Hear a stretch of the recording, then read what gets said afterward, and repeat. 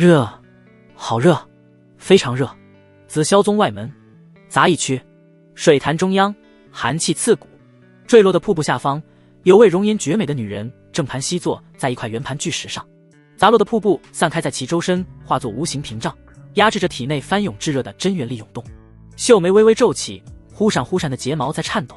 她容颜看起来约莫24、25，湿水的白色纱裙紧贴出诱惑曲线，眉目如画，容颜如花。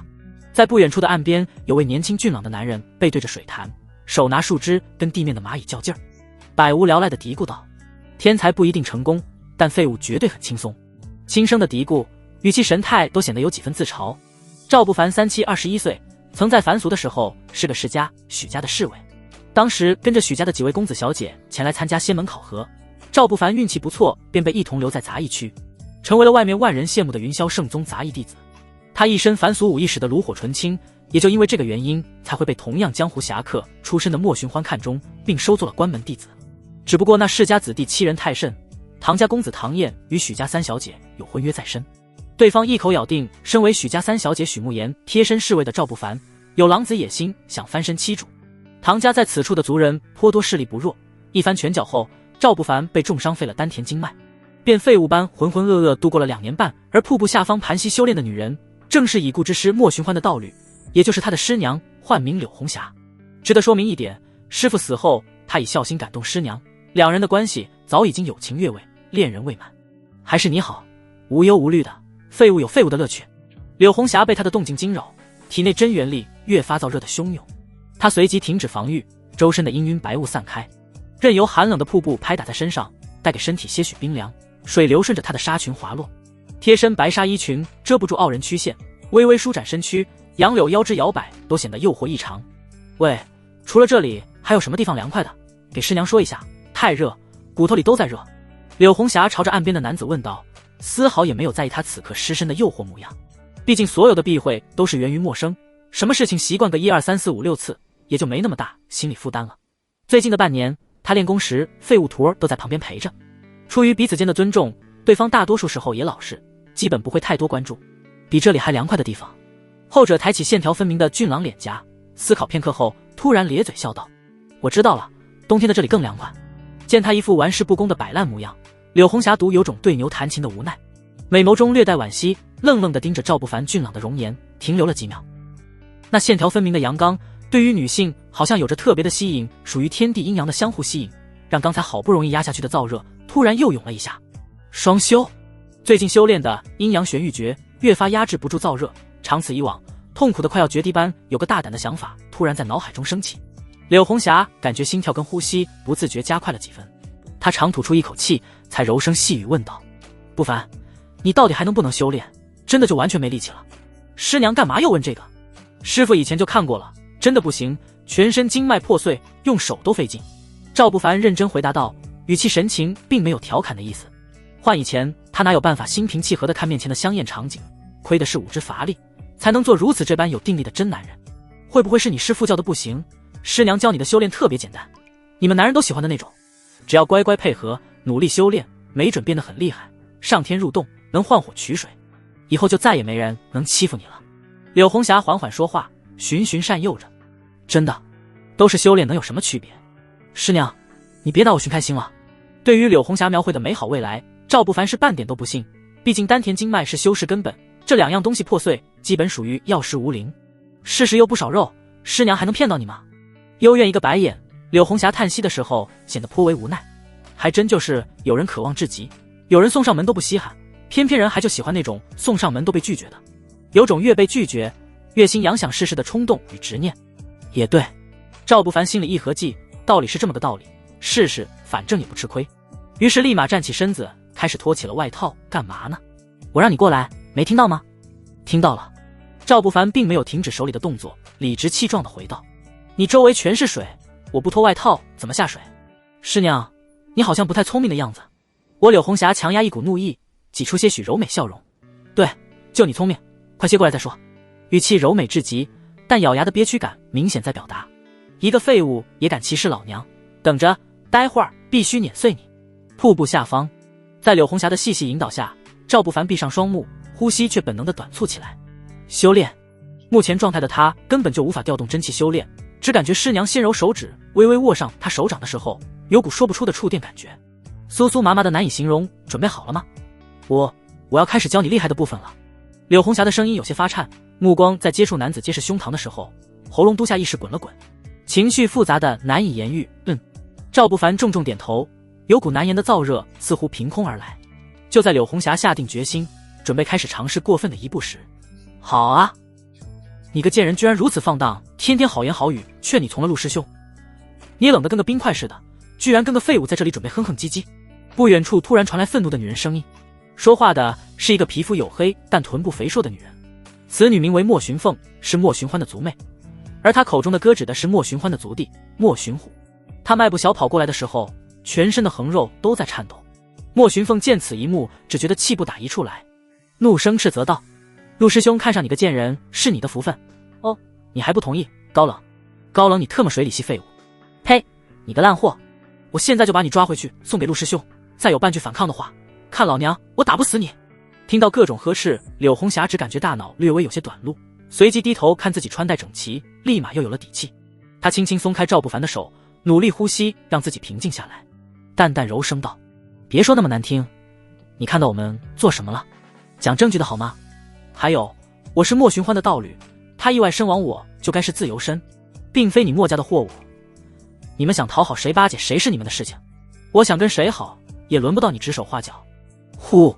莫寻凤猛地抬起手掌，做事就要动手，却最终没有打出，只是目光死死盯着柳红霞，咬牙切齿道：回去再说，陆师兄已经下达最后的命令，此事你不同意也得同意，看我心情。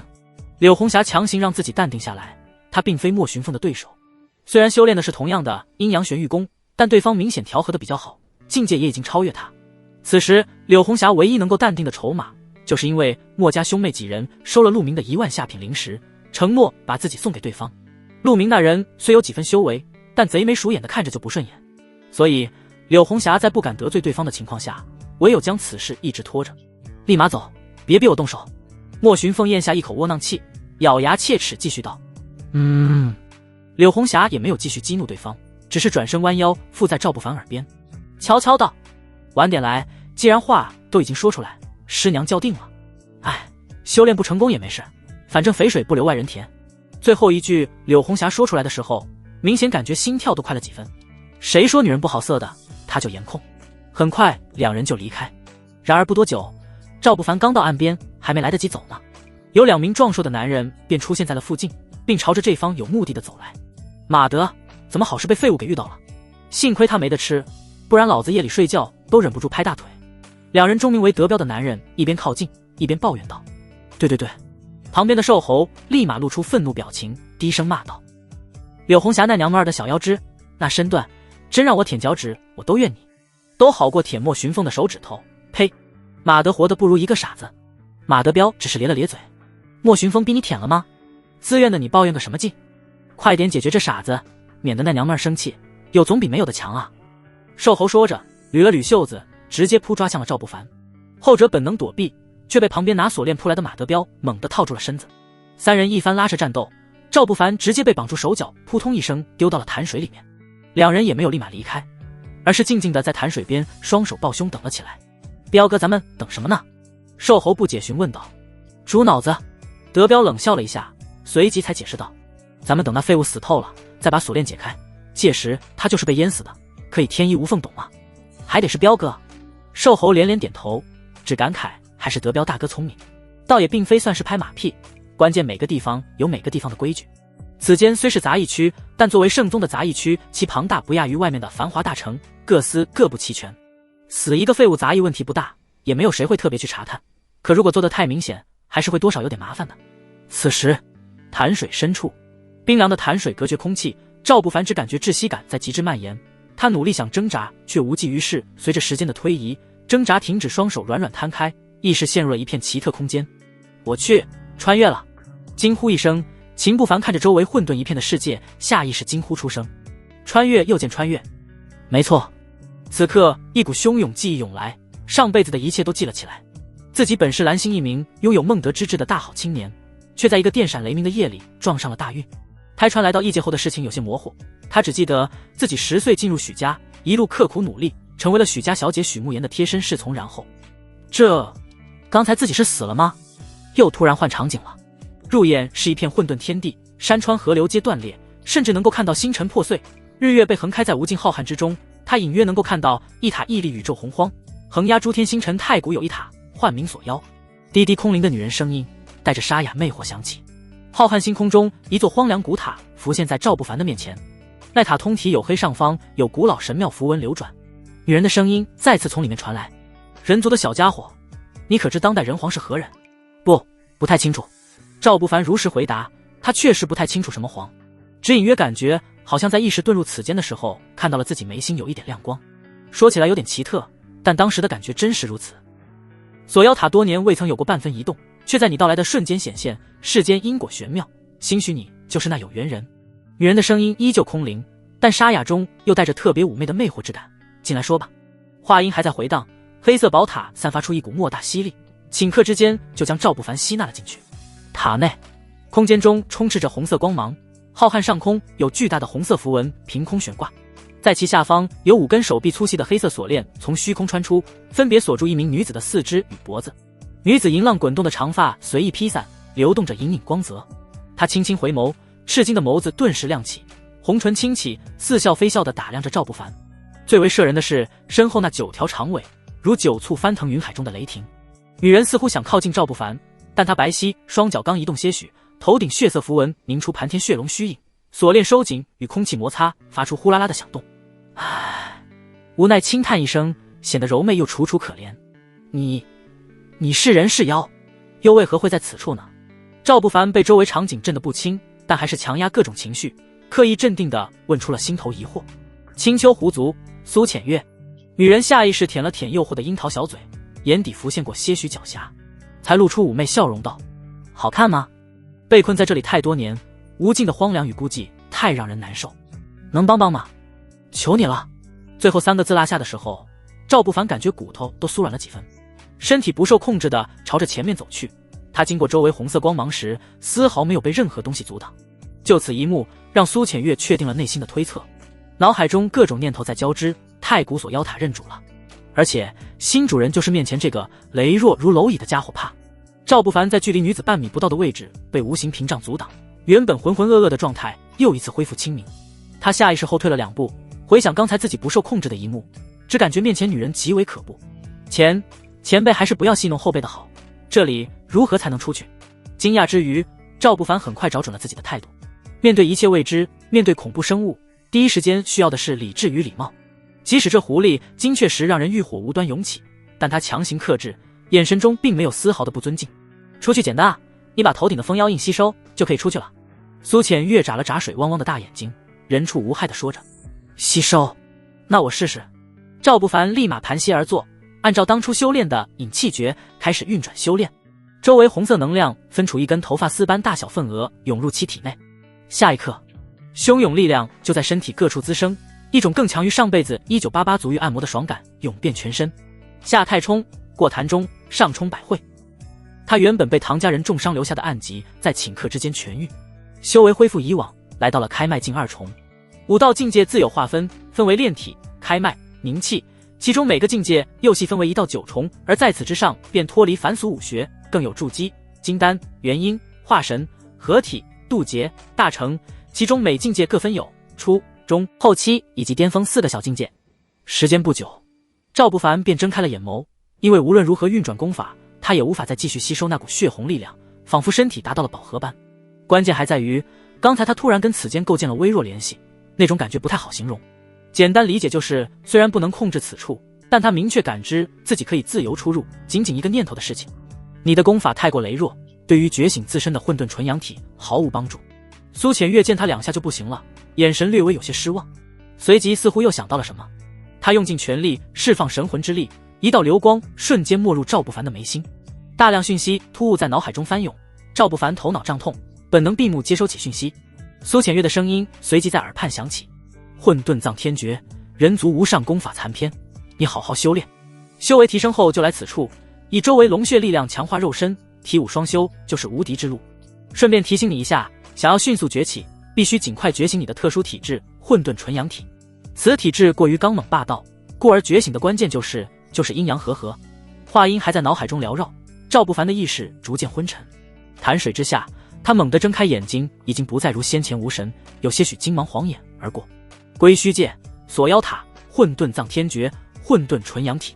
赵不凡在脑海默念，确定了一下讯息。随着拳头猛然握紧，几千斤力量骤然迸发，轰咔一声震断捆绑的锁链，双手一划水，身子如同离旋之箭朝着上方冲去。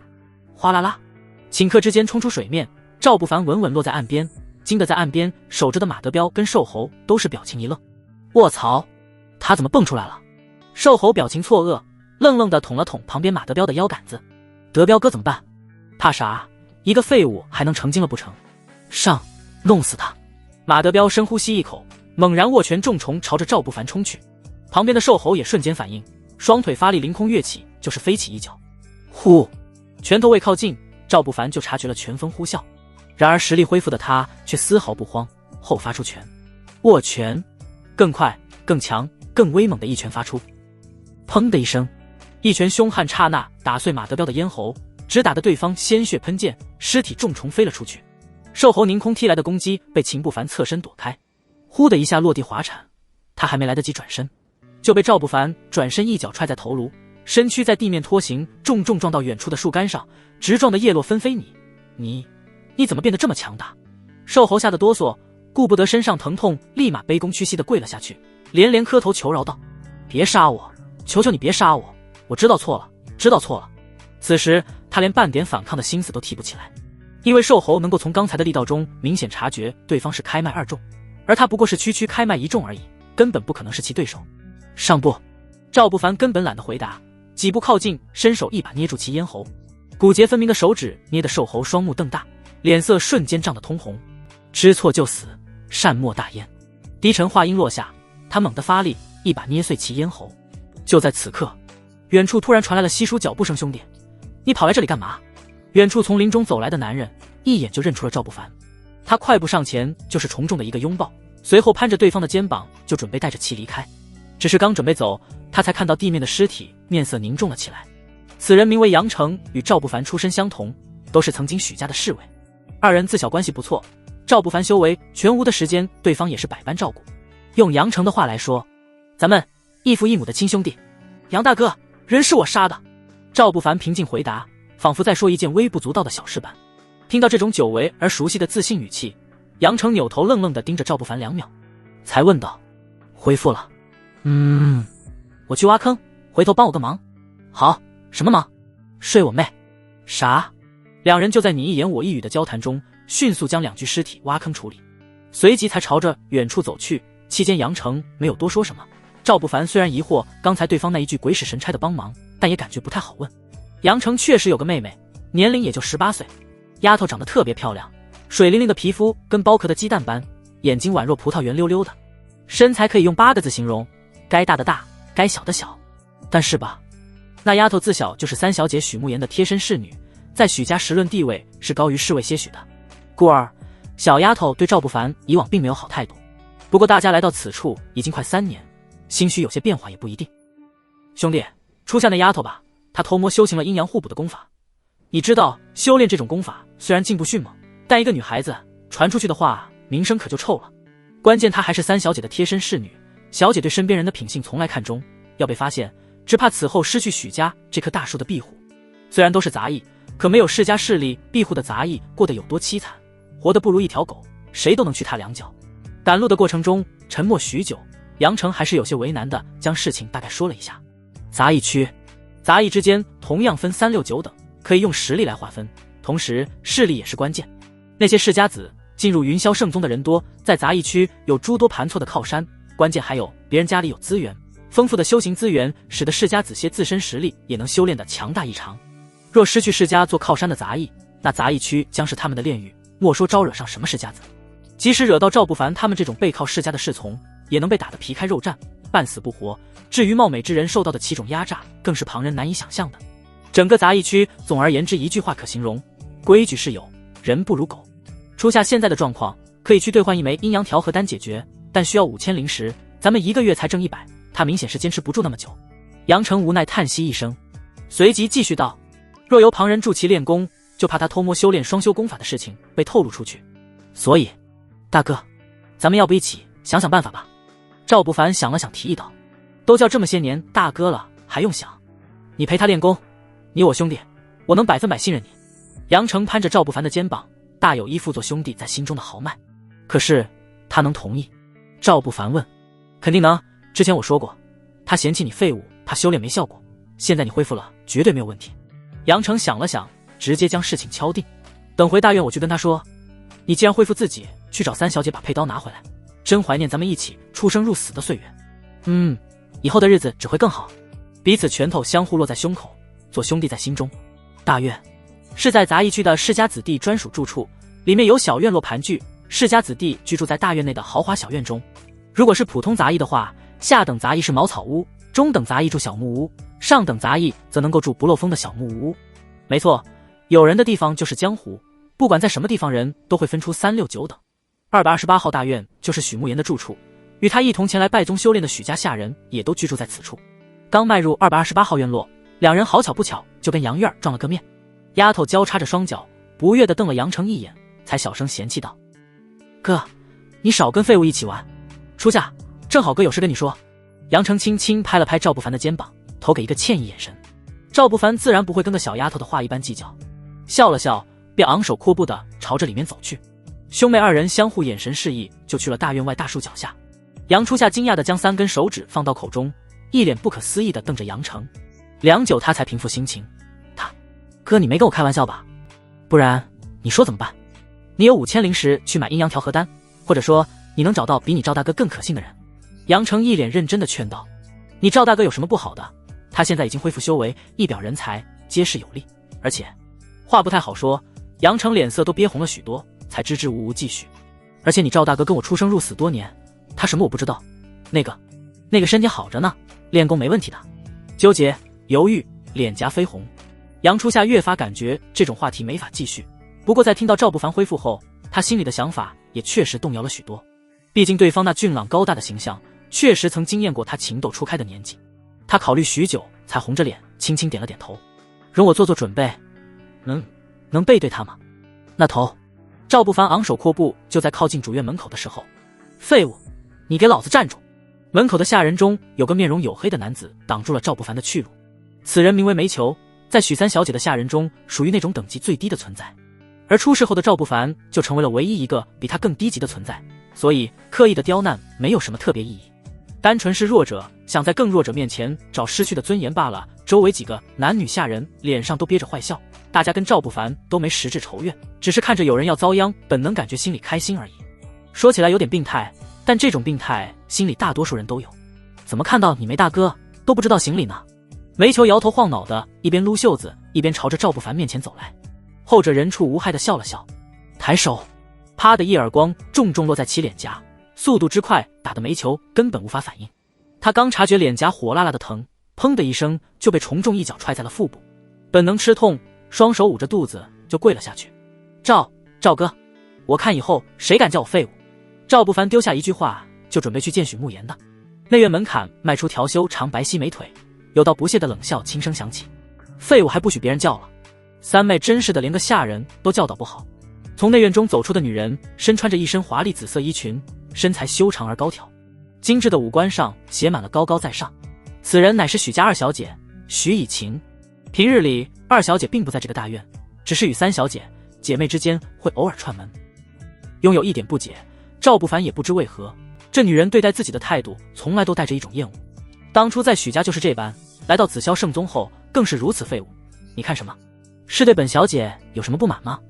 许以晴见赵不凡盯着自己，她颇为不屑地笑了笑，态度显得轻蔑异常。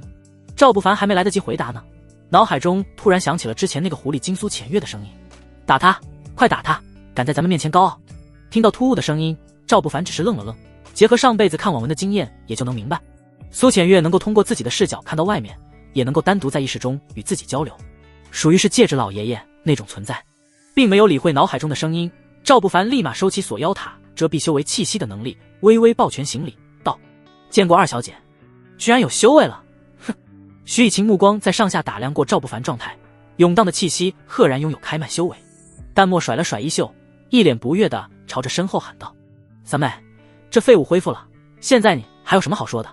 话音落下，已经走到门口的许慕言迈步走了出来。她穿着一身碎花的衣裙，头发盘起，容颜精致清秀，已然是标准的大家闺秀打扮。若论颜值，比起二小姐丝毫不让，气质上多几分温婉，更加让人如沐春风。闲花淡淡春，细看诸处好，用来形容恰好不过。恢复？谁恢复了？许慕言明显一愣，他还不知道自己二姐到底在跟谁动气，直到看到赵不凡笔直站在门口，眼神恢复以往锐利，心里才明白大概是怎么回事。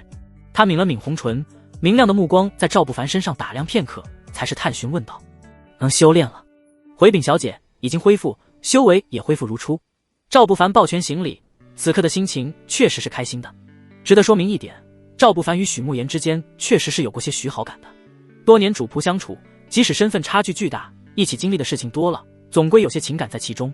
若非如此，也不会有唐燕的捕风捉影，更是在2年半前命令唐家几位高手将赵不凡差点打死。哦，那就好。许慕言轻轻点头，表情却没有什么开心与否。他只是伸手从腰间的储物袋中拿出了一个小小布袋子，几步靠近，递给了赵不凡。后者没有接，眼神中满是疑惑：“小姐，这是什么意思？还能是什么意思？让你滚！”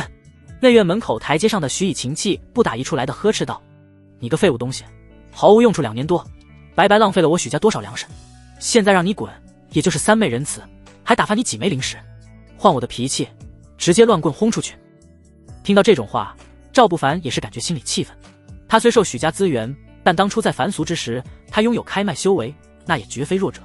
为许家出生入死，鞍前马后侍候，不止功劳也有苦劳，于是立马朗声道：“二小姐，你们是忘了，曾经是谁冒着生命危险，从山匪手中多次替家族抢回物资？”闭嘴，废物！许以晴声音骤然严厉，她一声呵斥，周身气息涌起，瞬间有种压迫之感在淡淡弥漫。衣袖轻甩，许以晴面露不屑道：“现在是现在，此处是云霄圣宗，2年半的时间狗都修炼到凝气境了，你那废物，也就念在你曾在家族时还有过几分功劳，若不然你一个毫无用处之人，凭什么吃我许家的白粮？”许以晴越说越觉得自己占理，声音也洪亮了些许。没错，以前在外面的时候，赵不凡开麦修为确实在家族侍卫中算把好手，但彼此一时2年多的时间，在凡俗或许变化不大，可此处是云霄圣宗，一个响彻九霄的顶尖修行宗门，在这里即使是杂役，2-3年时间的变化也能够翻天覆地。如今许家的下人中都已出现凝气强者，更别提享受着优越修行资源的公子小姐们了。好了，二姐，别说那么难听。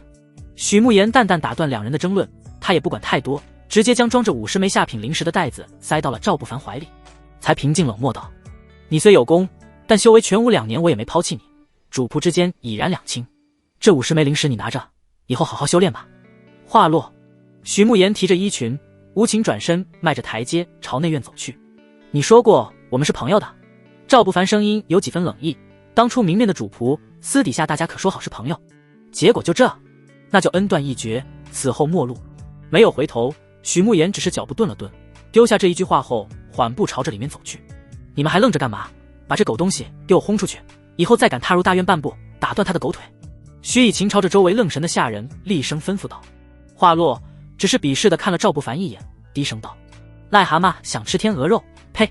赵不凡还想说什么的，周围人立马涌了过来，还是杨成冲在了最前面，装模作样的喊道：“还不快走，不然老子打断你的腿！”他推着赵不凡一路往外面走，直到离开大院许久，见后方无人，才松了口气，有几分无奈的低声道：“小姐们的心思谁说的准呢？先去这片杂役居住区找地方安定，待会儿我带着初夏来寻你。多谢杨大哥，咱们回见。”赵不凡点头，心里虽气，但也明白有些事情唯有从长计议。直到告别杨成后，赵不凡的眼神才彻底冷了下来。他就不相信自己拥有归虚界如此逆天的秘密，还能被人欺负一辈子不成等着，30年河东30年河西，莫欺我青年穷。也就在此刻，他脑海中响起了苏浅月无语至极的声音：“天哪，做个下人还能被扫地出门？你这种日子给狗都不过，不说脚踏寰宇蔑视苍生，也不至于如此这般吧？要不姑奶奶可怜你一下，再指点你1-2，随便教你2招，也能在这破地方横着走了。快快快！说着本姑娘就来兴趣了，找个地方磕头拜师，立马教你如何龙腾9天。”杂役居住区域在此处抛开那些家族势力的大院不谈，普通杂役居住的话也是有分配的，不过并不免费。茅草屋15枚灵石1个月，小木屋则贵些，需要30枚灵石1个月，只租不卖，因为东西都是圣宗的。而等杂役只配拥有使用权。赵不凡有50枚灵石，所以选择租下了号牌为7749的小木屋。整个过程并不复杂，他只是将灵石如数交给了负责的守卫，一切也就轻松搞定。而至于守卫是什么，其实也是杂役，只不过不同的是，他们属于平民杂役弟子中的佼佼者。执法堂会从杂役弟子中挑选出部分佼佼者，用于下放权力管理那些个平民杂役进行日常劳动。被挑选出的杂役就是守卫，那些人时常耀武扬威，对杂役进行非打即骂的各种剥削，故而杂役们更喜欢称呼其为狗腿子。小子，不许在房间里动静太大，要是床塌了墙倒了，有你的好果子吃。7749号木屋外面，名为麻六的守卫一边转悠着手里的钥匙，一边提醒着各种规矩。说完也不管赵不凡听清楚没有，直接将钥匙往其身上一丢，便哼着小曲儿离开了。进去木屋，里面除了一张木板床，也没什么能够值得说到的东西。好在是有门，木门吱呀一声关上，赵不凡便立马在意识中跟苏浅月沟通了起来。对方说要教他修行，而现在他也迫切想获得力量。前辈，前辈能听到吗？他试着在脑海中呼喊，很快便传来了沙哑魅惑的女子声音。以后你就是本座的记名弟子，平日可以叫姐姐。好的，前辈。你叫什么名字来着？弟子赵不凡，纸上得来终觉浅，还请前辈做指点。赵不凡立马回答，朝着虚空就是行礼3拜。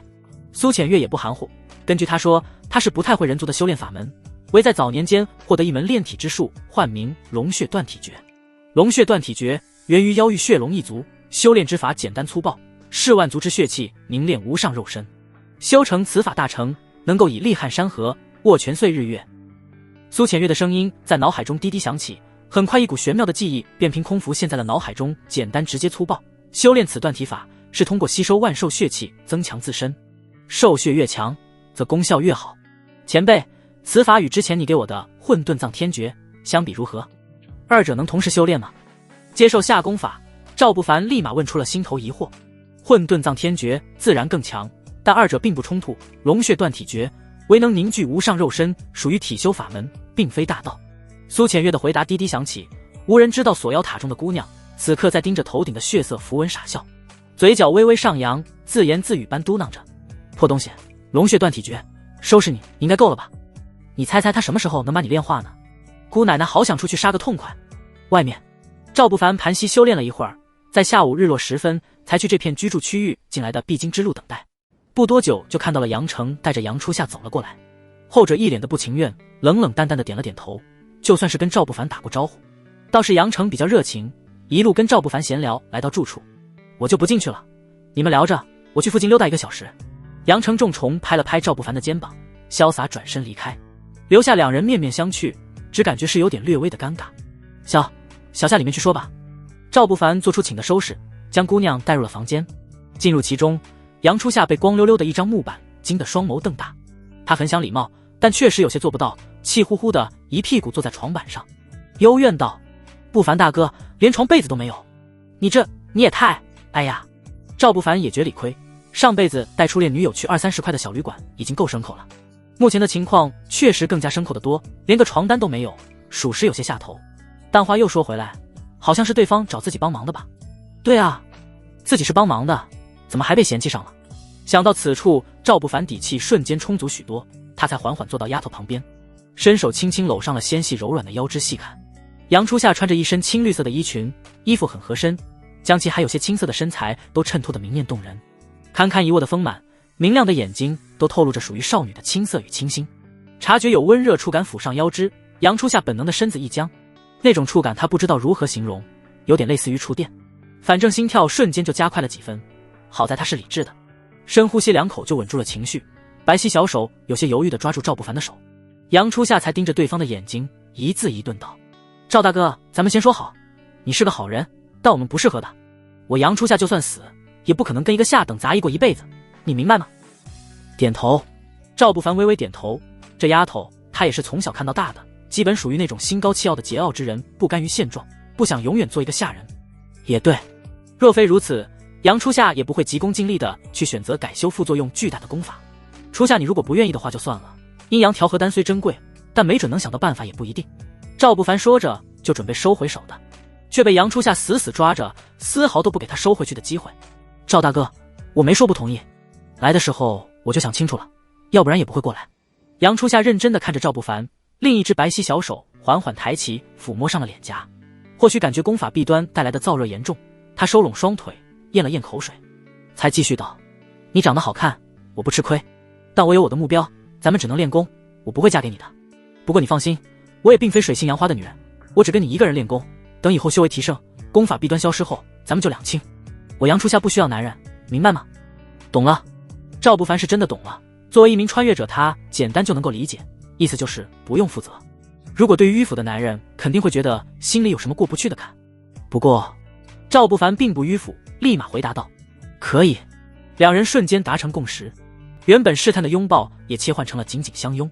就在双唇将要接触的时候，杨初夏略微迷离的眼神突然清醒几分，他伸出白皙小手放在赵不凡面前，说道：把婢子药给我。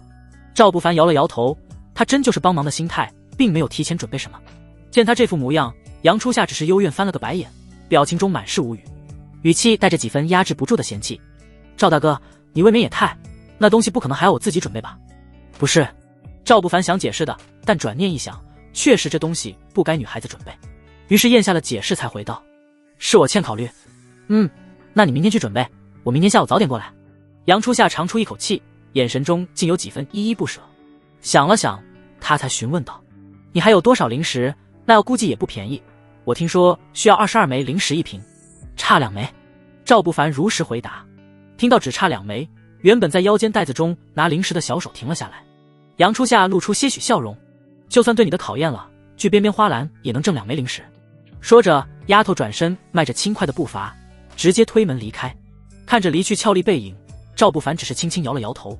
编花篮那是娘们儿才做的杂役活计，他赵不凡才不可能去做那种工作的。在这里，普通杂役的收入来源就是干各种杂活换取微薄的收入，以维持日常的房租、改善生活、修炼所需资源等开支。编花篮、打铁、挖矿、雕刻基础符文、种树、挑水、做衣服等等都是收入获得的方式。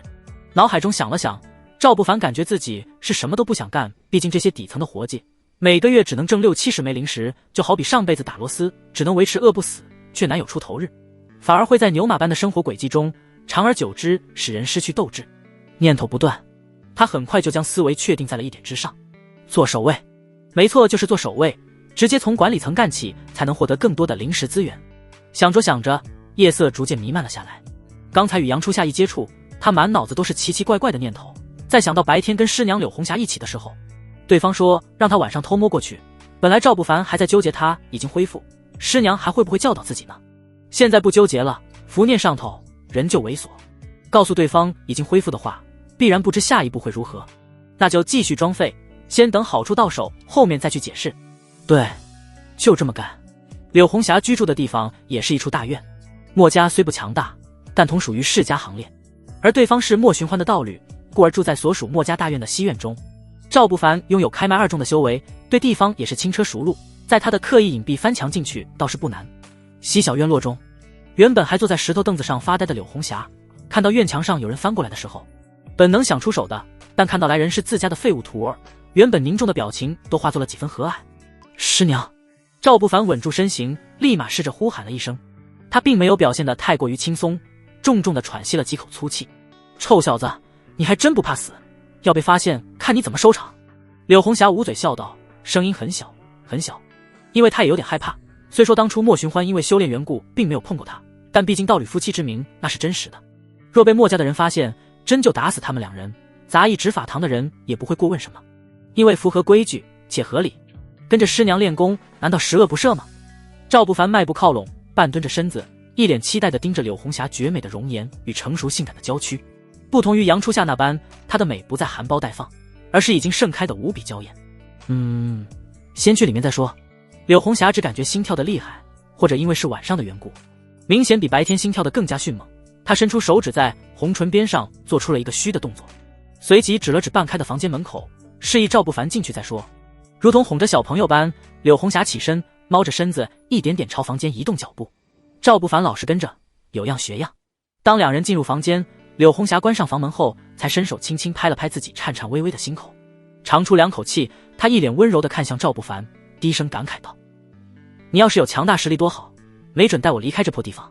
墨家欺人太甚，老娘又不是他们的货物，拿我去换人情，简直离谱。”咯噔，赵不凡心里咯噔一下，各种情绪都在翻涌。当初刚来这里，他就认识了莫寻欢夫妇2人，2人对他都相当不错。拥有宁气修为的莫寻欢更是慷慨收下赵不凡为徒，准备将一手飞刀绝学倾囊相授。只可惜时也命也，对方还没开始交精髓，他就出世成了废物。2口子都是好人，也并没有因为无法修炼就嫌弃他什么，反而是出于可怜，生活中处处有照顾。现在师娘有困难，赵不凡的第一反应就是告诉对方自己已经恢复，必然能够出些许绵薄之力。然而他还没来得及说什么，就被柳红霞的柔媚声音打乱了思绪。准备好了吗？师娘要命令你了。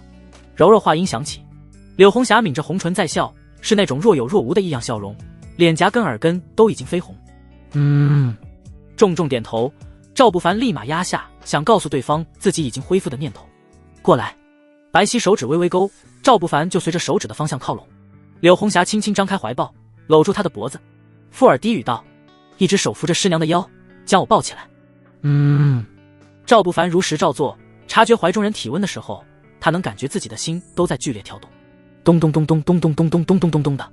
现在抱我去那边。柳红霞青葱玉白的手指微微一指床榻，命令又一次落入耳中。柔软床榻上，赵不凡看着师娘成熟美艳的容颜，整个人心跳的咚咚咚咚咚咚咚咚咚咚咚咚的，有种大脑空白的恍然如梦。真的，对方满足了他对异性的所有美好幻想，温柔、知性、美艳、妖娆，4种气质在一个女人身上交织，正常男人谁遇到都不可能不心动。关键这还是师娘。以往赵不凡还记得，那时候他目光都不太敢直视对方，因为柳红霞在他的心里太过魅惑，他只怕多看几眼浮想联翩，会显得自己龌龊。不凡，你心跳的好快。柳红霞用白皙双手捧着赵不凡的脑袋，柔柔红唇就贴了上去，触电的感觉瞬间涌起。砰！突然一声响动传来，外面的院门被暴力踢开，嘈杂的声音瞬间响了起来，且越来越靠近房间。哥，柳红霞就是个骚货，我今天白天亲眼看到那个废物抱她在瀑布下溺亡。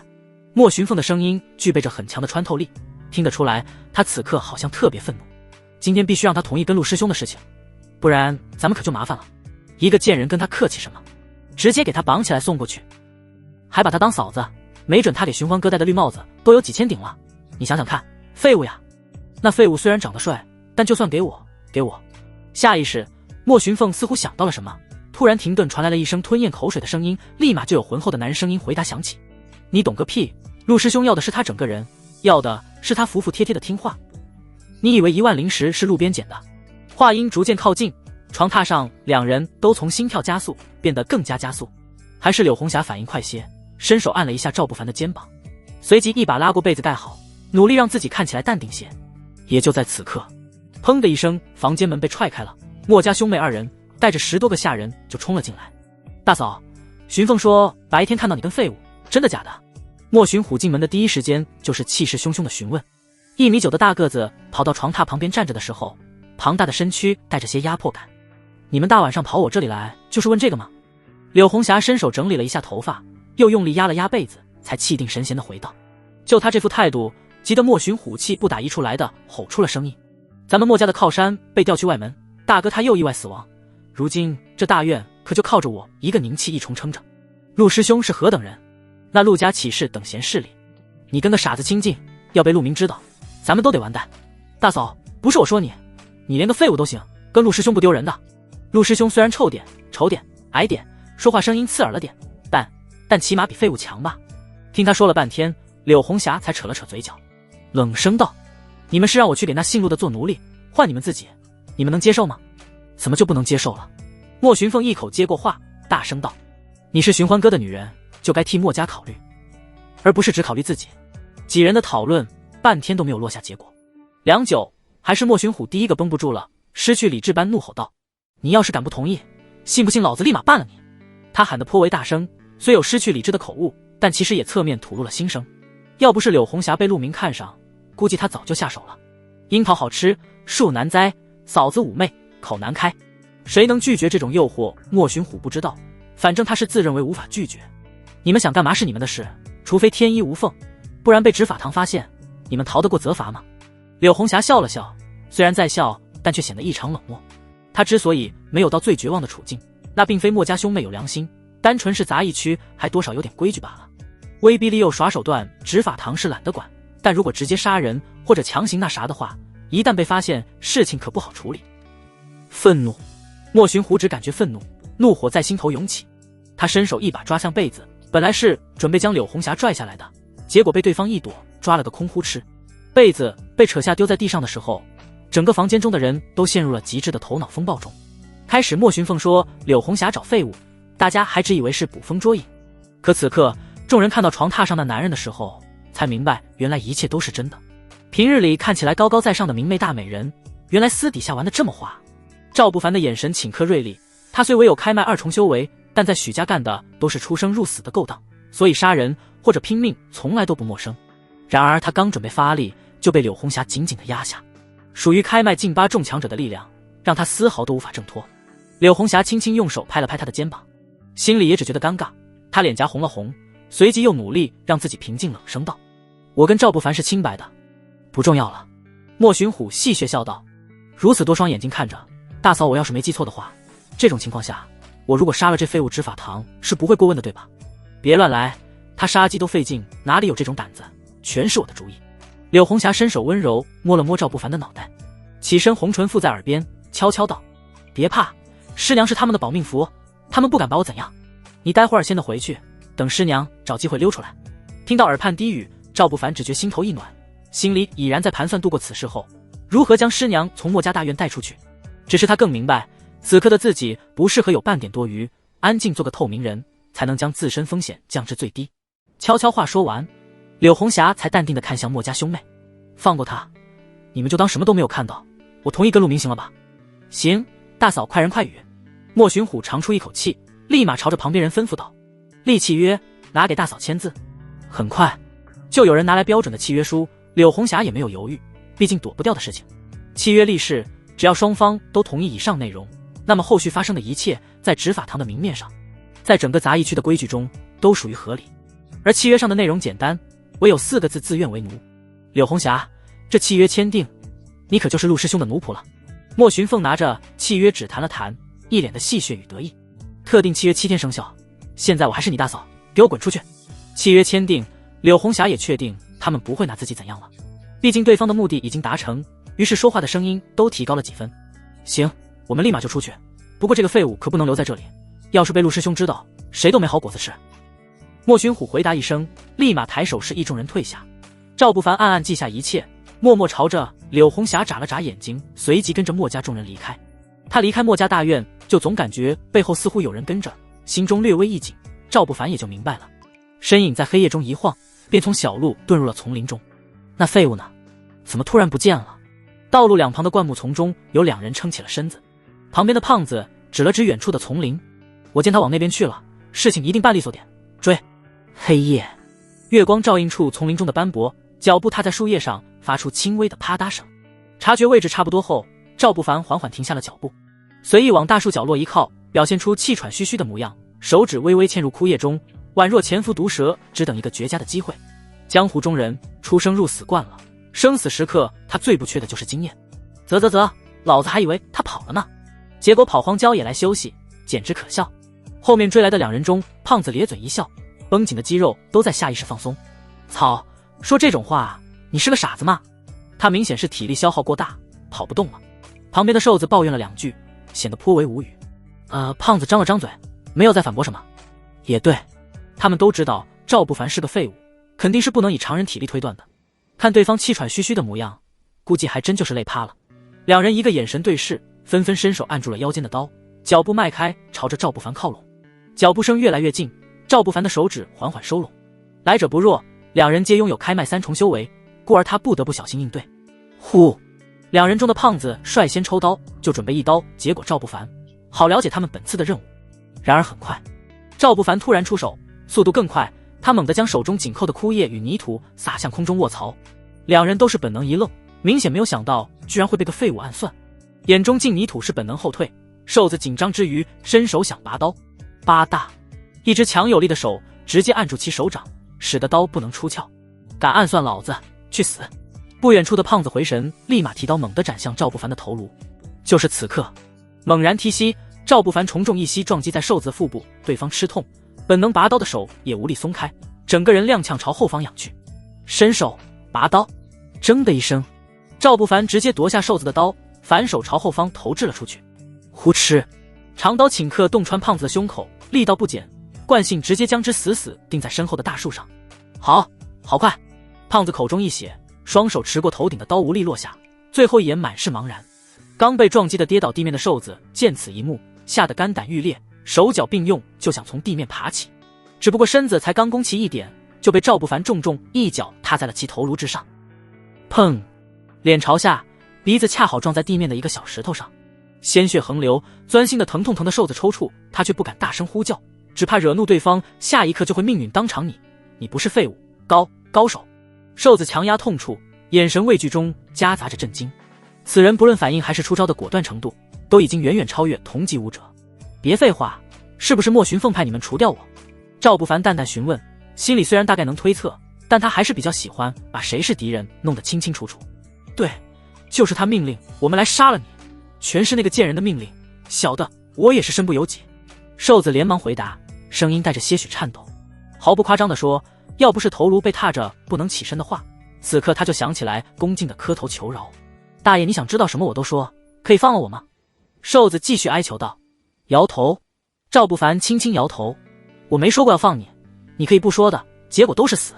错愕的表情在脸上浮现，瘦子还没来得及再说什么，赵不凡脚下猛地用力，只听咔嚓一声，脖梗断裂的声音响起，瘦子整个头颅被踏得深深嵌入了地面。野火烧不尽，春风吹又生。如此浅显的道理，赵不凡自然是明白的。很快，他将两人的尸体处理后，在他们腰间的钱袋子中发现了20枚灵石，感觉还不错。虽然这两人有够穷的，但好在是明天购买婢子药的钱有了，也不算白忙活。至于两人的武器，赵不凡并没有拿。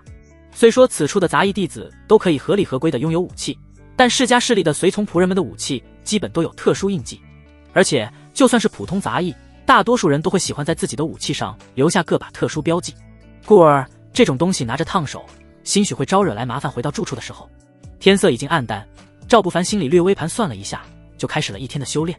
木屋中，床榻上，随着他盘膝开始运转混沌藏天诀，周围便立马传来一股汹涌气感，那是以往修炼基础引气诀从来没有过的感觉，强于100倍不止。总之难以形容其中恐怖。只是天空微微放明的时候，他吐出一口浑浊之气，修为就已经稳固在了开脉4重，身体传来渴望气血补充的感觉。赵不凡表情略微疑惑，感觉有些奇特，这是以前从来没有过的异样。好在是疑惑刚起，脑海中就想起了苏浅月的提醒，你突破之后修为是开脉4重，但你的肉身境界停留在开脉2重，所以想要达到先前那种体武双修的充盈感，就必须补充血气，将肉身修为也提升上来。虽然修炼多了个过程，但你的基础力量相当于同级2倍，且这种优势会随着修为越来越高逐渐扩大。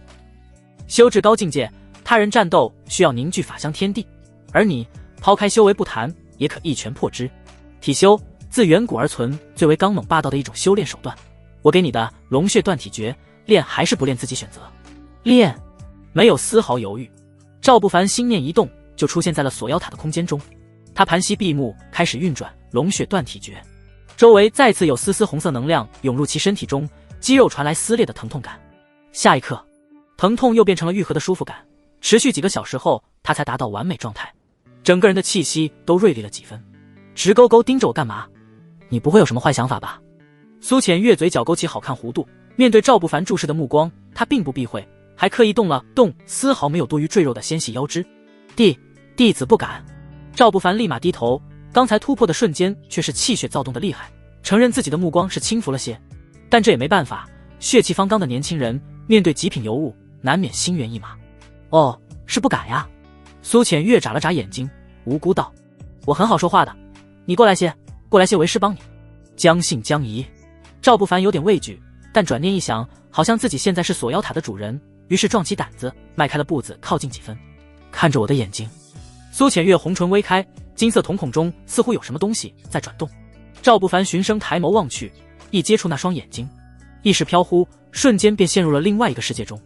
入眼依旧是苏浅月绝美的容颜，9条银色尾巴在空气中晃悠，显得格外妖异，格外美丽。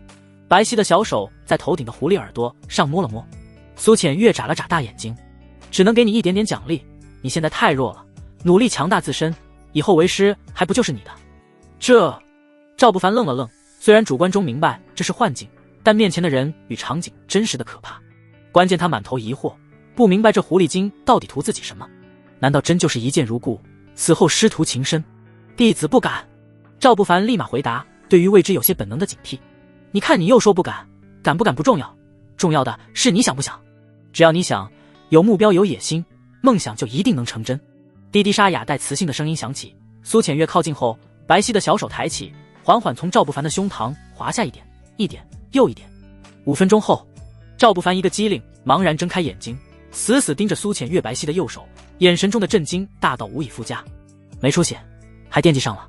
苏浅月露出些许妩媚笑容道：去吧，努力修炼，提升修为就有奖励，为师的手段可多着呢。好。浑浑噩噩的赵不凡就退出了锁妖塔。他能够确定苏浅月很危险，但心里却有点忍不住想相信对方，感觉很矛盾，却又很真实，傻愣着干嘛？我说的都是真的，我是这塔中的妖，而你是此塔的主，即使我想害你也做不到的。塔中苏浅月的声音毫无阻拦地传到赵不凡的耳朵里。至于让你得到我，你有本事的话那也是真的，而且我也确实在教你变强的手段，不是吗？也对。赵不凡重重点头，按对方能够迷惑自己，能够给自己脑海中传输功法的手段来看，如果真想害自己的话，或许不需要太过于复杂。想通这点，事有非敌。赵不凡也没有再做无谓的担忧，简单洗漱一番就朝着外面走去，没有太多犹豫，他目标明确，直接去往了执法堂。执法堂，其乃子萧宗的威严所在，宗门一切法纪皆由执法堂统管。当然，这里是杂役区，而此处的执法堂也只有能力管理周围区域。他去的目的也很简单，就是想通过考核去做个执法守卫。昨夜他考虑了许久，现在他需要实力，同时也需要势力。而去依附于世家势力显然并非明智之举，因为许家的态度就是一个活生生的例子。而做守卫有不同，往小了说狗腿子，看管杂役干活也就比普通杂役强点，但如果能往大了做，背靠执法堂，手握执法令，你就是此间的法。届时莫说什么墨家兄妹，就算是许家那种世家势力，也能让其低头趴下。执法堂外面开阔的空地上，杂役弟子熙熙攘攘，他们个个目光灼热地看着执法堂外面立着的牌子，个个拳头都在本能地握紧，因为今天的牌子上画着3条横线，就意味着今天有守卫的名额空缺3人。武道为尊的世界即使有规矩约束，但也难以避免暗杀之类似的事情发生，故而执法堂下属守卫众多，只要有人死，位置就会有空缺。门口牌子上画几条横线，就意味着空缺几人。今日空缺3人，开卖净修为以上，且愿意为我749执法堂所用之人可以出列。人群的前方有位手拿长剑的女人冲着围观杂役喊出了声音。她身穿黑色劲装，身材修长，从侧边望去曲线颇为诱惑，如墨秀发高高扎成一个马尾，给人干净利落的感觉。此女名为楚优亚，乃是执法堂管事之下的一名队长，今日这里的考核就由她在负责。楚优亚的话落下，周围杂役中立马有3人快步走了出去，也就是这3人的出现，让许多原本还跃跃欲试的杂役脸上都浮现了几分失望。哎，晦气，看来又没有咱们机会了。赵不凡旁边的一位干瘦老者随口抱怨，感觉此人好像懂得比较多。出于好奇，赵不凡便询问了出声：老哥，这3人很厉害吗？他们3个你都不认识小子，你不是咱们这个区域的杂役吗？听到还有人问那3位爷的名字，周围立马有杂役七嘴八舌的议论了起来。咱们这片区域就那3位实力最为深不可测，那是杂役中的狠角色。对，他们3人在凡俗时听说就是有名的江湖高手，拥有开麦5重修为，即使同修为境界，论战斗，咱们这些人根本不可能是其对手。那是功夫乃是杀人技。说起江湖，周围的杂役弟子些个个神色中都有几分向往与畏惧，毕竟这些普通杂役大多都是平民子，未入这修仙门之前也就跟父母一起种地喂猪，对于舞刀弄枪的江湖中人，心里有些本能的畏惧与推崇。安静！突如一声威严，那头楚优亚皱了皱柳眉，朝着众杂役厉声呵斥道：都给我闭嘴，还有没有出列的？当守卫可比继续做个杂役要强得多。他的话落下，周围陷入安静。强得多？那不用说，大家都知道当守卫好，可以管着杂役干活，每个月的收入还多。没事就挎个刀抱个剑耀武扬威的，好不威风。但关键那3位已经出列，而名额也只有3人，去跟别人争需要的是实力，要是自不量力，死了可就死了。还有没有敢出列的？一群废物东西，不敢出列，跑来这里浪费什么时间？去做点活计也能多挣2枚灵石不好吗？楚优亚有些不悦地比喻道。他的手下死了3人，需要补充人手，作为队长，他自然是想要更好的队员，故而多问几句，也就是想有个挑选空间。正说着呢，他就看到一个面容俊朗却并不魁梧的男子走到了自己面前不远处。因为炼体，开麦武者基本还停留在肉身力量的比拼，所以先入为主。楚优亚见对方身材不魁梧，手上也没有江湖人常年练武的死茧，只以为是个弱者，于是他再次开口呵斥：“你挡着我干嘛？废！我想当守卫。”赵不凡礼貌回答：“就凭你。”楚优亚眼底有几分不屑，看了看那头已经出列的3人，才用看待白痴的眼神冷道：“他们3人都是江湖武士出身，个个拥有开麦5重实力。你一个毫无江湖经验的开麦4重，凭什么跟别人比？我的手下不需要废物。”听到对等如此说，赵不凡也并不生气，毕竟人需要时刻知道自己的身份地位，拥有该拥有的态度，才能活得更久一点。于是他礼貌地笑了笑：“我也有些江湖战斗经验。”哦。楚优亚来了几分兴趣，目光细细看着面前之人，却看不出半分江湖人练武后的后遗症。但看对方气定神闲，又不太像吹牛的。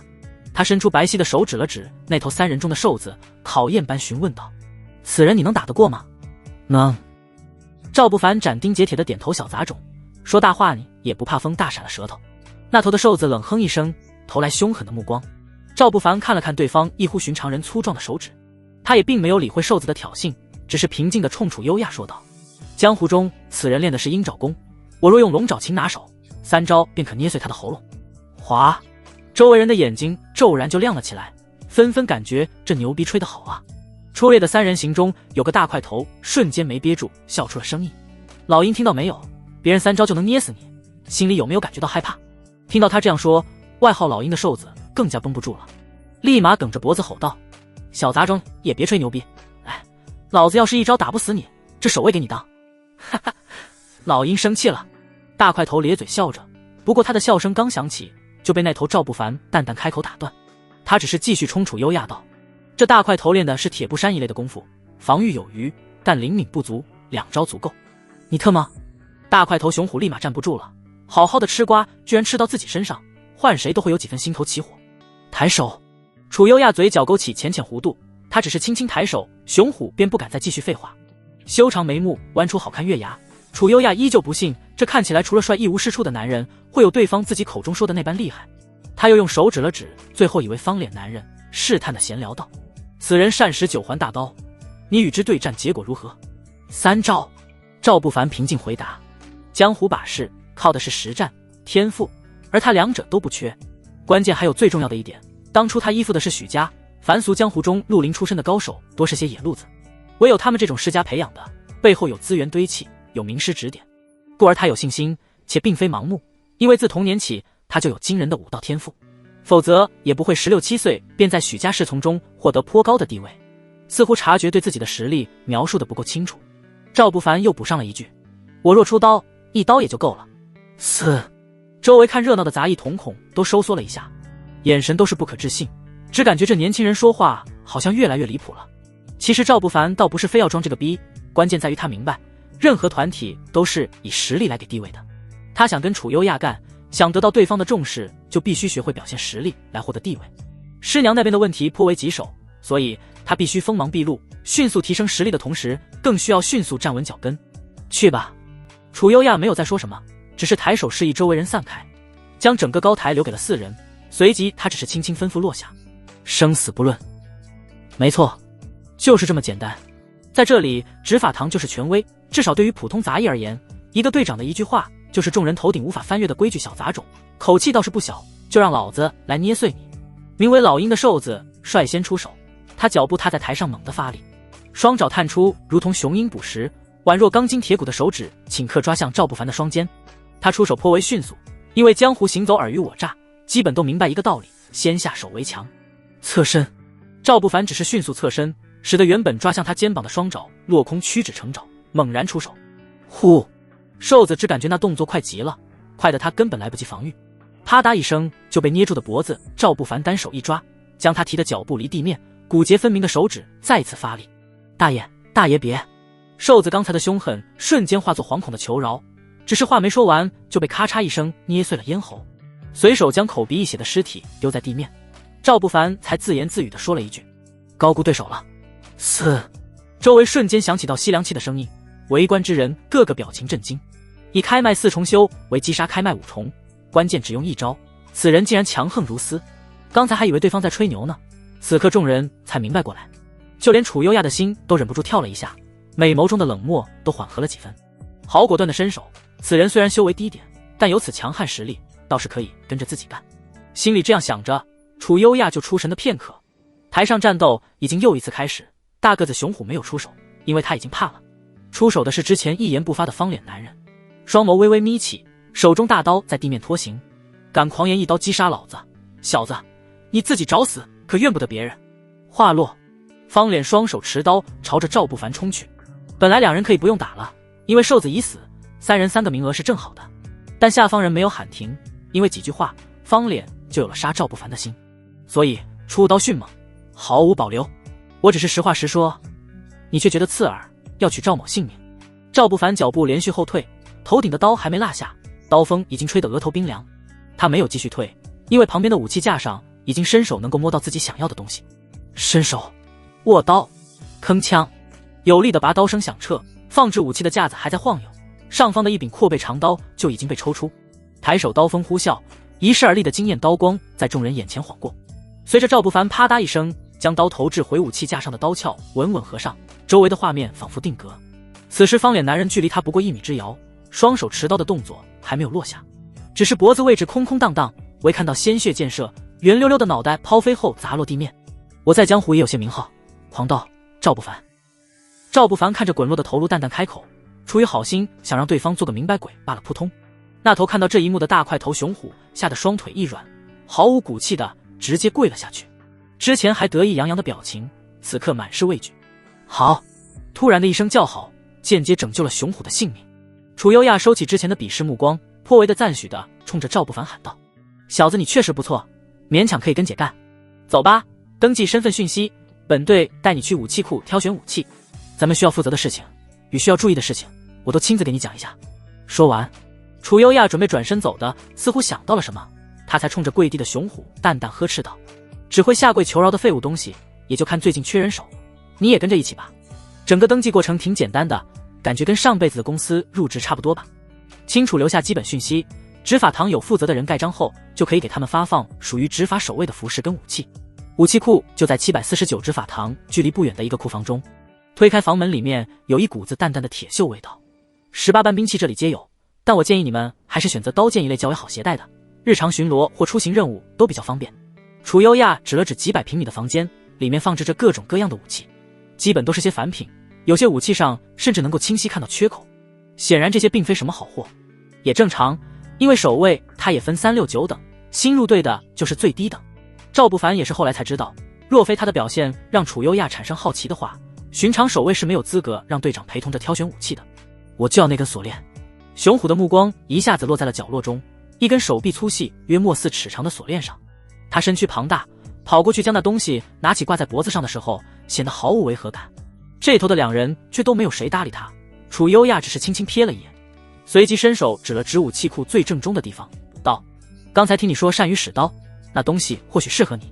顺着他白皙手指的方向，赵不凡的目光瞬间定格在了一点之上，那是一柄刃口泛着丝丝光寒的标准制式长刀，约莫巴掌宽，整体刀身给人一种刚猛厚重之感，上方没有多余花哨，只是在黑色的铸钢刀柄上刻着笔走龙蛇一个字，狂。多谢队长提醒，这刀正好。赵不凡一面露笑，快步走上前就准备拿刀。然而就在此刻，他脑海中却响起了苏浅月的声音：别选刀，选剑。你现在的层次还太过于低，武者之间战斗停留在身体力量，故而感觉刀能够更好发挥力量，占据着优势，其实不然。随着修为层次提升，战斗脱离身体力量碰撞后，剑开双刃，身兼头直，各种玄妙招式皆可使用，才能发挥出更大的优势。而且关于剑修的传承在各地都强大无比，刀在上层修士眼中不过是草莽与下等修士的专属。苏浅月还在普及知识，赵不凡却没有听下去，他只是在脑海中回道：我本就草莽出生，懂刀且爱刀。如果高级修士看不起刀客，那赵某想为这天下刀客争口气。语罢，他已经伸手握上了那柄刀，缓缓将之拿入手中，用袖口擦拭了一下上面的灰尘。苏浅月没有再说什么，只是锁妖塔中的他嘴角上扬出了浅浅弧度，有主见，有志气，这倒是让他忍不住高看了一眼。修士一生追逐大道，能够踏尸山血海前行，与诸天交齐争艳者，必须具备一股信念，相信自己能够一往无前的自信。若有天凭借这股信念战胜无数天骄，则能够凝聚一颗无敌心。信我无敌，有我皆无敌。在苏浅月看来，赵不凡能说出为天下刀客争口气这种话，说明此子具备那股信念。选什么武器不重要，重要的是这是一个颇为不错的开端。挑选好武器，在楚优亚的带领下，赵不凡他们简单的熟悉了一下工作流程。其实没什么事情，就是负责看管一个特定区域的杂役工作。而赵不凡与熊虎分配在一起，共同负责的几个老守卫，其中有一人赵不凡还认识，就是昨天租房时拿钥匙给他的麻六。你们负责的这片区域，唯有一个竹林与一个矿洞，竹林基本都是些女杂役在其中工作。楚优亚边介绍边说着，见旁边有个面容较好的男子编花篮的动作慢了些，他抬起脚就是砰的一下，也不管踢在了哪里，淡漠威严的模样显得格外。你们需要负责的就是监督他们工作的同时，维护此处的安全。楚优亚似乎想到什么，才意有所指的沉声道：当然这只是大多数时间，有时候你们的用处可不止于此，明白了吗？明白什么？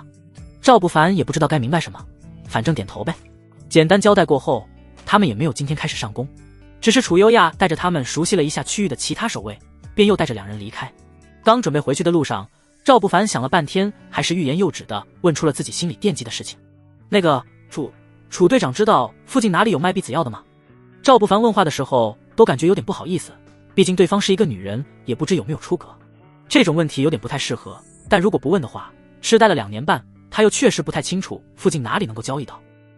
那边编花篮的女杂役，你去找几个人问问，说不定能免费拿一颗。楚优亚也觉有点尴尬，不过处于队长危险，他还是平淡的继续道：如果是想要整瓶的话，南边有个杂役方式，100颗大概需要20-30枚下品灵石，不过你现在去估计来不及了。本来还是想去买的，但听到后面一句话，赵不凡感觉自己好像没有选择，于是冲着楚优亚抱了抱拳，转身朝着那头编花篮的女杂役跑了过去。就在他走开后，楚优亚才抬手搓了搓滚烫的脸颊，心里暗暗骂了一句流氓，因为刚才杂役们就听说赵不凡明天会来这里值守，是新来的守卫，所以女杂役们听说他需要避子药都颇为的热情，相互问了起来。距离最近的女杂役递给他了一颗，那女杂役看起来约莫30岁的样子，模样有些憔悴，眼圈乌黑，给人的感觉就是纵欲过度。赵守卫拿去吧。女杂役将药丸递给赵不凡，后者先是一愣，随即便伸手接了过来。我改天买了还给你。不用还的。女杂役挤出些许笑容，随即又埋头继续工作了起来。拿到东西，赵不凡的心思就活跃起来，满脑子都是杨初夏，不知不觉就回了住处。下午时分，天空还明亮着，夕阳只是微微倾斜，外面就响起了敲门的声音，似乎察觉门没有锁，吱呀一声便推开了房门。赵大哥，东西准备好了吗？杨初夏探出了小脑袋，有几分腼腆与期待地问道。你哥呢？赵不凡从腰间将东西拿了出来，随口缓解尴尬般问了一句。杨初夏没有回答，只是蹑手蹑脚进来后将门别了起来。天天我哥的，要不让我哥来。杨初夏俏皮地吐了吐舌头，掩饰着尴尬。他随手解开外套，便抛在了赵不凡的身上，一股独属于女孩子的幽香侵入鼻腔。赵不凡拿着衣服，入手的感觉有点厚，他正想问丫头，这么热的天穿如此厚实的衣服干嘛的？下一刻，随着杨初夏伸手指了指光秃秃的床板，他就明白了对方的用意，轻手轻脚将外套铺开在床板上。赵不凡再次回头看到丫头的时候，明显被惊艳了一道。杨柳腰肢盈盈一握，对方迈步走过来的时候，身上并不多的粉色布料下隐约透露白皙诱惑。微微躬身，杨初夏红着脸捻起赵不凡手心里的药丸，送入了娇嫩红唇中。没有水，丫头明显难受的哽咽了一下，随即才恢复正常表情。赵大哥，我好看吗？杨初夏被如此近距离的灼热目光看得浑身不自在，感觉周身皮肤都是滚烫的。好看。赵不凡立马回答，他还没有做出什么反应呢。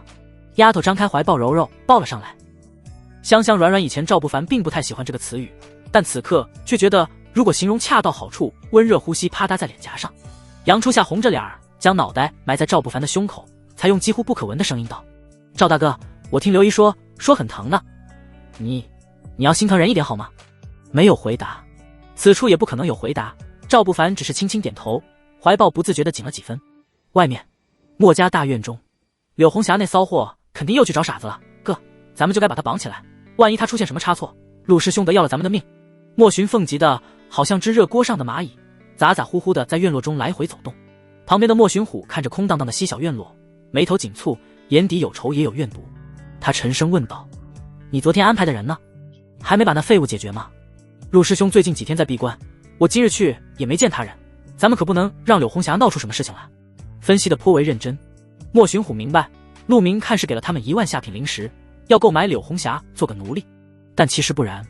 那1万灵石只是对方给的面子，如果柳红霞真闹出什么幺蛾子，即使还10万灵石回去，墨家这些人也逃不脱对方的针对。在杂役区有势力的人，有的是办法让弱者生不如死。没有，那2人昨夜便没有回来。哥，你说有没有可能？莫寻凤也正疑惑此事呢。他之前派2人解决赵不凡，也是突然失踪版。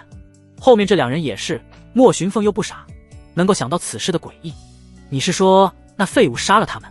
不太可能，多半是许家的某位恰好遇到出手了。莫寻虎的眉头更加凝重。那傻子是许家的侍从，他能想到的是，他们派出去的人或许是被许家的强者给击杀。如果那样的话，事情将会更不好处理，毕竟许家的势力更在墨家之上。要不我去执法堂上报一下？莫寻凤询问道。上报有什么用？执法堂的那些个队长只会收好处，谁会管几个杂役的死活？哥你糊涂，我去上报就说那废物杀的人好处一给，执法堂必然处决他，届时许家那边也不会为了个废物随从大动干戈。点头，莫寻虎轻轻点头，这般倒是个办法。今日天色已晚，先找到柳红霞那个贱人再行打算。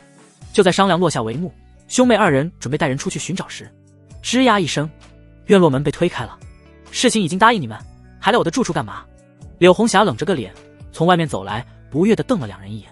大嫂，你突然外出，我们有些担忧你的安危。莫寻虎立马笑道，目光时不时盯着柳红霞的诱惑曲线，感觉口中满是口水。是担忧我跑吧？柳红霞瞪了2人一眼，直接绕过他们朝房间走去。滴滴话音不悦地响起，契约已经签订，我还能跑到哪里去？话音不大，说的全是实话。杂役区是分区管制，每个区的人大多数时间只能在那个区域活动，一旦离开，身份令牌的讯息不符合，将寸步都难行走。而整个杂役区拥有着庞大阵法覆盖，想离开唯有通过外门考核，所以逃是最不现实的事情。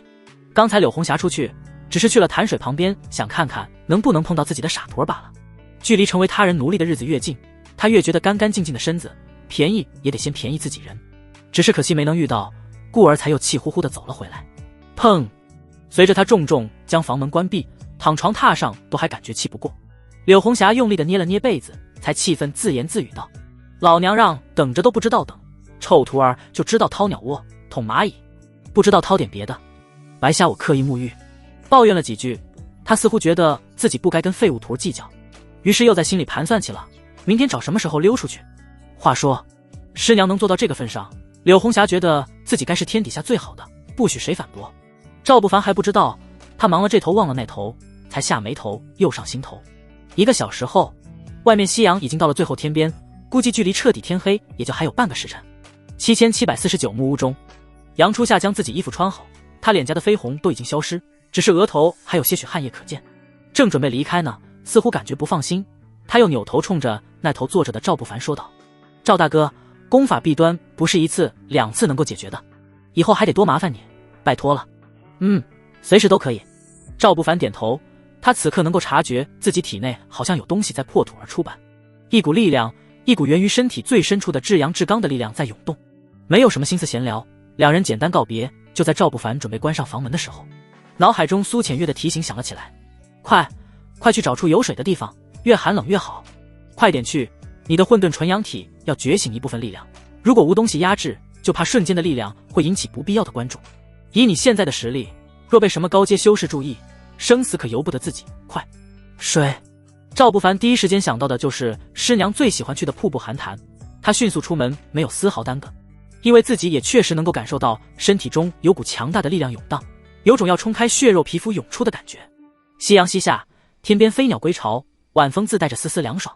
赵不凡来到寒潭的时候，他并没有注意到，在瀑布正落的下方，水花溅射中隐约可见一道俏丽的影子。从露出水面的脑袋可以分辨出来，那是一位女子，面容20多岁，虽然秀发失水，显得有些狼狈，但从其端正的五官以及若有若无的气质，可以看出此人颇为高贵。进入潭水中，秦不凡本能地打了个哆嗦，只感觉今天的潭水比以往的更冰凉，更加的刺骨。不过正好，因为此刻他体内苏醒的至阳之力正需要冰凉来缓和，闭上眼眸，混沌藏天诀便开始运转，压制那股力量的同时，也在引导其走向正轨。散发溢出的至阳之力扩散在潭水中，让原本冰寒彻骨的潭水逐渐升起了温度。咦？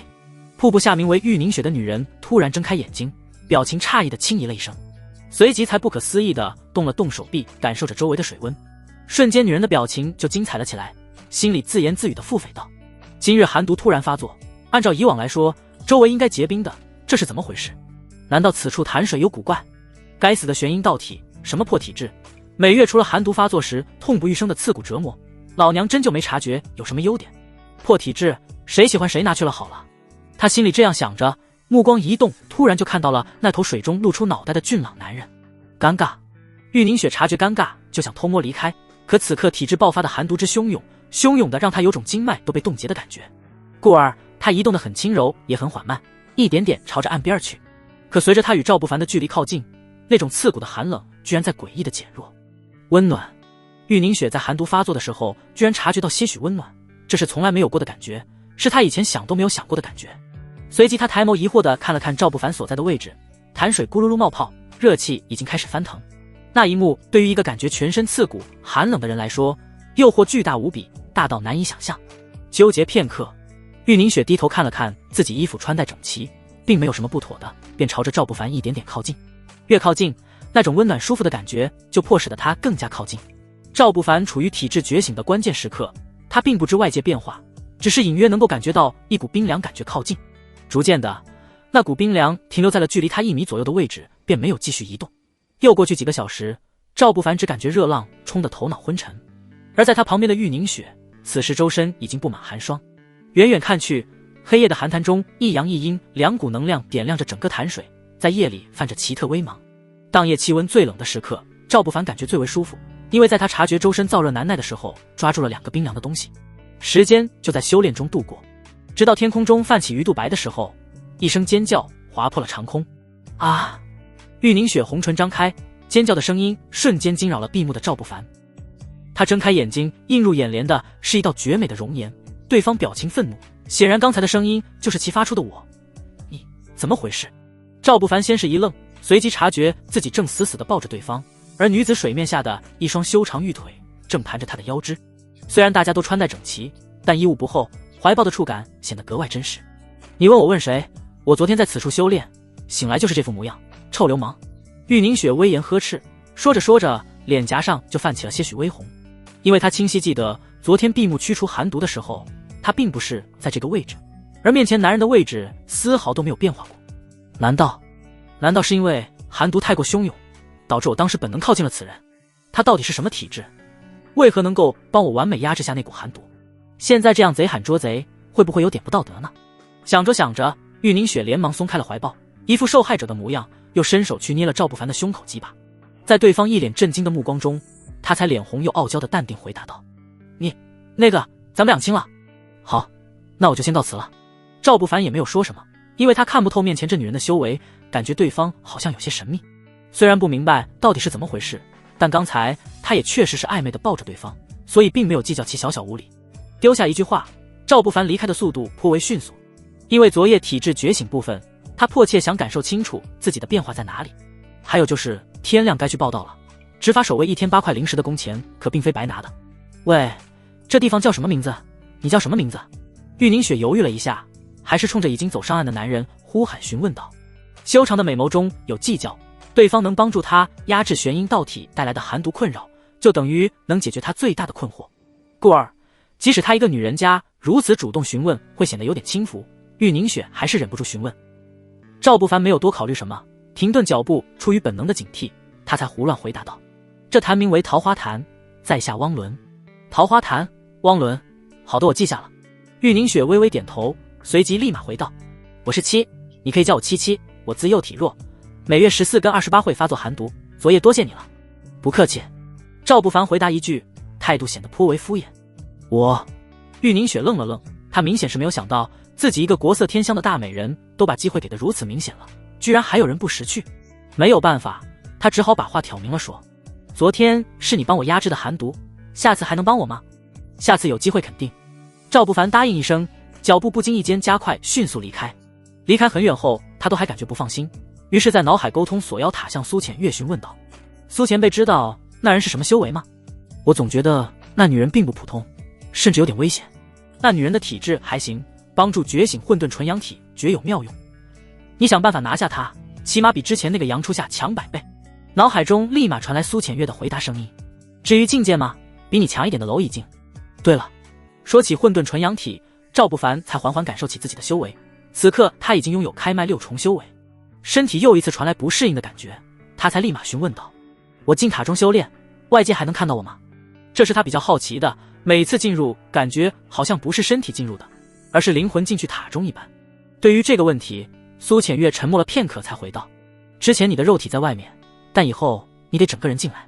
断体的根本在于身体，懂吗？至于你进入锁妖塔后，确实会在外面留下空间波动，如果是在有高阶修士的地方，必须注意，这周围的话基本不会有人能察觉异样。听到基本，赵不凡就有打算了，他立马朝着住处走去。毕竟距离上宫还有一会儿，他始终感觉肉身修为没跟上，有点不舒服。另外一边，执法749堂内，楚优亚恭敬地站在大堂中等候，他手中捧着一个不大的长方盒子，直到听到门口传来轻柔脚步声，才恭敬地走了上去，将盒子打开。姨娘，这是我前段时间在外面找到的千年烈火餐，您拿着服用暖暖身子。有心了，放那儿吧。温柔女人声音响起，似乎想到了什么，刚经过楚优亚的美人又停住了脚步，提醒道：修行无岁月，在宗门之中实力确定身份，以后别再姨娘姨娘的叫，咱们自己心里明白就好。是，姨娘。楚优亚再次恭敬回答，随即将东西放在旁边的桌案上，目送着那女人扭动杨柳腰肢去了执法堂深处。随着雷打不动的钟声响起，意味着一天的牛马工作即将开始。在许家大院的时候其实也差不多，只不过世家势力是不会做什么杂役活计的，他们在杂役区的收入来源为2，通过外面的家族输送或者带领随从们去猎杀凶兽，采集大药。若是本世界的世家，则在杂役交易方式拥有着特定的产业。简单理解杂役区，宛若外面国度般，一切的一切都逃不脱裙带关系，逃不脱富贵的积累。莫看外界一个小小世家，别人可能祖上18代开始就拜入紫霄圣宗做杂役，为后辈一步步在笃定基业，后面更可能去了往外门，继续开辟前行道路。而平民杂役，一个人的努力又怎能比得过别人世代积蓄呢？当然，这对赵不凡来说不重要，他只是按部就班地去往了集合的地方。今天的他已经换上蓝白相间的守卫都市，腰间挎刀，看起来好不威风。张瘸子，新来的2人就归你们小组，具体工作自行安排。楚优亚冲着队伍中一个站着都显高低不平的守卫吩咐了一声，就算确定下赵不凡他们的工作。随着他白皙小手威严一挥，队伍解散，开始各自忙碌。赵不凡跟熊虎分配去看管那片竹林了。至于为何是竹林，不用多想也能明白，因为矿洞那边有油水捞，有油水的工作自然轮不到新来的工作，倒是顺利。熊虎因为见识过赵不凡的实力，故而工作的时候都是一口一个赵大哥的喊着，干活什么的基本都跑在了最前面。他小子也确实会拿起鞭子抽偷懒的杂役，显得颇为熟练，有些乐此不疲。另外一边，莫寻风大早上就带着人准备上报执法守卫。此时楚优亚闲来无事，正在他管辖区域的大堂中悠闲将笔直双腿放在面前的桌案上，白皙小手拿起桌上一颗葡萄，伸手那么一丢，红唇稳稳接住。楚队，外面有世家势力的人想见你。有个国字脸的守卫走了进来，恭敬报全会报道。哪个世家的？楚优亚没太在意，随意而又随意地问道。虽然说他们这些执法守卫通常不会去管世家势力的人，因为那些人势力强大，基本都有关系在执法堂中，甚至关系到外门执事长老都有可能。但话又说回来，明面上来说，他们执法堂守卫就是整个杂役区的现场管理者。故而管你什么世家，在他楚队长面前多少都得给3分薄面。好像是墨家。国字脸不确定地回答道。墨家的人说他们有4位随从被一个废物击杀了，所以想让咱们这边帮忙处理一下，让他进来说。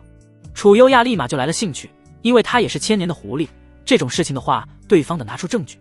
是，一声告退，方连守卫走了出去，很快又带着莫寻凤与跟他同行来的一个男人走了进来。那男人虎背熊腰的，看起来就颇为有力量。莫寻凤也不含糊，恭敬行礼后，将事情给大概说了一下，又立马拿出事先准备好的装着200枚灵石的小箱子，放到了楚优雅面前的桌案上。才意有所指的谄媚笑道：“楚队长，这里面就是许家那废物击杀我墨家随从的证据。”呵，楚优雅只是打开看了看，随即立马又将箱子合上，才摆了摆手道：“一个废物怎么可能击杀4个开麦武者？莫姑娘，你这证据不够充足啊！”听到这话，莫寻凤憋的嘴角都忍不住抽了抽。证据不充足，对方是在告诉他灵石不够。其实倒也能理解，毕竟是需要去许家大院要人，其中压力是有的，有难度，好处就必须管够。纠结片刻，莫寻凤为难了又为难，于是又从储物袋中拿出个一模一样的箱子。这次楚优亚轻轻点头了，白皙小手按在2个小箱子上，表情郑重且严肃道：“一个修为全无之人，居然如此穷凶极恶，证据确凿。方脸，你让新来的赵守卫跟莫姑娘去一趟许家要人，那小子不错，练练他的胆子。”本来赵不凡还躲在树荫下盘算自己的修为呢，如今的他已经拥有体武双修的开麦6重、混沌纯阳、体觉醒部分后，吸纳天地灵气的速度更快了几分，他的整个体魄都提升了2倍不止。心里盘算着什么时候去购买2本适合的武技，再找个机会去看看师娘那边情况如何，诸多念头都在脑海中徘徊。那边突然有人让他去楚队长那里一趟，径直踏入大堂中，赵不凡目不斜视，上前学着其他守卫的模样，冲着上方的楚优亚抱拳行礼：“见过队长，不知有何吩咐？”“莫姑娘，有什么事情你跟赵守卫说就好了。”楚优亚没有回答，拿起一颗葡萄再次抛了起来，啪！这次小嘴没有接住，打在唇边，好巧不巧顺着领口落了进去，感觉有点尴尬。随即他瞪了一眼盯着自己的赵不凡，才若无其事地动了动身子，假装一切都没有发生。“赵守卫对吗？事情是这样的，我手下有几个随从被许家的一个废物随从击杀，我们也不想得罪许家，把事情复杂化，所以请你们帮忙走一趟，秉公处理就好，秉公处理就好。”莫寻凤立马迎了上来，嘴里说着秉公处理，手上已经抓着几枚灵石递了过来。虽说普通守卫还不足以他太过于谄媚，但既然求人办事，那起码还是要给点好处的，阎王打点，小鬼也得打点。只不过灵石递过去，在赵不凡侧身的时候，那地灵石手就停留在了原地。莫寻凤脸色变化几分，有种震惊失措的茫然感觉，嘴巴在微微抽动，那表情比吃屎还难受。“你让我去抓谁呢？”赵不凡淡淡询问道，盯着莫寻凤的目光中已有杀意晃过。他还没去找对方呢，这婆娘一而再再而三的想弄死自己，只能说对方已经有了取死之道。是你不是废物。莫寻凤立马收回地灵石的手，眼神中有几分愤怒。能在这里做守卫，对方明显是有实力的。他伸手指着赵不凡，立马向着楚优亚说道：“楚队长，是此人，就是此人杀了我墨家4个随从，此事你可得替我做主。”“哦，那还真有意思。”楚优亚瞬间就来了兴趣，他撑起身子坐端正，一脸轻松愉快地看着莫寻凤道：“你有证据吗？刚才我不是给我楚队证据了吗？”莫寻凤挤了挤眼睛，暗戳戳示意桌案上的2个箱子。刚才的证据只能证明废物击杀了你家4位随从，现在你如何证明本队手下的赵守卫是个废物呢？楚优亚在笑，笑容宛若百合花盛开，又好似冰山雪莲，看起来纯洁无比。然而里外表达的意思都唯有一个：贪婪。他好像张开无情的巨口，想要将所有好处全部吞下一般，吓得莫寻凤下意识退后了半步。此时他有点后悔自己不该来找这个楚队长，而是该去找其他队长的。只不过开弓好像没有了回头箭。纠结片刻，莫寻凤才把心一横，再次靠近楚优亚许多，摘下腰间的储物袋子，轻轻推到了桌子上。楚优亚拿起打开看了看，感觉满意便点头，冲着赵不凡问道：“赵守卫，你击杀墨家4位随从，此事本队也有些难办。”听到他这样怪声怪气的，赵不凡心里也不慌，因为他明白对方既然还在说话，那说明事情还没下决定，意思就是楚优亚还在等他给态度。既如此，赵不凡能够想到的唯一办法就是听听对方到底要自己怎么做。于是双手微微抱拳：“我并没有杀人，我可以证明自己，还请队长借一步说话。”点头。楚优亚微微点头，他就知道自己没有看错人。这赵不凡不只是有身手，同时有头脑，他也能够知道对方考核的时候是故意在表现，所以想来想去，楚优亚想给此人一个真正跟自己干的机会，具体能不能把握，就看对方上不上道了。内堂说吧。楚优亚起身，顺手抖了抖衣服，将掉落的葡萄又拿入了手中。他朝着里面走去，赵不凡也识趣的跟着。内堂，一间不大的房间，里面有个小书架，有座椅桌子，还有张单人的木头床。这只是楚优亚平时上工的临时休息地点，叫做办公区域也可以，故而一切简单。当房门关闭，他也不废话，只是简单明了道：我可以保住你的命，但你的命以后就得归我，如何？话不多，意思却表达得很清楚。如果说赵不凡不同意的话，那么出去后他击杀4位随从的罪名就成立了。届时楚优亚只需要一声命令，甚至不需要手下人出手，莫寻凤就能出手将之收拾，所以看似选择，其实好像没有选择。赵不凡心里也觉苦，自己这一生如履薄冰，战战兢兢。不过他却瞬间就能够替自己下决定，因为活着才有一切可能。还有一点，若能够成为楚优亚信得过的人，说不定还可以靠对方将自己的师娘给恢复自由身。风险也是机会，没有选择必须如此。于是他立马回道：属下的命自然该是队长的。很好。楚优亚点了点头，拿出一个丹药瓶子，倒出一枚小丸子，白皙手指捻住，轻轻送入赵不凡的口中。他才露出浅浅微笑道：断肠丹，1月毒发。我通常也不会要你性命，只是办有些事情的时候，非得如此我才能信任得过你。乖乖做个听话的狗，那么本队重重有赏，懂吗？说到后面，楚优亚顺手将手中的葡萄喂入赵不凡口中，才道：要有点苦，吃点甜的。多谢大人。赵不凡立马回答，表情看不出喜怒，心里却已经下定决心，迟早一天他要让这给自己喂咸喂葡萄的女人明白一个4字成语：养虎为患。好了好了，别那么紧张，本队很好说话的，咱们出去看看吧。正是说完，楚优亚耸了耸肩膀，露出些许的笑容，看起来还是昨天那般阳光灿烂，英姿飒爽。很快两人就相伴来到外面，期间莫成凤跟他的男宠徐开就安安静静等着，丝毫没有忐忑，因为莫成凤认为自己前后给了800多下品灵石，事情绝对是稳的。随着轻微的脚步声，楚优亚再次落坐回了刚才的位置，他目光扫视一圈才笑道：刚才赵守卫有证据证明他不是废物，杀人的估计不是他。楚队长！莫成凤急得快跳起来了，对方如此这般拿钱不办事，让他气得不大的胸口都在颤抖。楚优亚却没有当回事，淡定地将桌子上的零食箱子收起来，才点头转而安慰道：当然莫姑娘的证据也确实强而有力，本队确实很难办，要不你们自己想想该怎么解决。自己想。说这话的时候，楚优亚的意思已经明显了，好处他都拿，两边都不帮。也就这种态度，让莫成凤心头怒火更加汹涌，他却不敢发作什么，只能在心里对赵不凡的怨恨更重了几分。没错，就是怨恨赵不凡，因为他不敢把事情记在楚优亚的头上。我们走。莫寻凤气的一甩衣袖，就准备转身离开，他旁边的徐开却把恶狠狠的目光投向了赵不凡，咧嘴阴冷道：小子，夜里当心点。话说的明显至极了，意思是既然楚队长不管，那接下来莫家将对赵不凡继续暗杀。然而赵不凡却不打算如此，他需要地位，需要在楚优亚眼中的地位，因为他想到一个办法，就是背靠楚优亚，把自己的师娘弄到身边。既如此，就必须要展露实力，才能得到重视。故而面对徐开的挑衅，赵不凡只是如沐春风般笑了笑：你如果想死，不如生死一战。生死战斗在杂役区自有明文规定，若双方同意生死约战，签订生死战书，任何时间任何地点皆可以立马开始生死战斗。生死战斗时，旁人不可插手约战双方间的战斗，若有违规者，当由执法堂亲自逮捕，是情节而定其罪，重者当诛。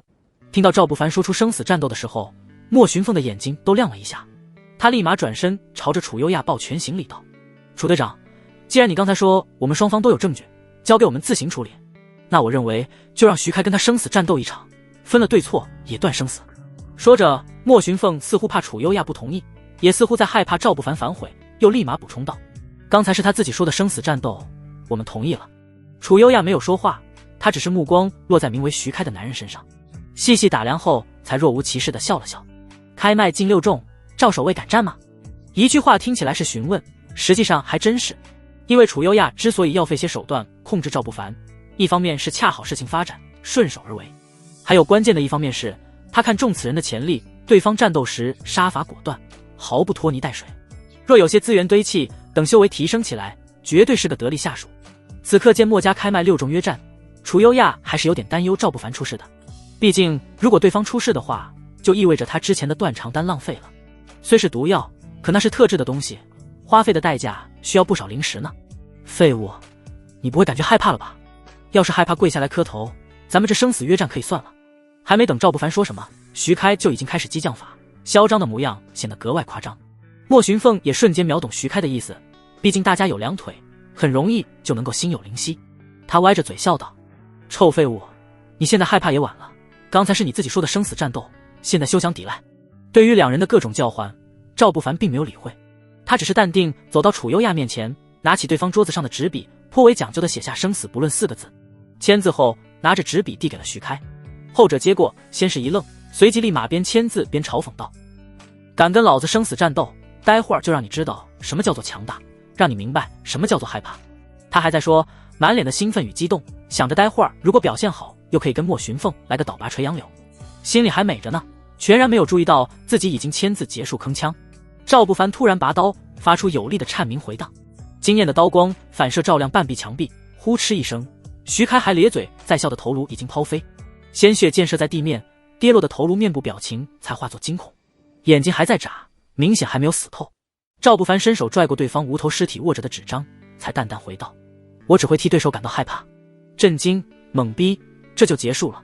周围人都是一愣，表情中都是没回过神的错愕，不只是大堂中几个守卫，还包括楚优亚都在错愕。因为按照大家的理解，双方签字后起码要相互说2句狠话，打压对手气势，再开始真正的战斗。他们是万万没想到，原来生死战斗还可以在对方刚签完字的时候突兀出手。别说出其不意，还就真杀人省力。你卑鄙无耻！莫寻凤直到尸体倒地才回过神来，他以为还没开始，却万万没想到已经结束了，各种愤怒与谩骂的词语还在脑海中调动。然而没来及发挥，就被楚优亚淡淡呵止住：莫姑娘，你们的主本队已经替你们做了，给机会都不中用，就别在这里浪费时间了。莫寻凤想发作想说什么的，最终在看到对方那双威严眼眸时，选择了转身离开。或许有些世家势力不怕执法队长的，但他莫家如今没有那个本事。站住，把尸体带走，地面清洗干净。楚优亚的声音再次响起，随即他便起身朝着外面走去。毕竟血腥味太重，待着让人有些不舒服。在路过赵不凡身边的时候，似乎感觉血腥味让他手里的葡萄都不香了，没有犹豫，随手喂给了赵不凡，才笑道：开麦6重，深藏不露，本队赏赐你的。多谢队长，走，陪我出去转悠一圈。楚优亚轻轻点头，示意赵不凡出去说，因为赵不凡展露的实力让他确定了对方现在就可以发挥用处，而不需要再等以后。没有再理会莫寻凤吃瘪的怨毒目光，两人大摇大摆地走了出去。阳光氤氲的小路上，楚优亚双手背后大模大样地走着，赵不凡则跟在其右后侧半米位置。你到底是什么修为？隐藏的不错，但刚才故意展露实力又为了什么？楚优亚好奇问道。他是个聪明人，喜欢跟聪明人打交道，这样沟通起来最为简单省力。实不相瞒，有事相求。赵不凡想了想，大概将柳红霞的事情说了一遍。他现在没办法独自拯救出对方，因为时间太过于紧迫。可让自己的师娘被他人糟蹋，这点赵不凡心里过不去那道坎，所以他在想办法。而目前想到的就是借用楚优亚做靠山等事情。大概说完，楚优亚停下脚步，一脸古怪的上下打量过赵不凡，才憋着几分意味深长的笑容道：没看出来啊，你看起来人五人六的这么牲口，连自己的师娘都惦记。赵不凡礼貌笑了笑，因为不知道该怎么回答。要说不惦记吧，他确实在惦记，因为柳红霞够温柔够完美。但要说惦记吧，其实他也并非那个意思。师娘跟不跟自己，赵不凡都会因为曾经的恩情去救对方，如果最后想不到办法，单刀赴会他也会去，所以不太好说，索性就沉默地等待起了下文。楚优亚也不让他久等，调侃2句后立马切入了正题。我帮忙的话，问题不复杂，毕竟你师娘的为奴契约还没有生效，目前只需要搞定墨家的人，把契约毁了就行。我一句话的事情，你立马就可以去带你师娘出来，以后怎么没羞没臊都行。但是，楚优亚一个大喘气，直接硬控的赵不凡盯着对方看了几秒。那女人也坏，把胃口吊足后，才慢条斯理的继续道：但是我帮你可以，你得表现自己的价值，对吗？楚队长只管吩咐就好。赵不凡轻轻点头，谁都不是3岁孩子，既然是谈合作，讲条件就得大家都有要求才有的谈。反正他现在是孤身一人，还服了对方的毒药。赵不凡不认为自己是坏人，他不会无端去伤害谁，但也绝不认为自己是好人。为了目的，即使帮楚优亚办点杀人放火的事情，也不会有太大的心理负担。见他这副态度，楚优亚满意的点了点头，若无其事的转问道：知道我为什么安排你们去那边工作吗？因为那个矿洞。楚队长早就想好，让我绝对听命。那矿洞中有什么？赵不凡没有多考虑，立马问出心里的推测以及疑惑。诧异。楚优亚被问得诧异至极，美眸中浮现几分赞许。对方居然能够在如此短时间内想明白自己想干嘛，就这份智慧都让他颇为欣赏。聪明。楚优亚立马给予肯定，随即将需要做的事情大概说了一下。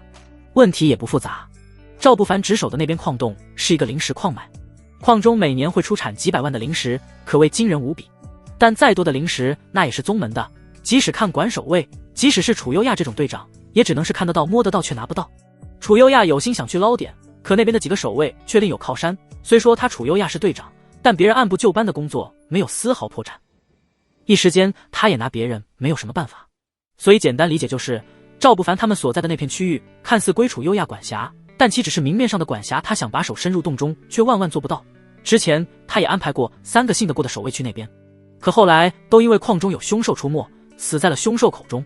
对此楚优亚怀疑过其他几个守卫，但查探证明他派去的3人确实是死于凶兽口中，即使怀疑他也没有丝毫证据去处置那几个守卫，所以事情一直放在心里。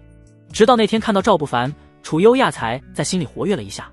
他觉得如果能够将此人收拢成心腹的话，以对方的矫健身手加以培养，没准能帮自己解决些困扰。毕竟有人的地方就是江湖，江湖就离不开尔虞我诈。他虽是队长，可在某些事情上是没有普通守卫出手方便的。你想让我在矿洞立稳脚跟，好方便在其中配合你管理。赵不凡把管理2个字略微咬得重了点，毕竟大家都是聪明人。楚优亚轻轻点头，事情能办好，你师娘的事情本队给你做靠山。似乎感觉说的还有点不够明确，他伸手拍了拍赵不凡的肩膀，又补充道，如果办不好的话，说不定我一生气会忘记你下个月的解药发放，加油。点头。赵不凡微微点头，心里缓过些许计较，才立马回道，楚队长放心就好。后面2人又闲聊了许多关于细节的问题。赵不凡也不傻，既然对方要他办事，那他逮住机会就找楚优亚开口借灵石，理由是自己需要提升实力，而现在缺少点攻击的手段，想去购买些武技。对此楚优亚也大方，直接预支给了赵不凡180枚灵石，只是简单丢下一句9出13归，你本月的工钱都归我了。也不等回答，天知道他从哪里又拿出了一颗葡萄，喂给赵不凡后才拍了拍小手扬长而去。下午赵不凡的工作显得毫无新意，躺在树脚下摸鱼就过去整整半天。收工后他直接去了那个瀑布寒潭，感觉桃花潭的名字也不错，索性赵不凡就在心里给对方命名了。日暮黄昏，微风习习，他一人独自看着潭水发呆片刻，正准备进入水中洗涤疲惫，开始一天的修炼的。凡儿，一声熟悉的柔美呼喊，惊得赵不凡整个人都愣了一下。他立刻低头，心里只道一句，还好自己已经换下守卫服饰，穿着平日里的麻衣。师娘。赵不凡回头再次装弱起来，并非下头，单纯是他不确定自己如果能修炼的话，柳红霞还会不会教导呢？别废话，师娘现在就教你。柳红霞警惕地看了看周围，只感觉心跳加速。她今天这时候又跑出来，就是专门想着来找废物坨的。说实话，人都是人，女人也是人，漂亮女人也不会例外，得不到就越想要，才是人性的本能。之前柳红霞还不觉得功法弊端压制不住，自从2次差点跟赵不凡修炼成功后，她每天脑海中满是对方结实的身躯。下流也好，放荡也罢，反正伏念上头，柳红霞唯有一个念头，就想尝尝坨是个啥味。交流的话都不多，柳红霞几步上前，张开柔软怀抱就抱住了赵不凡。她身材高挑，只是略微矮赵不凡些许，红唇贴在对方的下巴，微微垫脚，直接送了上去。吧唧，柔柔触感难以言语，瞬间的感觉就是头脑发晕。赵不凡立马抬起双手抱紧对方，几乎出于本能，没有思考的那种。良久唇分，2人眼中都有几分迷离。柳红霞的脸颊显得特别又红，赵不凡也同样能够感觉脸颊滚烫。他下意识伸手摸了摸，要不先休息一会儿？不许休息，一会儿都不行。柳红霞立马制止，还耽搁。他此刻只感觉燥热从心里涌起，迟则生变的道理如何能够不明白？于是立马指了指远处的灌木丛，师娘现在命令你去那里躺着，不管接下来发生什么都不许问，也不许发出任何声音，懂吗？懂吗？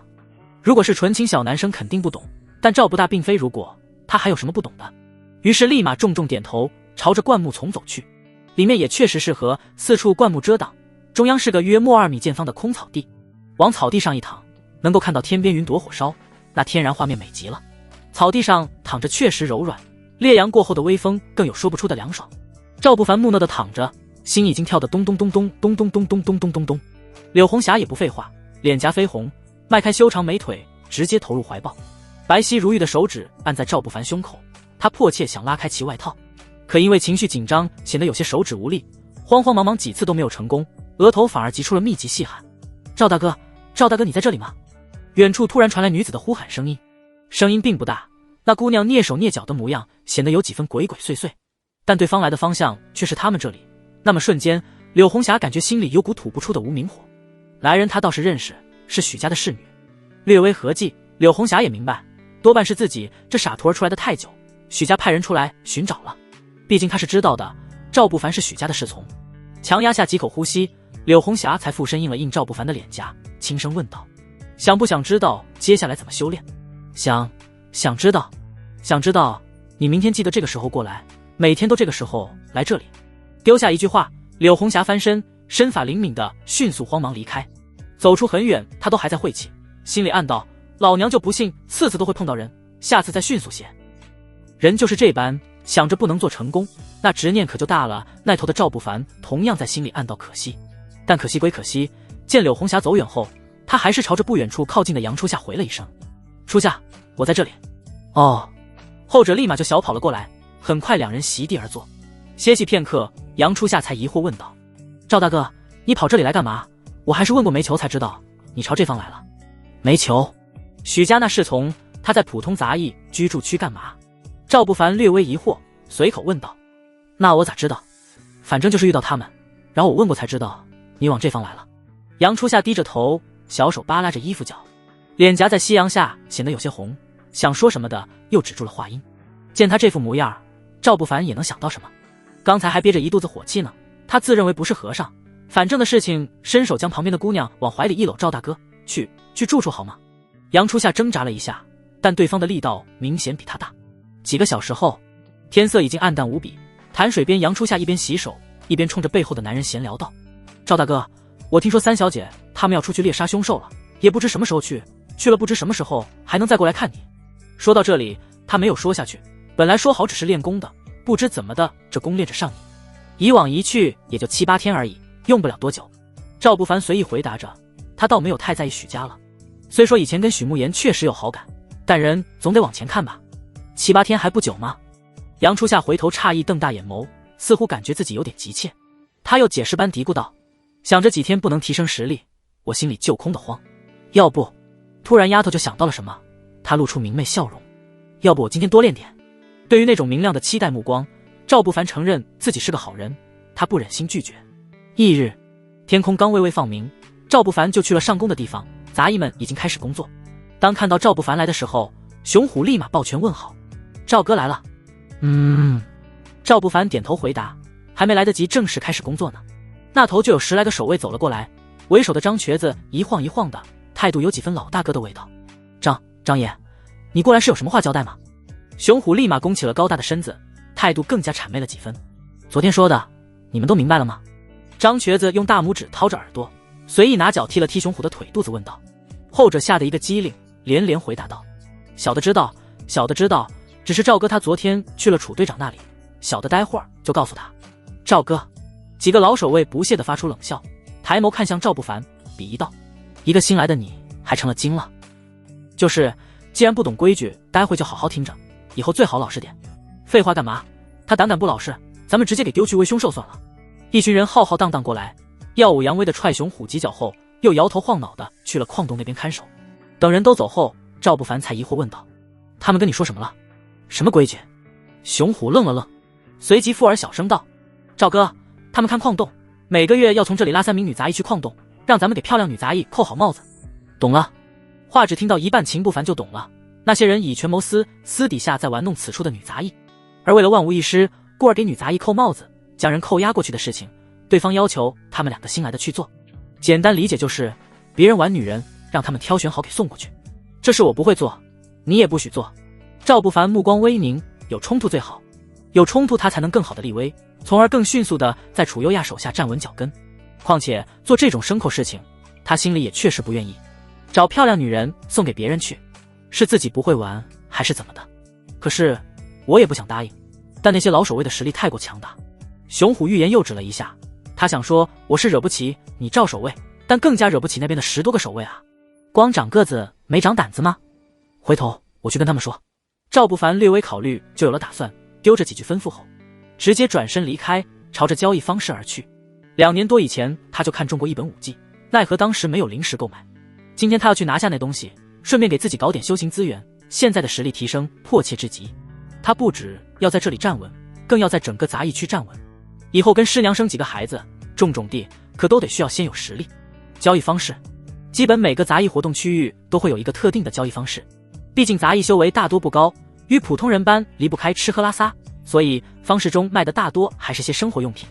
来，走过路过机会不要错过，买了我的瓜，忘记那个他。馒头又香又白又甜又大的馒头，老面馒头玩出感觉。一步来到交易方式，周围熙熙攘攘的叫卖声立马传入耳中。赵不凡没有多管周围叫卖的声音，而是有目标的直接去到了方式中售卖功法的地方。迈入其中，柜台边上是一位看起来有几分徐娘半老的女人，微微摇曳下垂，但也有别样之美。小兄弟要点什么？妇人唐秀梅微微撑起身子，眼角笑出些许鱼尾纹。赵不凡礼貌回笑，正准备说自己需求的时候，脑海中苏浅月的声音却清晰响了起来：要最贵的最好的，拿手里就行，我可以帮你将其中内容录下。死！听到这道声音的时候，赵不凡眼睛都忍不住亮了亮。这店里最贵的武技估计能够到达7品范围，他明白武技分有1到9品，曾经在凡俗江湖的时候，许家能够提供的最好武技也就3、4品的样子。在此处，每个杂役区都有几门刻在山壁上的免费功法跟武技，7品级最多不过2品，而一门7品武技售卖价格大概是在2万下品零食的样子。需要翻开看吗？激动之余，赵不凡在脑海中默默问了问。不需要，你只需要触碰到，我自有办法替你录下其中内容。也是你太过于羸弱，不然哪里需要麻烦，我这里也有些人族的武技。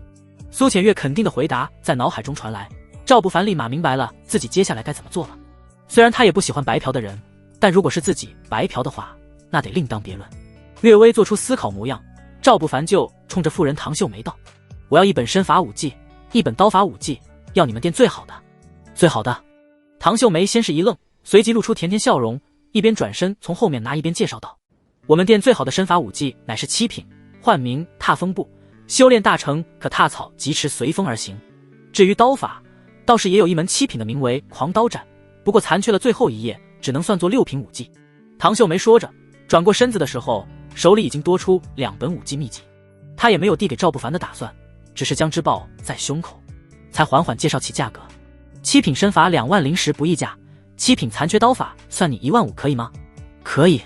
赵不凡虽然被价格惊得不轻，但想着自己反正不给钱，也就底气十足了起来。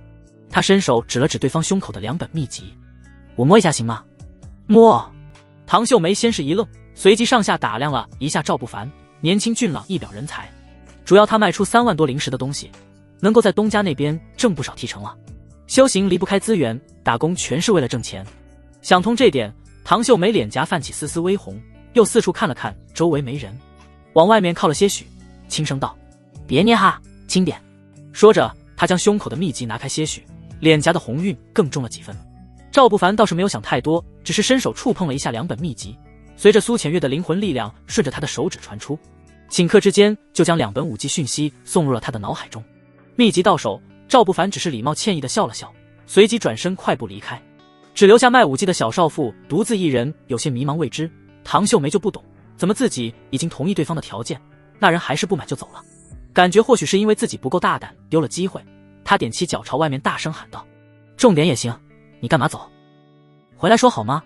赵不凡自然是不好停留，迅速离开，径直去了卖大药的店铺。既然武技没花零食，他想的简单，就是把所有的零食都用于购买大药，夜里搞几个药浴，争取修为能够迅速突破。买大药的地方就显得正规的多。赵不凡刚到门口，就有小厮打扮的人上前接待，对方微微弓着身子迎道：这位爷里面请，咱们今天买点什么药材呢？小厮说着，见没有回答，他才抬眸看了看，看到赵不凡注视着远处一位身材诱惑的美女，目不转睛。他立马自来熟般攀谈道：爷，你认识那位小姐吗？那小姐刚才就在咱们这买了一瓶绕指柔，也不知她一个姑娘家买那玩意儿干嘛。狗子，你在乱说什么？药堂的掌柜听到声音，横眉冷眼地瞪了过来。名为狗子的小厮吓得缩了缩脖子，立马闭嘴，瞬间想起透露客人购买药材是店里大忌讳，闹不好要扣工钱的。但赵不凡已经听到，眼底的疑惑更重了几分，因为刚才他看到的女人不是旁人，正是许家二小姐许以晴，也不知道这女人买绕指柔那种媚要干嘛？难道私？赵不凡立马掐断了自己的念头，想法有些猥琐了。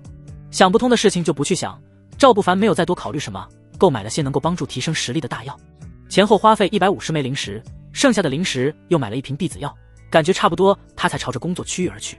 百无聊赖的守到下工时间，赵不凡直接去了桃花潭旁边开始修炼武技，并非说他不能在住处修炼，单纯是心里还惦记着柳红霞说的让他每天都去等着。虽然听起来目标有点小，但赵不凡心里的想法真实无比，暗暗领悟着脑海中的身法武技，他脚步缓缓踏出，开始试探运转踏风步，一步出声色无比。随着他逐渐练习，开始有了变化。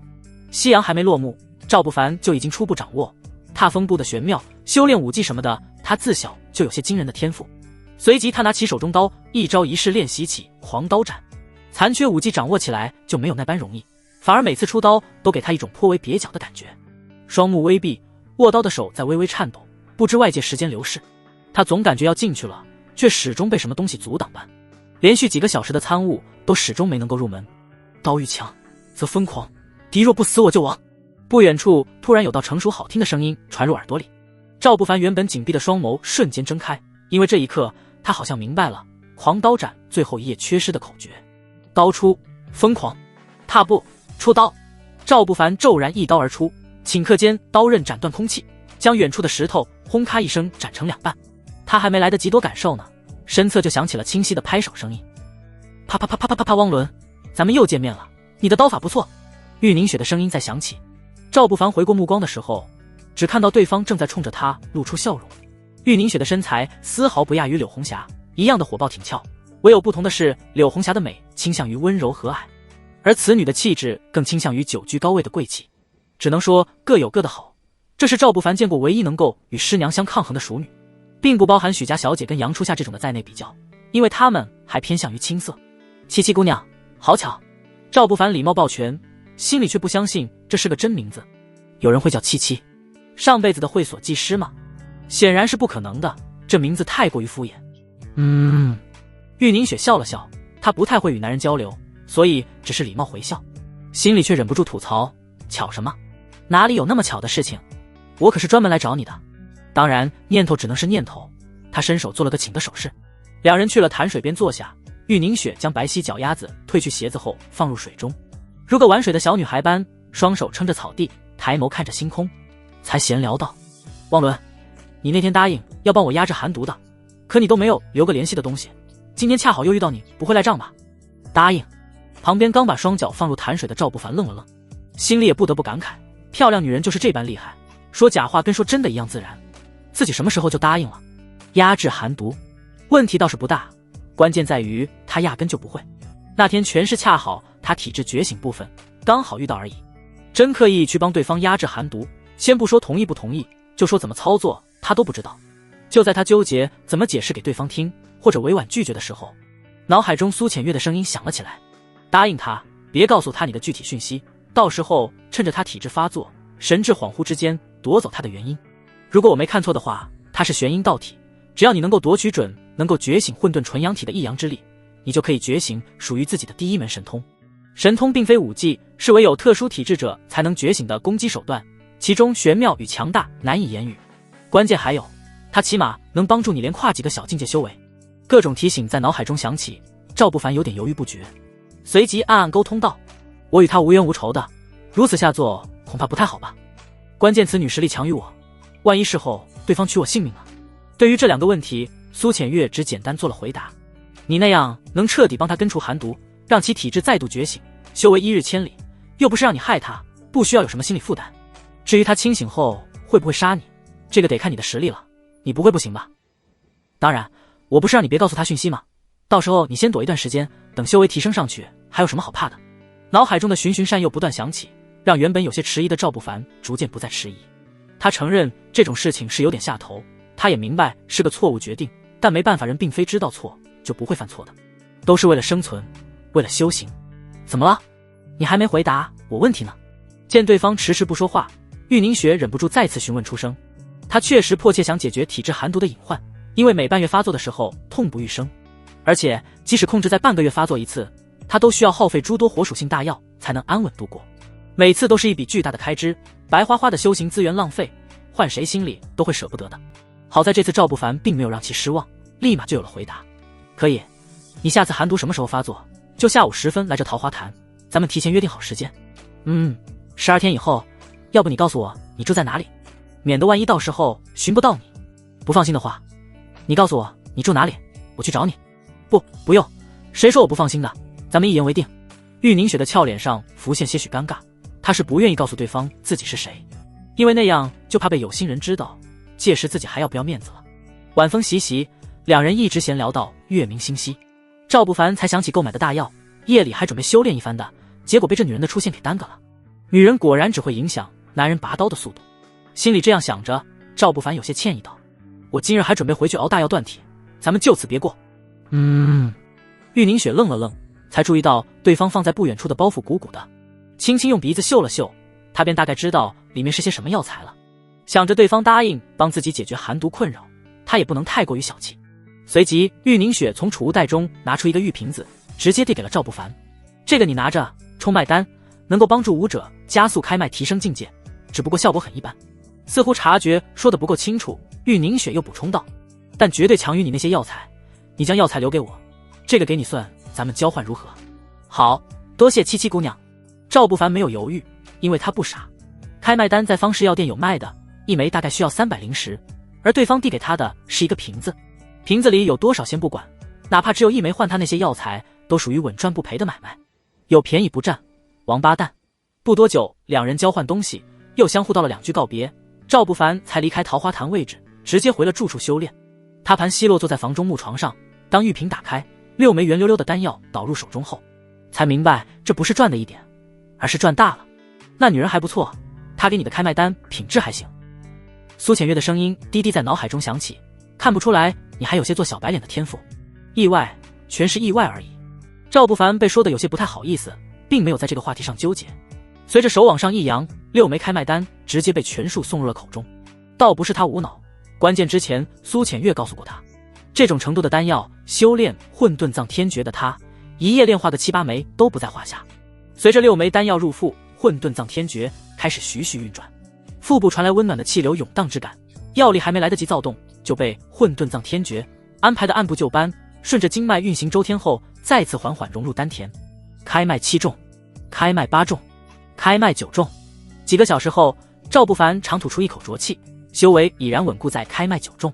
随着咔嗒握拳，凶悍的力量让人全身都传来舒爽之感。修炼并没有停止，随着心念一动，他就出现在了锁妖塔中。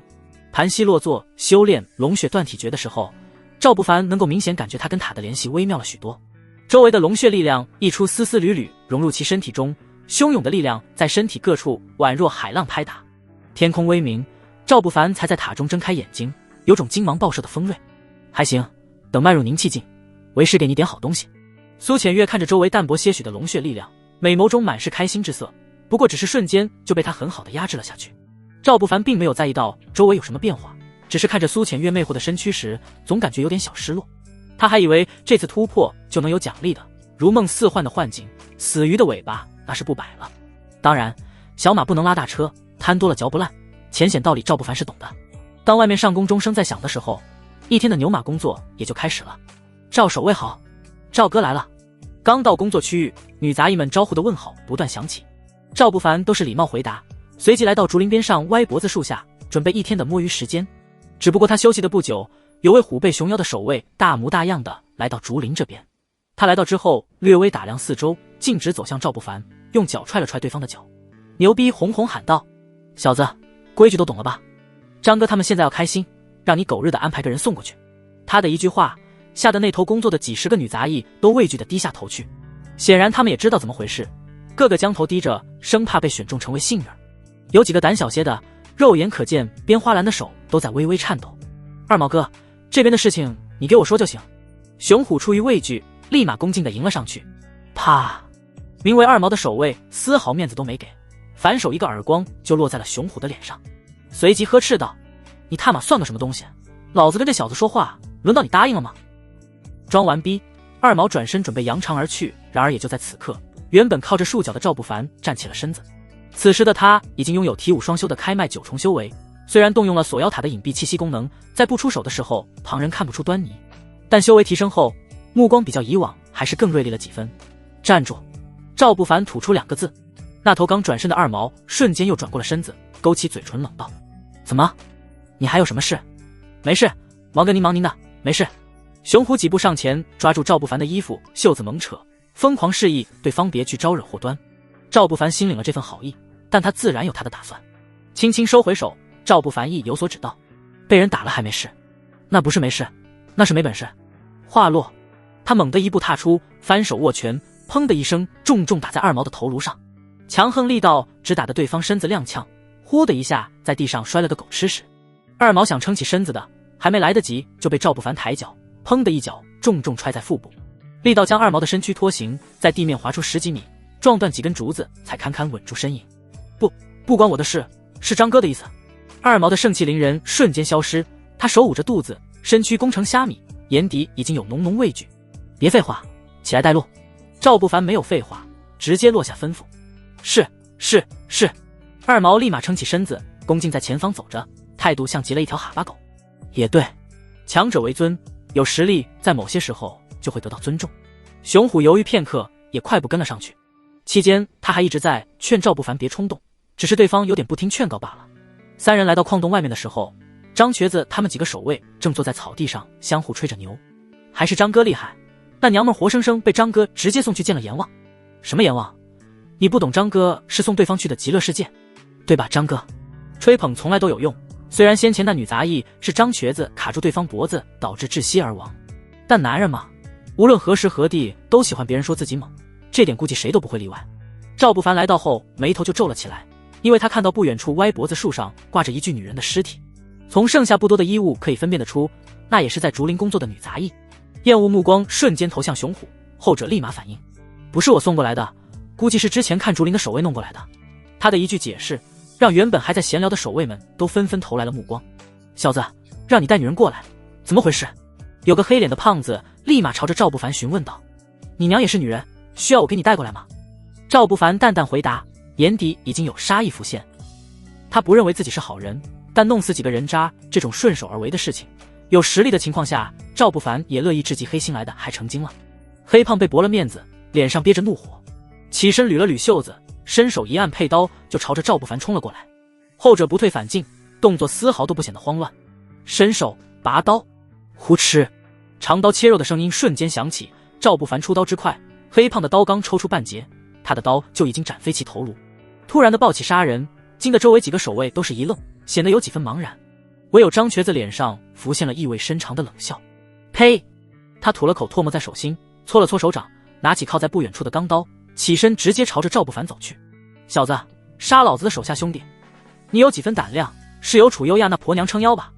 张瘸子咧嘴问道，小眼睛微微眯起，他在地面的双脚已经在开始徐徐发力。呼！张瘸子出刀的速度极快，别看对方是个瘸子，身法上也丝毫不弱。好在赵不凡也并非弱手，他脚下踏风步微微侧身便躲开了凶悍一刀，长刀贴着衣服落地，直斩的地面尘土飞扬，小杂种有2下子，让你看看老子开麦9重的厉害。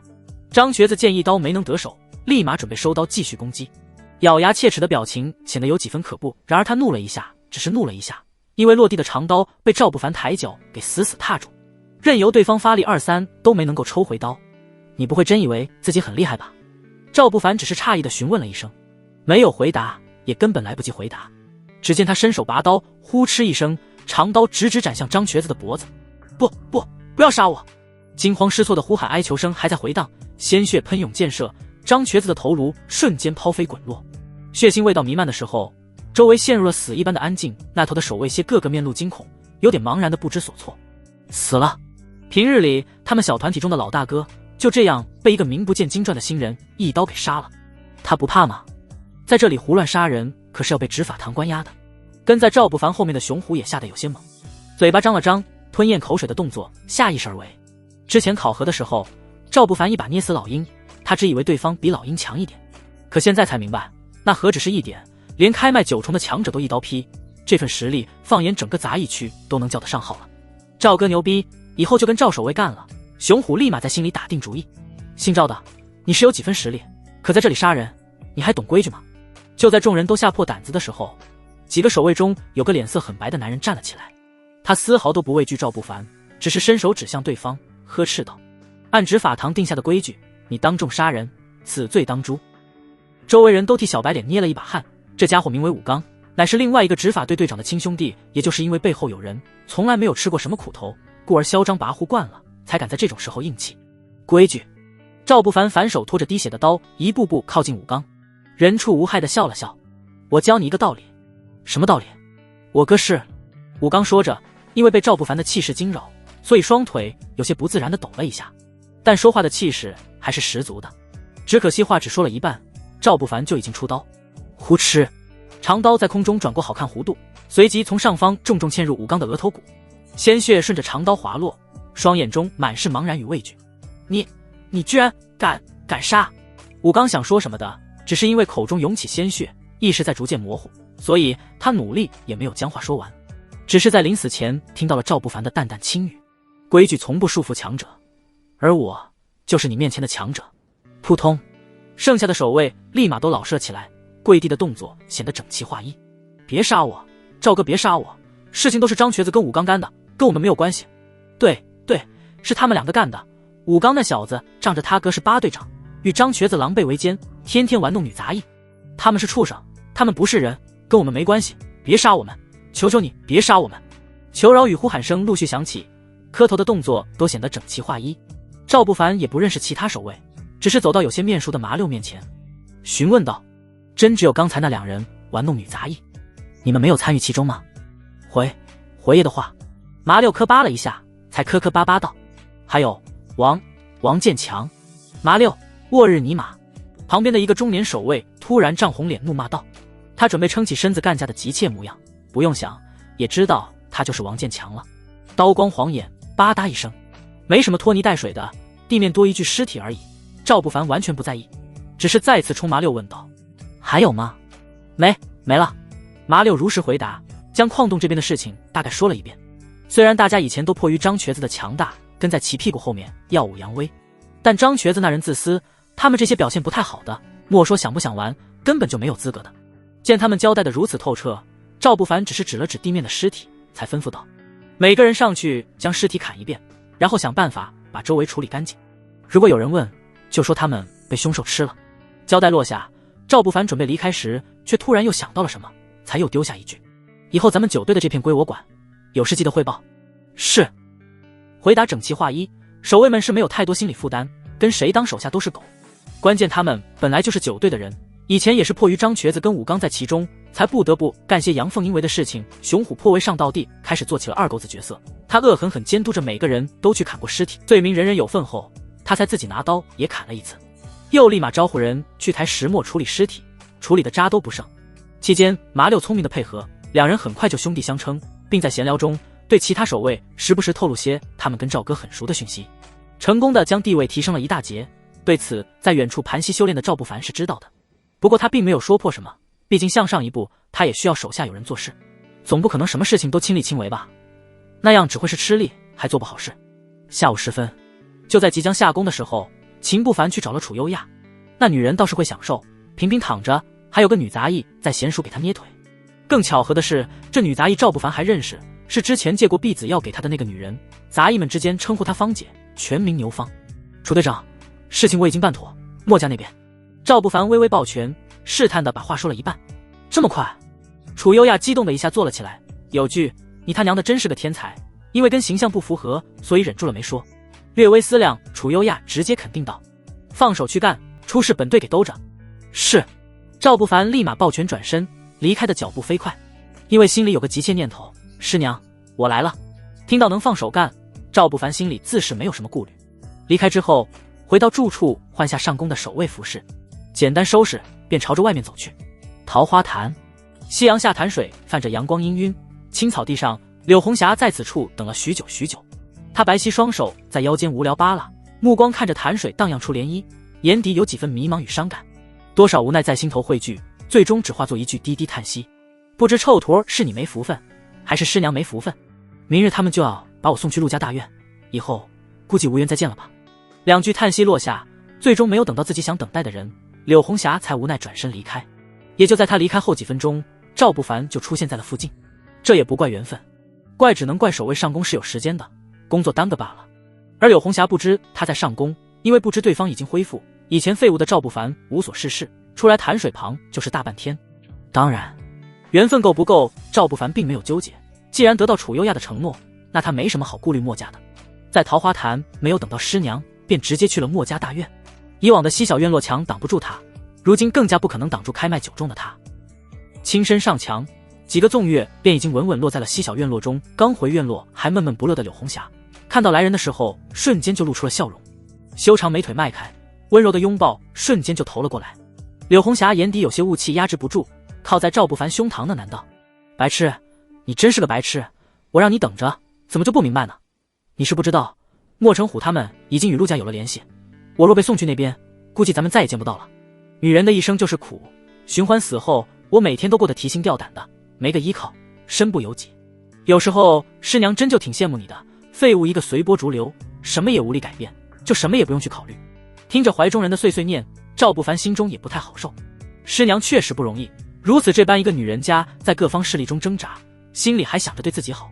那么瞬间他忍不住想告诉师娘，自己已经不是废物了，将来可以替其撑起一片天。然而这种念头刚升起，就被柳红霞伸手擦拭过眼泪后的古怪笑容给打断。她红着脸看了看周围，小声道：准备好了吗？师娘要命令你了。就这句话让赵不凡汗毛都立了起来，期待眼神重重点头。很快在柳红霞的命令下，赵不凡一步步抱着她缓缓进入房间中。当房门关闭的时刻，其中的氛围瞬间就暖色了起来。床榻边缘两人落座，随着柳红霞翻身将赵不凡推倒，他丝绸的外套轻轻从香肩滑落。呼吸短促，赵不凡心里的激动已经难以名状，只是下意识翻身做主。当男子呼吸在脖颈的时候，触电的感觉让柳红霞整个人都酥麻了几分，娇嗔地拍着赵不凡的后背，他才有些好笑，有些幽怨道：臭徒儿，做这事儿你倒是有劲儿了。然而就在此刻，外面传来嘈杂脚步声音，莫寻虎带着莫寻凤以及莫家的几十人齐刷刷地冲入了西小院落。柳红霞，陆师兄要派人来接你了，快点给老娘滚出来！莫寻凤的声音最为刺耳，他说话难听至极，继续嚷嚷道：寻欢哥的飞刀典籍你那里是不是有？我们还差点被你骗了，我莫家的东西可不许你拿走半分。寻凤客气点说话，你大嫂也没说不给，为了莫家安危已经够难为他了，大家好好说吧。有个听声音就颇为年长的男人声音响起，说话的是莫家大院辈分最高的莫家人莫长风。此人是莫寻欢的亲二叔，修为虽只有开卖9重，但辈分确实是高。房间中已经火热的炸裂的两人表情皆是一愣。柳红霞张了张嘴，有局麻麦皮不知当讲不当讲。吧唧，红唇突然被印上，短暂的大脑都懒得思考什么。直到房门被砰的一声踹开时，两人还在热吻。二叔你看这骚货又在找废物，柳红霞你怎么这么不要脸？莫寻凤的尖锐声音立马响起，激动的模样显得格外激动。大嫂，事情没你这么办的，当众私通的废物，今日这废物必须死。莫寻虎也咬了咬牙，拳头握得死死的。他心里就一个念头，今天必须弄死这废物。至于为什么，大概是因为嫉妒，他想不通为何端庄艳丽的大嫂偏偏会喜欢一个废物。不许杀他，你们敢伤他半分，我就死给你们看。柳红霞听到莫家人要伤害自己的徒，立马强势地撑起身子，她目光淡淡看向莫家全场人，继续道：我没跑，不就是看在寻欢的情分上，昔日里莫家的情分上吗？你们不会真以为我会怕陆明跟陆家吧？我一个人大不了就是死，那也好过去做奴仆吧。是你们莫家众人无能，我柳红霞为了那点情分，想保住你们的狗命。怕？我怕什么？你们告诉我，还有比做奴隶更恐怖的事情吗？还有吗？突然的大声质问，听得莫家在场许多人都低头不语，有点脸皮的都不自觉脸红了几分。事实如此，陆明要求柳红霞为奴，对其而言本来就已经是最坏的事情。他可以逃，可以反抗，即使死也没什么好怕。但那样做最终的结果大概是连累的莫家许多人一起承受陆明的报复。所以柳红霞妥协与否都是绝路，但她的妥协与否又能够决定莫家其他人是否绝路。孩子苦了你了，是莫家无能，让你委屈了。莫长风叹息一声，老眼中满是无奈。作为此处莫家最为年长之人，他还是明谢事理的。二叔，他委屈什么？莫寻凤立马就不服了，大声喊道：他个烂货与废物都能乱来，还有什么委屈的？被陆师兄看上，他指不定心里有多开心呢。你说话客气点。赵不凡深呼吸一口，压下诸多躁动，才一字一顿道：家师常辞，我们男女未婚配，心有好感，怎算得乱来？说到这里，赵不凡已经吓得站起了身子，他高大的身躯挡在柳红霞身前，伸手一斧刀柄，看向墨家众人道：况且就算乱来又如何？我姓赵的与姓柳的事，还轮不到你们姓墨的指手画脚。今天我就要带师娘走。掷地有声的冷峻话音响起，汹涌的气息在周身涌荡，让周围还以为赵不凡是废物的人都是一愣。不止旁人，最为震惊的要数柳红霞，她愣愣地看着挡在面前的男人，心里有诸多情绪在翻涌不断。他不是废物？什么？什么时候恢复的？不是他恢复了干嘛不说？怪不得老娘说刚才他那般有力，还以为是激动下的爆发呢。完了完了完了，以后怎么办？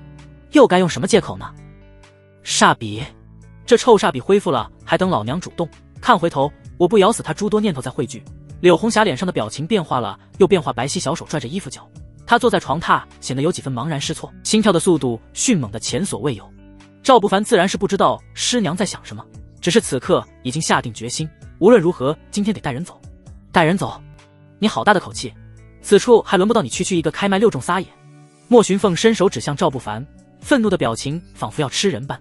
作为一名强大的开麦9众强者，那天赵不凡跟他拼头徐开生死战斗的时候，他是亲眼看到的。无论对方如何强大，那也只是个区开麦6众而已。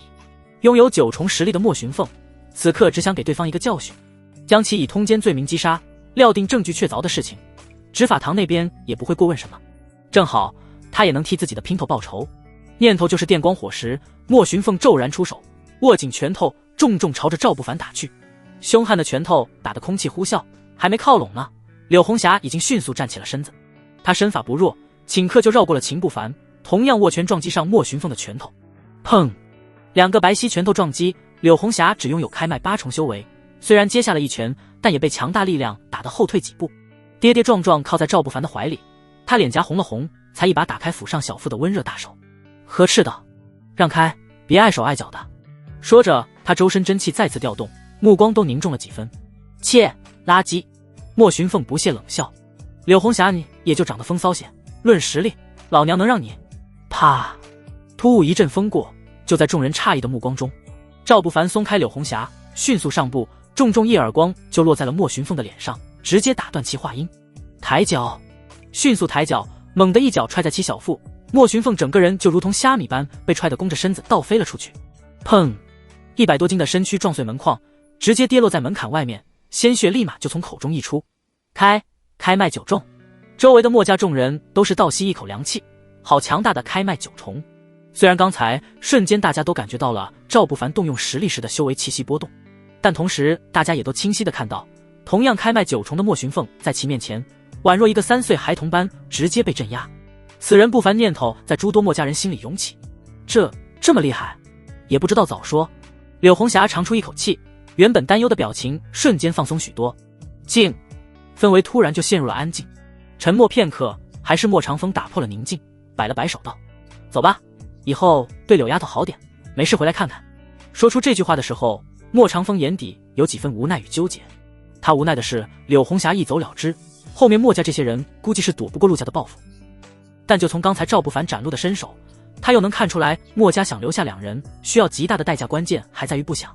因为莫长风老了，他不记得自己在杂役区苟延残喘了多少年，天赋耗尽，修行已经无望。莫长风看待每个墨家子弟都像看到孩子般的感觉，战斗一起必然重伤死人，他不愿意看墨家人出现伤亡，同时心里也确实对柳红霞有所愧疚。莫二叔，我……柳红霞愣了愣，美眸中有几分湿润。人最分不清好坏，如果按莫寻虎兄妹那种德行，那他早就一走了之了。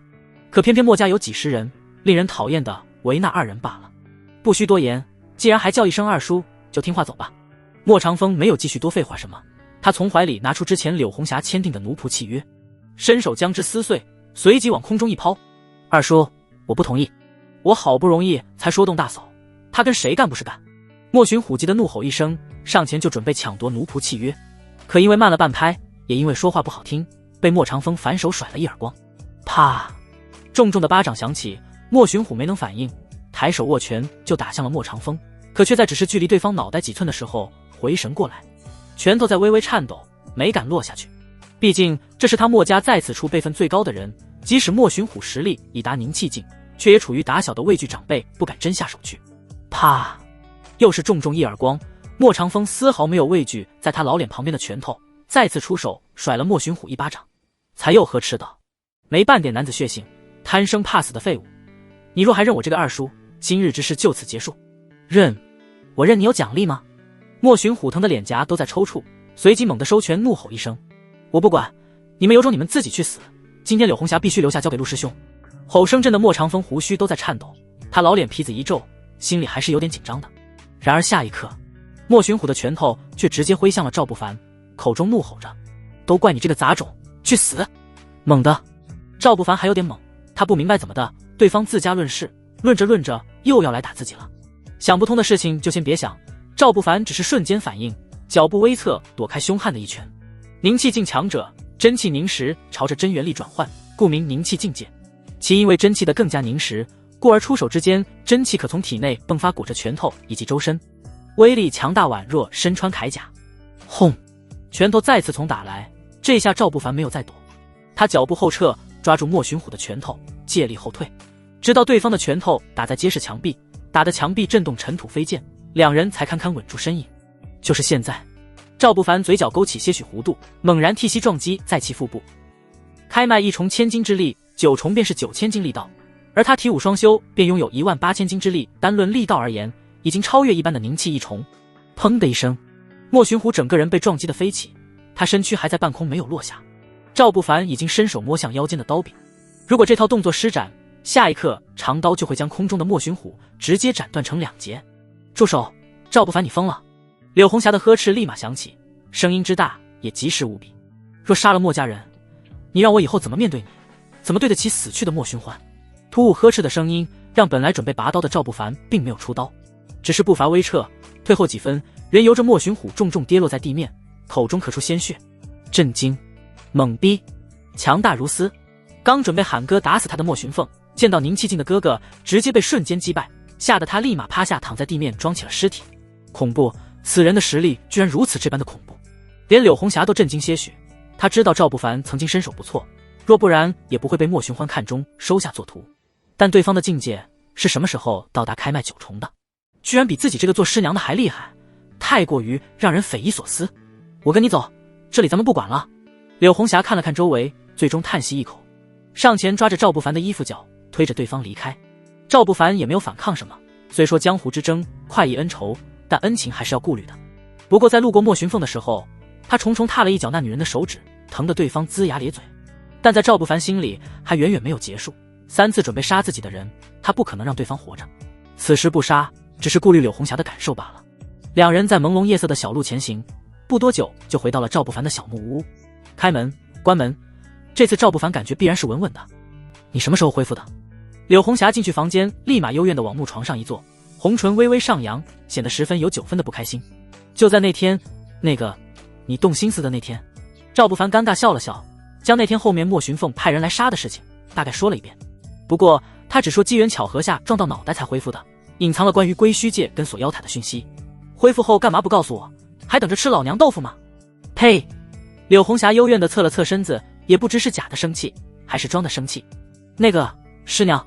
赵不凡也觉有些尴尬，双手抓住他的肩膀，努力侧过对方，对上目光，才认真问道：徒儿恢复了，还有跟你学武艺吗？刷！柳红霞的脸颊瞬间就红透了，她表情幽怨气愤又好笑道：以后别人都骂你，功夫是跟师娘学的。不凡多谢师娘，拜托师娘教导。赵不凡立马回答，表情中带着几分意味深长，呼吸都在此刻停顿住，房间的氛围安静的极为可怕。良久，柳红霞才红着脸翻了个白眼道：那个我确实功法需要，可以让你陪着练功，但你现在不是废物。师娘喜欢废物。赵不凡一秒惊呼，也就在柳红霞面前，他才会这般的随意打趣，感觉心情都放松许多。你才喜欢废物，听我把话说完。柳红霞没好气瞪了赵不凡一眼，才继续道：虽然寻欢没教你太多本事，但毕竟做过你师傅，这点你承认不？点头。赵不凡表情都严肃几分，立马点头表示认同。他虽然与我没有夫妻之实，但好歹也夫妻一场，咱们都欠着他的。说到此处，柳红霞顿了顿，既然能修炼了，以后等你有实力的时候，必须去替他报仇。如果你不能答应，就当咱们没缘分。能，这有什么不能答应的？赵不凡重重点头，替莫寻欢报仇的事情，师娘跟不跟自己，他都会去做。于是立马一字一顿回答道：师娘放心。好。柳红霞指了指身后光秃秃的床板，眼底有几分欲言又止。那个，回头我就去买被子。赵不凡尴尬地挠了挠头，本来早就可以准备被子的，但他晚上都盘膝修炼，感觉不是很必须，所以最近几天都忘记。不是恢复了吗？还这么单纯？柳红霞表情有几分幽怨，见对方一脸茫然，他没有办法，唯有凑到其耳边轻声道：那么个人，我才不躺呢。话只到这里，如果还有什么不明白的是如果的事情，赵不凡已经明白。说句公道话，没有床单的木板确实有点硌得慌。外面微风吹动小草摇曳，转眼天空就已经放明。赵不凡只觉得骨子里有股纯阳炙热在涌荡，仿佛有用不完的力量般。还不错，以后每个月练功200次，我也不要求你荣华富贵、飞黄腾达。等跟寻欢报仇后，咱们就成婚。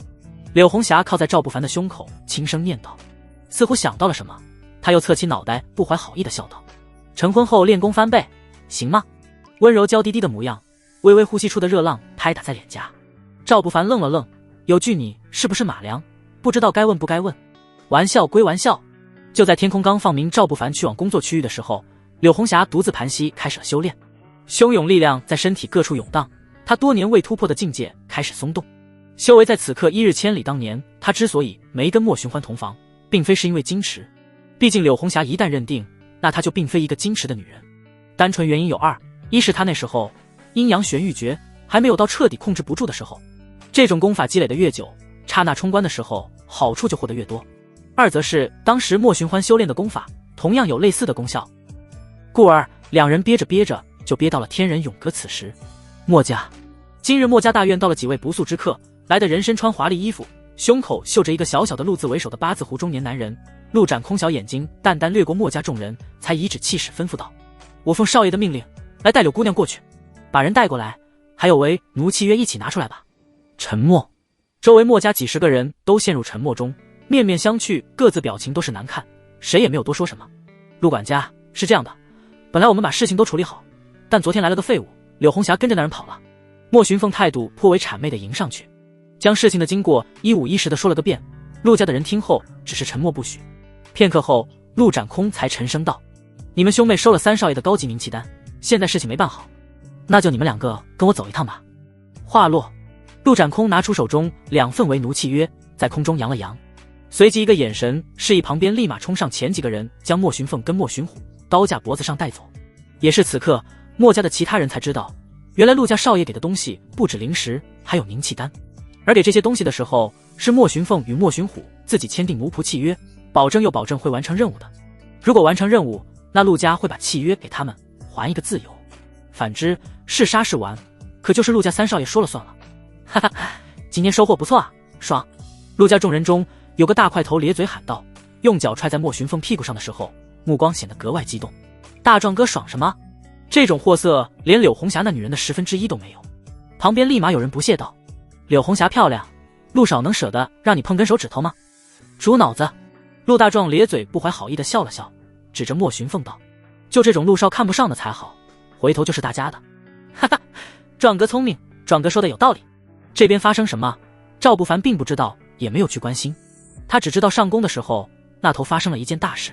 竹林中，刚上宫就有女杂役再给赵不凡汇报情况。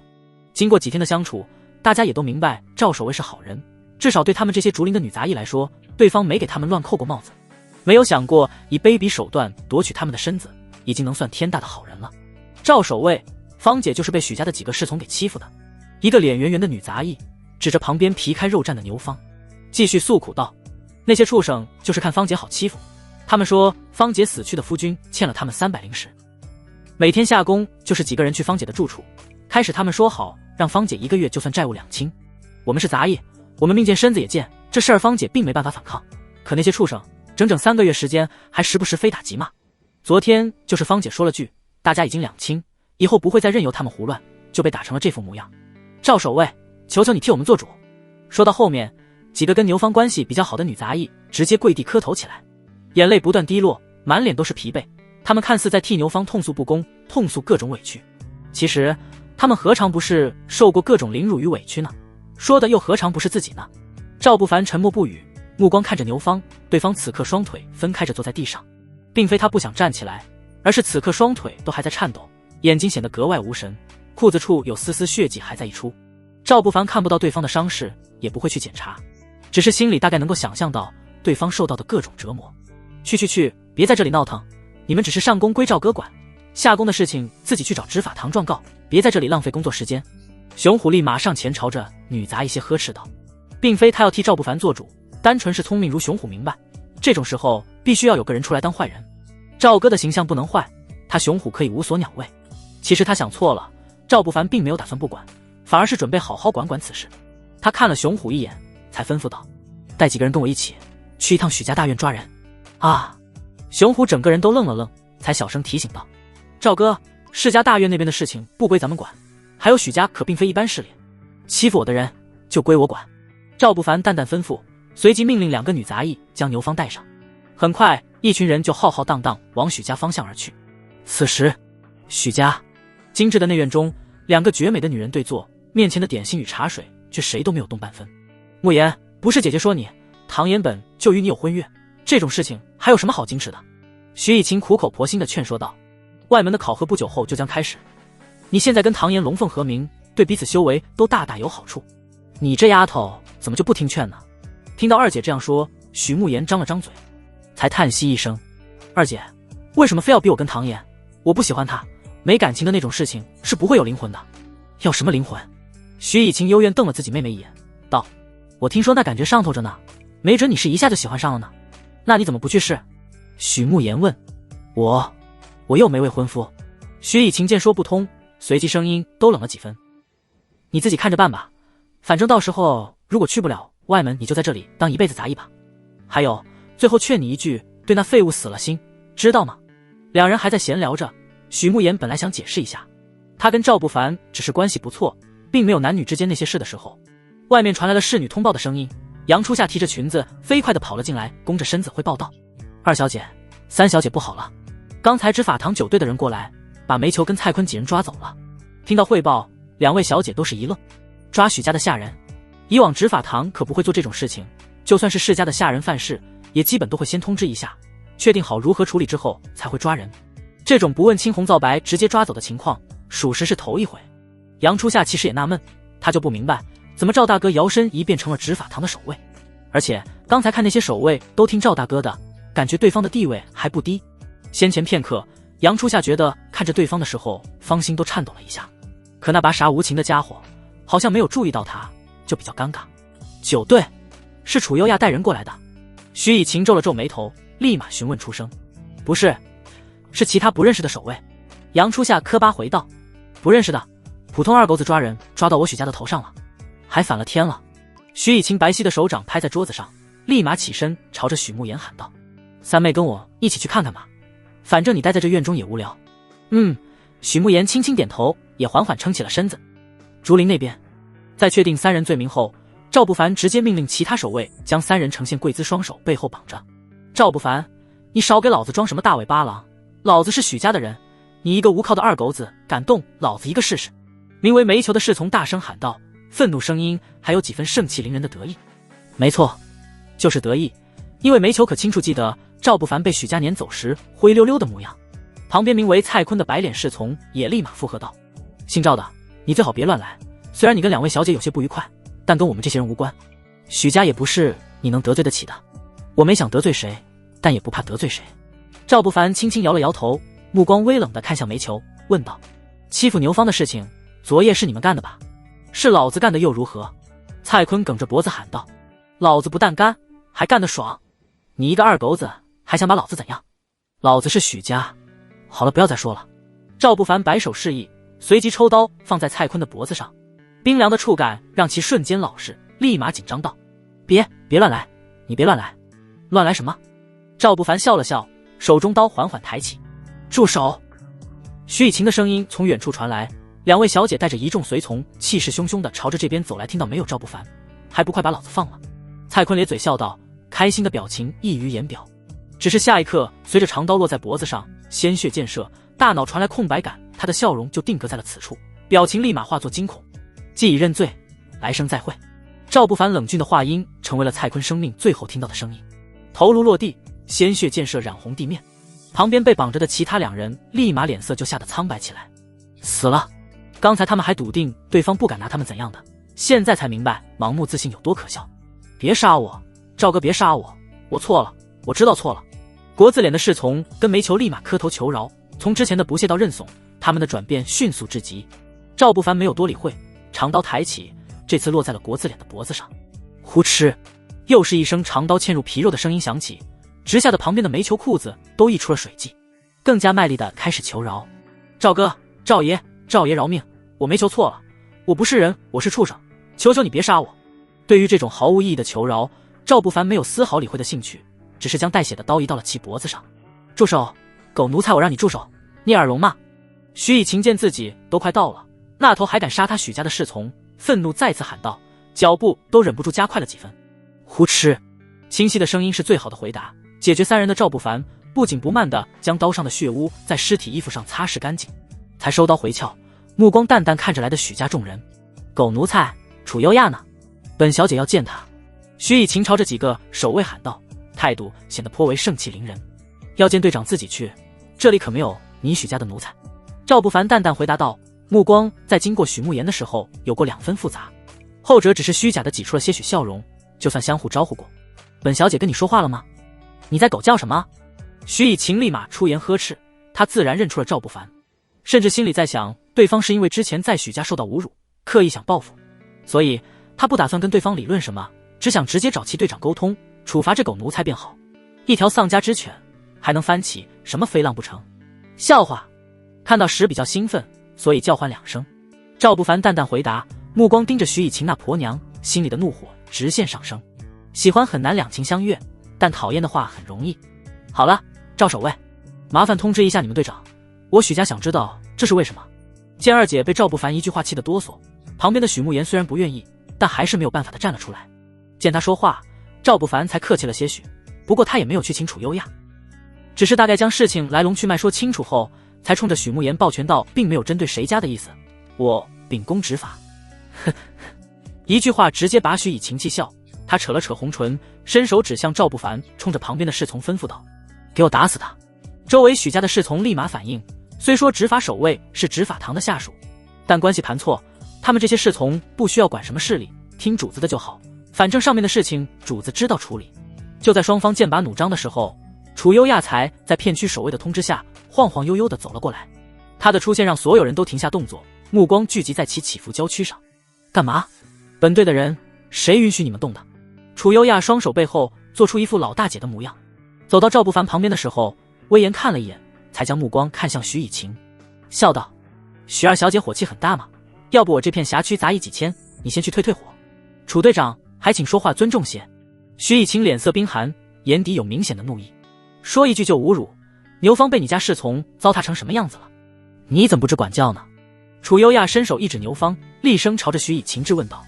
后者脸色变了变，一时间不知如何回答，沉默片刻，他才道，楚队长，我许家可不是软柿子。你什么柿子不是柿子？楚优亚丝毫没有给面子的打算，伸手拍了拍赵不凡的胳膊，吩咐道，去，把脑袋伸给2位小姐，我倒要看看他们能拿你怎样。整个场面瞬间就陷入了安静，赵不凡往前几步靠近许家众人，然而徐以晴表情变化几许，最后只咬牙丢下一句狠话，赵不凡，此事没完。话落，他用力挥甩衣袖，带着众人将许家3个侍从的尸体带上，灰溜溜的离开。对方离开后，一切又恢复了正常，只是在下宫的时候，楚优亚单独把赵不凡留了下来，也没有多余废话，他将其带到矿洞外的小树林中。晚风习习的小树林里，楚优亚再三打量着四周围的环境，显得颇为神秘。白天可把许家得罪了，等外门考核的时候，你多半死定了。楚优亚撅着腚趴在灌木丛下方，一边观察外面，一边小声闲聊道，考核又不是现在，没什么好怕的。赵不凡如实回答，确实他不怕，因为真到考核的时候，他认为自己绝非此刻这般模样，届时谁怕谁还不一定。也对，你能不能活到考核还未必，确实不用担忧。楚优亚回答了一句，伸手往后面一抓，就好像抓到个什么。他诧异回眸，两人四目相对，都显得有几分震惊。楚队长想干嘛？赵不凡问出心里疑惑，下意识往后退了退。对方一言不合就直接上手，确实让他有点摸不清虚实。不，楚优亚俏脸红得滴血，说话都有几分磕巴道：“不是，我是想让你把刀递给我，没想到那个……”说着说着就不知道楚优亚想到哪里去了，手再次呈现半握的状态，下意识目光露出些许畏惧。没错，就是畏惧。虽然他还未出阁不太懂，但也多少知道点什么。脑海中不知怎么就想到，如果那个自己那个太恐怖了。楚队长，咱们大晚上来这里到底干嘛？还是说正事吧。赵不凡察觉对方的尴尬，立马切换说起正事。毕竟他师娘还在住处等着呢，早就想回去聊天了。哦，对。楚优亚瞬间回神，一边伸手解衣服，一边道：“你也脱，快点，脱衣服。”两人脱衣服的速度都非常迅速。就在赵不凡准备脱里面衣服，心情还有些许激动的时候，楚优亚从腰间的储物袋中摸出一道漆黑的夜行衣递了过来。穿上，又要穿上。赵不凡心里一阵腹诽，随即在对方威严的目光中开始穿夜行衣。很快，黑夜中两人黑布遮面，身穿黑衣。比，楚优亚一个眼神示意赵不凡跟上，两人直接朝着矿洞摸去。守矿的几个守卫此刻正抱着酒坛子，一边喝酒一边吹牛。那年我哥不在家，我直接去敲嫂子的门，怕啥？老子啥也不怕。童哥牛逼，你大晚上敲门，嫂子能开？那有啥不能的？你得会诓骗会说话啊。教教，好哥哥教教弟弟我。老子当时喝了2两酒，直接敲门喊：嫂子开门，我是我哥。嘶哈！年龄略微小点的守卫眼眸骤然一亮，仿佛打开了新世界大门，立马拿起酒坛子给年长那守卫继续满上，边喊道：童哥喝，咱们今天不醉不归。好，不醉不归。几个守卫还在喝酒，全然没察觉有2道人影左右绕到了他们的后方。几记手刀整齐落下，只听砰砰砰几声，原本还在吹牛的守卫迅速被敲晕了过去。楚优亚继续开路，赵不凡紧紧跟随。灵石矿洞，通常发现一条矿脉开采是极为复杂的，需要专业的土木灵根，起码筑基以上的修士修炼过特别手段，才能够分经断穴，规划出大概的开采方向。所以表面看是一个矿洞，进去里面后则另有乾坤，里面拥有着不断分开的岔洞，零零散散几十上百个。此处的地形图也是赵不凡搞定张瘸子他们才从其储物袋子中拿到的。今天楚优亚的目的简单，就是盗取灵矿。虽然说他负责管理此处，但管理权限是自己的，灵石那是宗门的，偷摸来则是想把宗门的变成自己的。楚队长，赵某很好奇，为什么你如此渴望修行资源？赵不凡跟在其屁股后面，闲来无聊询问道。杂役考核半个月后就要开始了，3年一次考核，如果这次不能通过，又要等3年。楚优亚如实回答，他或许也是无聊，话显得有点密。圣宗招收杂役都是以3年为一批，每3年就会有一场考核，能够通过则去往外门修行。在楚优亚的描述中，唯有外门弟子才能算圣宗弟子。成为外门弟子后，可以去往传功殿修行更高级的武技功法，还可以拥有属于自己的修炼室。外门中有各种各样针对弟子开放辅助修炼的宝地，各种这里见不到想不到的修行灵药。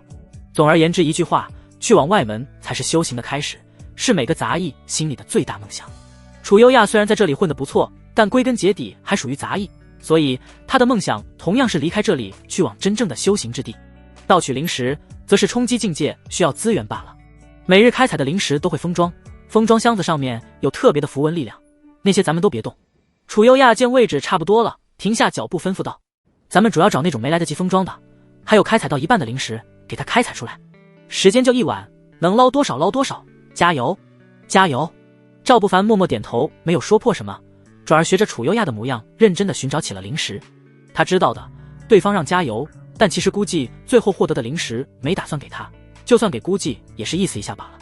因为有矿脉深处的地形图，所以两人搜刮起来的速度不慢。夜半子时的时候，赵不凡就大概估计过，他已经搜刮了接近1万枚灵石，略微有点感触，自己挣1个月才200，结果看看这简直暴富。关键楚优亚还只是一个守卫队长而已。赵不凡心里已经无法想象那些位置更高的人，他们获取资源又是如何一番横征暴敛。就在两人搜刮到一条矿脉最深处的时候，洞口狭窄之后出现了特别宽阔的山洞，进入其中，属于湿润空气的味道瞬间涌入鼻腔。楚优亚警惕地嗅了嗅，白皙手指在山洞的墙壁上扣了一把，轻轻碾碎尘土的时候，他眉头瞬间皱了起来。此处居然有凶兽出没，小心点！提醒刚响起呢，赵不凡没有回答，只是冲着洞内亮着微光的地方示意。那头，一朵黑白相间花朵静静矗立，叶子宛若月牙，艳红的花朵肉眼可见在枯萎，而花朵枯萎的地方逐渐挂上了一颗赤红的果实。赤阳果，壮骨壮阳的大药，低级东西，好在年份还不错，隐约有向灵药转换的架势了。脑海中苏浅月的提醒随即响起，赵不凡微微点头，却没有在意这颗果子，而是目光警惕地看着那头缓缓撑起身子的6丈猛虎。黑夜的山洞中没有光线，其实白天也没有，只是此刻微弱的赤阳果光芒隐约勾勒出了猛虎的轮廓。那畜生毛发油亮，满身的斑斓纹路，看起来颇有几分兽王之威。他左前爪微微向前探出，10几米长的身子舒服地伸了个懒腰，才好奇地打量着突然出现在山洞中的2个小点心。吼！猛虎发出一声低沉咆哮，声音震得山洞上方尘土簌簌落下。赵不凡再往后退，因为他已经能感觉自己并非这猛虎的对手。凶兽体型庞大，力量更是同级武者的几何，其战斗杀伐宛若上天的宠儿。同级中10位武者才能抵得过一头凶兽，而这头畜生的气息分辨已然达到的凝气6重。吼！斑斓猛虎再次咆哮，10几米的庞大身躯跃起，一记完美的扑杀直接压向赵不凡。后者立马抽刀横刀格挡，却被一爪直接拍的脚步嵌入地面3寸，气血翻涌的感觉涌起，赵不凡险些吐出一口鲜血，好在是被他强行忍住了。呼！猛虎的攻击迅捷，另外一只脸盆大小的爪子裹着烈烈风响再次重重砸来。砰！就在巨大爪子要落下的瞬间，赵不凡脚下猛地发力，踏风步顷刻施展，他身影如风连连后退，眼中满是警惕，握刀的手下意识收紧。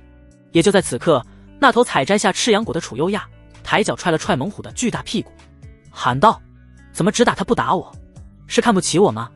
猛虎察觉背后的力道，转过头咧开嘴露出獠牙，吭哧吭哧呼吸的热气吹得地面尘土弥漫。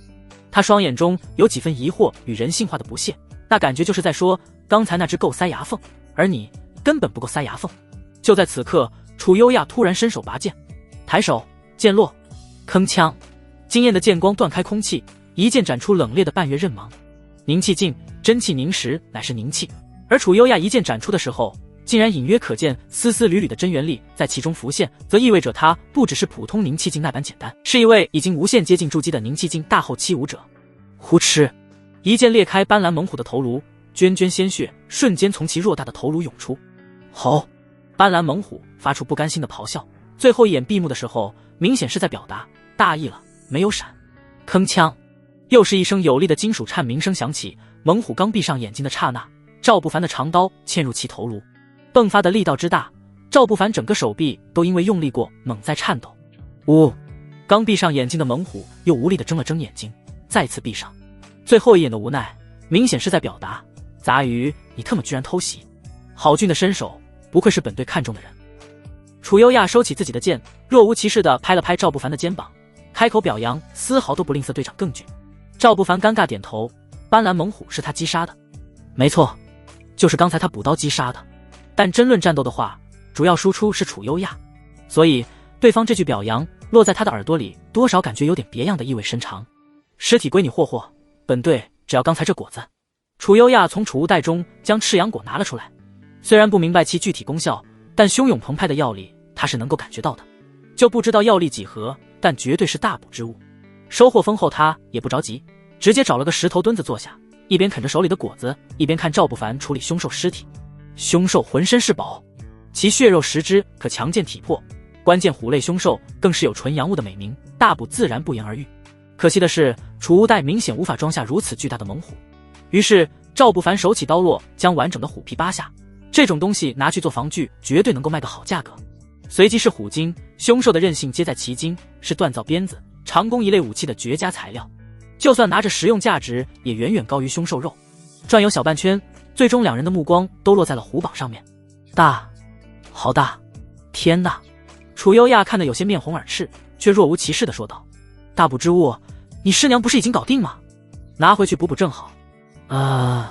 赵不凡愣了愣，连忙摆手：我是不需要这些东西的。不过随即他又想到了什么，才尴尬露笑道：我有个好兄弟名为杨成，他自小体弱，或许需要此物滋补。说着也不管楚优亚信不信，赵不凡开始出刀剥离。几十分钟后，他已经将所有能装入储物袋中的东西收取。那头的楚优亚服下赤阳果后，已经开始盘膝修炼。见他迟迟没有走的打算，赵不凡略微犹豫，掏出猛虎的心头精血，盘膝开始修炼起了龙血断体诀。澎湃的血气力量涌入体内，他的气血瞬间躁动，一股之前就不太好压制的炙热从骨子里溢出，冲刷全身各处。修为节节攀升，一步冲过关卡，继续向前。等周围hul血的能量耗尽时，他的修为稳固在了凝气2重。双眼睁开，有金芒爆射之感，周身明显都硬了不少。不错，你的混沌纯阳体正在觉醒力量，只要苏醒一阳之力，战力必然天翻地覆。苏浅月感慨道。那边的丫头状态不对，她服下赤阳果，这东西不适合女人服用。什么意思？赵不凡立马在脑海中问道。赤阳果乃是补阳壮精之物，女子服用的话同样是补药，但女子属阴，很难炼化其中蕴含的那股纯阳力。苏浅月不厌其烦地解释道。她如果修为再强些，则能凭借意志力坚持，但看她皱眉的模样，估计心神已经失守。听到这里，赵不凡抬眸看向远处的楚优亚，对方此刻皱着眉头，溢出的汗液已经浸透衣上，汗液顺着脸颊滑落，从白皙的脖子经过落入深处。他会死吗？赵不凡好奇询问。不会，苏浅月立马回答，带着几分调侃。但有可能你会死。赵不凡更显得猛，他认为这是该跟自己没有关系的，毕竟服用赤阳果的是楚优亚，身体出状况的也是对方，跟自己有什么关系？可下一刻，随着楚优亚睁开眼睛，将炙热目光投向他的时候，赵不凡就明白了，也许或许大概真的会跟自己有关系。因为他还没来得及说什么，楚优亚就已经起身步步逼近，浑圆美腿迈开的每一步都带着极致的压迫感。赵不凡，我好难受。楚优亚的呼吸都带着燥热，身躯在颤抖，双眼中的理智剩下已经不多。后退。赵不凡警惕后退。楚队长，这是服用那果子的状况，你克制一下，我马上带你出去。不。声音几乎是喊出来的。楚优亚没有以往那种从容淡定，他双手用力抓着头发，显得格外不稳定，大声喊道，我好难受，我不知道该怎么办了，但我本能感觉你能帮我我好吗？好像血在燃烧般难受，赵不凡帮我。说话间，楚优亚已经靠近赵不凡，虽然眼中神智剩下不多，但出于本能的教养，他还是低声念叨了一句，拜托了，拜托了。赵不凡看着面前脸颊红透，呼吸急促，迈步朝着自己逼近的女人，心里一阵发懵，并非说正人君子，单纯是害怕对方事后报复。就从刚才楚优亚展露的实力，万一对方后面反口说自己趁人之危，喊打喊杀的他估计是不好招架。两人的脚步都在后退，一步一步又一步，直到赵不凡被逼迫到贴近墙壁退无可退的时候。拜托了。楚优亚一边往怀抱里转，一边还在神志不清地重复3个字。身为一名地道穿越者，赵不凡只想说，这位岛国朋友请你自重。吧唧。就在他胡思乱想的时候，楚优亚踮起脚尖直接送上红唇，来不及反抗，赵不凡就被搂住了脖子。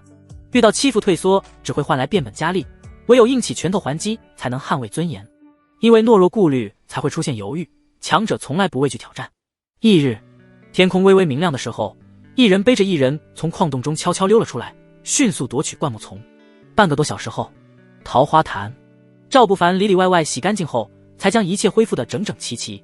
随即他若无其事的盘膝修炼，楚优亚就躺在刚才草地上。等悠悠醒来的时候，楚优亚都还感觉有点懵。他抬眸看了看旁边盘膝修炼的男人，问道，咱们昨天后来干嘛了？没干嘛。赵不凡虽然心跳的有点快，但还是恬不知耻的镇定回答道，你好像被邻国捕过头了，室友说几句奇奇怪怪的话，后面我担忧你出事，便将你从矿洞带出来了。还好。楚优亚脸颊红红的，漂亮眼珠子转了转，心里暗道，还好那白痴没听懂自己的拜托是什么意思。好在没听懂，幸亏没听懂。看了看自己身上干干净净的，估计是没发生什么。再看赵不凡的时候，楚优亚眼里都有几分欣赏，能够不为美色所动，不趁人之危的男人，值得他高看一眼。谢谢啊。难得温柔的道谢，楚优亚露出几分小女儿家的娇羞。赵不凡心里却有点紧张，昨天最后是苏浅月说他储物戒里有一枚丹药，能帮助低级武者迅速恢复身体状态，也就给楚优亚服下那枚丹药，赵不凡才敢赌对方不会察觉异常。开始2天是没有察觉的，楚优亚也因为赵不凡救他，好心的拿出了3010分给对方。但第3天的时候，他去见了他姨娘，悠悠檀香徐徐飘散，缭绕的整个大殿都泛着让人神清气爽的味道。姨娘，本次考核的具体时间上面还没通知吗？楚优亚低着头询问，语气中有点迫不及待。现在的他能够感觉到自己身体中澎湃的力量，修为也再次突破了一个境界，可谓信心十足。最近2、3天就会下来，本次考核有所不同，具体的我也在等上面人通知。玉凝雪轻轻叹息一声，她也在等，不知道等什么时候。对于弟子来说，可以通过考核离开杂役牢笼，可对他而言，不知何时才能离开。哦，我最近赚了些零食，给姨娘放在这里，那我先下去了。楚优亚心不在焉地回答一句，就准备回去继续干修炼。考核无论如何变化，最终都离不开自身实力，这点他是知道的。所以越是考核将近，越得努力修炼。老话说得好，临阵磨枪，不快也光。矿脉被盗的事情是你做的吧？下次别做了，上面查得紧。玉凝雪没有看储物袋里有多少东西，也没有问，便知道了东西的来源。因为他了解749区域，也了解自己的侄女儿。对了，有空帮我查探一下一个名为汪伦的人，我要他的全部讯息。是，我这就去办。楚优亚回答一句就准备离开的，却被接下来玉凝雪的话彻底问得不知所措起来。寻道侣也不给姨娘说一下，虽然你长大了，但如此不清不楚的就交出身子，未免太过于草率。你别看在杂役区贞操无所谓，但外面的世界，强者最在乎的就是这个。你这般行事让姨娘很失望。语气从头到尾都没有太多变化，但后面失望2个字落下的时候，楚优亚整个人身子都颤了颤。从小到大，他还没有从姨娘口中听到过这2个字，扑通双膝瞬间跪地。楚优亚不知道自己错在哪里，但还是第一时间认错道：优亚知错，但我没有喜欢谁，也没有轻贱自己。啪！白皙手掌落在寒玉台上，整个房间仿佛都晃动了几分。玉凝雪的语气瞬间加重：还在狡辩？你是我从小看着长大的，你的气息变化一分都逃不过我的眼睛，可我真没有。有没有你自己清楚，下去吧。玉凝雪最后确实被气得不轻，和赤楚优亚离开后，她心里都久久不能平静。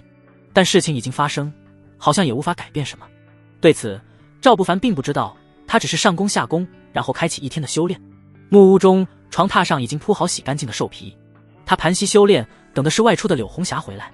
外面炉火上还炖着阳城的补药，但赵不凡想的是，如果好兄弟不来，那药也不能浪费。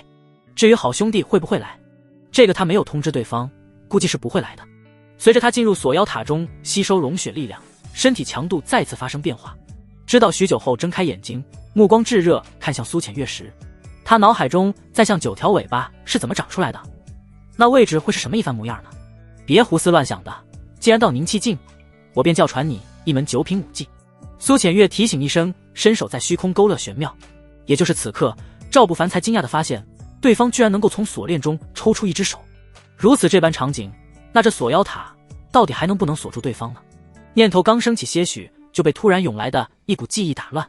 在赵不凡的眼前突然浮现了红色画面，画面中有双白皙的手在徐徐移动，随着那手的移动，画面中溢散的红色能量逐渐汇聚，最终双手合上的瞬间，红色能量化作了一点，悬浮于指尖之上。汹涌讯息开始疯狂涌入脑海中，断金碎玉指，一指分金一碎玉，隔空100米可杀人，直起风云动，只落枯叶飞。好东西！赵不凡立马记下，开始修炼，进入凝气境界。通常的武者可以凝真气攻击，但距离不超过自身3米。就算是强大些的武者，加上修炼武技，也就10米通常为极限。断金碎玉指，别的不谈，就谈距离，已经是遥遥领先同级武者。见他一副激动模样，苏浅月笑了笑，只是投给对方一个看土包子的眼神，并没有多说什么。几个小时过去，赵不凡退出修炼状态时，已经能够更好地掌握这门武技。虽不说登堂入室，但也初窥门径。又长又白又滑，想不想摸一下？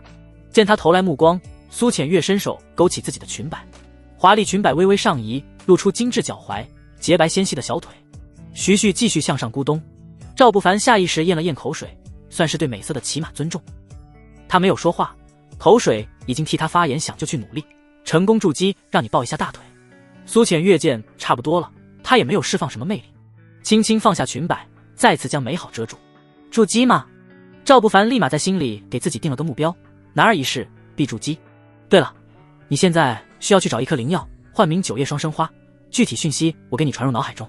苏浅月似乎想到什么，立马道：那玄阴道体的女人约了你时间，你必须在此之前找到9叶双生花，届时服下此药，再替其解决寒毒问题，你的体质才能够顺利觉醒一阳之力，体质自带的神通传承不容许出任何差错。新世界的大门轰然打开，赵不凡则是此刻才明白，原来特殊体质的觉醒过程中需要灵药来配合压制刹那的能量冲体。9叶双生花，花如圆盘，阴阳相生，其没有太特别的功效，唯有一点，能够帮助稳定体内力量的均衡。暗暗记下，赵不凡才退出锁妖塔的空间。他出去的时候，柳红霞都还没有回来。又过去半个小时，木门才吱呀一声被推开。来，喝药喽。柳红霞端着个碗，里面装的赫然是杨不凡炖在外面的东西。他宛若贤妻良母般温柔坐到床榻，姣好轮廓压得虎皮上毛发折腰。白皙小手一手端着碗，一手用汤勺给赵不凡喂了起来。后者也不客气，反正自己人没必要太客气。师娘最近2天在忙什么？赵不凡问道。确实有点好奇，也是出于关心。最近几天柳红霞都离开的早，回来的晚。听到询问，柳红霞的脸色变了变，随即立马恢复正常，挤出几分魅惑笑容，调侃道：这才几天呢，跟师娘在一起就知道聊天了。哎，以后的日子可怎么过呢？悠悠怨怨的叹息，宛若小媳妇儿般。但说实话，没有这样的小媳妇儿，每天就是要求努力，连天都不聊的那种。你还是先告诉我最近在忙什么吧。赵不凡抓住白皙小手，拿过碗将其中的汤一口喝完，顺手将碗放在了床头边缘，才目光死死地盯着柳红霞，问道：你是不是有我重要的事情瞒着我，对吗？不对。柳红霞立马否定，温柔地往怀抱靠了靠。那先说正事，咱们来日方长。赵不凡的话刚落下，呼的一声就被推倒。我要你做我的方长。柳红霞的声音在耳边响起，摇曳娇躯，成功把一切正事都变成无关紧要。翌日天空明亮的时候，赵不凡便跟楚优亚请了假，因为寻找9叶双生花，就需要离开居住区域一趟，去往山脉中搜寻。安排好时间，中午的时候他就到了招募的地方。至于招募是干嘛，简单理解，因为外出去往山脉中的不确定因素太多，单人前往太过于危险，所以大多数人会选择去往同一方向的人组队。这种就是没有报酬的招募组队。还有一种就是对方有明确的目标跟任务，一个人难以完成，需要有人陪着一起。第二种就是有报酬的招募。来到区域后，赵不凡很快就找到了一个跟自己想去的地方相同的队伍。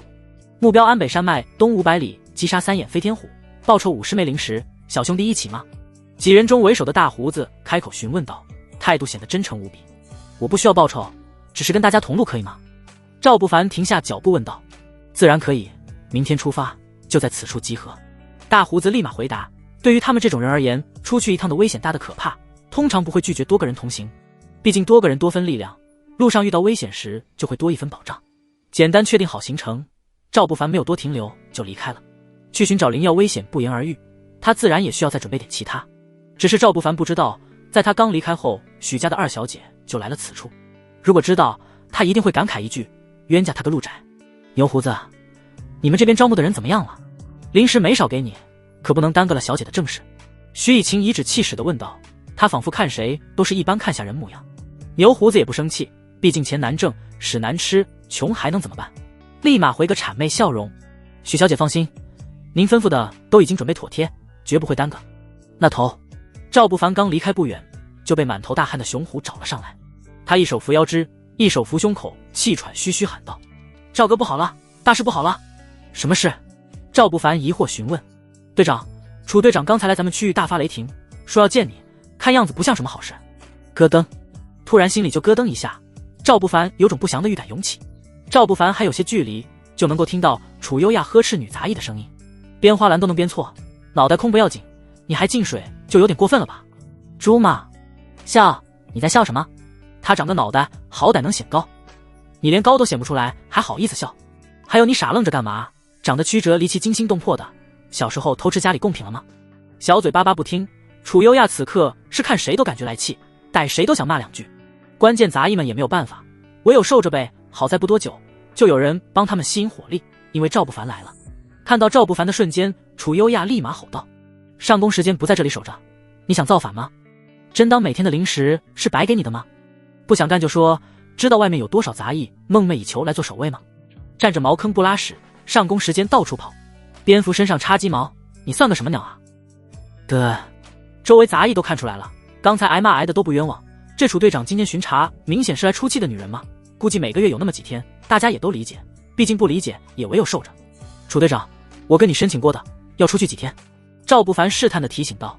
之前说的时候还好好的，小丫头胸脯拍得巴巴的答应的，此刻好像又变了卦。出去。你最好先把事情给老娘说清楚。楚优亚猛地将手里的鞭子丢下，带着赵不凡就往无人的地方走去。前后走了几分钟，感觉别人应该听不到他们的谈话后，楚优亚才问道：那晚在矿洞里到底发生了什么？没发生什么啊，你不记得吗？赵不凡强压各种情绪，淡定自若地反问道。记得，就是记不太清楚了。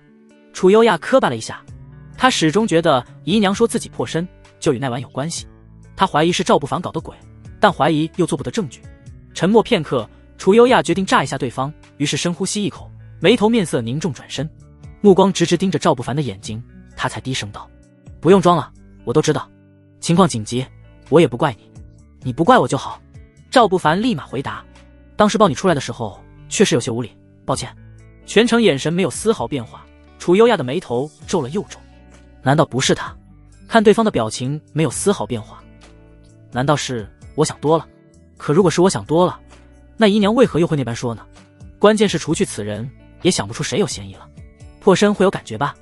想到这里，楚优亚的目光略微下移，小手半握，忍不住打了个寒战。瞬间他又否定自己被破身的念头，估计是姨娘看错了，对，回头让姨娘再细细看看。对于他的想法，赵不凡是不知道，只是能够糊弄过去一次，那就下次再说呗。翌日，天空刚刚放明的时候，赵不凡就来到了队伍的集合位置。整个队伍浩浩荡荡，有着10几人，为首的正是牛胡子。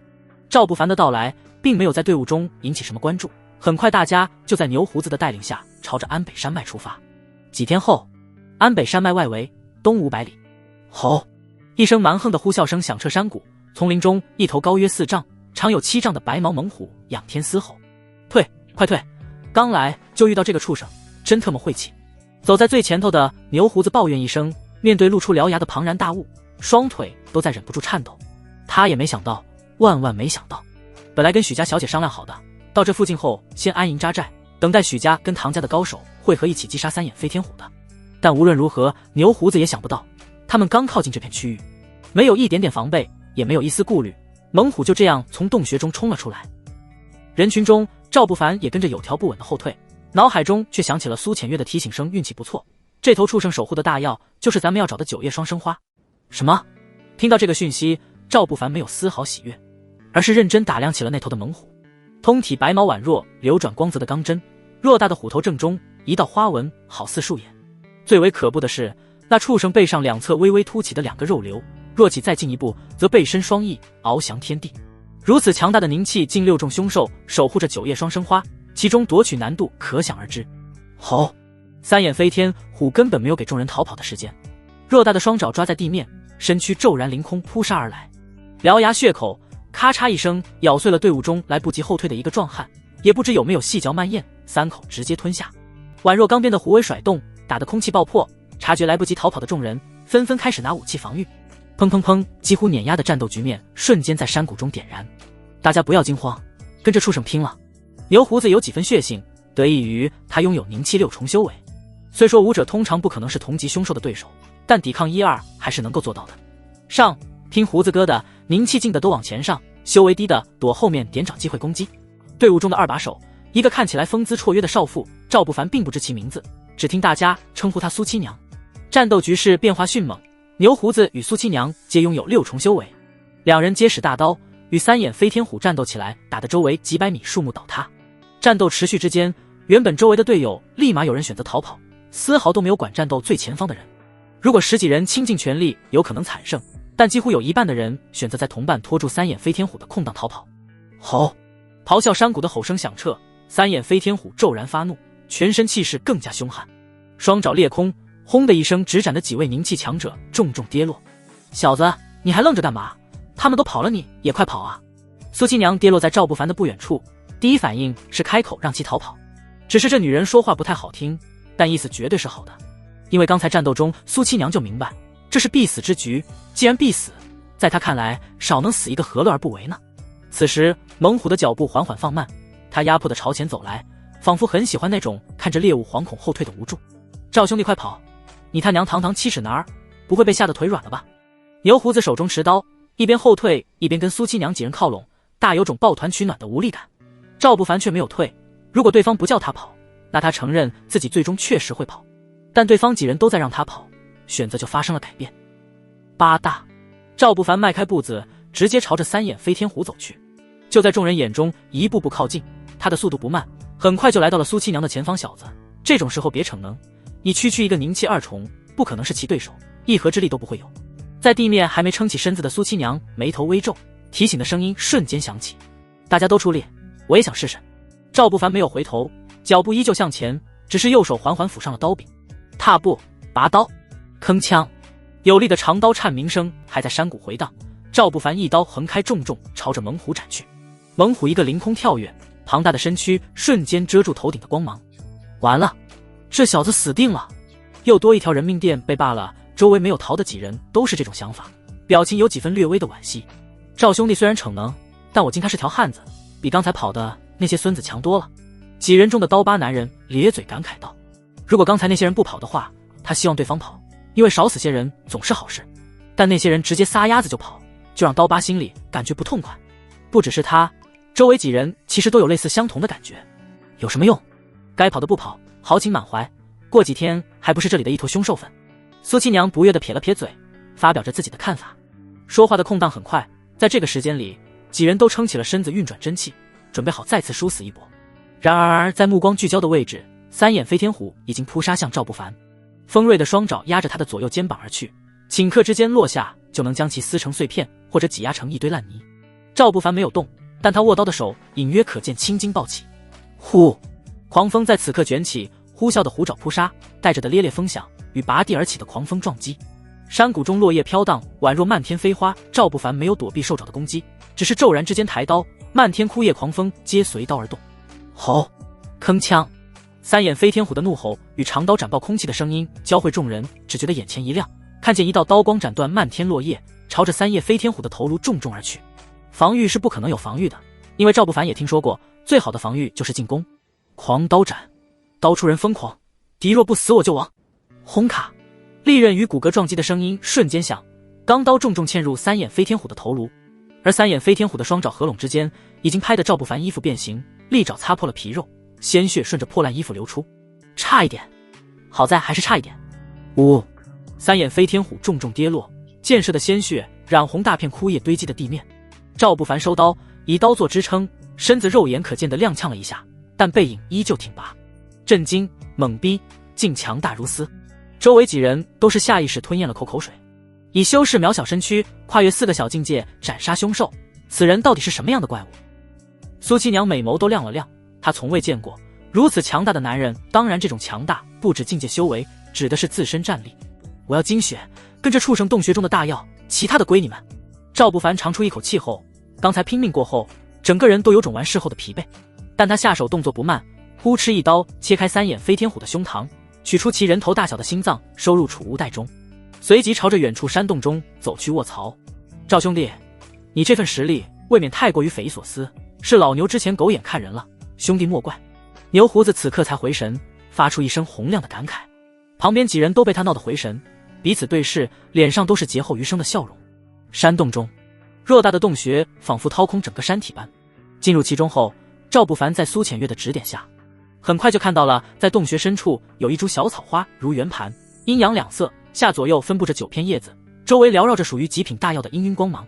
拿事先我让你准备的玉盒子装下，大药灵药都是药，共同特性就是采摘之后，其中蕴含的灵气就会缓缓溢散到天地之间，所以装成不同的药需要不同的容器。说来话长，以后为师再慢慢跟你细说。苏浅月憋得太久，事无巨细地讲起了如何采摘下9叶双生花。赵不凡也不觉得烦，按照对方的指引，很快就将9叶双生花采摘装下。等他离开洞穴的时候，外面几人已经将三眼飞天虎的其他部分瓜分，这一点大家都没客气，毕竟出门就是为了求钱财资源，刚才他们也拼命出力，获得些东西是应该的。赵兄弟，你伤势打紧吗？我帮你包扎一下吧。赵不凡刚来到几人不远处，苏七娘便迎了上来，她手里拿着些红布条子，整整齐齐的，从上面纹路分辨得出是从衣服上撕下来的。一点小伤不麻烦，东西都收拾了，咱们还是快些回去的好。赵不凡礼貌回答，事情处理好，他又有点想师娘了。不是说想干嘛，单纯是想了。你放心吧，这布条子都是干净衣服上下来的，血淋淋的赶路也不方便，来吗？苏七娘见赵不凡拒绝，颇为豪爽的直接上手了。那感觉就是你不要，但我非要给，也不好跟个女人拉扯，赵不凡只好任由对方了。别说，苏七娘的小手特别柔软，包扎的手法则是相当了得。对方储物袋中拿出来的止血药，效果也是一流的好。很快，赵不凡的伤口就被包扎处理好，就是觉得大红色布料看起来有点怪怪的。赵兄弟，你这赚大了，我看七娘是想老牛吃把嫩草，要不你给个机会，哈哈。牛胡子咧嘴笑道，随即冲着旁边的刀疤男人问道：知道赵兄弟包扎伤口的布条子是从什么衣服上扯下来的布？那我哪知道呢？刀疤知道，但还是配合问道。你猪脑子不知道也正常。牛胡子回一句，随即朝着赵不凡问道：兄弟，你估计能知道，绝对有股子奶香味。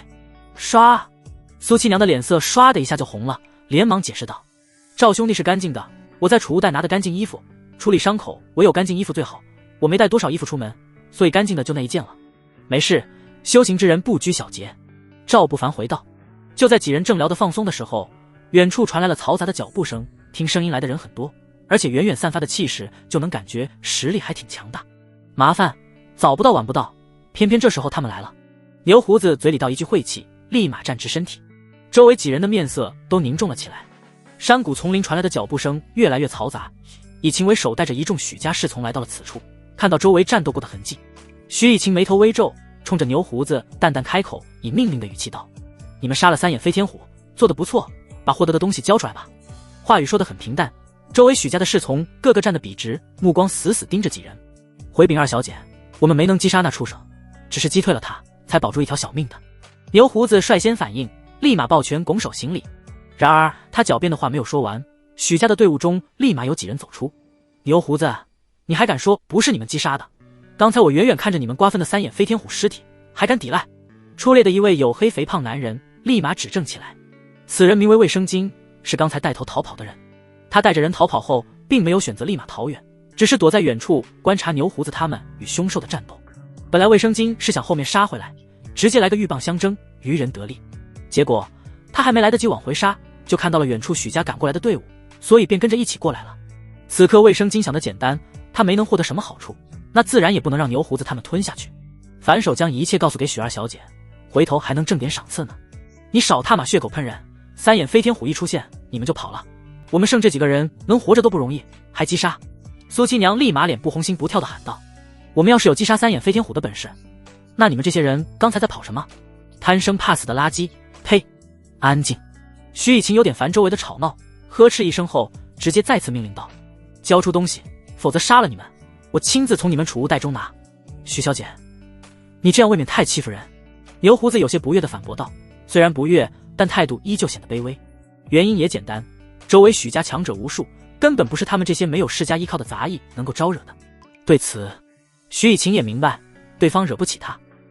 之所以让这些人来这里，目标也不是简单的击杀三眼飞天虎，而是他们跟唐家约定好探查一处秘境，招募这些杂役则是在必要时刻用来做炮灰的。猎杀三眼飞天虎只是表面许家的图谋，但即使是表面任务，徐以勤也认为好东西就该归自己，因为他是雇主，是高高在上的许家二小姐。于是面对牛胡子的质问，他微微颔首：欺负你又怎样？况且这也算不得欺负，你们收了我许以勤的灵石，此行的一切获得都该归许家所有，自己拿出来，或者我自己来拿，二者选其一。静！周围的空气突然就陷入安静。牛胡子深呼吸两口气，脑海中念头电光火石而过。他不想交出去刚才获得的凶兽物件，但得罪许家却也万万不敢。自古有言，好汉不吃眼前亏。于是他一咬牙一跺脚，便无奈的点头应道：好，我们收取了二小姐的灵石，获得之物确实该归小姐所有。说话间，牛胡子示意苏七娘几人都把获得东西交出来，几人拿着储物袋伸手抛了过去。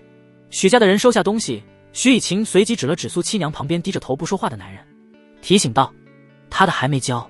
被点到的赵不凡整个人都有点不好了，他刻意低头并控制着气息一散，就是担忧被许家的人认出来，毕竟要说他跟许家的恩怨那就多了。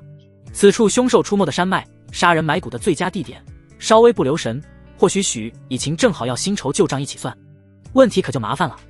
二小姐明鉴，赵兄弟只是跟着同行的人，我们有契约签订，不信你可以查看，他并没有拿许家一块灵石报仇，获得的东该是他自己的。牛胡子立马替赵不凡说起了话，苏七娘跟刀疤都帮忙附和，毕竟刚才一场战斗，大家还是有些情分在其中。既然自己的东西保不住，出于好心，他们还是想让赵不凡把获得的东西绑住的。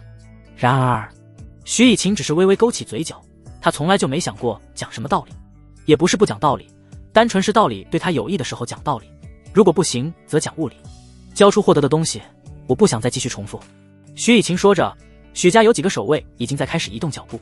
也是此时，赵不凡才认真打量起周围的人。周围有几十个许家的侍从，但好像精英的那一批并没有在，整个周围能算威胁的唯有徐以晴一人而已。脑海默默沟通，苏浅月就给出了对方隐蔽的修为状况。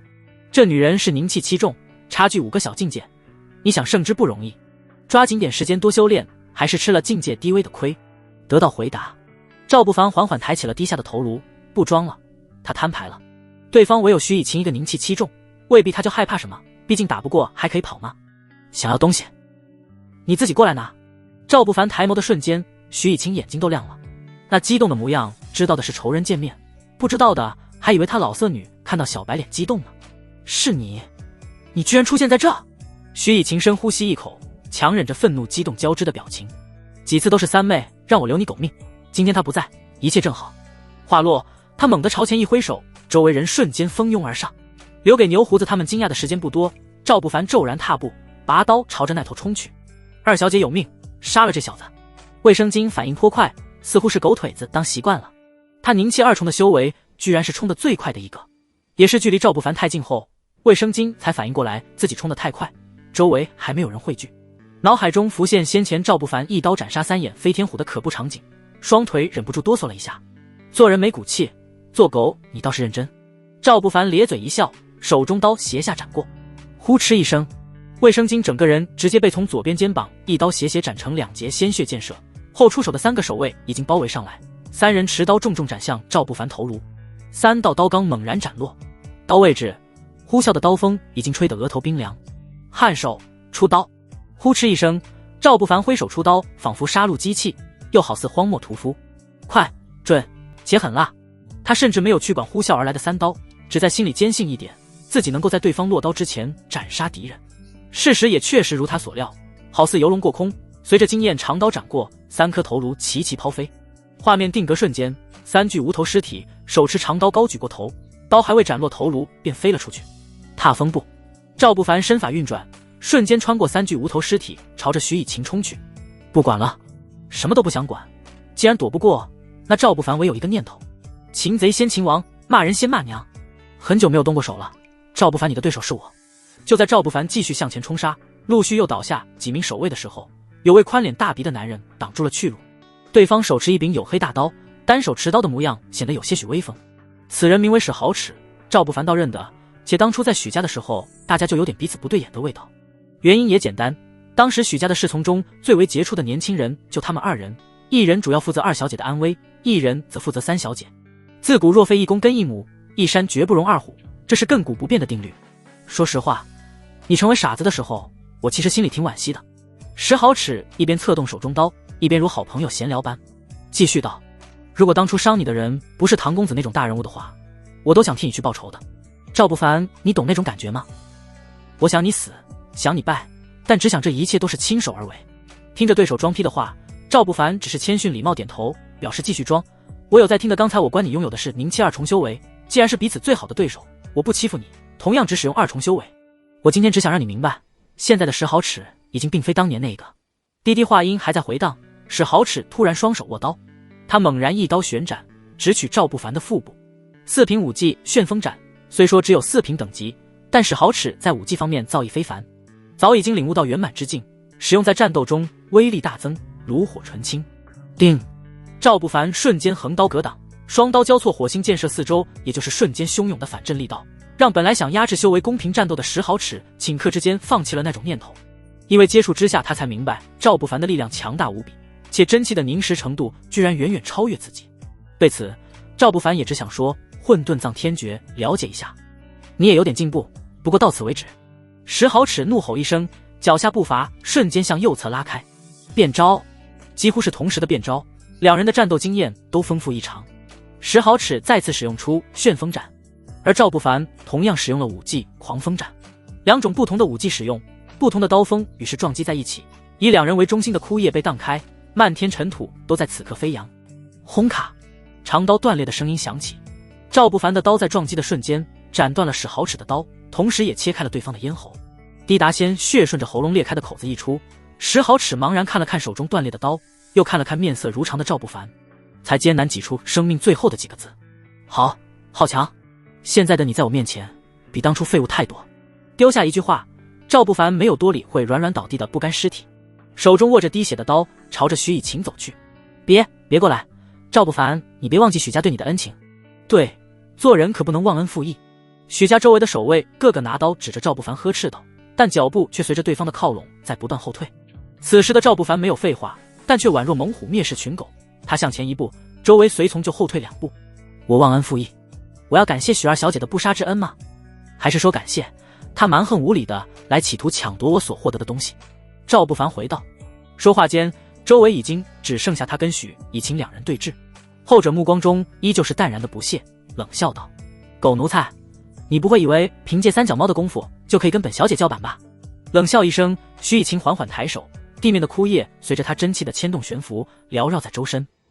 吧嗒，一片枯叶落在其白皙的手掌上悬浮，徐以晴轻轻弹指，咻的一声，枯叶宛若破空之箭，朝着赵不凡的右边肩膀急射而来。摘叶飞花手是许家花费巨大代价才获得的一门7品武技，其武技玄妙，摘叶飞花，隔空杀人。咻，枯叶直指赵不凡的右肩而去，徐以晴将一切都算在其中，只要对方躲避，下一刻接踵而至的攻击就能让其瞬间陷入被动防御之中。此武技的妙处就在这里，让敌人无法近身便可斩杀。侧身，赵不凡本能侧身躲避，飞叶贴着衣服划过，留下一道浅浅的口子。狗奴才，去死！徐以晴见一击得手，双手屈指不断弹射，漫天飞叶咻咻而来，瞬间封锁赵不凡周围一切退路。踏步，赵不凡猛然踏步，身躯瞬间凌空跃起，手中刀轰然斩向飞叶，爆破气浪席卷而开，尘烟弥漫又消散。赵不凡手中刀已经归鞘，而此刻他匕首成剑指，玄妙的红色真元力已经在指尖凝聚。那头的徐以晴也在此刻全力使用出了摘叶飞花手，几十片落叶宛若飞刀排列，隐约可见寒芒耀眼。嗡！赵不凡骤然一指破空，红色真气凝实，好似流星过夜。轰！两道攻击撞击在一起的时候，徐以晴的表情都变化了几分。他瞳孔猛地收缩，居然看到对方的指力破碎了自己的攻击，威势不减。他根本来不及躲避，就被指力瞬间击中胸口。砰！娇柔的身躯顷刻倒飞出去，胸口的护心镜应声碎裂，跌落在地面咳出鲜血的时候，徐以晴抬眸，眼中满是茫然无措。别乱来！看着一步步靠近自己的男人，徐以晴畏惧地蜷了蜷身子。对方蹲下身子的时候，他慌忙抱住了胸口，看着无情的大手朝自己抓来，徐以晴瞬间有种马上不干净的念头。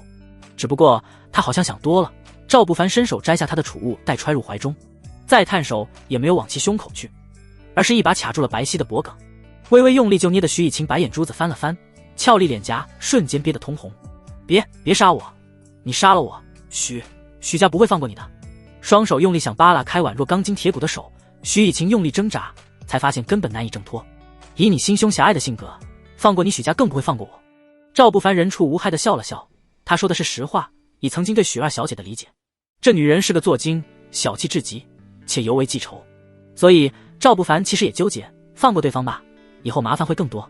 真杀的话，许家对他确实有恩情，3小姐跟大小姐人都颇为的不错，对他也都有过不弱的恩情。我是心胸狭隘，是小肚鸡肠，其中有原因。赵不凡，我没想过杀你，你听我解释。徐以晴的脸色涨红的厉害，拼命想说话，也只能断断续续地说着。那么瞬间，他眼底有畏惧浮现，整个娇躯都在微微颤抖，后悔自然从心里涌起。他在后悔当初不该对赵不凡手下留情的，要是早点弄死对方，估计就不会有现在这事了。就在此刻，许家后面跟来的队伍才姗姗来迟，与之同行的还有唐家的一队人马，浩浩荡荡上百人出现在周围。看到眼前一幕时，为首的男女脸色瞬间变化。赵不凡，你干嘛？放开我姐姐！许慕言显得有些急切，说话都没有平日的淡然。3小姐，此事并非我主动招惹。赵不凡低声解释了一句，但话并没有说完，就被唐家队伍为首的青年男人开口打断。青年男人长相有几分阴柔，身穿着蓝色长袍，面无表情的冷道：不管什么原因，放开二姐，我可以饶你狗命。话说的平静，但唐岩认为自己身为唐家公子，拥有凝气9重修为，有资格如此这般命令语气说话。你才是狗命！赵不凡眼中怒火瞬间晃过，2年多之前被唐家人重伤的场景仍旧历历在目。仇人见面，分外眼红。看来你是准备跟本少叫板对吗？想不通区区一个下人，是谁给你的勇气？唐岩不置可否地笑了笑，他转动着手里的玉扳子，脚步缓缓踏出，无形的压迫感瞬间散开。没空听你狗叫，让你们的人滚开，否则我立马杀了这个女人。眼看局势不利于自己，赵不凡立马开始威胁，掐着徐以晴脖子的手指再次徐徐用力。赵不凡，你不要冲动，有什么事情咱们可以心平气和地说。许慕言的声音有点发颤，显得颇为的不平静。他立马抬起白皙小手，示意许家侍从全部后退，才冲着唐岩喊道：唐公子，你们也退吧。我退。许慕言，你有没有搞错？你让我给一个随从让路？唐岩气的嘴角都有些歪，瞪大眼睛盯着许慕言，好像企图用这种表情的压迫感让对方畏惧，从而做出什么让步。然而并不可能，因为那头被掐住脖子的是许慕言的亲姐姐，其中重要性不言而喻。所有人都退开，若我姐姐要是有个3长2短，我发誓必与其不死不休。没有再针对谁，许慕言甚至不再正面回答唐岩的问题，声音都提高了不少。退，小姐让咱们退，大家都往两边退开。许家侍从中，杨成第一个反应，朝着周围人嚷嚷道，目光在掠过赵不凡的时候，有丝难以察觉的肯定，那感觉就是在说，对的兄弟，就是这样搞。唐家的人同样在退，因为唐岩没有下命令不退，大家做侍从的也都怕得罪未来的少夫人。浩浩荡荡的队伍就这样眼睁睁看着赵不凡带着徐以晴离开，直到2人的背影消失在茫茫丛林，唐岩才忍不住怒吼道，他居然恢复了，传我的命令击杀此人。唐岩有必要吗？他只是一个侍从而已，何必非要赶尽杀绝呢？许慕言收回远观的目光，心里还有担忧，但他却直觉地认为赵不凡不会伤害他姐姐。原因也简单，因为以前相处的时间长，许慕言清楚了解赵不凡的行事风格以及为人。听到劝说，本来只有3分怒火的唐岩瞬间有了9分。自己的未婚妻当着如此多人的面前在试图维护一个男人，旁人如何想唐岩不知道，但他唯有一个念头，此人必须死。加重语气道，不惜代价，我要看到他的人头。是，属下明白。侍从的应答声立马响起。双方闹了个不愉快，原本准备好共同探查的秘境，也因为许慕言说二姐没回来，无心探查给取消了。对此唐家那边并没有办法，因为本次秘境开启的信物是双方各自拥有一半。3天后的丛林中，那是下午，夕阳的红光笼罩整个山川，一处湖泊旁边，水中斜阳仿佛点燃整个湖水般。徐以晴双手被捆绑着，坐在岸边口吐芬芳。死奴才，你都逃出来这么远了，还不放开本小姐？你到底想干嘛？现在放开我，本小姐以人品担保，以后不会再找你的麻烦。如若不然，与你相关的人都得死。啪！还在咧咧嘴呢，徐以晴还有许多愤怒没释放呢，就被走过来的赵不凡重重抽了一耳光。之前都没有打过对方，赵不凡承认是自己太仁慈，才导致此女半点被俘虏的觉悟都没有。打我！你个狗奴才，居然敢打我！你再打一个试试！徐以晴被突然的巴掌气糊涂了，只感觉自己从小到大都没有受过这种委屈，立马吼了起来。啪！赵不凡给另外一边脸颊上也抽了个巴掌印，感觉看起来确实对称许多。震惊与懵逼交织，再次被打了一巴掌。徐以晴委屈中又突然认清现实，他强忍着眼眶中的眼泪，转头看向湖面，不再言语。现在可以好好说话了吗？赵不凡见对方安静，才坐到旁边随口询问道。可以。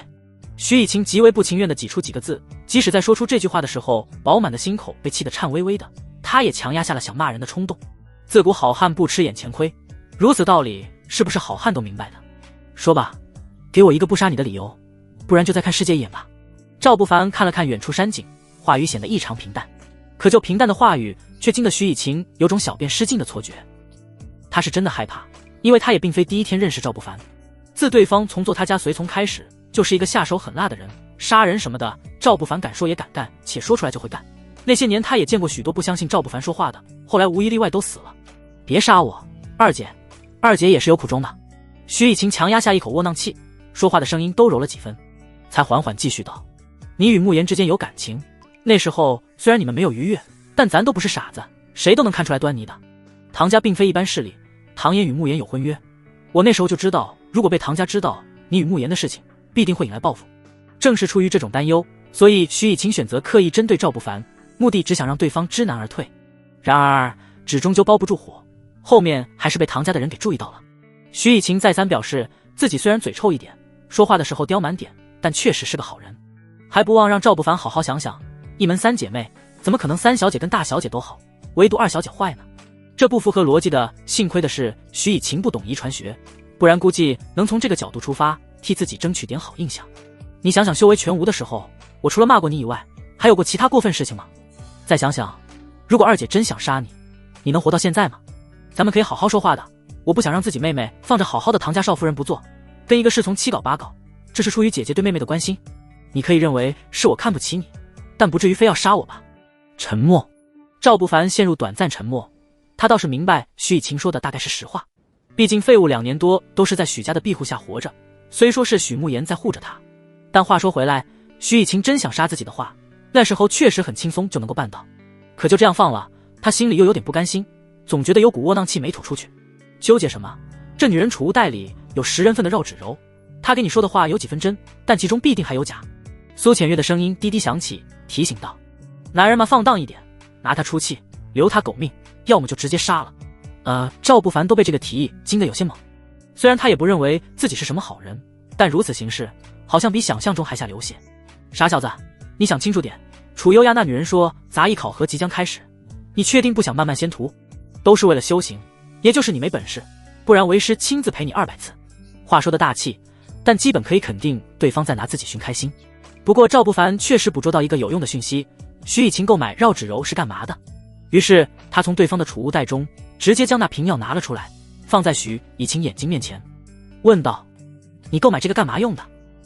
我徐以晴的目光有几分躲闪，本来想说谎的，可再三犹豫，考虑好目前处境后，他还是如实回答道：我本是准备找机会给慕言偷下的，因为唐家那边势力强大，马上考核就要开始，去往外门的话，我们需要一个强大的盟友，所以你不惜让自己亲妹妹跟一个不喜欢的人，徐以晴你还是个人吗？怎么就不是人了？不就是一点药吗？如果慕言真不喜欢唐言，那服药后也肯定会忍住。徐以晴立马搬出一套歪道理，理直气壮道：媚药只是激发内心深处的念头，要是真没兴趣，那0乘以任何数都是0。我只是看慕言始终抗拒与唐言的婚约，替他看清内心而已。好，漂亮，有道理，真的有道理。本来赵不凡还觉得苏浅月的提议不太好，会显得自己很猥琐的，但通过徐以晴的理论来说，那就不能算猥琐，他只是把对方内心喜欢的欲望放大而已。于是伸手直接捏住许以晴的嘴巴，二话不说，拔开瓶塞子，直接将整瓶绕指柔给徐以晴喂了下去。后者懵逼的模样显得有几分不知所措，片刻后才愣愣道：你个狗畜生，你不是人，你下流无耻。二小姐，我是狗，打呆话你是什么？赵不凡顺手将药瓶丢远，才若无其事地笑道：我不主动伤害你，这是报答许家过往的恩情。至于药，不是你说的吗？不喜欢的话就不会有用，毕竟0乘以任何数都是0。搬起的石头瞬间就砸在了自己的脚，徐以晴气得哆嗦，却没有再多说什么，并非不想骂，单纯是因为汹涌药力化开，让他看着赵不凡时候，心里有种一颤一颤的感觉。屏住呼吸，徐以晴开始努力压制药力带来的燥热。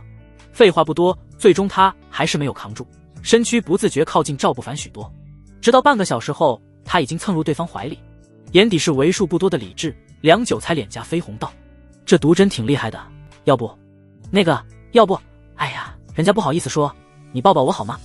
温柔话音低低响起，徐以晴说着，靠近后拉着赵不凡的手放在了自己的腰肢，察觉对方没有搂自己的意思，他脸颊绯红的不悦道：就抱一下好不好吗？说着娇躯扭动，发嗲的模样简直有点酷人。徐以晴很漂亮的，看起来约莫20岁，正是风华正茂倾向盛开的年龄，皮肤洁白如玉，身材起伏有致，虽然平时都是一副凶巴巴的高小姐架势，但其容颜身材绝对毋庸置疑，尤其是此刻一改常态的妩媚撒娇，更是让赵不凡明白所谓反差到底有多魅惑。呼吸都忍不住重了几分，但他还有点顾虑，毕竟如此行径真的有点不当人了。徐以晴却不知对方纠结，他只知道此刻的自己脑海中好像失去了理智，看向赵不凡本能就想靠近，但他依旧还是他，一切记忆其实都清晰无比，只是脑海中有2个声音在理论理智的念头弱道：他只是个奴才，咱们别这样好吗？很丢人的。此刻的疯狂念头高大威猛且魁梧，一把抓住了理智，啪啪啪就是几个耳光，给老娘闭嘴，老娘现在就要男人，谁劝都不好使。理智的念头：别这样，咱们是小姐，狗奴才癞蛤蟆也配吃天鹅肉。疯狂念头飞起一脚，将李治踹飞，感觉不解气，有上去猛地一顿猛踏，直踏得对方双眼泛白，口吐白沫，才理直气壮道：“癞蛤蟆怎么了？他都那么命苦做癞蛤蟆了，给他吃点天鹅肉怎么了？你就不能有点同情心吗？呸！你个恶毒的女人！”李治虚弱继续反抗：“你能不能别这样不要脸好吗？”啪啪啪啪，疯狂的力量仿佛再次得到滋养，长成顶天立地的巨人，重重一脚抬起他的李治，整个都瘪了下去。就不要脸，不要脸好爽！李治，你理智点！疯狂猛地一拳打断其话音：“你特么才叫理智！别冲动，他喜欢的是三妹，万一以后三妹跟他死灰复燃，你想想以后。”李治仍旧不死心劝说。听到这里，疯狂念头沉默了片刻。三妹的心上人，真有那天会同住屋檐下，每天抬头不见低头见。三妹会在我面前跟他卿卿我我。若有所思良久，他才咧嘴露出期待笑容道：“真特么刺激，想想就兴奋。”外面，徐以晴脸颊红透，呼吸的热浪扑打在赵不凡的胸口，他娇柔地动了动身躯，抬起明亮的大眼睛，温柔问道：“你打算这样一直抱着我吗？”“不喜欢算了。”赵不凡礼貌回答，随即就准备收回手。他丝毫都不慌，就想看看这10人份的绕指柔到底有没有传说中那般厉害。别！徐以晴死死抓住想收回去的手，整个人压得更紧许多，才害羞地轻声细语道：“我的意思是，你可以做你想做的。”想做的。看着怀里温柔的俏佳人，想到对方之前面目可憎的模样，那么瞬间，赵不凡反手就是一巴掌打在脸颊。虽然打得不是特别重，但这真就是他特别想做的事情。啪！一耳光直接把许以晴打得有些懵逼，表情还愣着，脑海中理智念头顷刻死灰复燃了起来。李治单手叉腰，一手指着疯狂劝道：“看吧看吧，你再如何主动，别人都只是想拿你出气，羞辱你罢了。别忘了，这家伙是咱们的仇人。”疯狂若无其事地掏了掏耳朵，略微考虑，露出些许癫狂笑容：“对哦，我们是仇人，干嘛要讨好他？等我这就去骂他。”李治让他生气、愤怒，用力骂气死他。疯狂乖巧点头，随即咧嘴一笑。他愤怒就肯定会蹂躏我，欺负我，对，就这么办。李治整个人一愣，脱口而出：“你他妈真不要脸啊！”“对啊。”疯狂如实回答：“要脸我就成你了。”徐以晴被打得愣了一下，脸颊虽然还泛红，但表情已经恢复以往模样。他立马开口怒道：“狗奴才，你只会打脸吗？有本事打其他地方试试！”卧槽！赵不凡整个人都愣了一下，心里不断在回想之前二小姐说的话。绕指柔扩大的是内心欲望，如果0乘以任何数都会是0，意思许二小姐的内心就是这样一个人。看不出来，果然世间最黑暗，唯有人心不可直视。傻愣着干嘛？我就是看不起你，本小姐就是看你废物，觉得你一无是处。徐以晴继续语言攻击道：“就你这种废物下人，还想惦记小姐？你什么身份？你配吗？看什么看？我就是嘴臭，就是不会好好说话。你拿本小姐怎么办？我才不怕你呢！你打我，我也要骂；就算糟蹋我也要骂你废物东西。忍不下去一点。”赵不凡直接将徐以晴抱着朝湖泊中一丢，激荡的水花泛起圈圈涟漪，狂风卷起湖面激荡，荡漾1个多小时才堪堪恢复平静。入夜，篝火燃起，在不远处的一处山洞中，赵不凡一边烤着外套，一边思考着未来道路。徐以晴此刻恢复了许多，脸颊已经没有那般绯红。他冷漠地看着赵不凡，牙齿死咬，一言不发。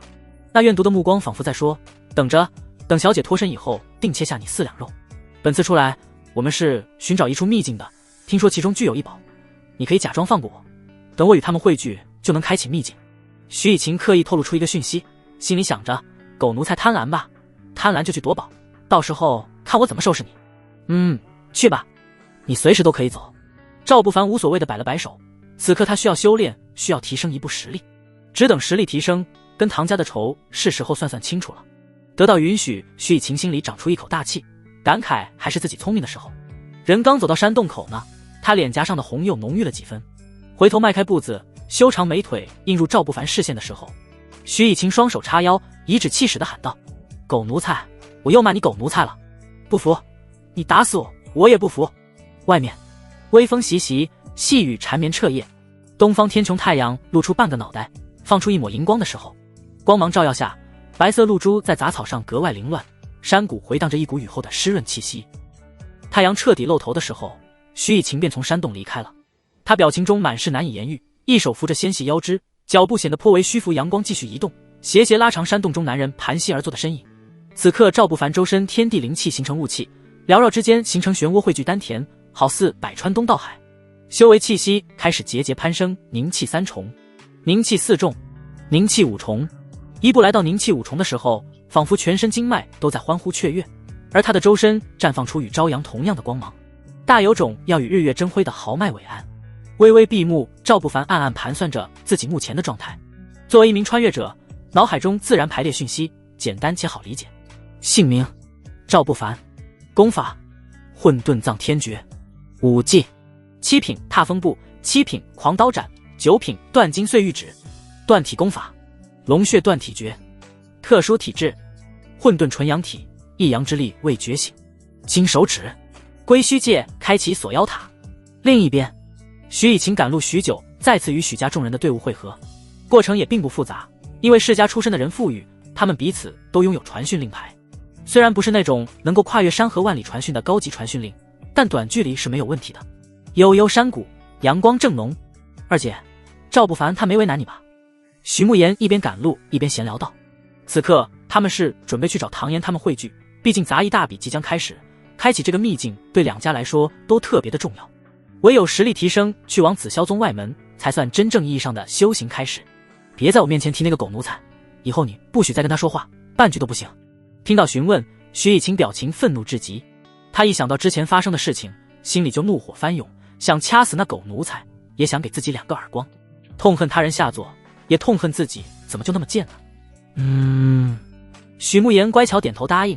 他从来对二姐的态度都是这般温柔乖巧，但是答应的时候乖巧，怎么做事就从来不听。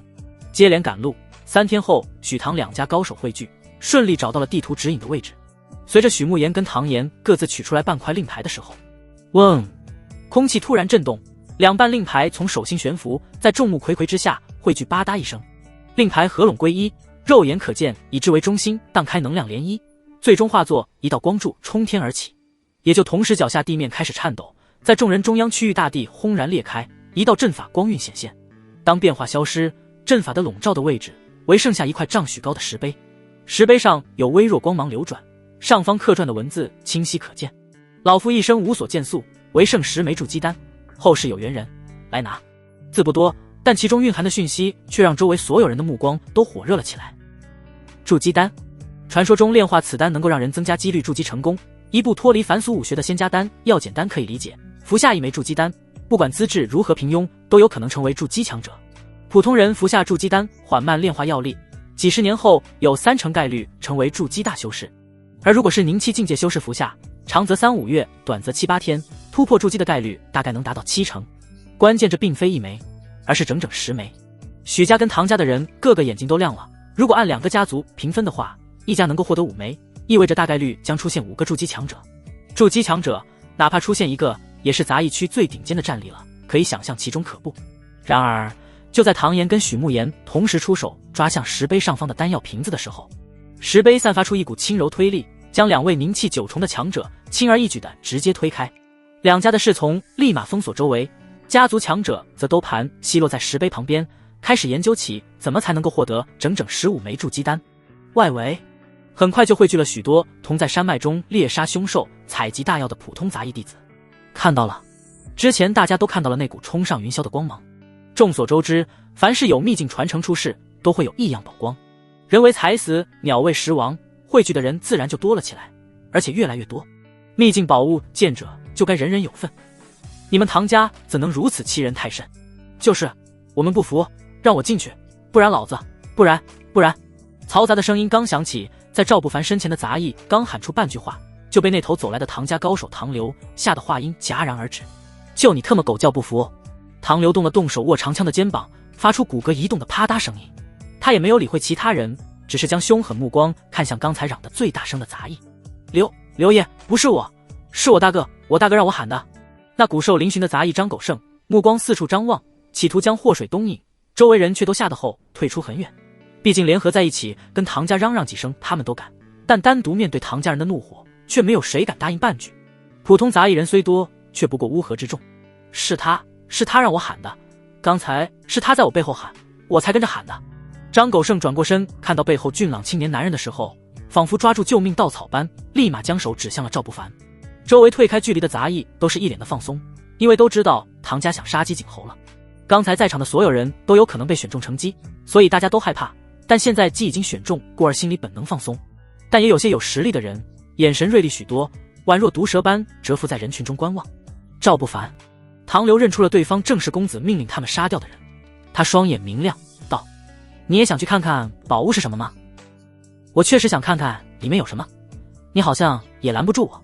赵不凡点头，随即又伸手指了指刚才说话的张狗剩，才不紧不慢道：不过他说的是假话，他把你当白痴，所以故意在欺骗你。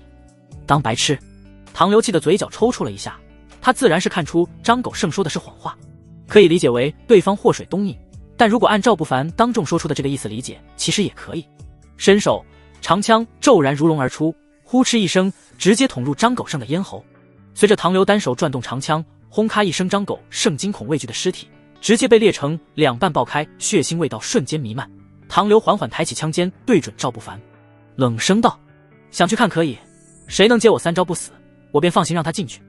我来。赵不凡一秒露笑，有仇不报非君子，他想去看看宝物，也想杀几个仇人。此刻能一起做，那简直不要太美丽。那人是谁？他居然想跟唐刘动手，难道他不知道宁气7重强者的恐怖吗？哼，总有那种人一看到宝物出世就觉得自己能染指1、2，美女多看他一眼都觉得对方该属于他的，这种人盲目自大且认不清现实。这位大哥说的很有道理，是吧？美女能留个传讯方式吗？周围人中立马有议论响起，但随即很快又安静了下来，因为所有人的目光都看向了那头对峙的2人许家看守的队伍前方。杨初夏站在杨成的旁边，低声问道：哥，咱们要不要去帮赵大哥？他不会死吧？帮？拿什么帮？咱们吃的是许家的饭，况且你哥的实力相对整个唐家也确实不够看。杨成面色凝重，他也想出手，但奈何一旦出手，他兄妹2人的安危就保不准了。倒不是说怕死，单纯是杨成感觉还没到非帮不可的地步。哥，要不我带赵大哥跑，你来断后。杨初夏红唇紧咬，顷刻迈步就做出了决定。我断后？初夏，哥是不是哪里得罪你了？杨成愣了愣，看着那头的赵不凡，总觉得此地不宜久留。中央，2人对峙的气势已经在交锋，地面的枯叶在气势的撞击下飘摇。3枪之内定取你首级。唐刘咧嘴笑道，手中长枪舞动，枪尖在地面划过半圆，飞沙走石，枯叶漫天。嗡！他双手持枪一抖，长枪宛若灵蛇吐信，直奔赵不凡的咽喉而去。后者瞬间反应，立马抽刀铿锵，拔刀的声音空旷响起，有力的颤鸣声还在回荡。惊艳刀光浮现的顷刻，场中人感觉这一刀好似在天边，又仿佛在眼前。明亮刀光晃眼而过，众人只看到赵不凡斩出一刀，可这一刀却将长枪的威势顷刻压制，刀锋不减，留下半月寒芒。八大合刀声音清晰传开的时候，周围人都有种恍然如梦的感觉。目光所及之处，唐刘的长枪被从中间劈开，前额嵌入骨头的刀伤不要钱般喷涌着鲜血，杀你何须第2刀。赵不凡迈步经过还未倒地的尸体，在对方复杂震惊的眼神中摘下其储物袋子，径直朝前走去。震惊、懵逼、恐怖如斯，所有人都被这种突然的变故惊得一愣。快准，一刀毙命！大家都知道唐刘拥有宁气境7重修为，可一刀击杀宁气7重，此人到底有多恐怖？那头杨初夏圆溜溜的眼珠子都明亮了几分，唯有种激动难言的小鹿乱撞。呼！就在众人震惊的时候，唐家的队伍中已经有高手反应。来人是一位大胡子，他手中同样握着一把长刀，脚步踏的地面尘土飞扬，双手握刀跳跃而起，从赵不凡身后重重斩向其头颅。嘶！围观者忍不住倒吸一口凉气，武者的本能反应都把自己带入到了赵不凡所处的位置，认为这一刀偷袭是无论如何也躲不过的。然而下一刻，赵不凡脚下骤然生风，踏风步使出的时候，玄妙轻盈的身法看得许多女人都是美眸一亮。砰！大胡子的长刀斩了个空，刀落在地面，斩得尘土飞扬。下一刻，赵不凡反手掷刀，嗡的一声，直接洞穿其胸口。后方的尸体捂着涓涓流淌鲜血的伤口倒下，赵不凡没有多理会，脚步依旧前进。下一个谁来？赵不凡看向唐家一众看守的随从，眼中明显有杀意翻涌。随从们却仿佛吓破了胆子，脚步都在警惕的后退。也对，都是正点0时而已，真犯不着拼命。关键在于拼命也于事无补，因为刚才死去的2人是外面看守中最强大的2人了。赵不凡用行动证明，此处没有谁能拦住他。就在赵不凡收回目光，迈步朝着前面走去，想看看里面的东西到底是什么的时候，身后传来丫头欢快的脚步声以及轻柔的呼喊：“赵大哥，你的刀！”初夏不知什么时候已经将赵不凡的刀从尸体中抽出，并献媚般递了过来。多谢了小夏。赵不凡接过刀，认真道谢。毕竟刚才他也准备去自己捡的，众目睽睽之下有点掉逼格，所以一时半会儿才没有转身过去。此刻初夏帮拿过来，一切都是那么的合适。没事，赵大哥你注意安全，回头还得重重麻烦赵大哥。杨初夏脸颊红了红，突然浮现几分娇羞。你光天化日都能想那些事，丫头你估计是没救了。心里这样想着，他也没好意思打压小丫头的积极性，露出浅浅笑容表示答应，随即朝着里面走去。杨初夏愣在原地，一直看着背影消失在视线中。期间许家的人从头到尾都没有阻拦，因为许家在外面看守的人是由杨成负责，没有下达命令也就不会有人出手。里面许唐2家的强者围坐在石碑旁边，都在企图通过某种名物能够破开石碑上的阵法，从而获得筑基丹。要吧嗒的脚步声经过，原本闭目感悟的众人纷纷睁开了眼睛，所有人都不由得眼神一怔，看到赵不凡突兀出现，此刻手已经抚摸上石碑，感觉就有点不可思议。你居然能出现在这里？唐岩皱眉询问，眼神中有惊讶与愤怒浮现。惊讶的是外面留有许多唐家侍从看守，对方居然能够突围而来；愤怒的是不管如何，唐岩都觉得此人今日死定了。狗奴才，此处不是你能够来的地方，还不快滚！几乎处于下意识，徐以晴瞬间站起身子，冷眉呵斥道：“滚！二姐，今天可不能再让他逃了。”唐岩立马回答。唐家在场的几位宁气8、9重高手都纷纷用目光锁定了石碑旁边的赵不凡，后者却丝毫不慌，只是将手掌缓缓压向场中的石碑，朝许家姐妹解释道：“我拿了这几枚筑基丹就走，感谢诸位帮忙开启此处，谢谢啊。”一句调侃还在回荡，唐家众人瞬间有种气的哭而起火的怒：“拿！小畜生你好大的口气，我们刚才尝试许久，如果能拿还会等到你。三哥别跟这种白痴动气，他说他的，准备动手。”唐家高手中立马有各种议论响起，纷纷起身准备攻击，氛围瞬间陷入肃杀。啪嗒，赵不凡只是投给他们一个看待白痴的眼神，随着他的手上裹挟着苏浅月的灵魂力量，一掌落下，原本玄妙的阵法瞬间瓦解。轰卡，整个石碑上出现肉眼可见的皲裂，下一刻轰然裂开，上方散发着氤氲光芒的玉瓶子，在赵不凡摊手的瞬间，徐徐朝着其手掌落去。呼哧，几乎就流光晃眼。刚才唐许2家期待的口水直流的10枚筑基丹药，就在他们眼皮子下被赵不凡直接收取。他是怎么做到的？许慕言秀眉微微皱起，他认为自己很了解赵不凡，从对方痴呆恢复之后再看，好像已看不透其深浅。惊讶的不只是他，旁边的徐以晴秀眉微皱，他同样能够感觉这狗奴才比之前跟自己干架的时候要强许多。是开始隐藏了修为，还是最近才提升的？如果是后者的话，那未免也太过于可怖。毕竟徐以晴记得2人分开也才不过几天而已，留给场中人震惊的时间并不多。在赵不凡收下筑基丹药准备离开的瞬间，唐家立马有2位年龄略大的老者出手了。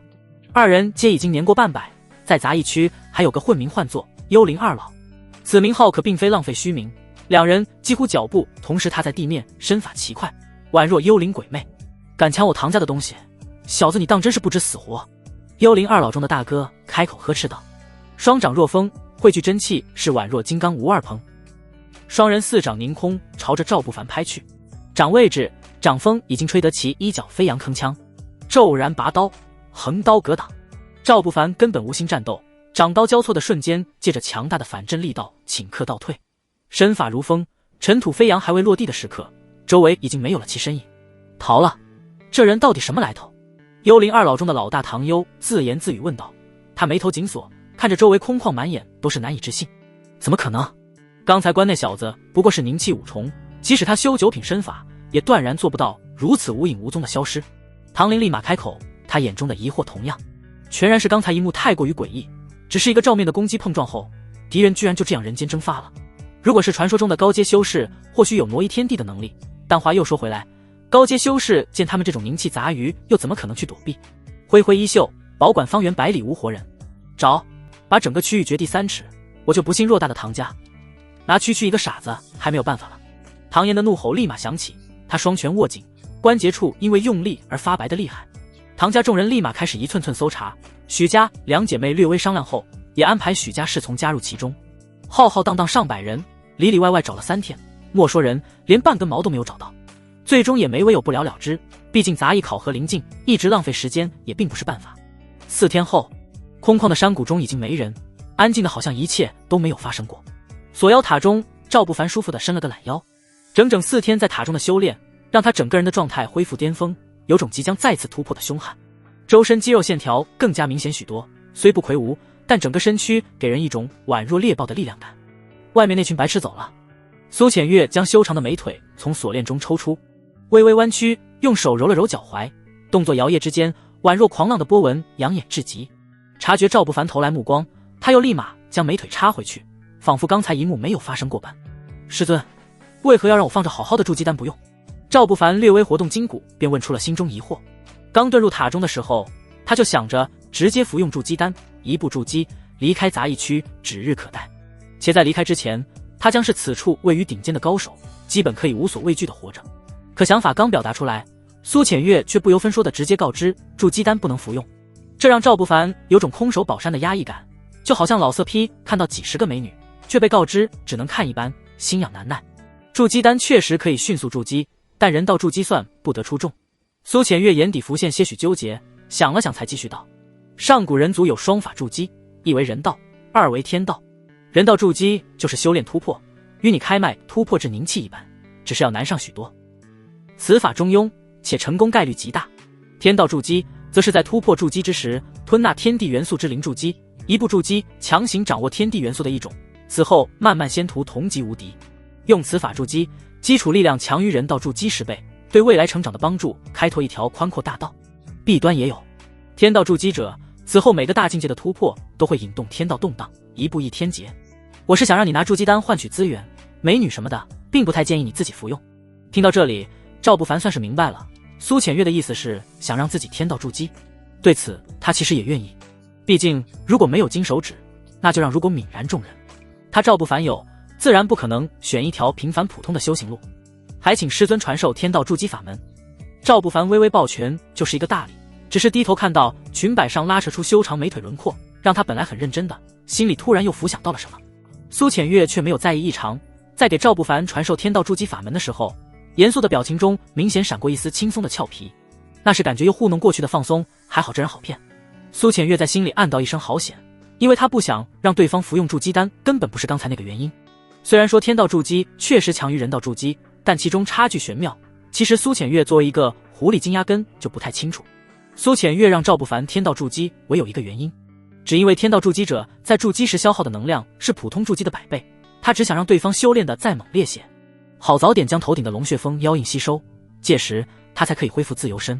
得到天道筑基之法，赵不凡也没有再贪心什么。那么接下来他的重心就是等待着帮桃花潭的神秘女人根除寒毒。别说，在想到根除2个字的时候，结合自己需要用的办法，赵不凡都忍不住感慨，一生文化确实是有由来的。一路顺风顺水回到杂役区，推开小木屋，他整个人期待的表情都愣了一下。愣了一下，其实也只是愣了一下，因为啥事都没有发生。只不过本来赵不凡给师娘准备了惊喜的，结果没有第一时间看到对方。空空荡荡的小木屋，往床榻上一躺，还能嗅到独属于美人的清幽咸味。在床榻上躺了半天，师娘才姗姗来迟。随着吱呀一声推开房门，柳红霞整个人愣了一下，原本冰冷的表情瞬间浮现出笑容，浅浅露笑，好似冰雪融化，玫瑰盛开。回来了，出去几天顺利吗？柳红霞一边问着，一边伸手解开外套。当她坐在床榻旁边的时候，已经顺利将外套悬挂好，动作之快，行云流水。一切顺利，我还有好东西给师娘。我知道。知道什么？我还没说，你怎么知道？赵不凡还在茫然呢，就被100来斤的姑娘推倒。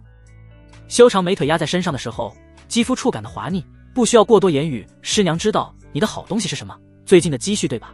听说你们男人脑子里就那么点事儿。略微娇羞的小声在耳边回荡，赵不凡只想问一句，谁特么在如此诋毁男性？虽然他承认自己确实想着，但不能代表所有男人吧。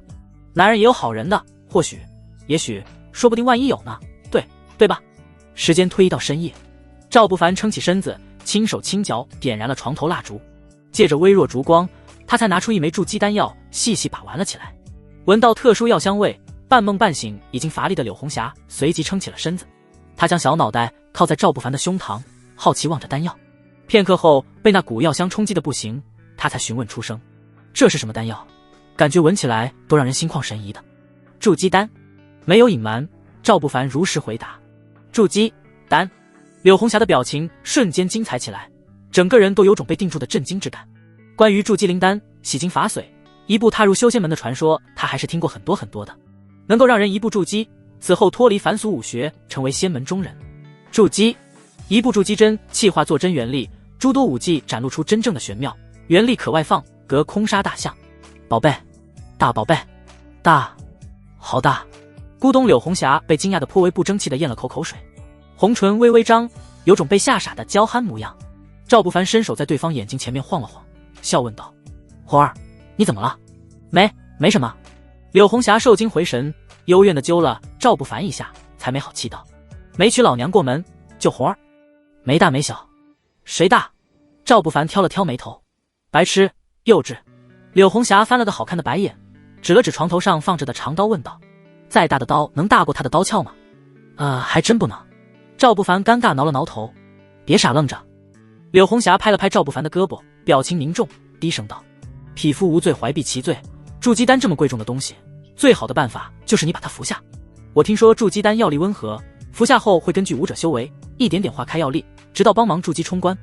你现在服下，以后等飞黄腾达了，我也不要求你个什么，每个月再加200。”听着调侃，虽然感觉有点头大，但赵不凡心里确实是暖洋洋的，因为柳红霞是真对他好，虽然不知道这种好源于什么，但却是那么的纯粹。刚才筑基丹拿在手中的时候，他明明能够感觉对方心跳的突兀加快，明明能够从其眼神中看到极致的贪婪晃过，可在下决定的时刻，柳红霞甚至没有半点犹豫，直接是让他立刻服下，处处都是为他考虑，丝毫没有半点其他心思。我想把这枚筑基丹给你。赵不凡直视漂亮美眸，一字一顿郑重道：“给我。”柳红霞脸颊瞬间浮现红晕，不是害羞，是那种面对巨大喜悦的红晕。她确实想要，这是内心感觉，做不得假的。毕竟老话说得好，人都是人，男人女人都是人，漂亮女人也是人，是人就逃不脱贪嗔痴。赵不凡点头，他也没有多余解释，就想看看对方会是什么反应。真的，真的。好，那你放进来。柳红霞长出一口气，立马侧身躺平，美眸紧闭上，长长睫毛因为激动在微微颤抖。她红唇张开，示意赵不凡真要给的话，将筑基丹放进口中。后者也不含糊，二指捏住丹药，轻轻放入了红唇中，没有多余的吞咽，有的只是柳红霞眼角无端溢出的眼泪。她又轻轻翻身，吧唧一口将丹药还了回来，白皙小手撑着赵不凡的胸膛，表情郑重道：“我感受到这份心意就可以了，至少证明你确实是喜欢我的，这就够了。我很开心，特别开心，确实够了。”从一开始，柳红霞就没想要，虽然心里贪婪，那是心的直观反应，却并非她思考后的结果。至于刚才毫不顾忌的收下，也只是想看看对方是否会真的给自己。不给其实就柳红霞能接受，但心里确实会有点不舒服。但真的给，那其实她并不想收下丹药，简单普及一下吧，就是女人们常说的，在乎的不是钱，是男人愿不愿意为之花钱。其中有异曲同工之妙，懂的人都懂。当然，顺口提醒一句，分人得分人，真捞好处的也多，凡事记得分人。我是你男人，让你收下，不给就硬塞。赵不凡没有多余废话，以前叫什么不重要，以后叫宝贝那是必须的。直接强势将丹药喂给对方后，他才在柔美的后背拍了拍。一时间，房中的氛围陷入良久的沉默。许久后，才听到一声清晰的吞咽声音。柳红霞服下筑基丹，没有多余废话的起身下床，随着脚步微微后侧，半蹲下了身子。同时，他又伸手将秀发全部收起，在背后扎成一个单马尾，才柔声提醒道：“还愣着干嘛？收了你的意思，我也意思意思。意思意思到底是什么意思？先别管意思意思具体是什么意思，反正真的好有意思。”第二天日上三竿，赵不凡才起床。不出意外的，柳红霞又大清早离开，他则是再次回到了竹林工作。连续3天过去都没有什么特别的，然而暗流早就已经在涌荡。第4天的早上，杂役49区传遍了一个消息，半月之后外门考核即将开始。一时间，无数杂役弟子中的强者开始摩拳擦掌，有些已经做了几10年杂役的弟子，甚至激动的仰天怒吼：3年之期已到。然而还有一个消息在如瘟一般蔓延，听说了吗？你听说了吗？听说了，10枚筑基丹。许家跟唐家联手开启一处秘境，宝物是10枚筑基丹，被一个名为赵不凡的人抢夺了。天，10枚！要是能杀了他，哥们儿醒醒！别人能在唐许2家高手汇聚的情况下抢到筑基丹，你一个开麦境想去杀他，会不会有点飘？10枚啊，他一个人怎么能吞下如此多东西？这也太不公平了！疯了！听到这个讯息的杂役49区暗流疯狂在涌动，所有人脑海中都在不断回想筑基丹10枚。而整个消息传出的地方则是唐家大院。内院中，唐岩看着下方汇报的人，满意点头道：办得不错，就是让他成为众矢之的，抢我的东西怎么可能不付出代价呢？可是少爷，如此一来我们获得筑基丹的难度就大了。下方有侍从不解的询问，他认为这样虽然能够不费吹灰之力搞死赵不凡，但10枚筑基丹闹得人人皆知，后面唐家想获得此物也必然难度颇大。你不懂，筑基丹珍贵，但考核将近，本少已经无心杂役区的争夺。唐岩淡淡回答，随即他翻手之间，手心浮现了1枚筑基丹，才喃喃自语道：我偌大的唐家搞这么1枚小东西都花费了巨大代价，本次考核我势在必得。另外一边，许家内院中2姐妹面前的茶水已经凉了。啪！许以晴重重一拍桌子，鼻子不是鼻子眼不是眼的大声道：那家伙未免也太过分，他获得整整10枚，回来了也不知道主动给我们1-2枚的。二姐你……许慕言诧异抬眸，他有句你是不是脑子有病，出于对姐姐的尊重并没有说出来，只是换了个语气道：他已经不是咱家的侍从，没理由给我们东西的，筑基丹要何其珍贵？珍贵怎么了？许以晴略微考虑，转而道：以他跟你的关系，咱们去找他要2克。不行，说好的以后陌路，二姐别去招惹事端。许慕言不悦地撇了撇红唇，当初让自己必须跟赵不凡撇清关系的是二姐，前几天让自己不许跟对方说话的也是二姐，今天想带着自己去找对方谈感情要筑基丹的还是二姐，念头晃过，许慕言满眼都是无语的嫌弃，论不要脸还得是二姐。去不去？现在大家都知道他有10枚筑基丹，多危险啊！咱们去要2枚，他就只剩下8枚了，危险系数能下降2成，我这是做好人好事。许以晴秀眉挑起，说起歪道理也底气十足。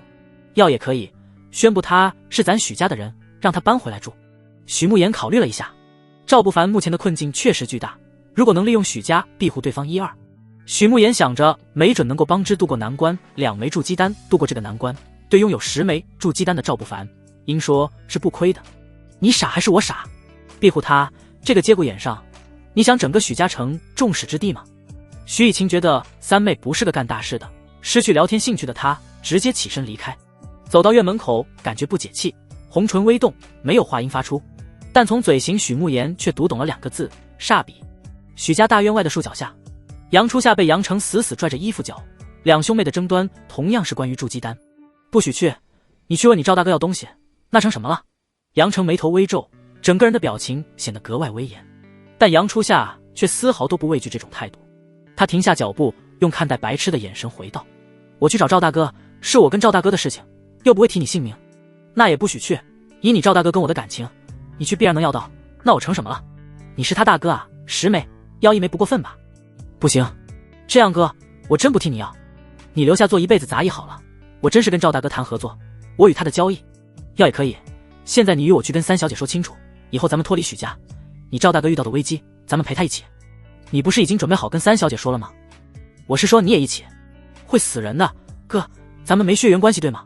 第9执法队的办公区域，正在躺着吃葡萄的楚优亚听到汇报，猛地一个机灵坐起了身子。真的？还有点不敢相信耳朵，他忍不住确认道：讯息如假包换，现在外面传疯了，说获得10枚筑基丹药的人名为赵不凡。方头方面的守卫恭敬汇报道：能确定是咱们队的赵守卫吗？楚优亚再问，感觉呼吸都多出了几分为难，讯息基本能够对上。方头方面的男人回答一声：嘶哈。楚优亚又红的舌头忍不住在嘴角舔了舔，美眸微微眯起的时候，贪婪几乎化作实质般。他自言自语呢，难道10枚？我要他9枚不过分吧？队长仁慈。方头男人抱拳拍马道：要换做别的队长，那必定1枚都不会给之留下。筑基丹就不是属下线能够染指的。那你去竹林那边把赵守卫叫过来。楚优亚顺势继续躺回躺椅悠闲，放手和尚放在小腹，突然又感觉不放心，他唰的一下撑起身子，叫住了准备出门的方头：你忙你的，还是本队亲自去吧。清幽的竹林中，赵不凡背靠大树，一边摸鱼一边在盘算给神秘女人根除寒毒的日子。因为苏浅月告诉他说，只要混沌纯阳体能够顺利觉醒一阳之力，届时他绝能够一举突破几个小境界，筑基之下称无敌。还有2天，赵不凡心里在暗暗祈祷，2天时间，希望那些觊觎筑基丹的人能够按那2天再出手，不然他就只能躲进锁妖塔了。虽说大概率不会被发现，但考核将至就怕外门来什么不得了人无人在修行路，小心才能一步又一步。然而人怕什么，什么也就来了。赵不凡，你跟本队走，我有事情单独跟你商量。楚优亚还没靠拢，吩咐的声音就已经响起。这点赵不凡倒无法拒绝，毕竟楚优亚要实力有实力，要势力有势力。现在的他还真就没有那个与对方正面叫板的本事。至于服用的断肠散，那倒是小问题，在苏浅月的指引下，之前在山谷中他就找到3味大药，按次序服用，毒已经解了。清幽的竹林深处，楚优亚用老色女看待小白脸的眼神上下打量过赵不凡，才露出意味笑容问道，就你叫赵不凡？明知故问。赵不凡没好气地回答了一句，之所以没好气，是因为他已经猜到对方来的目的。好吧好吧，我也不卖关子了。楚优亚将手中葡萄往赵不凡口中一放，随即将白皙小手在衣裙上蹭了蹭，大模大样的将手摊到赵不凡面前，道，拿来吧。1枚。赵不凡试探询问，如果是1枚，且楚优亚拿东西后愿意帮他1、2的话，那其实也不算亏，毕竟东西就是用来花的。结果楚优亚轻轻点头，没错，你留1枚。啥？赵不凡瞬间就失去了好好跟对方谈的机会，心里唯有一个念头，这不是欺负老实人吗？常听人说棍棒底下出孝子，看来有必要让楚优亚明白那夜的山洞中到底发生了什么。念头晃过，最后定格在1点，赵不凡才微微点头，随即道，可以，但东西我藏在一个隐蔽的地方了，今夜咱们去取，说好给我留1枚，可别反悔。放心。楚优亚重重拍了拍赵不凡的肩膀，露出心满意足的笑容离开。他想的是给赵不凡留1枚，赵不凡则是想给他几个亦不怀好意，各自安好。刚送走楚优亚，杨初夏就跑来了。今天的小丫头穿着粉色短裙，完美包裹娇俏身躯的同时，又将少女的美感显示得淋漓尽致，宛若象牙筷子的双腿迈步，拉扯出好看的形状。丫头今天的五官感觉立体许多，又红的嘴唇明显是精心打扮过。赵大哥，赵大哥，我有事想单独跟你聊。杨初夏的努力让自己看起来乖巧温柔。里面说吧。刚走出竹林深处的赵不凡又邀请对方跟着走了进去。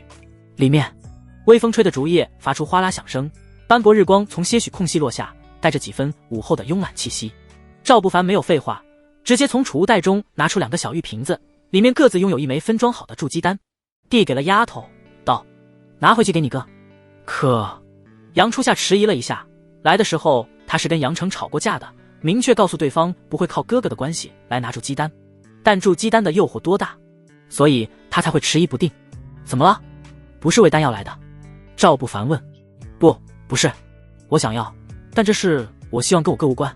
杨初夏将想法大概说了一下，意思好理解，就是让赵不凡抛开跟杨成的关系不谈，2人再来商量筑基丹的事情。点头。赵不凡也不扭捏，他了解杨成的性格，如果真就这么2枚一起给，没准后面杨初夏就没那个哥哥了。于是他只给出了1枚。这是给你哥的。哦。杨初夏乖巧将东西收起，略微迟疑，才不好意思问道，赵大哥我的呢？小夏，天底下没有免费的午餐。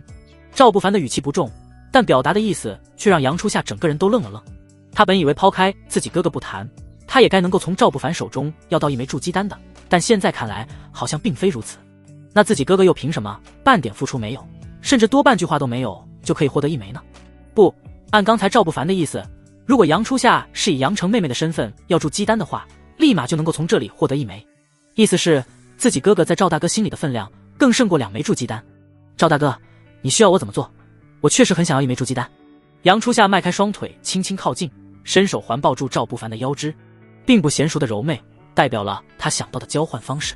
柔声继续道，我功法的弊端已经消失，本来咱们该2清的，但你给我1枚筑基丹，不用练功，我认真陪你1天好吗？1天？谁1天这么贵？赵不凡脑袋摇得跟拨浪鼓似的。我给你哥2颗，你回头需要找他要。不行，不许提他，就说咱们2个人的事情。杨初夏立马拒绝，他不要面子了。来的时候可是跟哥哥说好的，18岁正是桀骜的年龄，今天他就是把膝盖跪断，也绝不会借用杨成的名头。无他，不蒸馒头争口气。单论咱们两个的话，不够。赵不凡略微考虑，按照杨初夏目前堪堪宁气境界的修为来说，一天也就挣10枚灵石，按不正当获取算，丫头年轻貌美，但即使这样，虚台价格也就能给到500枚。而筑基丹在杂役区起码价值10万下品灵石，且有价无市，200次吧。啊！杨初夏瞳孔瞬间放大，双腿都忍不住颤了颤。不想让自己活了吗？这样，咱们接200，任何时间任何地点你都不可以拒绝。我可以先把筑基丹给你，算是君子约定。赵不凡想了许久，还是只能给出这样一个答复。他原本以为杨初夏会拒绝什么的，再不济也会考虑许久，然而并没有。丫头只是轻咬嘴唇，微微点头，一脸真诚道：“我以性命起誓言，以鲜血立契约。”说着，他脚步微微后侧鞠躬，柔声感谢道：“多谢赵大哥给机会，我太想进步了。”很快，竹林外面传来女杂役们休息时的闲聊议论：“桂芳，你跟我去竹林里面小解一下好吗？”“蓉姐，这大白天的你自己去啊？白天你怕啥？”“赵守卫在里面没出来，我害怕万一被碰到尴尬，你帮我把把风。”“你就是太保守，所以杂役12年还是个杂役。”被唤作桂芳的女杂役日常抱怨闲聊道：“咱们以前那种欲拒还迎的保守心态要不得，你是不知道现在的年轻女杂役，那一个个跟窑子里出来的一样。你害怕被碰到就尴尬，换现在那些年轻女杂役，别人故意都要去创造这种机会，遇到不要脸些的，拉起小裙子，竹林都能翻来覆去。”蓉姐没好气地反驳道：“瞎说，怎么会有那么不要脸的人？”竹林中，小丫头一手抓着竹子，一手将手腕放在嘴边死咬，满脸通红的生无可恋。好在竹林够大，最后大家没碰上，若不然就真的尴尬死了。1个多小时后，杨初夏心满意足地带着2枚筑基丹离开。刚走出去不远，就遇到了大步流星走来的徐以晴，两人照面，彼此眼中都是疑惑。“二小姐好。”杨初夏努力低头，躲避着红晕未退的脸颊。他也怕真被看出个什么端倪，那问题可就麻烦了。只是杨初夏不知道他紧张的时候，对面看起来趾高气扬的徐以晴心也跳得咚咚咚的。礼貌答应，两人擦身而过，谁也没有问什么，谁也没有多言语什么。错开后，各自表情都是长出一口气的放松那头。赵不凡刚靠着树脚坐下，觉得可以放松些许，阳光拉长一道具备压迫的起伏影子，斜斜将之笼罩。“给我2枚筑基丹。”徐以晴极为淡定的冰冷道，或许也感觉自己的话有点太理所应当。他略微迟疑，才摆出一副你赚大的模样，道：“只需要给2枚，以后我可以认真考虑给你个请我吃饭的机会。”好羞耻！徐以晴说出这句话的时候，只感觉受到莫大侮辱般，自己居然要像一个狗奴才示好，他本能的脚趾都绷紧，恨不得找个地缝钻进去。找人要东西有这种态度吗？你让我有点生气了。赵不凡双手枕在脑袋后面，目光有些轻浮地打量着面前的白皙美腿，其膝盖上方3寸的云色丝绸裙摆，恰到好处地将诱惑增加9分。“那算我不对，麻烦你原谅我刚才的态度。”徐以晴咽下一口窝囊气，心不甘情不愿地蹲下身子道：“啪嗒！”赵不凡的手毫不客气地放在美腿上。“狗奴才，拿开你的臭手！”徐以晴瞬间炸毛呵斥道：“不想要我原谅你了吗？”赵不凡人畜无害地问道。说话间，他把手掌缓缓移开。啪！徐以晴立马把手按回去，极为不情愿地扭过头，冷声道：“给你2分钟，别太过分。”若无其事点头。赵不凡细细感受起了丝绸裙子的质感，良久，他才露出一个果然的笑容，还是那个粉色没变，真爱是不会变的。“好了吗？原谅我了吗？”“表现不错。”赵不凡回答。于是氛围陷入良久沉默，直到徐以晴把手摊累了，才问道：“筑基丹给我？”“什么丹？”赵不凡诧异表情。“你说的原谅我？”“对啊，确实原谅你了，我不生气了。”“呼！”徐以晴重重吐出一口呼吸，因为生气，整个人身躯都哆嗦了2下。“你他妈居然耍我！”起身抬脚，砰的一声朝着赵不凡的脑袋踹去。啪嗒！赵不凡的速度更快，力道更加汹涌至极，巴掌迅速落在其脚踝上，疼得徐以晴一个哆嗦，慌忙又收了回去。“等着，狗奴才，你给我等着！”眼看打也打不过，徐以晴丢下一句狠话，转身离开。直到走出很远，他脑海中2道身影都还在相互切磋。疯狂，咱就这样走了吗？筑基丹确定不想要。理智，你懂什么？回头杀了他都是咱的。疯狂，这里是杂役生活区，杀一个宁气5重的高手，你想的未免太简单了些。占据主导地位的理智昂首不愿服输的吼道。那怎么办？难道让我去求他？我看到那狗奴才就来气，不掐死他都算好的了。疯狂弱弱提议道。我跟他相处得很愉快，要不让我去试试？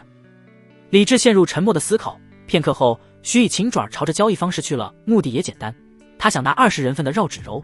正常状态他感觉确实求不下去，唯有剑走偏锋，逼自己一把了。赵不凡倒是不知道对方在想什么，只在心里盘算着晚上如何跟楚优雅摊牌。想着想着，日头就缓缓落了下去。夜色弥漫的时候，2道人影在月光下朝着桃花潭移动。之所以选择那里，是因为赵不凡觉得那个地方够僻静，夜里即使打斗什么的也基本不会被听到。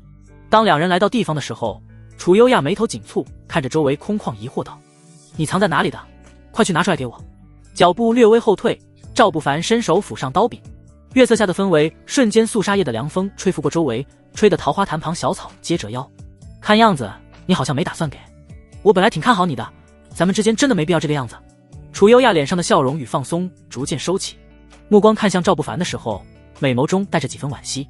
楚队长，并非我不给，关键受不了你的狮子大张口。赵不凡也不掩饰什么，直截了当说出他能够接受的限度。我给你1枚筑基丹，以后还麻烦队长多多关照如何？不可能。楚优亚1秒回答。好处到手你1我9，唯有这般你才能做我的狗。我可不太会叫唤。没关系，不叫唤狗才是好狗，逮住就咬。我不是这个意思。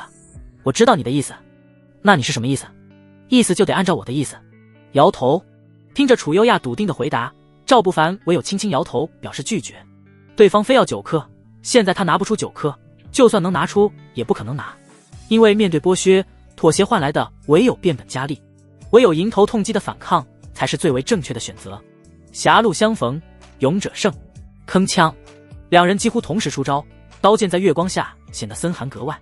刀剑交错的火花溅射时，周围的回响格外空旷。凝气五重，你藏得真够深的。手中传来巨大反震力道，那汹涌力量瞬间扩散全身时，楚优亚被直接打了个措手不及，脚步连连后退。不过拥有凝气8重修为的他，诧异之后瞬间就恢复状态，脚步点在摇曳杂草上，身躯骤然腾空而起，下一刻一道剑芒划破夜空，从头顶轰然斩落。变化之快，赵不凡唯有举刀格挡。轰！强大的剑势一往无前，直斩的赵不凡双腿嵌入地面许多，哪怕在岸边也震得潭水汹涌荡漾，才堪堪卸掉这份力道。现在我要10枚，给还是不给？楚优亚淡淡询问道，整个人的气势在剑落的瞬间已经变得凌厉至极。那天我在山洞里将你，楚队长确定要杀自己的男人吗？赵不凡淡淡回答，眼睛无辜地眨了眨。你他妈放屁！怒吼一声，根本来不及管死其他，楚优亚身子在空中借招式碰撞的力道退开。下一刻他双手握剑，更加汹涌的一剑轰然再次斩来。屈指流光，嗡的一声，赵不凡瞬间变招，一指对着楚优亚的眉心而去。轰隆隆，长剑与指光交错，爆破的余波炸得潭水冲天。变招，2人几乎是同时变招，但明显楚优亚的动作慢了半拍。他坠落至潭水中央，脚尖点在水面准备腾空而起的时候，赵不凡的刀已经来到头顶上空，长刀落下，横剑格挡。砰！凶悍的力道斩得水面卷起巨浪，轰咔一声，楚优亚身子踉跄，整个人被暴力冲击的真气逆行，跌落潭水之中。冷，好冷！咕噜噜冒出几个气泡，楚优亚慌忙划水准备上岸，却意外发现目光所及的位置已经没有赵不凡的存在。人呢？疑惑的低语响起，下一刻楚优亚俏脸上浮现起极致的紧张，他双手慌忙往腰间一按，企图抓住什么，表情中的茫然无措显得有几分突如其来的可爱。楚队长是在找这个吗？赵不凡在身前不远处的水中窜出，手中还抓着一块布匹细看，跟刚才楚优亚穿的裤子竟有9分相似。你下流无耻！楚优亚气得咬牙，凉飕飕的，刚才那一下他还以为遇到水鬼了呢。不过这其实并非重点，愤怒之后他此刻有点慌了，身体中气血翻涌的厉害，明显在刚才的战斗中受到创伤，而对方气息平稳异常，甚至连过重的喘息都没有。这怎么可能？之前的战斗里，楚优亚明显能够感觉对方与自己的战斗力是能划等号的，即使惊讶，但并不害怕，因为实力相差不多，谁也奈何不得谁。而他楚优亚从来不是一个人在战斗，只要今夜安全离开，那后面有的是办法收拾此人。可眼下的局势却出现了偏差，他刚才消耗巨大，而对方丝毫没有疲态，此消彼长，战力之间的天平已经倾斜。还有重要的一点，楚优亚不善于水战，现在凉飕飕的，他有点不好意思冲出潭水去打架。那混蛋家伙生死战斗的时候来这一手，让楚优亚真就有点处境两难的感觉。什么无耻不无耻的，战斗不只是武技功法，同时也讲谋略。赵不凡露出些许笑容，顺手将手里的裤子丢到了岸边，啪嗒一声挂在歪脖子树上，才继续道：咱们好好谈谈如何？可以，你想怎么谈？楚优亚略显局促的点头答应，不答应也没有办法，此刻优势在别人，聪明人自然知道该妥协。见对方老实，赵不凡也没有卖关子，把之前在山洞中发生过的事情绘声绘色地描述了一次，其中细节之多，听得楚优亚耳根泛红，有种无地自容的感觉。良久才从震惊中回神，他下意识担忧道：不会弄出人命吧？估计不会。赵不凡认真回答，这点他之前确实有考虑到，所以问题是没有问题。你个畜！楚优亚想骂的，但在考虑目前处境后，随即心不甘情不愿地挤出一抹虚假笑容，道：你也是出于救人，咱们就当什么事都没发生过。你先走，筑基丹我也不需要你的，就当没有今晚的事情，一别两宽，各自安好，如何？摇头。赵不凡只是摇头，双手划水，很快就靠近了对方，低头附在娇俏的小耳朵上，才柔声道：没那么简单，我想给你一枚筑基丹。什么意思？楚优亚察觉不对劲，慌忙抬手环抱胸口，然后感觉凉飕飕，又慌忙放下，显得极为不知所措，呼吸却意外的短促了几分，合作共赢。你拿再多筑基丹，自己也只需要一枚而已，我给你一枚。赵不凡说话间，手上的玉瓶子已经从身后递到心口。楚优亚表情疑惑，并没有直接伸手去接，而是警惕道：说条件。问得简单直接，切入正题的时候没有拖泥带水。一枚筑基丹，我要你帮忙10次。赵不凡立马提出条件。如今整个杂役区都传遍了筑基丹的讯息，他也不知道接下来会面对的敌人有多少，但可以肯定麻烦必然是有的，那么他则需要盟友，楚优亚显然是一个颇为合适的选择。一枚1次。楚优亚立马还价，生意买卖哪里有不讨价还价的道理？9次，最多3次，不许废话，不同意算了。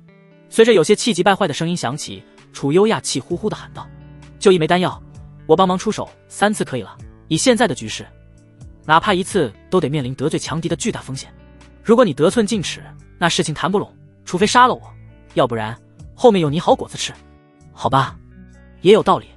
赵不凡没有多余再废话，扬了扬手里的玉瓶子，等楚优亚伸手接过时，两人协议达成后，他直接伸手环抱住了纤细腰肢。你想干嘛？茫然中带着疑惑，愤怒的小拳头才刚握紧，消费1次机会。赵不凡咧咧露出内涵笑容，轻轻在脸颊上印了印。你看嘛，这种条件也行。刚才协议好的，没有生命危险的情况下，你必须帮我3次，这可不会要命。翌日太阳再次从东边升起的时候，楚优亚跟赵不凡前后聚到上工地点。楚姑娘的态度显得格外愤怒，与之前的温柔相差太多。赵不凡却没有当回事，直接开始了躺赚的一天工作。中午时分，楚优亚带着几个八队守卫来到了竹林，为首的男人正是八队长5号龙。此人看起来30有6，背脊微微弯曲，气势却显得异常强大，给周围人一种猎豹攻身，随时有可能突然暴起，一击猎杀的恐怖。谁是赵不凡？给老子滚出来！没有多余废话，第8队的几人刚到竹林，5号龙旁边的一个壮汉立马朝着里面大声喊道：你是个什么东西？察觉来者不善，赵不凡也没有装孙子的习惯，起身便走到了几人对面。老子毛夯，5队长手下第一战将。壮汉自报个家门，看样子是还想说什么的，被旁边的5号龙直接制止。他上下打量过赵不凡后，才厉声威严道：我弟弟武刚与你在同一片区域上攻，不久前他意外失踪，本队认为此事就是你做的。赵不凡的表情没有丝毫变化，事情确实是他做的，但他不认为对方会如此简单就得出证据，于是淡定回道：5队长有证据吗？没有。5号龙道：但我弟弟确实死了，而你在这片区域，所以你有杀人的嫌疑。现在要么跟我走一趟，等事情调查清楚，定会还你一个清白。清白？骗鬼去吧！赵不凡瞬间就想明白是怎么回事了。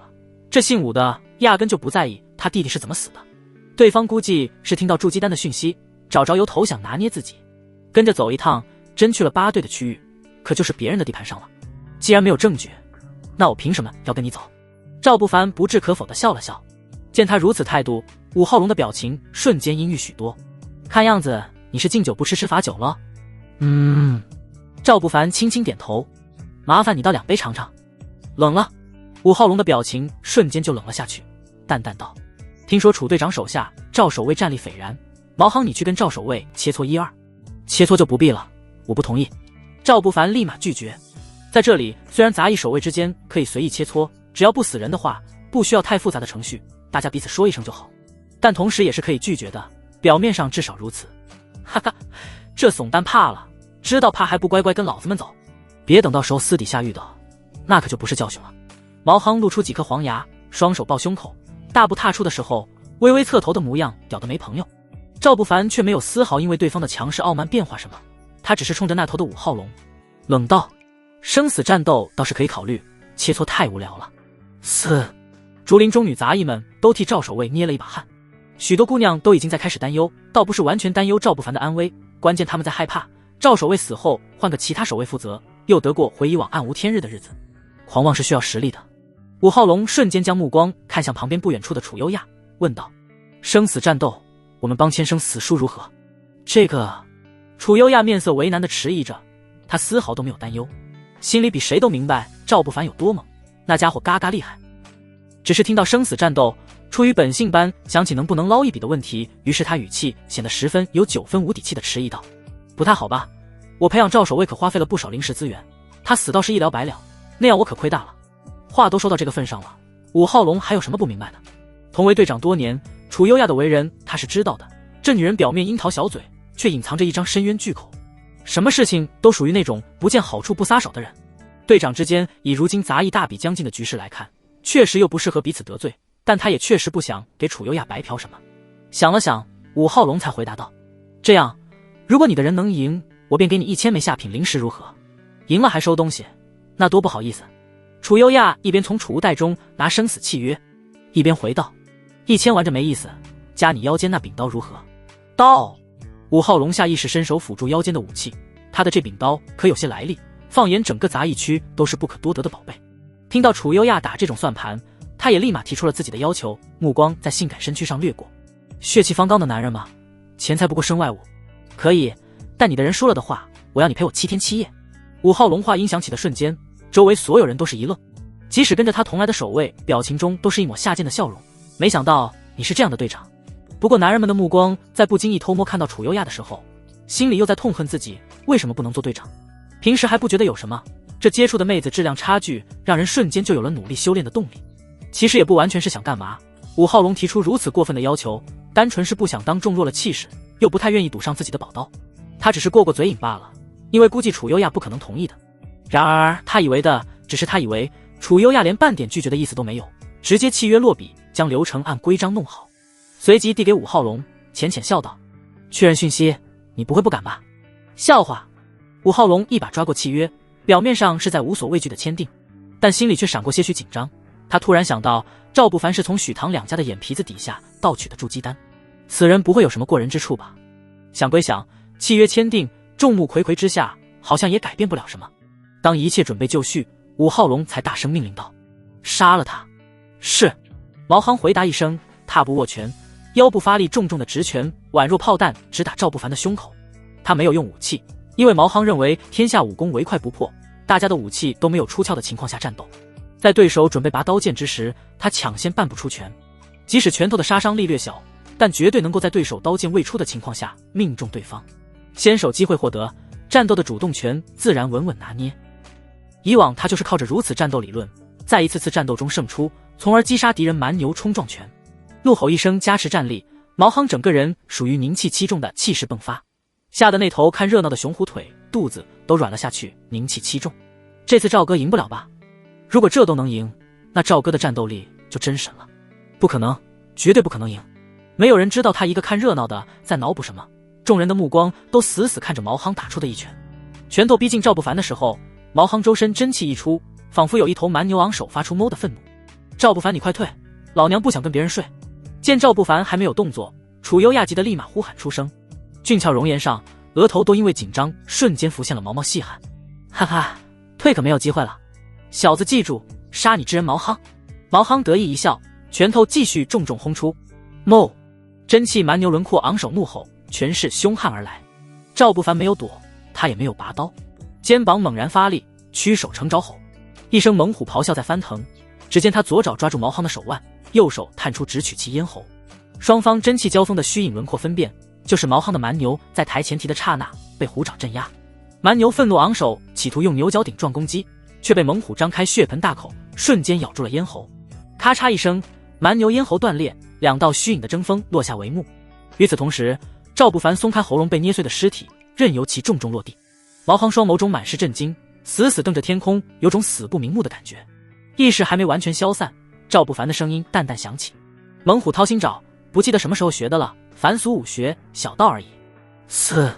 众人都是目光一凝，看向那道俊朗身影的时候，许多人眼中都多出了几分崇拜之意。高手，赵守卫才是真正的高手。震惊、懵逼、迅猛如斯。围观众人看着倒地的尸体，眼里都是不可置信。任谁都想不到，原以为会打得昏天暗地的生死战斗，竟会在顷刻结束。赵不凡出手，直接以碾压姿态击杀宁气7众强者，就连楚优亚心里都觉震惊不已。他知道对方厉害，却没想到一夜功夫好像又更厉害了几分。是对方从头到尾都隐藏着实力，还是说真就修炼奇才呢？但修炼奇才又怎会沦落到做杂役呢？疑问多多，他心里升起极致的好奇。殊不知，好奇通常是沦陷的开端。好，有2下子。今天的事情吴某记下了。武浩龙重重一甩衣袖，就准备大步离开。只不过楚优亚显然还记着刚才的事情，立马挡在了前面，一副不怀好意的模样，笑道：东西留下，吴队长如果赖账，回头我可往上禀报了。你！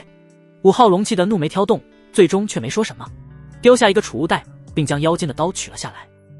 原因也简单，因为在大家都有靠山的情况下，规矩显得格外重要，无规矩不成方圆。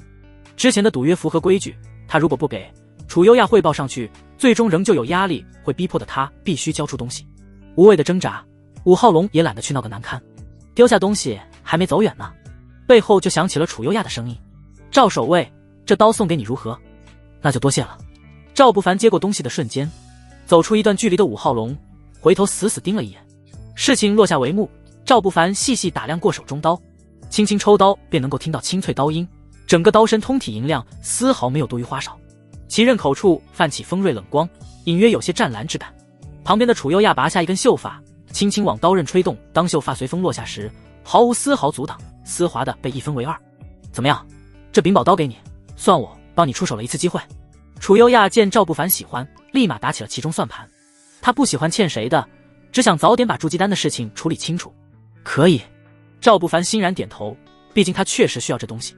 武器自有品级划分，凡人器、宝器各又有下、中、上极品的区别。之前他用的那柄长刀则属于中等凡器的行列之中，而此刻的这柄刀已经脱离凡器范畴，可吹毛断发，削铁如泥。放在凡俗的江湖，上称一声绝世宝刀也丝毫不为过。在这里嘛，唤名极品宝器。缓缓抚过刀柄上雕刻的银龙二字，一人一气就算是熟悉了。比。楚优亚动了动红唇，一个眼神示意赵不凡跟上。两人很快来到楚队长的办公区域。房间中，楚优亚将房门关闭，随即带着赵不凡进入他午睡的房间。吱呀，再次关门，氛围就变得让人有些摸不着头脑了。楚优亚缓缓将双手撑着床头，留给风情万种的背影，红唇轻咬，低声道：过来。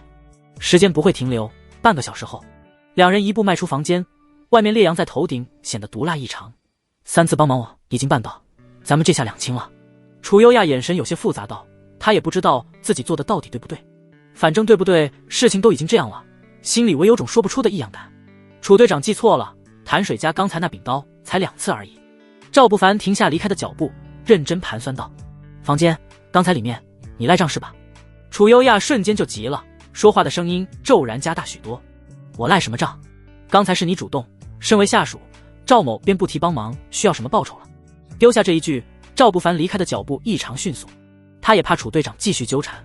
妈了，楚优亚愣在原地半天没有动，最后只是乌黑的大眼睛翻了翻。那难道……卧槽，白给了。入夜，回到房间后，赵不凡还在等待柳红霞回来呢。外面突然响起轻微的敲门声音，打开房门，徐以晴迈开步子，一脸不悦地走了进来。他也没有搭理赵不凡，横冲直撞地走到床榻旁边一坐，闹得跟谁欠他钱一样。许二小姐，这是什么意思？赵不凡疑惑询问，只感觉这女人脑子有病，明明那般厌恶自己，还孤男寡女地往房间里冲。难道他不知两人的实力差距，真有点冲动情绪，必然让他吃不下的，装着走。没什么意思，2枚筑基丹，你要是不给，我就不走了。徐以晴淡淡回答，说话时的眼神都带着极致鄙夷。有病！赵不凡见跟此人无法沟通，就在准备离开的时候，让他震惊的一幕出现了。许二小姐直接从储物袋中拿出了2个药瓶子，哐哐将20人份的绕指柔倒入碗中，然后拿起取出水壶往其中倒水。你到底要干嘛？徐以晴，我告诉你，现在我与你许家已经两清，我的东西我想给就给，懂吗？赵不凡冷声道，以你的实力也并非我的对手，若非靠着昔日恩情，我现在就能杀了你。咕咚咕咚没有回答，有的只是徐以晴在赵不凡愤怒加疑惑的表情中，将半碗混合绕指柔的水咕咚喝下，氛围突然就陷入安静中，好像有点明白对方想干嘛。赵不凡脚步略微后退，并非君子什么的，关键时机不对，特别的不对。如果他没记错的话，待会儿柳红霞就要回来了，能想象吗？满心欢喜一声亲爱的，推开房门，亲爱的正在爱别人，那感觉估计老上头了。别过来，有事情你提前商量，现在真不能这样。赵不凡看着逼近的郊区，有种难以取舍的纠结。刚才不是说要弄死我吗？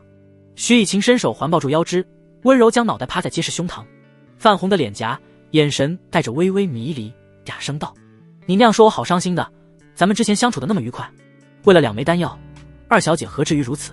谁说我是为丹药？我就是想你了，你难道不想我吗？狗奴才，我要一直骂你狗奴才，不想听的话你快想办法呀。几个小时后，徐以晴推开房门离去，走的时候还不忘对房间里呸一声，理智上头的他依旧显得傲慢，主打不服，弄死都不服。若非一手撑腰迈步的模样有几分狼狈，他都快忘记之前发生什么了。房间中，赵不凡没有管外界纷乱，第二天的他甚至没去上工，在木屋中整整修炼了1天。这点区域的守卫都知道自觉顶替工作，毕竟明白那是楚队长看好的人。749执法堂，堂中今日玉凝雪的脸色格外苍白，甚至在其周身都能够看到冰冷的寒气溢出。姨娘，看样子您今日的寒毒又要发作了，我这就去为您烧水熬药。早已经来此候着的楚优亚立马开口关心，转身就想去准备。毕竟抛开亲情不谈，姨娘也是他的靠山，是他在杂役区能够活得风生水起的坚强后盾，所以无论从什么角度开始出发，他都应该如此，也必须如此。先不用。玉凝雪缓缓站起身子，金丝勾勒祥云的衣袍显得别有威严。他看了看外面的天色，眼底似乎在计较什么，良久才叹息一声道：我让你找的人没找到吗？没有，咱们这片区域没有叫汪伦的杂役。楚优亚如实回答，他确实命人细细查探了，查而无此人。哦。玉凝雪轻轻点头，几分失落道：那或许是另外区域的杂役吧，我观他头角峥嵘，也不像是一般杂役。啥？楚优亚愣了一下，他第一次听姨娘形容一个男人优秀的时候，眼帘下居然带着几分不易察觉的害羞。这汪伦到底何方神圣？难道是姨娘的姘头？不对，姨娘不是说一心修道，对男女之间的事情无感吗？难道是说一套做一套？哦，原来你是这样的姨娘啊！傻愣着干嘛？你在这里守着，我没回来之前，任何人求见就说病了。玉凝雪看外面天色渐晚，心里就已经有打算。姨娘要出去吗？寒毒发作的时候，您的实力恐怕难以完美施展，要不我陪你一起？不用，我自有分寸。丢下一句不容许反驳的话，玉凝雪迈步离开749执法堂。桃花潭，夕阳一抹微红点亮整个潭水，泛起桃花般的粉色。赵不凡坐在草地上看着潭水涟漪，心里都忍不住感慨自己真是个天才，万万没想到随口胡说的名字居然能够如此贴切此潭。八大，突然眼前一黑，冰凉的触感从双眼传来，低低女人声音从背后传入耳朵里：猜猜我是谁？是七七姑娘吗？真聪明。玉凝雪夸幼儿园小朋友般，露出几分笑容，随口夸奖了一句，心情确实不错，因为她以为找不到对方，对方之前答应她的就是在骗人呢。结果小人之心度了君子之腹，原来汪伦早就在等待了。两人闲聊片刻，随即玉凝雪又如往常，直接褪下鞋子，将双脚放入了潭水中，白皙脚丫子上下挑起水花，在夕阳下倒是成就一番美景。汪伦，咱们算朋友吗？我在这里没有朋友。玉凝雪扭头问道，眼里有些许不易察觉的期待。他本不是这里的人，本来不该是这里的人。当初作为落雪峰真传弟子，玉凝雪是真正见识到紫霄宗全貌的一代天骄。然而命运就是会开玩笑，3年前的一场机缘争夺中，他力压对手，获得了进入觉醒池的资格。本以为人生继续向前会达到一个新的高度，结果万万没想到他觉醒的体质唤名玄阴道体。此体质想要彻底觉醒，需要纯阳道体相助，才能驱除寒毒，走上修行正轨。紫霄外宗恰好也有一位纯阳道体，但宗门高层绝不会同意这种事情发生的。倒不是说禁止门下七搞八搞，关键在于纯阳体修行全靠一口纯阳气，才能以刚猛同级称无敌。若宣泄了那股纯阳气，即使尊一声道体，成就也终究有限。同为道体，得一而毁掉一毫无意义。关键双方也都不愿意，事情自然没有转机的可能。后面则因为每月会发作寒毒，导致了玉凝雪修为速度大打折扣，落后于曾经的对手。修行路上一步差距，人生不同。种种原因之下，玉凝雪被迫成为了杂役区749堂管事。听起来是从弟子成为管事，实际上是从高高在上的真传弟子成为了区区一名杂役。所以他在杂役区没有朋友，因为天才自有傲气，他认为这里的人不配做他的朋友。同时玉凝雪也明白，他必须时刻提醒自己，这里不适合他待下去，复仇的念头才不会被岁月磨灭。朋友，赵不凡尴尬地笑了笑，想到接下来准备做的事情，他都不好意思提朋友2个字。你坐过来吧，我感觉有点冷了。玉凝雪下意识蜷了蜷身子，虽然也明白孤男寡女的不太好，但进入骨髓的寒冷时刻提醒着他，现在不是纠结这个的时候。好，赵不凡也不扭捏，坐到旁边，伸手从纤细腰肢背后而过，将人搂在怀里的时候，那感觉并不像是一个人，更像抱住的是一块万年寒冰板。寒气似乎找到宣泄口，呼啦啦朝着赵不凡体内冲去，然而却在侵入身体的瞬间，他的骨子里涌起了一股至阳至刚的力量。两者交锋，赵不凡体内的力量很快占据上风，但那股力量并无法控制，他只是本能在身体中游走，保证着赵不凡不被寒毒伤害。玉凝雪却能够清晰感觉到怀抱的温暖，能感受到折磨的他死去活来的寒毒在那里会被泯灭。修长的眼眸眨了眨，略微犹豫便转身重重抱了上去。汪伦，帮帮我，咱们是朋友，我认定的。起伏的身躯压在怀里，赵不凡轻轻点头，重重拥抱。玉凝雪以为这样就能帮助自己度过本次寒毒发作，事实上也确实可以，但救人菩萨心，治病要断根。赵不凡想的是帮对方彻底根除寒毒困扰。时间就在两人相拥中度过。月亮从西边升起，缓缓爬到了天穹之上。月上中天，一抹清冷光辉照映在玉凝雪绝美的脸颊上，周围溢出的薄薄寒气加上月光缭绕，仿佛上天开的美颜般。汪伦，抱紧一点好吗？我好冷。玉凝雪红唇失去血色，虚弱挤出几个字的时候，呼出的寒气直直拍打在脸颊上，冰凉中带着些许幽香。你闭上眼睛休息一下，剩下的交给我。赵不凡回答一声，细细感受这怀中人的状态。玉凝雪修为高深，对方意识太过于清醒，修为没被寒毒影响的时候，他必须得小心对待，毕竟老话说得好，小心才使得万年传。直到时间再过，玉凝雪感觉寒毒仿佛将她整个人冻住了般，修长漂亮的美眸才缓缓闭上。吧唧，眼中还有微弱的光，玉凝雪便看到了近在咫尺的男子容颜，一吻温热，仿佛如梦。时间从来不停留，不会因为等待谁而停下些许。天亮，清晨的山边放出一抹银亮，微弱的光芒带着生的希望。文化高的人称其为出生。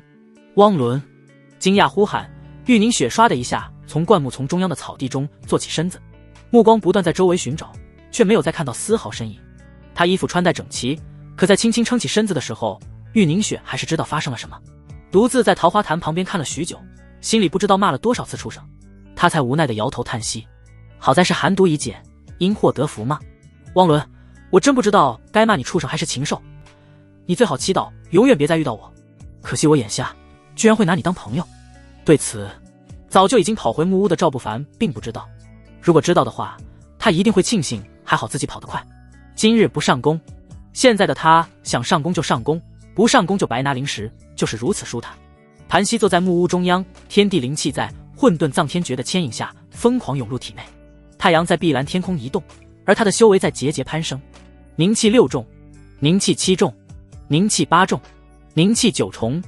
轰隆隆，就在修为稳固在凝气9重的时候，赵不凡明显感觉到了一股至阳至刚的凶悍力道从体内涌起，一轮烈阳虚影在其身后上空徐徐升起。混沌纯阳体，一阳之力，狂暴。开启特殊体质的瞬间，他的整体基础力量增加10倍，实力能够在体质开启的顷刻遥遥领先同级武者，甚至越级硬刚。被动型体质神通，赵不凡细细感受过后才满意点头。虽然与他之前想到的神通有些出入，但混沌纯阳体共有9阳之力，每觉醒一阳之力便能获得一种神通。如果这般理解的话，后面还有8个，必定有更玄妙更强悍的手段。话说混沌纯阳体与纯阳体，其中好像差别巨大。纯阳体通常在体质大成之前不得宣泄元阳，一旦宣泄先天纯阳气，未来的成就基本不会太高了。而他这个混沌纯阳体明显属于是越战越勇，一直修炼到下午时分，赵不凡中途还去了趟锁妖塔中，体武双修的实力定格在凝气9重房间中。他刚替自己倒上一杯冷茶，准备宣泄一下疲惫的时候，外面响起了急促的敲门声音。赵哥，赵哥，大事不好了！打开房门，赵不凡有些诧异地看着熊虎，对方额头上都挂着汗液，双手撑腿，气喘吁吁的模样，显然是跑不过来的。什么事情？你慌慌张张干嘛？赵不凡疑惑询问道。柳红霞姑娘，你认识吧？陆家跟墨家之间不知为何请下了生死战斗契约，那个柳姑娘就是赌注。墨家今日好像已经无人能战，输了，要输了。熊虎气喘吁吁的将事情大概说了一遍。前段时间墨家跟陆家不知为何请下了世家之间的生死擂台，世家之争，生死擂台，基本是同级武者上场相互比较，战斗到另外一方没有同级武者赶上，随后再切换另外一个修为等级的人开始下一轮战斗。而两家之间的赌战，双方的赌约也奇特，不赌资源，赌的是人。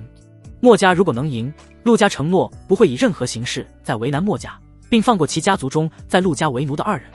而陆家赢的条件唯有一个，就是要求柳红霞为奴。凭借熊虎的智商很难理解，为什么姓陆的跟姓墨的赌战受伤的会是姓柳的。但不重要，重要的是熊虎知道姓柳的那姑娘跟赵哥随时居住在一个木屋，这白痴婆娘，怪不得她每天神秘兮兮的。操！赵不凡气的忍不住爆了句粗口，就墨家那种德行，还管他们干嘛？但问题是自己的女人成了赌注，这事情不管还真不行。没办法，生气归生气，赵不凡还是大手一挥，熊虎带路朝着双方赌斗的方向去了。杂役区生死台属于每个杂役区域都有的东西，但这擂台通常是不对普通杂役开放的，因为普通杂役之间的生死战斗根本不需要上擂台，契约签订任何时间都可以决出生死。杂役生死台是为那些世家恩怨准备的，通常世家人数较多，一场家族与家族之间的生死战斗常甚至能够打3-5个月，正规的擂台就显得颇为有必要了。此刻擂台周围已经被2个世家的人以及来看热闹的杂役围得水泄不通。墨家方向，莫长风老脸上满是忧愁，目光掠过墨家在场众人，个个无精打采，身上挂伤。柳红霞，陆少能看上你，是你修来的福分，你还挣扎什么？还不快跟陆少签订为奴契约？那头已经被锁链加身成为奴隶的莫寻凤大声呼喊着，他眼底有愤怒的扭曲，天知道给陆家做奴隶的日子他受到了怎样的折磨。此刻唯一恢复自由的希望就是柳红霞听话跟陆明，所以莫寻凤在不断的语言劝说，大嫂别固执了，你再固执下去有什么意义？旁边的莫寻虎也立马带着哭腔道德绑架道，你看看都是因为你的不妥协，害得我跟三妹成这个样子，害得墨家如此多人被重伤，再打下去难道你想墨家人都死光吗？你对得起寻欢哥吗？对得起墨家对你的恩情吗？质问的声音不断响起，两兄妹也不愧是两兄妹。基本你说完我接上，一番道德绑架的歪道理，说的擂台边上沉默不语的柳红霞眼中都泛起了雾气，她看了看墨家那些因为打擂台受伤的众人，一时间失去所有方寸。柳红霞动了动红唇，话音刚冒头，围观人群自动散开道路，一道冷峻的话音随即传来，谁敢动我的女人，今日我必要她死。冷峻话音还在回荡，让周围所有人都投来了目光。陆家阵营为首的小白脸男人一双三角眼微眯了起来，你就是赵不凡？陆明虽然在问，但其实心里已经有了答案，毕竟陆家的消息灵通，那个获得10枚筑基丹的男人他们自然是有了解的。是我。赵不凡淡淡回答，如今的他拥有实力，有的就是底气，即使面对一众陆家高手，心中也毫无波澜。你来迟了，墨家无人能战，我们两家的赌约已经结束，柳红霞现在已经属于本少。陆明露出几分玩味笑容，手中把玩着双方之前签订好的赌注契约。别小看那一张特殊材质的纸张，小小东西在杂役区的意义可不同。自古无规矩不成方圆，任何宗门管理都有其制度规章，就算权势者可以钻空子，却也万万不能明目张胆的违背。所以契约生效，此刻柳红霞就确实属于陆家处置。不凡，对不起，能跟你相处一段时间，我觉得值了。柳红霞仿佛认命般走出，她确实也觉得自己太过于心软，她也明白就不该站出来替墨家做这个赌注，来争取一丝跟陆家了解恩怨的机会。她明白自己这样是错的，但人并非知道错就不会犯错了，对错之外还有良心。柳红霞过不去的就是良心的剑，始终认为她还欠着莫寻欢与莫家。心软也好，圣母也罢，反正事已至此，后悔也没什么用处。我觉得不值，一辈子那么长，这才几天怎能够？赵不凡打断了对方想继续说下去的话语，看了看远处莫家众人，才将目光看向莫长风，道：莫二叔，你们将一个女人屡次三番往前推，良心会不会痛呢？赵不凡，这并非老朽的意思。莫长风立马解释，苍老慈祥的面容上表情满是痛心疾首。装？你接着装。赵不凡冷笑道，我不与你们计较，并非你演技有多好，而是因为2份恩情。你真觉得凡事装着可怜无助，让他人良心愧疚，主动站出来承担一切的手段很高明吗？沉默。莫长风老脸憋得通红，颤颤巍巍伸手指着赵不凡，你含血喷人？我含血喷人？笑话！赵不凡一声呵斥，强大气势展露无遗。他伸手一指莫长风，厉声道：莫家逼迫柳红霞，让其同意去给陆明为奴，此事你事先不知吗？既然知道，为何开始的时候不阻止，装出一副自己不知的老好人模样？莫长风脸色变了变，才厚着脸皮道：当时老朽闭关，虽然听说些许，但也一时间抽不开身。你放屁！你本已经天赋耗尽，闭关干嘛？闭关等死吗？赵不凡继续问道。莫寻凤与莫寻虎被带走，你们莫家的事情，为何又会让柳红霞知道呢？别告诉我是他自己问的，他问你们就必须说。他在莫家要是有如此地位，何至于被你们如此算计呢？你莫长风身子踉跄几分，多年脸面被扒开，当众如此羞辱，让已经年迈的他有种无地自容的羞愤，偏偏又没办法反驳，因为赵不凡说的全是正确的。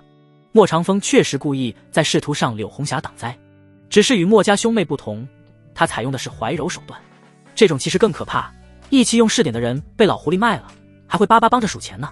我什么我？赵不凡不屑冷道，我从未见过你如此这般厚颜无耻之人。噗呲，莫长风一口老血瞬间吐出，身子都踉跄了好几分，才被身旁的莫家众人扶住。柳红霞的目光变了变，她也不傻，莫长风如此大的反应，侧面证明了赵不凡说的就是对方事实上想的。司他第一次感觉有个男人是真的好，至少在赵不凡挑破这层之前，他从未想到此处。看什么？赵不凡瞪了柳红霞一眼，目光中仍旧有几分不悦，道：你的事情待会儿回木屋再跟你慢慢算。你反了！柳红霞轻轻吐出几个字，低头不太敢直视赵不凡的目光。他则是此刻才明白，原来赵不凡愤怒的时候竟会是如此这般强势。如果不喜欢是如果的事，柳红霞一颗心都在此刻砰砰跳动。整个过程陆明都在看好戏，直到赵不凡把周围的事情处理，他才若无其事地鼓了鼓掌。不愧是能够抢夺到10枚筑基丹的人，你确实有过人之处。我看你气定神闲，必然是想好如何解决此事咯。点头。赵不凡轻轻点头，胸有成竹道：10枚筑基丹，我赌柳红霞的自由，敢肯定你不会拒绝。对。陆明立马起身，一边朝着擂台上走去，一边冷笑道：我确实不会拒绝，因为筑基丹的诱惑远远大于一个女人，关键在于我觉得自己不会输。就在他一步踏上擂台的时候，赵不凡也走到了擂台边缘。你觉得只是与觉得？赵不凡笑了笑，伸出手掌勾了勾4指。找死！陆明瞬间不淡定了，他单手握拳，脚步重重踏在地面，宛若炮弹冲向赵不凡。属于凝气9重的实力展露无遗，凶悍的拳头带着拳碎猛虎之势。砰！赵不凡同样出拳，后发出手，却更快、更强、更迅猛。砰的一声，2个拳头撞击在一起，拳风在擂台上肆虐撞击的瞬间，陆明整个右手被暴力打得折断，一节断裂骨刺从手肘穿出，滴答鲜血落地。他还在愣神，赵不凡猛的一巴掌已经落在脸颊。啪！响亮耳光裹挟着巨大力道，直抽的陆明双腿一软，整个人轰咔一声跌倒在了地面，砸得青岗石擂台灰尘荡起，出现丝丝皲裂。震惊、懵逼、强大如斯，围观众人都是心头一紧，看向赵不凡的目光多出几分敬佩。凝气9重的高手，堂堂陆家少爷，居然就如此被顷刻击败。柳红霞惊得下意识咽了咽口水。好强！他即使现在服下筑基丹，修为已经在急速增长，但也才堪堪凝气4重而已。属实难以想象，傻徒儿居然藏得如此之深。如果这样理解的话，他俏脸忍不住爬上了2分红晕，好像自己赚大了呢。住手！就在赵不凡准备出手击杀陆明的时候，不远处负责此处擂台的3角眼老者发出一声怒喝。仅仅一道话音，却瞬间动荡的空气压缩，轰的一声撞击的赵不凡连连后退，才堪堪稳住身影。武管事，擂台战斗不论生死，你强行出手干预是什么意思？赵不凡淡淡问道，心里有极致的不悦，但却也没有办法，因为杂役管事通常拥有筑基实厉或之上，对方出手干预，想继续击杀陆明显然是不可能的。问老夫什么意思？武管事皮笑肉不笑的淡漠甩了甩衣袖，厉声道，你既然已经赢了，就不该再下杀手。同门之争杀心如此重，若有半句不服，老夫定将你当场处罚。不要脸，明显是不要脸了。围观的众人都不傻，显然都明白这武管事跟陆家有勾结的关系，刚才出手就是明的偏袒陆明，但也没有办法，毕竟冠冕堂皇的理由勉强说得过去。关键是场中好像就他地位最高，所以有点不公，也轮不到旁人反驳。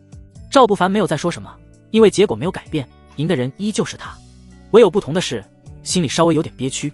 嗨，陆明咳嗽2声站了起来，伸手擦拭过嘴角鲜血，伸手在赵不凡的肩膀上拍了拍，附耳低声道，我陆家在杂役区的靠山就在旁边，小子你有种，但咱们之间还没完。说着，陆明将之前的赌注契约重重拍在赵不凡的手中，随即大手一挥，带着陆家众人离开。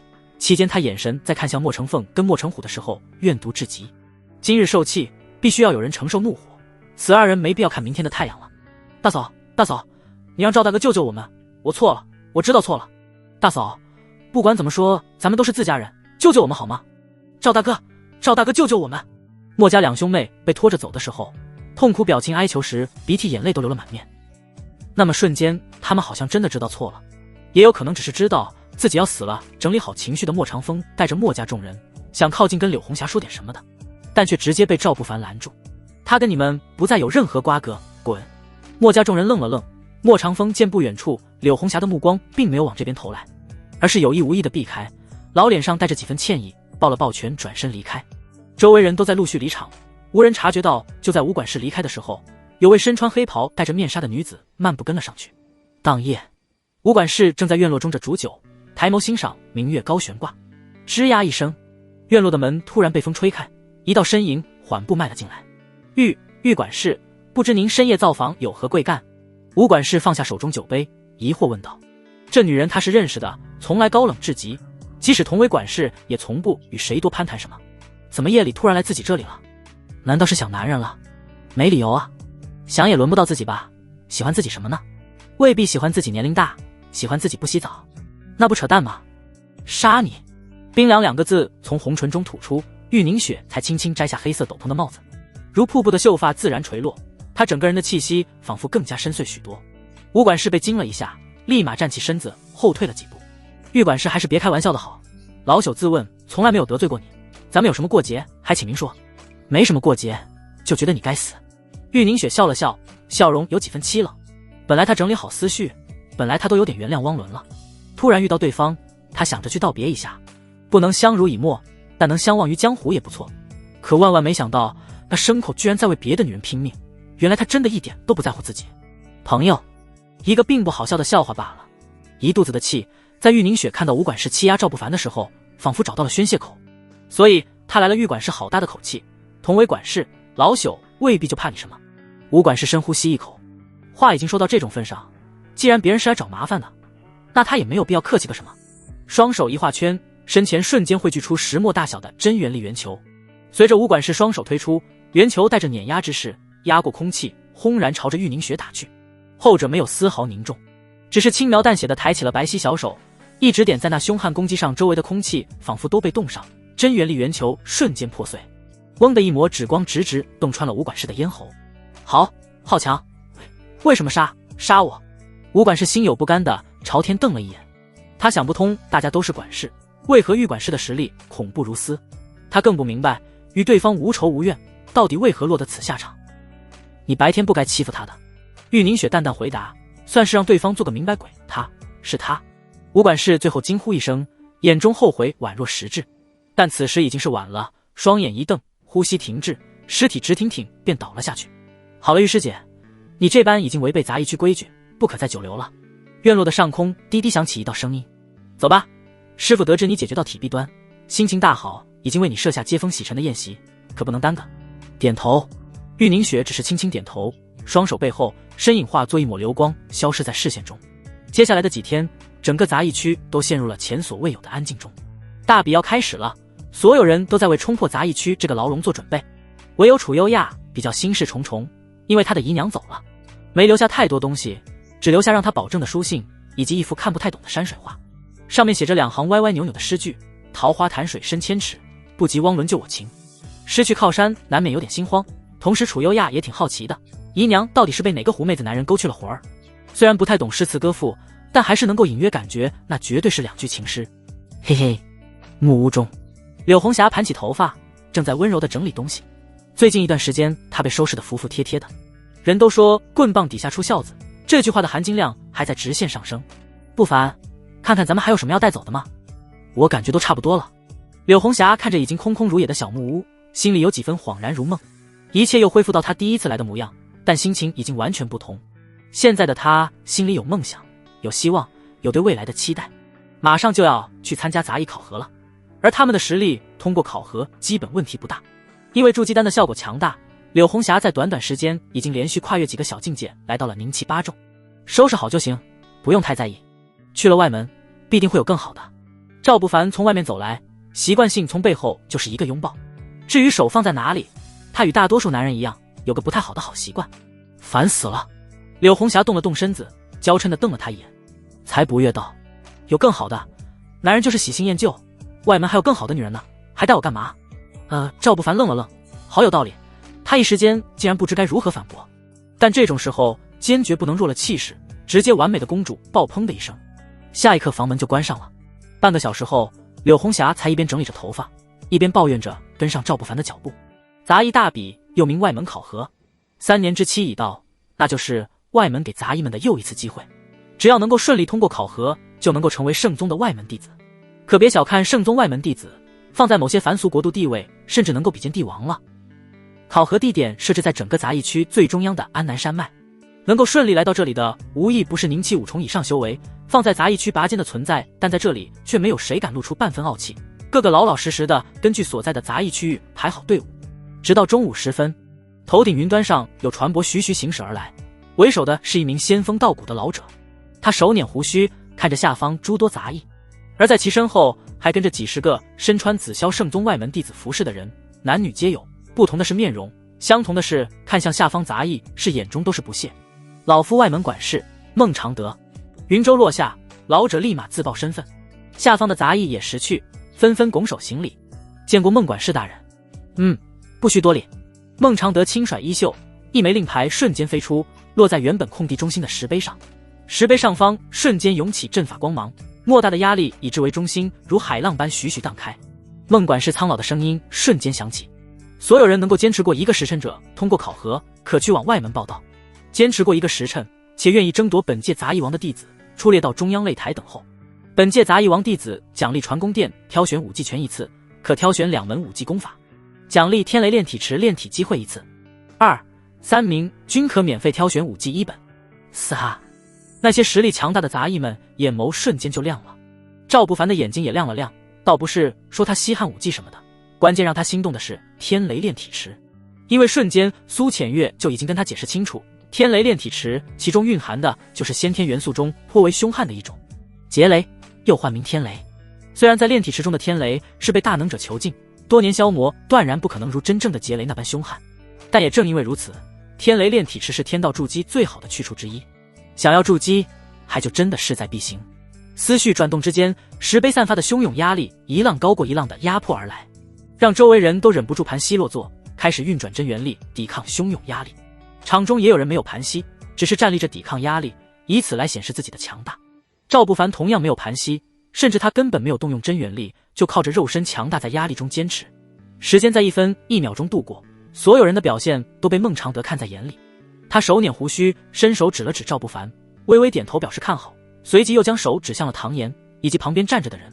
老者身后一位面容清秀的丫头则拿着纸笔做着标记。1个小时过去，已经有1/3的人退场，即使他们都是来自杂役区的佼佼者，可在巨大压力下依旧显得不够看。苦苦支撑又是1个小时，又淘汰下1/3的人。如柳红霞那种实力的人，即使坚持到最后，在石碑阵法压力退去的瞬间，也都身形踉跄，有种被掏空的感觉。你在旁边等我，这杂役王的奖励，我想试试。赵不凡伸手拍了拍柳红霞已经被汗水湿透的后背，柔声道：“你要当心点。”乖巧点头。柳红霞挤出几分明媚笑容，退到通过考核的队伍中，目送着自己男人登上擂台。狗男女，真恶心。不远处的徐以晴将一切看在眼里，轻呸了一声，随即转头向旁边的许慕言道：“以后离赵不凡那狗东西远点，他那副移情别恋的恶心模样，我看着就来气。”二姐气什么？许慕言淡淡问道。都说了此后陌路，我都不生气，二姐反应干嘛这么大？我是替你感到不值得。徐以晴心虚的立马辩解道。他还在说呢，全然没有察觉到许慕言已经朝着擂台方向走去，并没有再听他说什么。几十分钟后，擂台前方已经有100多人，基本都是各大杂役区最顶尖的高手。老夫宣布，杂役王争夺正式开始。杂役王争夺过程其实并不复杂，出列众人各自拿号，2人一场胜一人，如此往复，直到剩下唯一的王者。即使这种单一的抽签模式中并不绝对公平，假如实力本来可以获得第一的杂役，每次都抽到实力靠前的杂役，那前面的战斗消耗巨大，则有可能导致本来该获得第一的人无法获得第一。但却不重要，因为漫漫修行路上，运气从来都是实力的一种。77号，听到点名，赵不凡猛地抬头，刚开始就轮到自己上场。当他几步走上擂台的时候，对面拿着108号牌的5号龙嘴角勾勒出一抹冷笑。冤家路窄，5号龙喜欢这样的节奏，之前他就想做掉这小子，迟迟没能够下手。今日就是他的扬名战。姓赵的，刚开始就遇到吴某，你运气好像不太好。5号龙轻轻从储物袋中取出一柄长刀，在抚摸刀身的时候，目光却一直看着赵不凡手中握着的银龙，那种感觉就像怀里搂着一个女人，却惦记着别的美人一般。但事实并非如此，5号龙只想说，那刀是他的，本来该是他的。今天我遇到谁都是对方的运气不好。赵不凡露出些许笑容，握刀的手指微微收紧，2人之间的气势交锋，使得擂台上的氛围顷刻凝重。拔刀，5号龙骤然出刀，一刀猛斩长空的时候，真气化做长长圆柱形，看起来有几分凶悍雏形。周围立马有识货的人惊呼出声：银龙斩！是8品5技银龙斩！天呐，是上3届杂役王的成名技银龙斩。传言中，上3届杂役王在离开杂役区的时候，因为可怜杂役区之人难有出头日，便留下了佩刀与成名武技，希望给后世有缘人一线希望。杂役区3年一王者，可唯有上3任杂役王才配得上杂役们心中的王者称呼。稳了，既然5号龙获得那位留下的东西，这场战斗没有悬念了。议论声音低低响起，周围点头的众人许多，所有人都觉得5号龙是稳赢的。然而在赵不凡出刀的顷刻，所有人都猛了银龙刀。上3届杂役王的银龙刀怎么会出现在赵不凡的手上？你问我，我问谁？刀跟武技本是一套。当年上3届杂役王就靠2样东西横压了一代杂役。有意思，用他的刀战他的武技，也不知结果如何。众人立马就来了兴趣，连那些本来无心观看杂役大比的外门弟子都浮现了几分好奇。因为银龙在外门也并非籍籍无名之辈，虽然这2样东西是他9年前留下的，但终究是他的东西，就能让认识的人本能好奇。轰卡，银龙斩对上银龙刀的顷刻，炸耳的金属交错声音响彻，众人眼中只见2刀晃眼，吧嗒一声，赵不凡收回了刀，在他面前的5号龙长刀断裂，手捂咽喉，鲜血顺着五指不断涌出。你怎么可能强大如斯？5号龙死死抓着咽喉，企图用这种方式阻止鲜血流淌，然而却根本不可能。你弟弟真是我杀的，来生再会。赵不凡用唯有2人能够听到的声音道，也算帮助其一二，让5号龙做个明白鬼。瞳孔猛然放大，5号龙表情扭曲，可一切都停留在了此刻。88对12号，孟常德没有在意死了一个杂役弟子，直接宣布起下一场战斗。毕竟擂台战斗生死不论，这是紫霞圣宗的规矩，哪里有修行不死人的？怕死，回去种地好了。赵不凡打完一场，便落坐在旁边休息，时不时看着场上的战斗，将有可能成为对手的人都大概记录了一下。多谢你的筑基丹。柔柔女人声音响起。许慕言不知道何时已经来到赵不凡的旁边，他说话的时候眼底有几分惬意。以前的事情不太好说，以后大家都该往前看才对。不用客气。赵不凡礼貌回答，一时间竟有点不知该如何面对。毕竟以前他确实跟许慕言是相互有好感的，但后来加上他跟许以情不清不处几次，再谈什么以往，赵不凡也没有那般厚的脸皮。以后去了外门，大家就是师姐弟。外门不同于杂役区，那里相对要公正的多。许慕言扯了扯嘴角，继续道：“但我听说外门很大，也不知咱们这些人还有没有再见的机会。天地辽阔是对鱼虾而言的。”赵不凡投给一个风骚笑容：“金陵岂是池中物，一遇风云变化龙。不论外门有多大，咱们顶峰必能相见。”许慕言露出几分女儿家的羞涩，轻抿红唇点头。或许是年龄小，也或许是因为本来就天赋高，所以心头自有豪情万丈。反正不管是因为什么，许慕言听到对方每次画这种饼，他心里都忍不住触动，总觉得这个男人不同于那些只知享乐的人，时刻给他一种不服命运的桀骜。顶峰相见，切！唐嫣忍了许久，实在忍不住自己的未婚妻对别的男人笑，气不打一处来的阴阳道：“你现在放弃，还有可能看到外门的风景，若不然，擂台上遇到我就是你的死期。”对，严少说得好，这废物我也看之不爽，若在擂台上遇到，我必取他狗命。不远处的陆明忍不住帮腔作势道：“之前的恩怨他自然还没有忘记，现在唯有一个弄死此人的念头，涌起就按捺不下去。”也就在此刻，第一轮结束，那头的孟常德再次宣读起了比斗名额。77号赵不凡对98号陆明，双方登台。愣，陆明瞬间就愣住，真对上了。不是，你别开玩笑啊，我打不过他的，之前就没打赢，还对战什么？赵不凡，遇到我家少爷，你死定了，现在跪下认输还来得及。陆明旁边的一个丫头立马得意的叉腰喊道：“要是上了擂台，可就不许认输了。我是谁？我在哪里？我要干嘛？”陆明看了看那个侍女，嘴角抽搐，忍不住想问一句：“请问，你是不是在担心少爷死得不够快？”赵不凡，你识趣的话，最好立马就认输，不然我家少爷出手，既分高下，也断你生死。小侍女还在得意洋洋地无脑呼喊，以往她就是靠着这种嚣张的狗腿子态度，在陆家一众侍女中脱颖而出，被少爷赐名陆雪儿。今天雪儿明白，依旧是老配方，招式不在于多老，只管有用就好。对这种挑衅，赵不凡懒得回答，直接迈步一步步朝着擂台走去。陆明出于刚侍女太嚣张，有种赶鸭子上架的感觉，即使站上擂台，他都还有种心有余悸的害怕感觉。认输吗？直接认输会不会显得太怂？好羞耻！要不我跟他打一招再认输？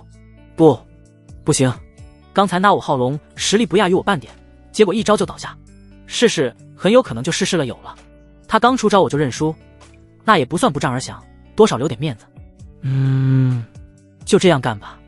比斗开始，宣布的声音刚落，赵不凡感觉头痒，下意识伸手挠了挠，扑通一声，几乎就在他抬手的瞬间，陆明因为过于紧张，本能的扑通一声便跪倒在了地面，口中立马急切呼喊道：“投降，认输，我认输。”就这副没出息的样子，让刚准备喊少爷加油的陆雪儿脸颊憋得通红，一时间愣在原地不知所措。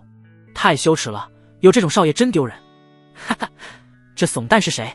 真特么丢男人的脸，别人挠个痒痒都能吓得他双脚发软，还上擂台干嘛呢？估计就是想出个名吧，毕竟土狗也是狗，黑红也算红，能出个名总比去了外门无人问津的好。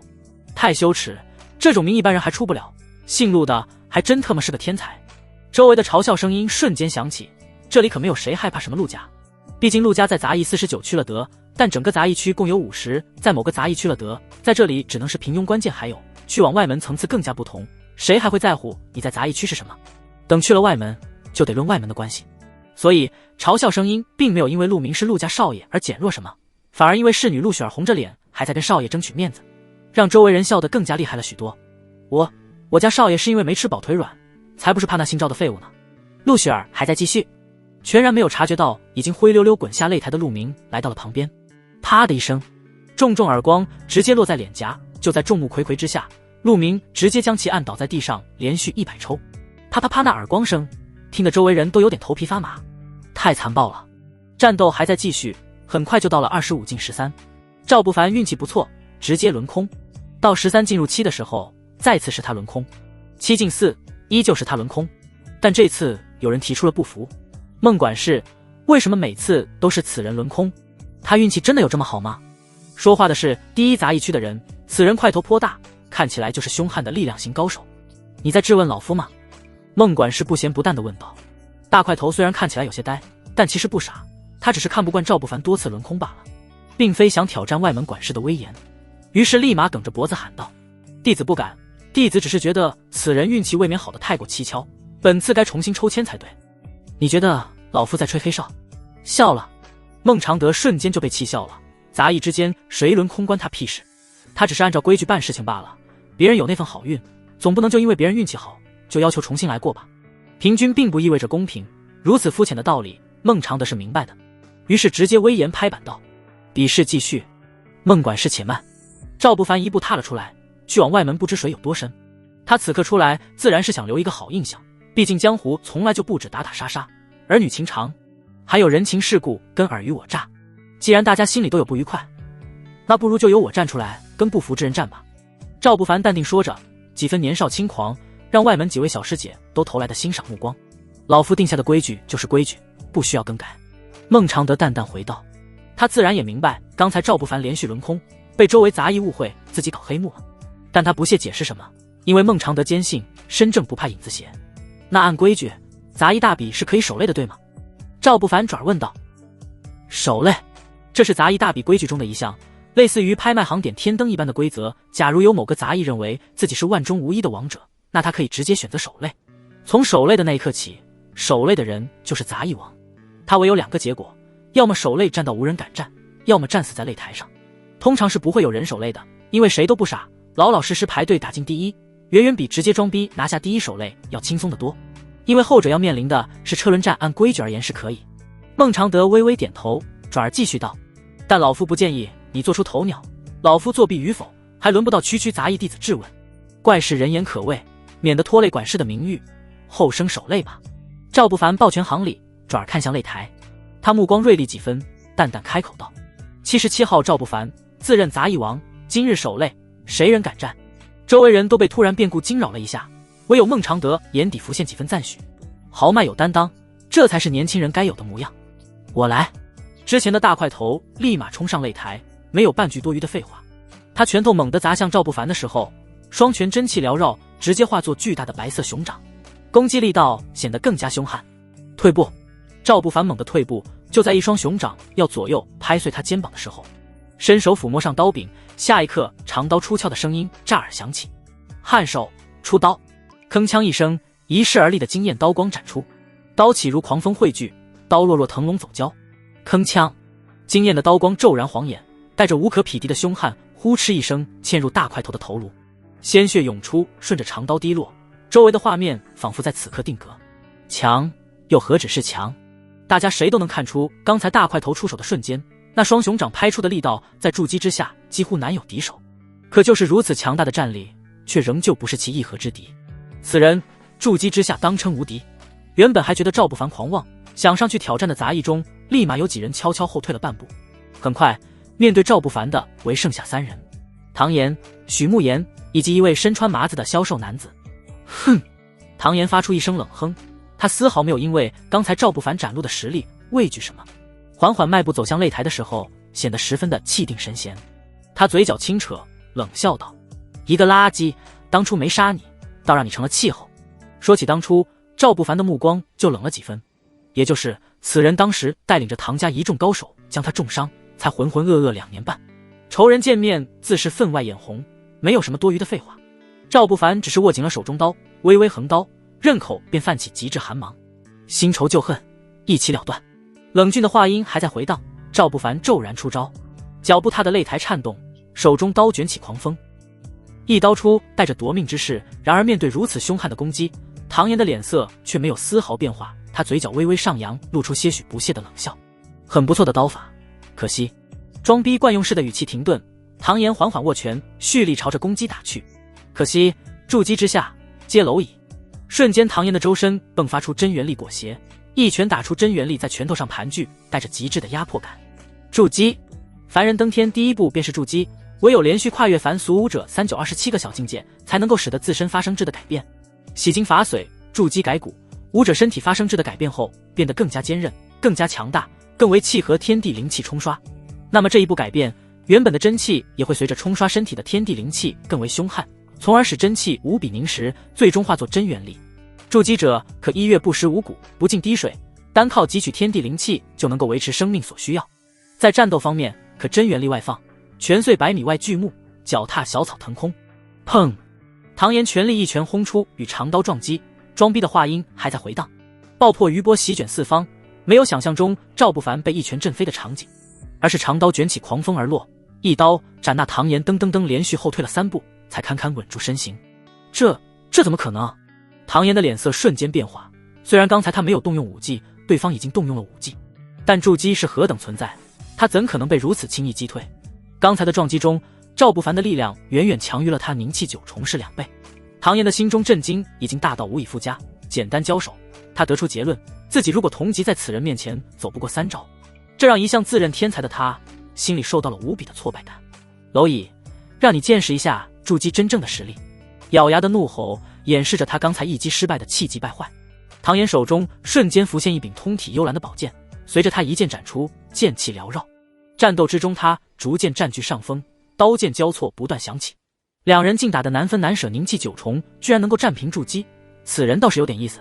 麻衣青年段长坤露出些许高深莫测的笑容道：“那名为唐岩的人不是其对手，不过我在这里，第一就不可能是他。”自言自语的话音淡淡响起，段长坤的话落下，旁边的许慕言却没有丝毫理会的打算，甚至多看半眼都没有，场面一度有点尴尬。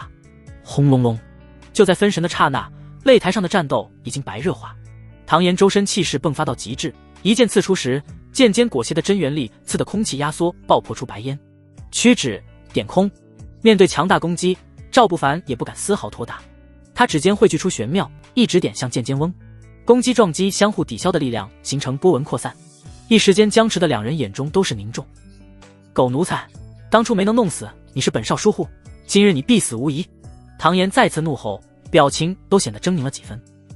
持剑的手上已经可见青筋暴起变招，在两人攻击爆破的瞬间，几乎是同时的变招。唐岩在空中折返，真元力再次疯狂调动。然而下一刻，他的表情却瞬间惊恐了起来，因为赵不凡的刀已经扑面而来，瞬间出手。对方是没有动用丝毫真气的瞬间出手才会如此迅速。按理来说，纯粹肉身力量的攻击，只能说快在省略了调动真气的时间，但威力有限，且失去真气加持，快也只是快在出招的刹那而已。但赵不凡这一刀却不同，明显的肉身力量却诡异地发挥出了同样凝气9重的实力。体修，孟常德发出一声惊呼，那震惊的模样就像老色批看到小美女一样，差点他就激动地舔嘴唇了。那些外门弟子也都好奇了几分，目光中的轻视都收敛了起来。体修，一个现实中战力爆表的修行门道，一个同级中最让人头疼的称号。相比于他们的震惊，最值得震惊的唐岩发出一声惊呼：不要杀我！赵不凡，你不可以杀我，我是唐家少爷，你杀了我唐家人不会放过你的！不要！语无伦次的惊呼还在回荡，长刀却没有丝毫停留，呼哧一声齐齐斩飞其头颅，还没落下就被赵不凡一把抓住头发提在了手中。他露出几分戏谑笑容道：你的筑基也不过如此，别告诉我你唐家有多少人，手中刀卷刃了，赵某也可以换一柄继续杀。最后一个杀字还在回荡，缓缓松开手，众人震惊的目光看着堂堂筑基的头颅扑通落地，好似一个圆溜溜的夜壶般在地面上滴溜溜地滚了好几圈。震惊再一次爬上围观众人的脸上，那些顺利通过且没有去争夺什么杂役王的杂役们都是一阵心有余悸，只感觉是幸亏自己实力弱点，没有那个争雄的心思，不然筑基的脑袋都被斩了，这谁顶得住？下方杂役中有几个唐家的弟子脸色纷纷难看起来，不过这里是杂役大比考核，也没有谁敢多说什么。你不该杀他的。徐慕言抿了抿红唇，眼底没有什么悲伤，不过话音却冷了许多。唐岩毕竟是我的未婚夫，不论如何你杀他，你我之间就已经结仇。二小姐知道的，我从来不喜欢得罪人。赵不凡平淡回答道，但你也该知道的，我烂命一条，从来没怕过谁记恨。话说到这个份上，徐慕言俏脸冰寒，目光死死盯着赵不凡。其实感觉很矛盾，一方面他认为赵不凡是没错的，昔日耻辱今日还，之前的恩怨赵不凡如今有机会有实力击杀唐岩属于正常表现，但另外一方面徐慕言又觉得对方不该如此，因为会让自己很难做。女人就是磨叽，不敢打就认输，你得个第3也差不多了。段长坤等得有些不耐烦，忍不住开口提醒到他已经有点迫不及待了，本届的杂役王必定是他段长坤。许慕言看了一眼，没有回答什么。台上的赵不凡却伸手做出了一个请的手势，还未请教阁下。段长坤，筑基初期修为。段长坤淡淡回答道，如果你也是筑基，那我承认自己不是对手。换个角度理解，我心里认可你是本届杂役中的王者，但抱歉。话只到这里，段长坤在擂台边缘停止住脚步，冲着赵不凡摆开架势道：“放马过来，让你见识一下靠实力提升的筑基修士，可不是刚那个靠嗑药的废物能够比较的。”好，没有多余废话，赵不凡缓缓收起了手中刀，因为对方做出一副切磋的模样，他也不是专业刽子手，没必要非去拼命。握拳发力，轰的一声，赵不凡出拳，拳头带着一往无前之势，直直朝着段长坤打去。砰的一声，震荡的灰尘在擂台上扬起，赵不凡被震得连连倒退，而段长坤依旧站在擂台边缘，一副手拿把掐的模样。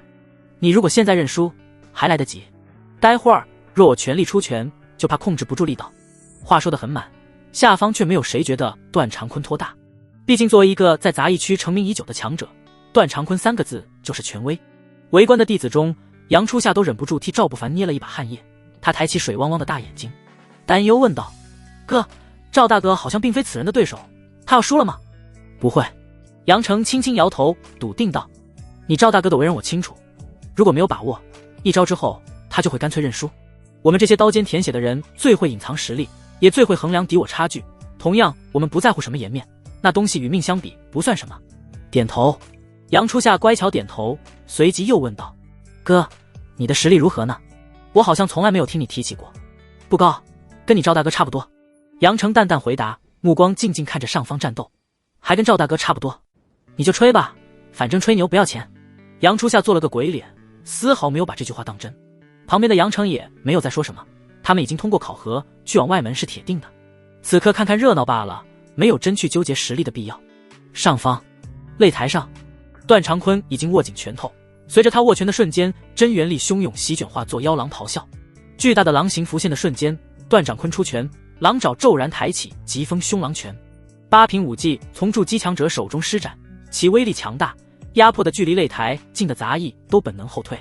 赵不凡同样再次握拳，不同的是，他此刻真正的实力全开，混沌纯阳体的一阳之力运转，背后升起一轮骄阳。暴力美学般的撞击在擂台中央接触，拳头撞击在一起，两人脚下的擂台请客服现出丝丝皲裂轰，尘烟弥漫，威势还没有消散。段长坤猛地咳出一口鲜血，整个人瞬间跌落至擂台下方。落地，他抬头，眼中都还是极致的茫然与惊惧。你到底是人是妖？怎会如此强大？你只需要知道自己输了，其他无可奉告。赵不凡露出浅浅笑容，昂首傲立擂台。没有喊什么装逼的还有谁？因为下方已经无人抬头。一人当关，敢叫万夫莫开言，这就是本届的杂役王。本届第1赵不凡，第2段长坤，第3许慕言。你们的奖励带到去了外门，自会有人安排发放。孟尝德苍老的声音瞬间响起，随即大手一挥，吩咐通过考核的杂役有秩序地踏上云舟。云舟是通常修行宗门带弟子出行的一种通用型飞行工具。这东西最为显著的优点就是空间大，且飞行平稳至极。众人上了云舟，宛若在平地一般，没有太多感觉，但脚下已经跨越过山山水水，云舟化作一道流光，消失在整个杂役区域上空。外门，整个外门的庞大宛若凡俗国度，热闹的同时，规章制度更加健全。赵不凡他们落在一处开阔区域的时候，周围已经有许多气息浑厚之人在此等候。其中一位老者朝着孟尝德吩咐道：“让他们再测试一次天赋，若有喜欢的，好方便诸位长老挑选。”是。孟尝德立马恭敬抱拳行礼，那模样与在杂役区时的高高在上显得毫不相干。很快，在孟尝德的安排下，一块3人多高的测灵石就出现在了众人的眼中。每个被念到名字的人都需要去将手按在石碑上，等待给出天赋等级的评测。其实这种测试并不会完全正确，毕竟人是会变化的。明天的他不再是今天的模样。77号赵不凡上前测试。陆续测试过几个人后，孟尝德叫到了赵不凡所属的号牌，意味着该轮到他登台测试天赋了。下方许多杂役都是好奇，都想看看本届第1到底有着怎样恐怖的天赋。就在众多杂役弟子期待与崇拜的目光中，赵不凡一步步靠近测灵石碑，将手掌放在上面，缓缓调动真气涌入其中。真气灌入石碑，良久才亮起了极为微弱的9色光芒。9色。孟尝德看到这一幕的时候，心里咯噔一下。本来他对赵不凡印象挺好的，对方之前的战斗中展示出的匪夷所思战力，也让孟尝德心中有所期待。因为本届杂役弟子由他接引，如果其中出现什么不得了的修行天才，那上面的人也会对应给出丰厚奖励。本期待赵不凡一鸣惊人，却万万想不到最后会是这般。9色灵根意味着什么？意味着垃圾中的垃圾，废物中的废物。如不出意外的话，基本一生的道路也就止步于凝气境界了。根本没有突破凡俗5学问顶修仙的可能。因为灵根等级通常而言分为9个等级，其灵根属性越少，则意味着灵根更为契合天地大道，是万中无一的修仙奇才。1灵根为天，2灵根为地，3灵根称玄，4灵根称黄，5灵根至9灵根称之为杂灵根，意味着杂而不精，难有大成。杂灵根之间同样有歧视链，9系灵根便位于最低端。9系杂灵根修道无缘，自生自灭吧。位于众多长老中央的白发老者随意摆了摆手，示意赵不凡退下，别耽搁其他人的时间。回禀唐副门主以及诸位长老，赵不凡战力斐然，还是一位体修。孟常德一步踏出，抱拳行礼汇报道。他也就是单纯出于之前的一点点看好，想帮赵不凡说句话而已。毕竟在外门行走，背后如果有个长老做师尊，那修行道路则一帆风顺，反之寸步难行。头发胡须花白的唐副门主还没回答呢，长老中有个面色冷傲的女人直接打断了孟常德的话。战力斐然，孟执事的意思是，我紫霄圣宗需要靠宁气境弟子对外征战吗？还是说你觉得一个一辈子只能停留在宁气的弟子能堪什么大用呢？被名为柳如烟的长老阴阳怪气质问，孟常德瞬间没了脾气，只是抱拳行礼，往后退了几步，低着头便没有再说什么。为何诸位前辈长老这般迷信天赋一说呢？赵不凡准备退下的时候，心里有些许不悦，随即问出了声音。既然天父决定一切，那为何又要说什么人定胜天呢？区区蝼蚁，你在胡吹什么大气？柳如烟感觉被反驳了威严，立马冷声呵斥道。听到这声呵斥的时候，下方诸多杂役弟子脸色都难看了几分。蝼蚁，废物，偌大的宗门从不给羸弱弟子半点温度，强者从来这般高高在上，这是道他功吗？时间自会证明一切，我赵不凡自认不输任何人。赵不凡不卑不亢地回答道，随即抱拳行礼。既然诸位长老都觉得弟子非可塑造之才，那我就先退下了。转身消散离开。退回人群中的时候，许多长老都多看了赵不凡一眼，却最终没有谁开口说什么。毕竟虽然欣赏不幸命运的年轻人，但他们都懂现实。测试依旧继续，很快就有弟子被长老看中了。第一个被看中的就是那个段长坤，也就在他之后，越来越多的杂役弟子展露天赋后被长老选中。虽然大多都只能成为普通的记名弟子，但也代表了在外门的地位超越了许多人。柳红霞也被选中了，最让赵不凡难以理解的是，对方居然拥有的是1等灵根。好苗子，你可愿入本座门下，做个亲传弟子？柳如烟脸上的笑容好似菊花般灿烂，丝毫没有看待赵不凡时候的冷漠。禀长老，弟子不愿。柳红霞抱拳回答，话音落地，周围人都还有种不真实的感觉，亲传弟子何等高贵的身份，如此这般居然还有人能舍得拒绝。为何？柳如烟的脸色变了又变，好多年她都没有被弟子当众拒绝过了，脸色自然是好看不起来。因为弟子相信人定胜天，与长老的观点存在偏颇。柳红霞回了一句，行礼告退，直接去到了赵不凡旁边，没有多余说什么。周围人却都已经明白，立马就有其他长老向他抛来橄榄枝，只不过碍于柳如烟的颜面，一时间并没有闹出什么争抢的画面。时间再次推移，很快下一位1等灵根又出现了，徐以晴。这次不只是弟子们震惊，就连场中的诸多长老都震惊起来。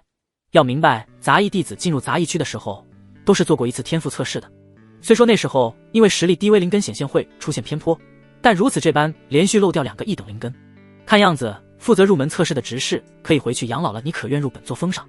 柳如烟再次询问，目光看向柳红霞的时候有刻意的不屑，那感觉就是在说，不就是一个修炼的苗子吗？一抓一大把。弟子也相信人定胜天。徐以晴出奇的没有同意，款款行礼便退了下去。下一刻，楚优亚测试的光芒绽放，周围的人呼吸再次停顿。1等灵根，又是1等灵根，这届杂役弟子的含金量甚至超越了整个外门弟子的含金量。1等灵根并非大白菜，每届外门招收回来的几万弟子中也就能出现那么1-2个，而这批已经淘汰过一次的杂役弟子中居然连续出现了3个，简直恐怖如斯。你可……柳如烟的话刚说一半，立马就有了回答，弟子相信人定胜天。呼，啪，这次长出一口大气也没忍住憋屈，柳如烟重重一巴掌拍在了面前的桌案上，拍的杯中茶水一出，显得有几分气急败坏。直到时间再过，1等灵根又出现了2人，杨成以及他的妹妹杨初夏。后面柳如烟没有再问，因为他听厌烦了人定胜天几个字。挑选落在帷幕后，天赋好的弟子都有了属于自己的风，拥有属于自己的靠山，而没有被挑选上的弟子等待他们的就是按部就班的修行，每月完成宗门任务，换取一定的修行资源。大家分开了，虽然柳红霞特别想陪着赵不凡一起，但修行儿女岂能矫情？道一句顶峰相见，各自奔赴修行。不凡，下次再见，我要200，保重。柳红霞挥了挥小手，便踏上仙鹤，跟着一位中年妇女长老离开。入夜，天空中微凉，赵不凡独自坐在外门分配给他的居住区域，显得有几分恍然若梦的惆怅。走了，师娘走了，初夏走了，楚优亚走了，许氏姐妹也走了，好兄弟杨成也走了。他们都天赋经验无双，被外门各峰长老收做了亲传，或许未来注定不会平凡，也不知何时才能再相见，心里正惆怅着呢。脑海中突然响起了苏浅月的声音：那几个女人的一等灵根是你创造的，你说如果之前那些家伙知道，会不会把你当个种马来培养呢？你说什么胡话呢？灵根天成，岂能那般容易改变？切，相比于特殊体质，一等灵根不过尔，而你的体质万古不出其二，你以后自然会知道，现在的你还是太低太低。两人闲聊了许久，第一夜也就这么过去了。第2天，第3天，第4天，第5天，第6天，连续过去几天，赵不凡也没有等来他杂役王的奖励，实在按捺不住念头，便寻上了孟执事。得知他的来意，孟常德神情中有几分不自然，看了看四下无人，才颇为为难的小声道：刘长老将奖励克扣给了他新收的记名弟子陆明，此事老夫也替你感到愤怒，但在这偌大的外门，9大峰之人从来高高在上，老夫虽有心替你争取，但却无能为力。什么？赵不凡的怒火瞬间就涌了起来，他万万想不到还能有如此欺负人的，声音都忍不住大了几分。孟管事，宗门奖励怎能这般行？我等普通弟子如何才能出头？出不了头，如果能出头，老夫何至于多年还是个管事呢？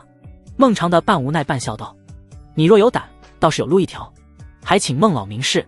赵不凡立马询问。杂役王奖励中天雷炼体池的机会，他势在必得，因为那关乎到他的筑基大业，岂能轻易放弃？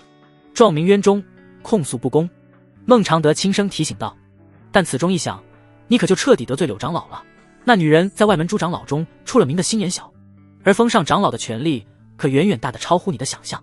来外门几天，赵不凡也基本知道明渊中是个什么了，就是一个宗门弟子受到不公待遇的时候，可撞想此中引来高层关注。执法堂一旦认为其中确有冤屈，必定会受理事情，也就有了说理的地方。简单理解就是凡俗忠告御状那一套，能不能状告成功不一定，但状告的人必定会麻烦不断，甚至有可能稀里糊涂的丢掉性命。所以明渊中在外门已经多年没有想过。多谢孟执事，那我这就告辞了。赵不凡抱拳行礼，随即转身离开。去吧去吧，年轻的时候我也各种不服，后来终于不再年轻了。孟常德无奈摆了摆手，继续忙碌他手上的事情。他本以为赵不凡认清了现实，会吃下如此哑巴亏。然而当天中午明渊中浩瀚响起的时候，孟常德才明白，事情远远超出了他的想象。咚咚咚，浩瀚钟声响彻整个外门上空，明渊钟声穿透力可以用强大的可怕来形容。霎时间整个外门沸腾了，弟子们都争先恐后的朝着钟声响起的地方汇聚。毕竟修行路上艰难，娱乐的项目少得可怜，能够看看热闹，绝对是解决修行烦闷的大好方法。什么情况？那宁气境的弟子撞击明渊中，他疯了吗？不知道啊，也许真遇到什么杀父夺妻的大仇怨了吧。换我也不会去撞明渊中，必定是弟子状告长老才能撞击。你想想看，状告长老，这确实是个并不好笑的笑话。台下何人状告本官？我看他修为羸弱，估计就是新来的才有这般头铁，等在这外门多待几年，估计他就没这般血性了。谁说不是呢？出生的牛犊才不怕虎。嘈杂的议论并没有影响钟声的穿透。很快，赵不凡停止撞钟，说出今日所谓何事。我乃本届杂役王赵不凡，宗门奖励入天雷炼体池修炼1次，奖励挑选5技功法2本。这本是宗门给予胜利者的，可柳如烟柳长老一手遮天，是宗门规矩如无物，将本该属于我的东西转给他门下记名弟子陆明。我今日只想问一句，这宗门还有说理的地方吗？如果没有，如此暗无出头日的宗门不带也罢。声音洪亮至极，带着几许愤怒响彻。周围已经有长老跟管事察觉，但此事不归他们管，也都识趣的，没有谁愿意去惹火上身。吃力不讨好的事情，几乎没有谁愿意去干。停止喧哗！一道空灵的女人声音从远处传来，众人抬眸只看到一位白衣如雪、宛若仙女的身影落下。此人气质清冷异常，从云端而来，落在众人前方的时候，所有人都察觉到了一股莫大的威严。来人，执法长老骆向离。外门之中长老无数，唯有执法长老的地位超然存在，他们甚至在某些时刻能够凌驾于外门主的命令之上。听说每位执法长老都是紫霄圣宗弟子，是真正的紫霄圣宗弟子，并非什么紫霄圣宗外门，可别小看2个字的差距，其中身份地位的差距可就大了。将你所受冤屈如实道来，若有半句虚假，弟子诬告长老，则此罪当诛。骆向离一双漂亮的美眸看向赵不凡，没有太多刻意的威压，但却在不经意之间透露着一种毋庸置疑的威严。将事情大致说了大概，赵不凡才朗声道：“请执法长老为弟子做主。”点头。骆向离只是微微点头，翻手之间，手中便浮现了一块巴掌大小的令牌。随着他手中真元力涌入其中，传讯瞬间开始：“云烟峰柳长老，还请前来明渊中位置，有些事情需要你当面核实清楚。”长老欺压弟子，事情是否属实？劳烦刘长老准备好自己的答复。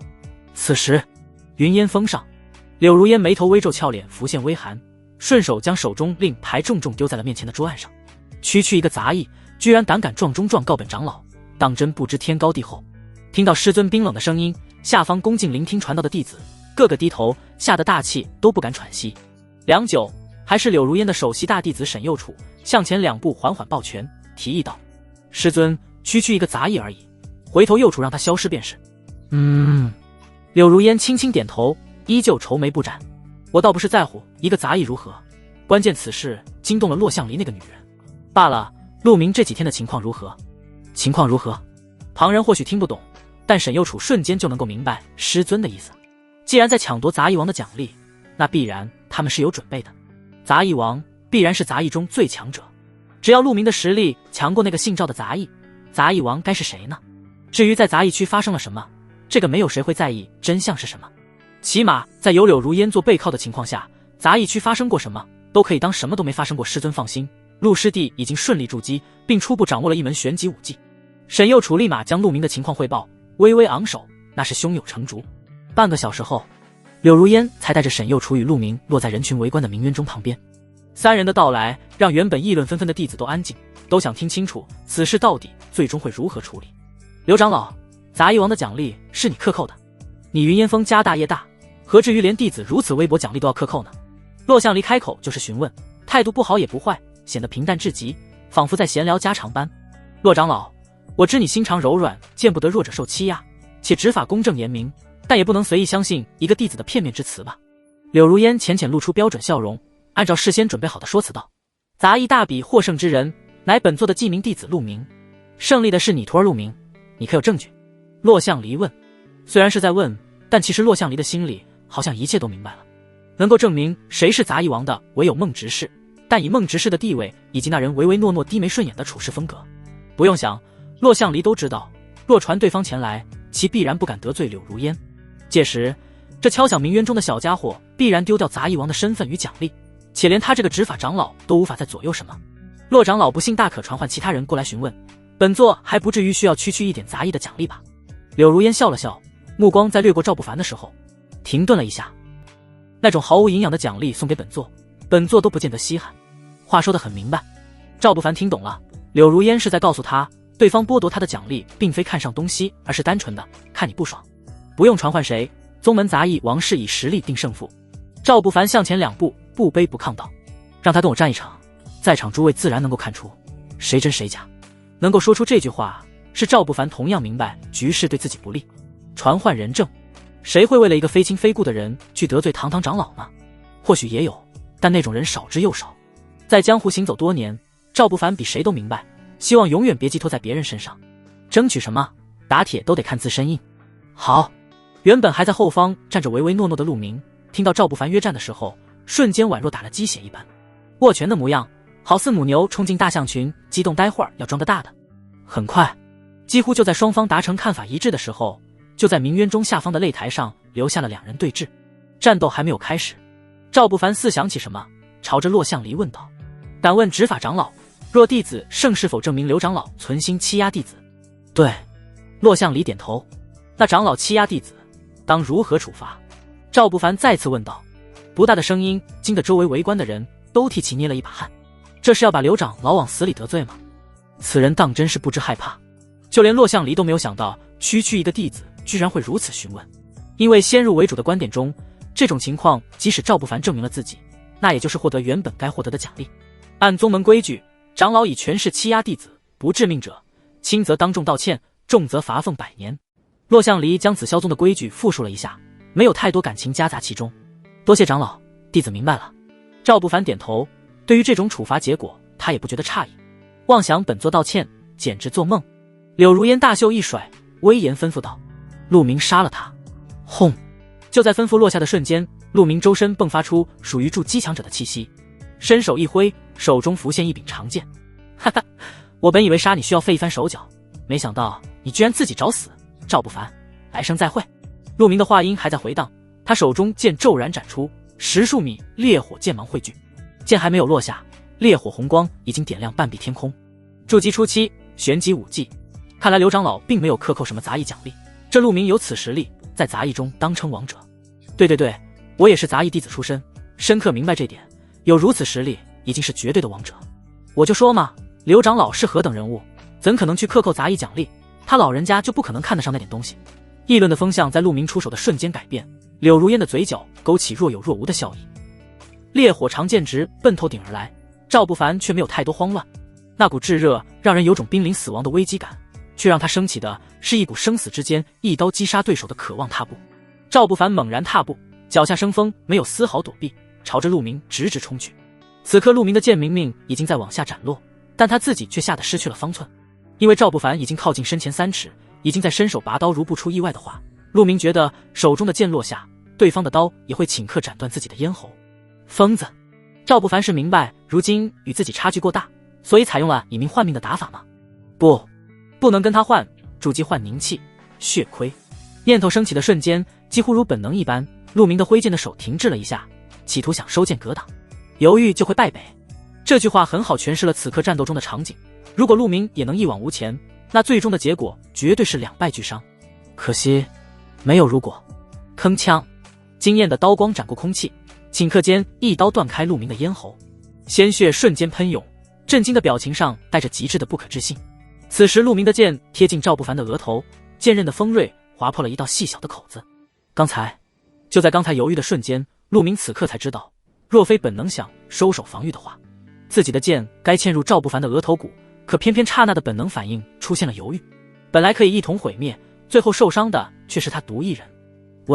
为什么？陆明眼中有不解的疑惑，人之将死仇怨已经消失，最后的最后，他只想知道对方凭什么断定自己会犹豫呢？一代杂役一代王，因为你知道我才是王，你心里有本能的畏惧。赵不凡勾起嘴角笑了笑，不论你实力提升几何，遇我依旧如狗见猛虎，是这样的吗？陆明在缓缓闭上眼睛的瞬间，在脑海中不断回想这2句话。也许是，或许是，因为先入为主，他知道赵不凡厉害，知道对方是一个可以越级斩杀的强大武者，所以他在潜意识中有畏惧，在对方抽刀的瞬间，那种被死亡笼罩的感觉才会如复古之躯，使得身体做出本能的反应，也就是一点点停顿，导致了截然不同的结果。那头观看战斗的落向离秀眉皱了皱，他心里却有不同的答案。其实原因出在赵不凡的刀够快，人够狠，关键在于了解对手。他在出刀的瞬间已经笃定了对手接下来的一系列反应，看似拼命，实则拥有绝对的自信，也因为自信才会做到那般的从容不迫，出手果断。扑通，尸体软软倒地的时候，下方围观的弟子还有种不真实感觉。死了！堂堂筑基初期武者，拥有玄级武技做支撑，居然在一个照面被凝气9重斩杀。众人看向赵不凡的目光都有几分凝重，心里唯有一个念头：此人当真不凡。柳如烟长老道歉。赵不凡伸手擦拭过额头的丝丝血迹，目光直直看向柳如烟，喊到这一刻，下方所有弟子都替他捏了一把汗。不论事情如何结束，今天之后外门这片区域中，赵不凡3个字都是有种的象征。也许有人会说什么鲁莽，也许有人会觉得这是找死不懂圆滑，但聪明的旁观者都知道，正是因为一个又一个的血性之人敢于前赴后继的喊出不公，才会有那些高高在上的人不得不做出的丝丝退步。看起来傻的人争取到的微弱光芒，最终会照射在每一个被压迫的弱者身上。本座事先也不知事情具体如何。柳如烟扯了扯嘴角，面色难看，却没有服软低头的打算，转而继续借口道：全是陆明欺骗本长老说他是杂役大比第一，本座才会。柳如烟长老，道歉。赵不凡目光死死盯着对方，甚至没有将借口听完的兴趣。大胆，谁许你当众直呼本座名讳？气急败坏，柳如烟猛地一甩衣袖，强大的真元力瞬间涌出，无形的真元力宛若海浪席卷而来。下一刻，骆向离就来到了赵不凡的旁边，一切的凶悍压力瞬间绕道而行。骆向离目光微凝，质问道：刘长老是没把我放在眼里吗？既然不愿道歉，便罚你100年俸禄，并归还赵不凡该获得的奖励。柳如烟脸色憋得通红，100年可不是小数目。虽然他门下弟子众多，有的是办法搞到资源，但罚100年俸禄也全是一件特别让人肉疼的事情。可让他当众给一个弟子道歉，此事柳如烟也觉得自己做不到，所以挤出了一个字，便再也没有下文。赵不凡。骆向离唤了一声，伸手直接抛出一枚储物戒指，并道：里面有100万中品灵石、灵药100颗，相当于刘长老100年俸禄，我帮他先给你。说着，骆向离似乎是觉得说的还不够清楚，随即冲着柳如烟补充道：如今你欠我100年俸禄，本座相信柳长老不会赖账吧？赖账？柳如烟气的双腿都忍不住收拢了一下。如果欠赵不凡的，那他敢说1分都不会给；但欠执法长老骆香离的，再接他柳如烟10个胆子，他也不敢不给。毕竟执法长老的权威在某些时刻大得难以想象。心里在憋屈难受，表面仍旧挤出虚假笑容。柳如烟点了点头，自然不会，做错事理应受罚。微微欠身，他才不悦地一甩衣袖，刹那间御空离开。沈右楚紧随其后，只是在走远的时候还恶狠狠地回瞪了赵不凡一眼。事情落下帷幕，赵不凡也只是捏了捏手中的储物戒指，就双手捧着原封不动地递给了骆香离。如此多资源太过于庞大，斗胆请长老帮弟子保管。聪明。骆向离轻轻点头，投给一个赞许眼神。我便帮你保管，未来100年，你可每月去往执法堂找我领取。多谢长老。赵不凡再次感谢。骆向离露出些许微笑，确实感觉孺子可教。倒不是说他想贪图那些修行资源，单纯是如果赵不凡刚才不把东西交还给他的话，那估计在场弟子如此之多，指不定什么时候就会因为怀璧而死于非命。交还给他是最好的结果，以后每个月来领取一部分，也免得被有心人惦记。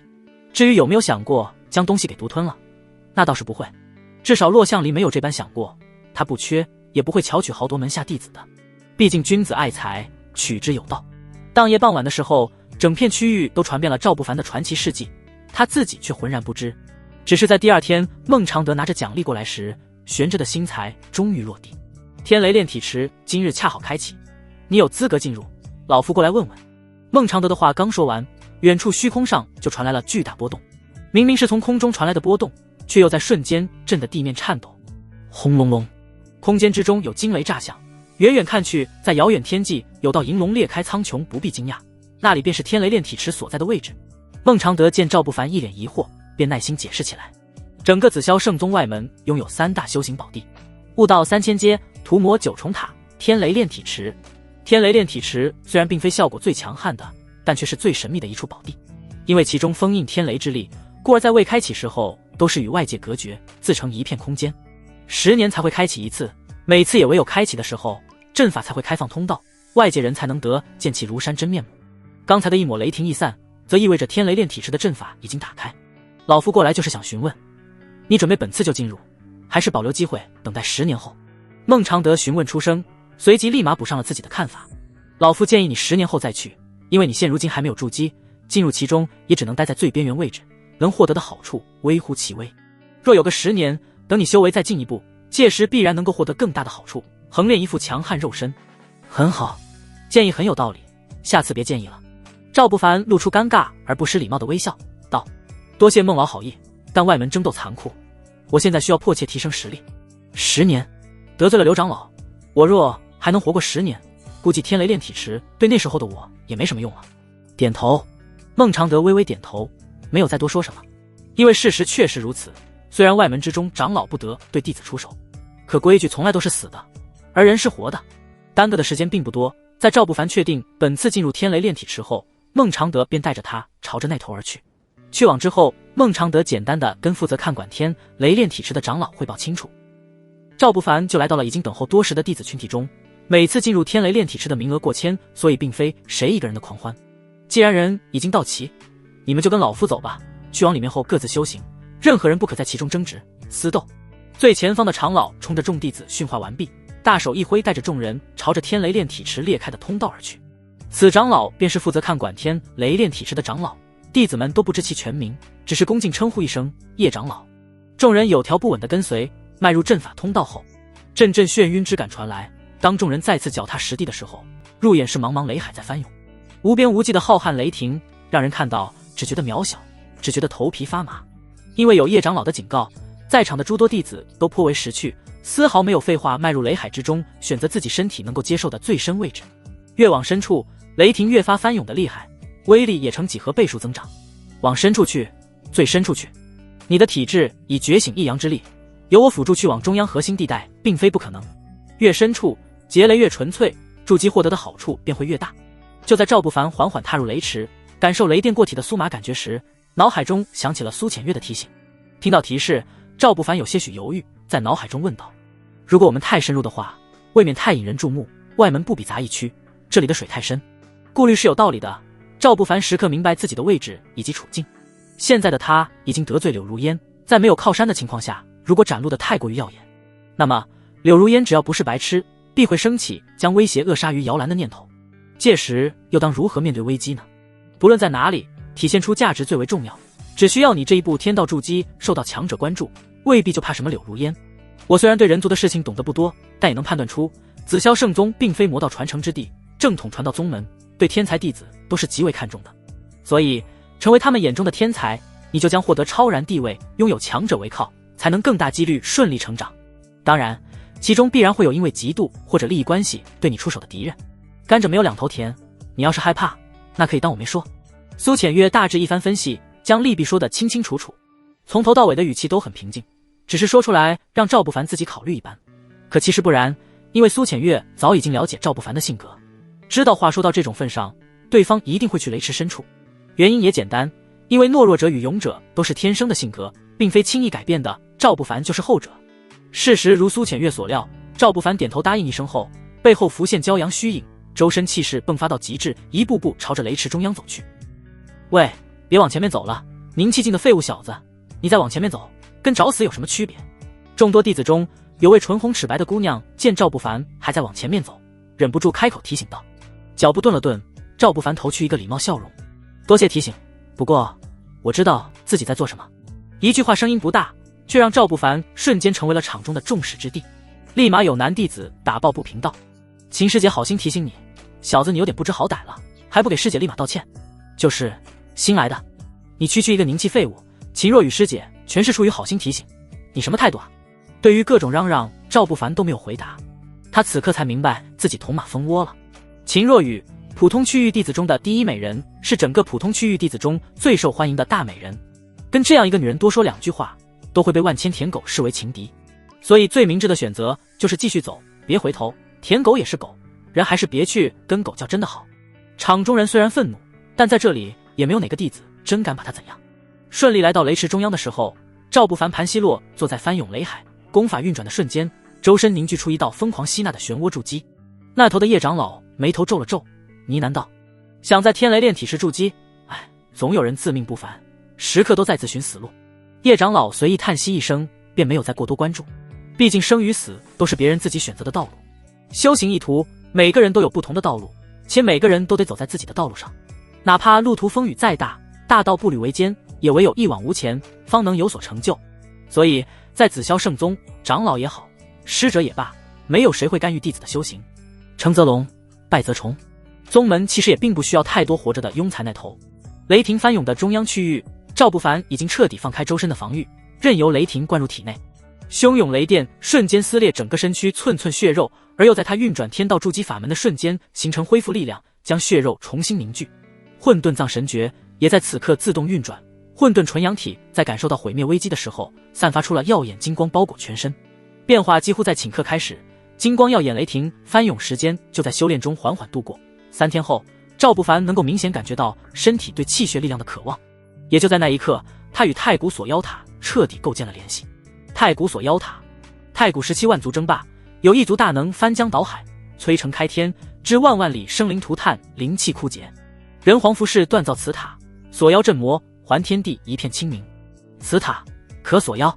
无数讯息灌入脑海中，赵不凡第一次明白此塔的用处。简单来说，这是一件封印类宝物，操控此塔，可封印万灵所困其中，能为自己所用者活，不为所用者杀。功能凶悍难以言喻，但却并非赵不凡关心的地方。沉浸在筑基的他，只是感觉身体中缺少血气，一味的沟通锁妖塔，不断拽取着塔中用于封印的龙血力量。龙血力量与劫雷灌入身体，赵不凡唯能感觉身体各处都在不断重组破裂，重组时间徐徐度过，一天一天又一天。吼！有道不属于人间妖兽的咆哮声音响起，雷池中央有血龙虚影昂首，搅动的雷池翻涌。周围所有在安静修炼的弟子纷纷被惊扰退出，目光死死盯着中央区域。这宁气境的家伙在干嘛？老子积累3年才兑换到的天雷炼体池资格，10天时间刚过一半就被他搅和了。操！谁说不是呢？我本来都跟小姨子说好，等炼体回去必让他歇斯底里，这下如何是好？叶长老，弟子们不服，此人扰乱我等修行，还请长老将之驱赶出去。对，把他赶出去。被打扰修行的弟子立马爆发不满，最先退出修炼。有个名为长沙人的男弟子更是忍不住握紧拳头，他脚下步法生风，直接朝着赵不凡冲去，有种要让对方付出代价的狠辣。身躯重重跃起，凶悍的拳头带着一往无前的勇猛。打扰老子修行，小杂种，老子要你好看！砰！长沙人的拳势刚汇聚，还没来得及打出呢，就被那头的叶长老轻甩，衣袖重重打飞到最边缘，鲜血瞬间不争气的从嘴角溢出，周围陷入死一般的安静。天雷炼体池中不可动武。叶长老的声音威严响起，好似洪钟大吕敲击在每个人的胸口，震得一众有怨气的弟子牙齿死咬，憋着不敢发出什么声音。弟子知罪。长沙人立马低头认错，似是心头确实不服，又立马道：叶长老，那人修炼搅动出如此大的动静，我等确实无法静心炼体，还请长老替弟子做主。你要是不服，也可以闹出修炼动静。叶长老淡定回答。可弟子不愿意做这种损人的事情。长沙人憋得脸红，强行解释道。万万没想到叶长老压根就不吃这套。你不愿意是你的事，总不能你不愿意就不让别人做吧。老夫看守天雷炼体池多年，也没有见到过修炼闹出动静是违规的条令，则说明修炼之中闹出动静是合理的。你若不服，可以比之道还施彼身，若没有那个本事，就检讨一下自己这么些年有没有努力修炼。叶长老将话说完，全程一双苍老浑浊的眸子死死盯着赵不凡所在的区域。可是弟子依旧不服。长沙人鼓起勇气道，立马就有弟子附和喊道，还请叶长老阻止此人，给弟子们一个公平。冷了。叶长老的脸色很快就被嘈杂的弟子讨伐话语说得冷了几分，一双苍老眼眸看向诸多弟子时，他眉头皱了皱，不悦道：不服就去执法堂状告，现在老夫剥夺你们留下的资格，都给我滚！最后一个字还在回荡，众人只看到叶长老轻甩衣袖，莫大的托举力道直接将众人丢出天雷炼体池。不多久，整个空间中就剩下了赵不凡一人。时间再次推移，直到又过去3天，血龙虚影与赵不凡周围盘踞的雷霆漩涡都被他睁开双眸的瞬间收入体内，修为气息涌起，定格在筑基初期。一步筑基，他的实力已然发生质的改变。醒了就出去吧，你已经多待10分钟了。叶长老的声音从远处传来，还不等赵不凡回答，他直接就被送出了天雷炼体池。外面他飘然落地的时候，先前被打扰修炼的弟子很快就涌了上来。小子，你终于舍得出来了，知道老子等的有多苦吗？长沙人巴达握着拳头直接走了过来，他身后还跟着许多气不过的弟子，个个目光不善。诸位这是什么意思？赵不凡目光凝重，看向长沙人的时候，脑海中在努力回想自己什么时候得罪过对方，细细盘算，好像确实没有过。没什么意思，就是想给你松松骨头罢了。长沙人说着，他脚步已经悄无声息地拉开，拳头已然握紧，在握拳的位置，空气都被捏碎开，可见其修为恐怖，害老子修炼都不得安宁，去死！怒吼一声，加持战力，长沙人出手，属于筑基后期的威势显露无遗。住手！清冷的女人声音从远处传来，2个字直接将长沙人惊得有些不知所措。一声住手，让周围的人都有点懵，就连赵不凡都感觉不可思议，因为说话的并非别人，正是那位外门普通区域最美女弟子秦若雨。对方一声呵斥，迈开修长白皙美腿，直接将赵不凡挡在了后方，冲着长沙人道：你们修炼不够专注，却转过来把自己的无能强加到别人身上，还要脸吗？秦师姐，话不是你这样说的，此事跟你无关。长沙人脸色憋得通红，有些敢怒不敢言的味道。对于这种说法，秦若雨却不在意。他回头冲着赵不凡露出浅浅笑容。秦若雨，你叫什么名字？赵不凡。好。得到回答后，秦若雨直接朝着周围虎视眈眈的弟子喊道：赵师弟现在是我的朋友，他的事情我就要管。原本还怒气冲冲的众多弟子心里都打起了退堂鼓，毕竟教训那小子出气是小，因为即使出气后天雷炼体池也与他们无缘了，但如果因为这件事得罪秦若雨的话，绝对不是一个明智的选择。要明白，秦若雨并非简单的普通区域最美弟子，更是普通区域的10大杰出弟子之一，其容貌、天赋、实力在外门普通区域都算佼佼者。好，秦师姐最好能护他一辈子，小子咱们走着瞧。长沙人丢下狠话，咬牙切齿地瞪了赵不凡一眼，才心不甘情不愿地带人离开。外门应该有生死台吧？我刚来不太懂。赵不凡突然叫住了长沙人，人畜无害地笑道：你如果不服，赵某陪你玩命吧。准备离开的众人跟秦若雨都愣了一下，表情中都是茫然未知的感觉。许多人的心理反应就是觉得这人疯了。区区一个刚突破的筑基初期，面对筑基后期强者时说话也敢如此狂妄，这属于什么？大抵是属于屁儿把火灌桌式。好，小子你有种，7天后的正午，生死台上不见不散。长沙人气急反笑，狰狞表情自带着几分压迫。赵不凡却不在意，既然决定要一鸣惊人，要在外门寻到靠山，那就必须高调。送上门的挑衅者恰好就是一个机会。无人知道，整个过程都被看守天雷炼体质的叶长老全数收入眼底，几乎是马不停蹄。叶长老火急火燎地去了执法堂，直接寻上执法长老骆向离。奢华会客堂中，2杯清茶，两人对坐。良久听完叶长老的话，骆向离才疑惑问道：你是说他能走出那一步？老夫不知。叶长老轻轻摇头，放下手中茶，顿了顿才继续道：能走到哪一步其实并不好说，但天道筑基成功，则证明了他能够以平凡战胜不平凡之人。我们中央区域被各大封压制的太久，久的门下弟子皆认为拜入各封能高人一等，久的以唐副门主为首的各封已经快不记得谁是门主了。听到这里，骆向离不置可否地笑了笑，白皙手指弹了弹面前的茶杯，发出悦耳动听的声音：我不在乎这个，谁做门主又如何？我只想做真正的圣宗弟子，他就是你的机会。叶长老浑浊的眼眸中爆发出些许激动之色。天道筑基者战力同级无双，只要他能够踏9峰平南域，届时上面来人接应，你身为其师，自然可以一同前往圣宗。柳眉微微皱起，骆向离考虑了很久，沉默许久后，他才摇头叹息道：太漫长了，9峰如今已然是大，门下天骄辈出，中央区域想再次力压9大传承，重回巅峰，谈何容易？关键都是一个宗门，何必呢？骆向离的话音很轻柔，但他心动了一下。如今的紫霄圣宗外门已然一盘散沙，门主老了，已经太多年没有过问外面的事情。圣宗似乎放弃了这个外门，因为太多年没有培养出能够打动他们的天才，而这也就意味着他骆向离想再回圣宗遥遥无期。虽然他在这里也一样活着，但人都是有梦想与执念的，只不过念头升起又被他自己给掐灭了，因为其中的难度太大。也罢，骆长老既然顾虑，老夫也不勉强，告辞。叶长老无奈叹息一声，起身抱拳离开。等等，骆向离突然想起什么般，道：叶长老再关注一下吧，若其能够在中央区域崭露头角，我会再次考虑的。叶泰安应了一声，转身离开。另外一边，赵不凡也不知秦若雨到底有什么目的，总之对方对他很好，至少在表面态度上好的没办法说。本来他准备独自去挑选2本武技的，刚提出来想委婉拒绝与秦若雨继续同行的，结果话刚说出来，对方就是一句：好巧，我正好也要去挑选武技，咱们一起吧。真有那么巧合？赵不凡不太相信，可又确实不太好直言拒绝，于是他属于半推半就，跟着对方去了传宫殿。传宫殿位于外门整个普通弟子区域的最中央，巍峨宫殿共有4层，分别对应天、地、玄、黄。也是来到里面后，通过秦若雨的介绍，赵不凡才明白，原来武技等级划分乃是黄、玄、地、天，其中每个等级又分有9品，1品最低，9品最高。之前在杂役区的时候，人们都说极品武学，那是因为杂役区没有玄级武技，唯有最低的黄级武技，所以久而久之的习惯，大家便直接称呼极品赵师弟。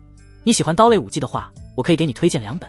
秦若雨特别熟悉的带着赵不凡在第2层穿梭，因为赵不凡在杂役区获得的挑选2本武技的特权，其对应的等级就是玄级，故而只能在传宫殿2层。转过几处拐角，秦若雨带着赵不凡来到一处灰尘布满的书架旁边，伸手拿出了最上面的最后一本武技，顺手递给赵不凡，道：“这本武技刀法，传言是外门最强玄级武技，但好像外门没有谁修炼成功过。整个书架上的武技，外门都没有弟子修炼成功过，所以这个书架才会显得如此落魄。没有谁修炼成功，那是如何得出最强结论的呢？”赵不凡心里有点小小疑惑，不过他却没有多问，转而认真看向了手中的秘籍。雷霆拔刀斩，玄级9品武技，一刀一雷霆，9刀可斩神。简洁霸道直接，轻松就能够明白，此武技斩出一刀，则拥有玄级1品武技的威力。9刀叠加，一刀出9刀出，甚至可以超越武技自身品质，比肩地级武技。至于斩神什么的，有可能纯粹是为了押韵吧。我就要这本，多谢了。赵不凡没有扭捏，直接将武技抓入手中。这种都是拓印本，所以能够挑选2本，拿走登记就好。其实赵不凡也可以让苏浅月帮忙，直接将其记录下来，不需要花费挑选的机会。但没有挑选武技，事后却能够使用出武技，在外门被发现，将会以偷学功法的罪名处罚。听说处罚的力度相当重，因为每一本武技用贡献点换取都需要花费不小数目，而外门需要用这种办法来激励弟子努力，同时替宗门创造一定的价值，不劳而获，必然是会被处罚的。因此老师挑选武技登记后拿走，才是最明智的选择。还有一本武技，你需要挑选什么类型的？我都可以帮你找。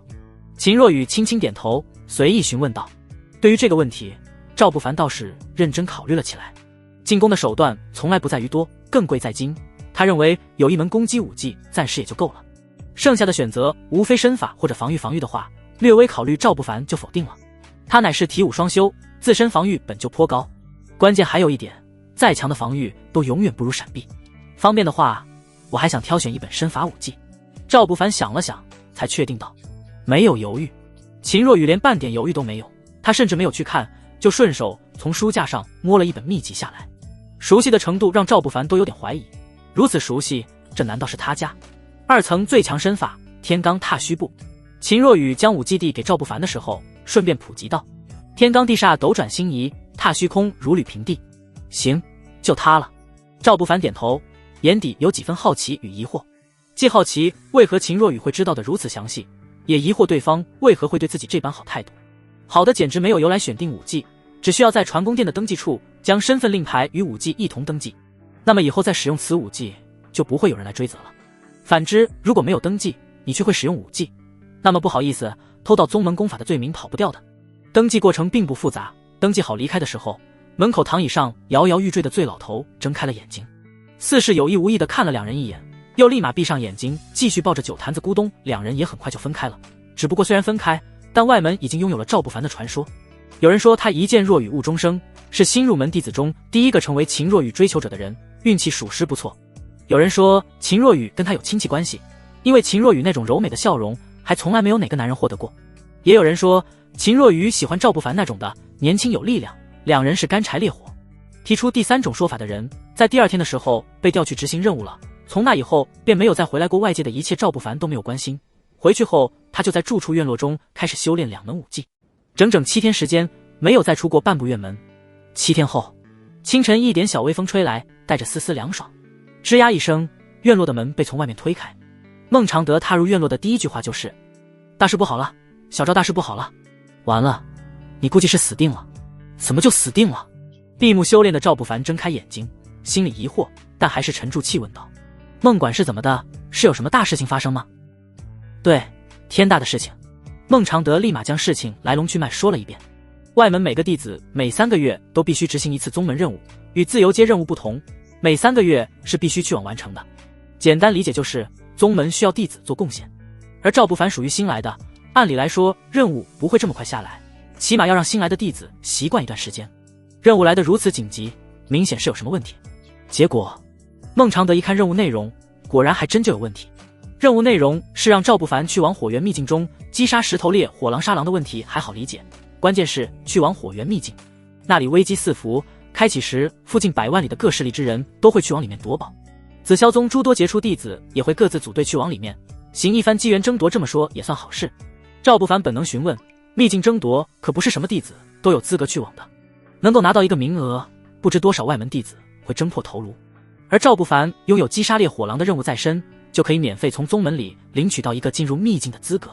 怎么听都像是好事。其实不然，如果结合实力的话，那就差不多是找死。毕竟进入的都是筑基巅峰强者，你一个区初期进去，等同于九死一生。好事没你想的那么简单，这任务是从刘长老那边下达的。孟尝德话说到这个份上，便没有继续说。毕竟只要不傻，估计都能明白其中问题所在。赵不凡得罪柳如烟在先，对方反手就要将他安排出宗门去往秘境，其中可操作的空间就大了。一旦对方是想弄死他，九死一生都把概率说得太高了些，应该是9999死一生。你想办法准备下，明日就要求出发。孟尝德无奈叹息一声，自言自语道：换以前，他们还不至于能够强行干预任务的分配，可惜外门早就变天了。点头，赵不凡轻轻点头，躲不过就算了，总归会有办法的。对了，今天约了场生死战，孟老要一起去看看吗？生死战？孟尝德老脸上浮现几分诧异，在心里有些不可置信的暗暗盘算了一下，这才来几天，好像是没有几天才对。如此短的时间就跟人结下生死仇怨了。见过爱惹事的，但孟尝德还真没见过如此爱惹事的。于是一拍脑门，一拍大腿，这必须得去看看阿生死台。紫霄圣宗外门，宗门有明文规定，凡门下弟子有不可调节之恩怨，双方同意可登生死台。生死台上论生死，没有对错，唯有强弱。今天的生死台周围早已经人山人海，围观弟子多不胜数，还有好事者陆续从四面八方赶来，场面一度闹热。好久没人上擂台打生死了，今天这一场有什么说法吗？有啊，听说是杂役区新入门来的弟子，据说那家伙狂妄无边，眼高于顶，是他提出挑战一位筑基后期的外门弟子。杂役新来的，跟筑基后期打，你确定每一个讯息都是对的？人群中的议论带着不可置信，谁都听说过杂役区是个什么地方，从杂役区新到外门的弟子，有个筑基初期修为已经算人中之龙，初期修士挑战后期，那不开玩笑吗？修士之间一步10台阶，一个小境界的基础力量差距就是10倍，跨2个小境界战斗，确实有人能行。只是话又说回来，拥有那般天赋的人，估计不会沦落到杂役去吧。所以场中人无数，但却没有谁认为新来的杂役能赢。随着时间推移，长沙人迈着六亲不认的步伐，从人群散开的道路一步步走来。诸位师兄师弟，我本也不想欺负新来的。前些日子我们在天雷炼体池中修炼，那新来的打扰大家清修，我便呵斥了他2句。结果此人傲慢无比，主动提出要取我项上人头。笑话！长沙人说到此处便停顿了一下，他脚下微微用力，整个人凌空跃起，在空中轻点借力，咻的一下稳稳落在生死台中央，面向围观众人，又继续道：我若不来，则显得我长沙人太过于好欺负，显得我们这些外门的师兄们太过于好说话。今日我把话撂在这里，只要姓赵的能在我手上走过3招，我便承认是他赢，免得说我欺负新人弟子。话落，立马就赢得了周围一片叫好声。哈哈，新来的都不敢来了，他不会是说大话的吧？有可能，现在的年轻人都冲，话说出去，没准当时自己就后悔了。说不定那小子现在正躲在哪个角落发抖呢。嘲笑与议论的声音不断，刚来到此处的赵不凡眉头皱了皱，看了看围观议论的人，朗声道：我没有目中无人，是常师兄挑衅在先，他扬言将来要赵某好看，所以我来了。不大的话音却清晰的让周围人都听到了。这本来是一句正常的解释，赵不凡的目的只是不想落个什么坏名声罢了。然而落在其他人耳朵里却不是那么回事，老弟子们心中本能抵触，他们或许认为新来的就该卑躬屈膝，认为从杂役区走出来的弟子就该低人一等，所以原本没什么大问题的解释，落在众人耳朵里仍旧觉得新来的狂妄至极。有个驼背男人忍不住朝着赵不凡喊道：挑衅你又怎样？他怎么不去挑衅其他人呢？小子，别说的自己多委屈似的，敢约生死台，你有种上去就好。赵某何时说过委屈呢？只是简单阐述事实罢了。赵不凡立马回答：我只是不想有些白痴被人带了节奏，丢掉脑子，人云亦云。嘿，我勒个草，这小子内涵谁呢？欠揍吧。此人给我的感觉确实讨厌，要是有机会，作为师兄，我感觉可以指点他1、2，我上我也行。周围人的敌意更加浓郁，所有人都觉得新来的活该被欺负，受气的忍着，反抗就是对他们这些师兄的一种冒犯。见此一幕，赵不凡也懒得再废话什么。修行一途，实力为尊，有些时候唯有双手才能更好的发言。臂指一引银龙刀，长刀骤然出鞘。也就在刀出鞘的瞬间，赵不凡脚下发力，轻轻悬浮踏刀而去。俊朗身影落在生死台上的时候，银龙刀斜斜插在了地面。小子，你现在跪下磕头求饶，没准我心情好还可以给你留个全尸。长沙人咧嘴笑道，轻松惬意的模样显得格外嚣张，左手握右手，捏得骨骼啪嗒作响。喜欢全尸，我待会儿给你留一个。赵不凡礼貌笑了笑，目光逐渐锐利。找死！长沙人的怒火瞬间点燃，脚步猛踏地面，朝着赵不凡直直一拳轰来。没有太多的花哨可言，就是全力的一拳，能够打得空气压缩爆破的凶悍一拳。砰！就在众人都以为这一拳就能够定下胜负的时候，赵不凡后发制人，猛地抬手抓住了偌大的拳头，手指猛地用力，骨骼的吧嗒声从长沙人被握着的拳头中发出。怎么你的力量如此强大？长沙人的表情瞬间精彩，他万万想不到，本以为一拳就能够解决对手的，在接触的瞬间才明白，对方的力量强度居然能够比拟筑基中期。关键是那股强大的真元力，其凝实程度丝毫都不亚于筑基后期。两种因素叠加，赵不凡并不复杂就接下了他的一拳。没什么不可能的，你虽是外门中人，可你平平无奇。赵不凡眼中晃过些许冷意，道：我虽然是个杂役出身，但我万中无一。这句话说出的时候，赵不凡并不认为有丝毫拖大。出身不行拿命拼，一路过来，他真不认为自己差那点。轰！长沙人身躯猛然一震，拳头吞吐出巨大力道，直接将赵不凡震退几步。猛然再次握拳打出，这一拳凶悍，拳头处有青色光芒流转。枯木逢春拳，拳势连绵不绝，宛若枯木逢春，旋即一凭武技，在筑基后期强者手中使出，可见凶悍。变招！赵不凡后退两步，稳住身影的刹那，瞬间变招。刚才一击他已经衡量触底我力量的差距，那么下一招就是决胜关键。他手臂一震，那头插在地面的长刀发出铮的一声颤鸣，银龙刀在空中划过冷冽弧度，吧嗒落入手中。铿锵，轰隆隆，随着赵不凡猛然一刀斩出，三道刀影在空中同时浮现，瞬间三刀重叠，空间之中有雷鸣响彻。一刀斩过的时候，电弧缭绕，化作数米雷霆刀罡，雷霆拔刀斩。唯有一刀却有9981种变化，能够叠加出比较玄级九品的威力。赵不凡斩出一刀三响，按严苛的武技等级划分，他这一刀发挥出的威力乃是玄级3品。闪耀的雷霆伴随长刀而出，一刀断空，轰的一声碾碎长沙人的权势。也就在这一刀落下的时刻，长沙人眼中浮现了几分畏惧，他本能想后退半步，可惜最终却慢了半步。呼哧一声，刀罡切开头颅，鲜血从长沙人的脑袋上不要钱般涌出。他下意识伸手摸了摸头顶，看到满手鲜血的时候，表情中满是错愕。这怎么可能？没什么是不可能的，下辈子注意点。赵不凡淡定回答，眼睁睁看着喷血的尸体无力倒下，震惊、懵逼、强大如斯。围观众人都是一愣，脑海中还在回想刚才的一刀，惊艳，太过于惊艳。以筑基初期修为，一刀击杀筑基后期，战力强大的连在人群中围观的长老都下意识瞳孔收缩了一下，心里不由得感慨，好强大的战力。自紫霄宗外门成立以来，能够越级战斗的弟子，只要不死，无一不是天才。而能够跨越2个小境界，一刀击杀敌人，如此这般的战力，已经具备了妖孽的潜力。最右边角落中的叶泰安握着刘颖石的手在微微颤抖，他觉得如果骆向离见此一幕，估计是不会再拒绝他的提议。此子绝非池中之物。战斗结束，赵不凡伸手解下长沙人腰间的储物袋子。生死台上自有规定，胜利一方拥有收取对手遗物的资格，喜欢的话，甚至连尸体都归胜利者拥有。只不过赵不凡没有那个收取尸体的兴趣。一步步走下擂台，刚到擂台边缘，还没彻底下去呢。距离前方较为近的那个驼背开口了，声音中带着几分不屑，道：新来的，你有点实力，但记住，天狂有雨。赵不凡有些纳闷，他不记得哪里得罪过此人，问道：这位师兄是有什么指教吗？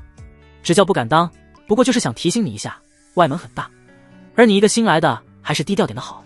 驼背以一种过来人的冷漠语气淡淡道：虽然同为筑基后期，但若刚才与你战斗的是我，你很难有生还的可能。点头。赵不凡的神色冷了几分，我好像没得罪过你吧？何必如此咄咄逼人呢？两人争论瞬间就引起了关注，原本已经准备散场的弟子都停止住了脚步，投来好奇目光。也许正是因为关注的人多，驼背的身躯都下意识直了不少，表情依旧戏谑道：普通区域弟子有2大弟子联盟，刚才被你杀的那人就是我们联盟的人。说到这里，驼背的话语顿了顿，才道：识趣的话，就把长沙人的储物袋交出来，我拿着回去交给盟主，此事还可以善了。否则，驼背伸手做了个抹脖子的手势，即使周围有长老，他他依旧没有丝毫的顾虑。因为长老通常是不会管弟子在干嘛的，为了非亲非故的弟子去破坏宗门明文规定，怎么算都是不划算冷了。赵不凡的眼神冰冷下去许多，本来他以为大家只是简单的相互看之不爽，却万万没想到原来是有目的的，想拿走自己的战利品，还如此目中无人。略微估量驼背的实力后，赵不凡顺手将储物袋挂在了腰间，他才朝着驼背道：东西就在这里，想要过来拿。冷峻话音响起，驼背的表情变了变，咬牙切齿喊道：小子，天堂有路你不走，地狱无门你非要闯。围观弟子立马识趣地让开一条道路，目送着驼背一步步朝着擂台走去。很快，生死台上再次出现两人对峙，微风吹过的时候，吹得二人衣角自动，吹得周围空气都凉爽了许多。我再问你一次，确定要与我生死战斗？驼背微微颔首，挥手之间，手中已经浮现出一柄长剑。没有多废话，赵不凡顷刻之间运转，天罡踏虚步，几步踏出时，他手中刀骤然斩出，两人几乎是同时出刀，也都同时靠近彼此。轰！双刀接触的时候，一股莫大的气势从赵不凡手中迸发，雷霆盘踞在其周围空间之中，有雷鸣响彻，惊雷的响彻伴随着长刀而过。赵不凡将武器收起，擂台上尘烟消散的瞬间，驼背整个人身躯踉跄了一下，手中刀应声断裂成两截。怎么做到的？最后的询问还在脑海中回响，得不到回答的驼背身躯一颤抖，双眼无力地看了一眼天空。你还不如刚才那个。赵不凡笑了笑，看着尸体一点点倒地，在众目睽睽之下扬长而去，回到住处继续闭关修炼。事情一发酵，他也成为了外门诸多中少有名气的弟子。当天下午的时候，关于任务的命令被送过来，来的不是旁人，正是沈右楚。一双比命还长的美腿迈入房间的时候，满是压迫。修长柳眉微微皱起，左右打量过院落的环境后，他抬起白皙小手挥了挥空气，嫌弃道：普通区域院落真不是人待的地方。赵不凡只是接过关于任务的调令，没有多余理会什么。宗门调令，每个弟子必须完成的任务不可找人代劳，调令落下3日之内必须启程，懂吗？沈右楚冷声吩咐道，眼神冷漠，宛若看下人般的高高在上。好，一个字的回答让院落中的氛围陷入尴尬，让本来就先入为主讨厌赵不凡的沈右楚更加的心生厌恶。他乃是刘长老门下大弟子，在封上也被众人称一声大师姐，身份高贵不言而喻。关键还在于其容貌出众，而世界都一样，漂亮的女人身边绝不缺乏舔狗。长而久之，沈右楚早习惯众星捧月，被区区一个普通弟子如此怠慢，属实让他心里有些不开心。下一刻，更不开心的事情就来了。赵不凡伸手指了指院落门，道：师姐要没其他事的话，慢走不送。倒不是全为了冷对方两句，关键赵不凡此刻也确实想抓紧时间修炼，想认真清点一下，看之前获得的2个储物袋中能不能找到什么有用的东西。好，你很好，师姐提醒你一句，去往秘境可危险着呢，凡事多加小心。沈右楚冷冷丢下一句意味隽永的话，甩袖转身离开。其中威胁的意味，赵不凡自然是听懂了，不过无所谓，因为事已至此，畏惧无法解决任何问题。回到房间中，关闭房门，拿出2个储物袋子放在桌子上，感觉有点像上辈子的开盲盒般。储物袋是修士用于存储东西的宝贝，其中自成一片空间。初级的储物袋差不多拥有1口木头箱子的空间，而中级的差不多是3口箱子，高级9口，极品12口箱子空间。2个储物袋的主人都拥有筑基后期实力，使用的是极品储物袋。实力如果再高，修士则不需要用储物袋来收纳东西，通常会使用更高级、空间更大、能够滴血认主的储物戒指。赵不凡顺手拿起1个储物袋，将口袋拉开，口子朝下，一股脑的将里面的东西倒了出来。什么换洗衣服、锅碗瓢盆的都有，修士全身的家当基本都在这小小袋子中了。2个储物袋里倒出来的东西在房间中堆得如同小山，赵不凡认真清点，将杂物丢弃，只选择自认为有用的留下。共计约莫获得2万下品灵石，其中还有10多株品级一般的灵药。最为让他震惊的就是2瓶毒丹，名字都颇为稀奇古怪，一瓶唤名母猴也能爱，一瓶唤名公猴也疯狂。顾名思义，简单就能够理解，母猴也能爱是针对男人的药，而公猴也疯狂则是针对女性的。我对这种下三滥的手段可没有丝毫兴趣。赵不凡自嘲地笑了笑，小心翼翼将2瓶丹药收好，毕竟有备无患。虽然想做个正人君子，但他不叫虽然。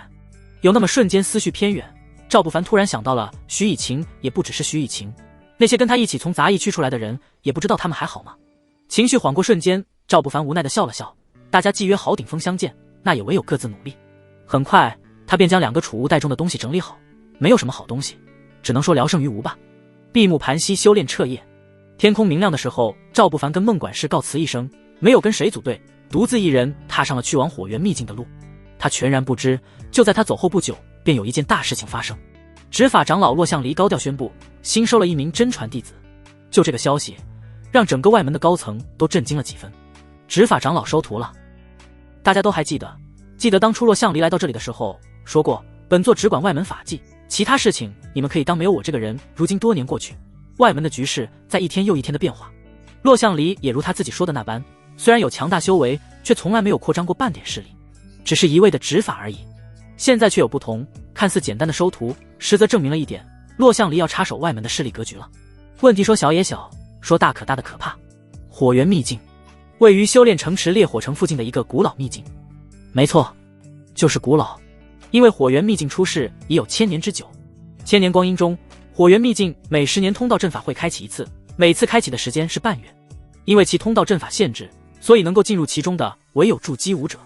而秘境庞大无比，机缘浩瀚，即使被开发了100次，依旧对修士有着无比的吸引力。总有人会想，里面那么大，万一呢？万一有没有被发现的宝物？在万一机缘巧合被自己碰上了呢？7天后的中午，烈火城中，一处茶摊外面，赵不凡自顾自地喝着茶水，余光注意着南来北往的行人。好多年没在城池中行走，倒给他一种重回江湖的恍然。小兄弟，你是哪个势力的人？来这边也是为了去秘境碰碰运气的吗？就在赵不凡愣神的时候，旁边桌的几人，其中有位外表年龄40岁左右的中年男子，套近乎般来到了他的对面坐下。男人一双眼睛锐利如雄鹰，虽然表情和善，但眼神却隐约透露，他并非表面那般简单。散修一个，没什么势力依靠，老哥有什么指教吗？赵不凡礼貌示意，并没有说太多关于自己的讯息。人在江湖走，修仙世界的江湖估计与凡俗区别不大，所以赵不凡特意多留了个心眼。听到他的回答，中年男人也不诧异，随即立马说出了搭讪的目的。在下程坤，也是野路子出身，刚好跟几个朋友准备去火源秘境看看，见小兄弟好像也是往那方去的，所以想问问是否愿意同行。听到邀请，赵不凡的目光在程坤身上掠过，余光打量了一下不远处的几个人，那头有4人男女各半。在他目光投过去的时候，队伍中的小丫头冲着他眨了眨无辜的大眼睛，只是一眼，却让赵不凡瞬间露出笑容，立马点头回道：好，那就打扰程大哥了，在下赵不凡。赵大哥好。刚才跟赵不凡对上目光的丫头立马自我介绍般呼喊道，本来是没什么的，但那种仿佛已经很熟悉的语气，却还是让小丫头旁边的女人有些本能疑惑，问道：初夏，你认识那人？白姐姐姐说笑了，刚才别人不是自己介绍的吗？我年龄小些，叫声大哥全因为礼貌。杨初夏眨了眨无辜的大眼睛，一本正经地回答道。白姐点头，并没有继续废话什么，转而又跟旁边的2个男人闲聊了起来。6人队伍在简单熟悉后就开始赶路，期间赵不凡按捺不住的都是好奇，他就想问问杨初夏，队伍到底是个什么情况。其他人看起来确实像是散修，为何杨初夏又会跟他们混在一起？要知道，按赵不凡对杨成的理解，他的好兄弟可不会舍得让妹妹独自一人出远门。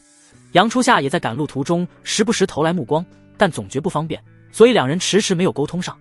直到入夜，陈坤朝着大家喊了一声，明天估计就能顺利抵达火源秘境，今夜大家就在这里休息调整一夜吧。丛林中很快便燃起了篝火，几人围坐，各自从储物袋中拿酒吃起了干粮。筑基修士按理来说不需要每日进食的，基本都带着辟谷丹，一枚服下可持续1月不吃不喝。但是辟谷丹是无味的，所以若是已侮入道者，基本难以控制想吃的冲动。虽然身体不需要，但嘴巴很想要。唯有那种以修心入道的，才能够对口腹之欲拥有极强的控制力。所以通便外出在野外，基本筑基武者都会去搞点野味。如果是周围环境太过于陌生，为防止意外的情况下，则会选择看看自己带有什么干粮。赵兄弟年纪轻轻，不知修为达到什么境界了？程坤闲聊般问道，顺手递给了赵不凡一壶酒。后者接过，并没有打开喝，只是顺手而为般将之放在了脚边。赵不凡手中抓着自己已经拿出了的小酒坛子，扬了扬，笑道：筑基初期，因为功法特殊，所以在没战斗的时候，修为气息不太好分辨。哦，怪不得老哥眼拙呢。陈坤点头应了一声，便没有再询问什么。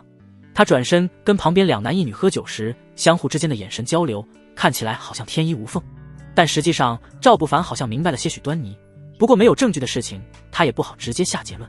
一小坛酒入腹，赵不凡起身离开篝火区域，来到不远处的一棵大树下闭目休息。那边的人喝得差不多，也都各自找位置盘膝打坐，唯有杨初夏显得颇为活跃。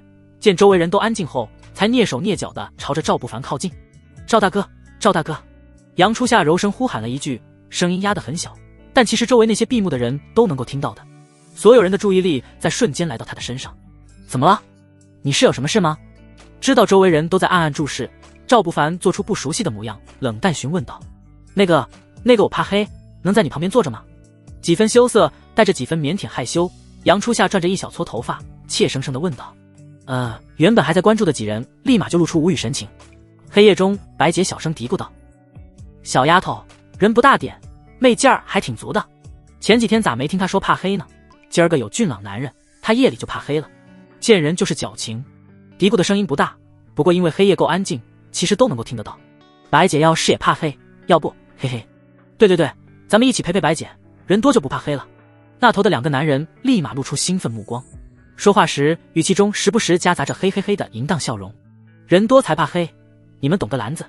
白洁幽怨翻了个白眼，说了句似是而非的话，便闭上眼睛不再言语。那头杨初夏已经坐到赵不凡旁边，因为两人背靠的大树恰好是遮住向外面一方的，所以坐下后，小丫头毫无顾忌地将小脑袋靠在了结实肩膀上。你哥呢？赵不凡用唯有两人能听到的声音问道。要不让我哥来，不解风情。呸！杨初夏不悦地低声抱怨，感觉不解气，他又用手使劲捏了捏赵不凡的手，才轻声道：我哥走散了，最近咱们得罪了强大的敌人，我真有点担忧我哥的安危。轻声细语地说着，很快杨初夏就将事情大概经过说了一遍。阳城隐藏得很深，约莫有几层楼那么深。根据杨初夏的叙述，他们去往灵火峰后，杨成便在入峰的第二天与一位强大的筑基中期约战生死，一刀击杀了那名弟子。也因为此事得罪了灵火峰第一天才，本来是当时就会被报复的，毕竟杨成击杀的那名弟子不是旁人，正是灵火峰第一天才玉坟山的亲弟弟。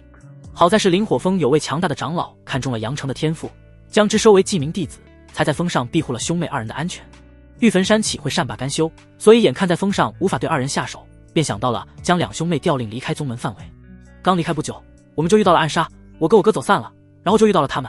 杨初夏说着，眼底化不开的全是担忧。在杂役区还好，那时候虽然过得一般，可好在敌人都不算强大。来到外门后，他心里彻底涌起一股无力感，因为敌人的强大已经超出了他的想象。杨成击杀那名弟子，是因为你吧？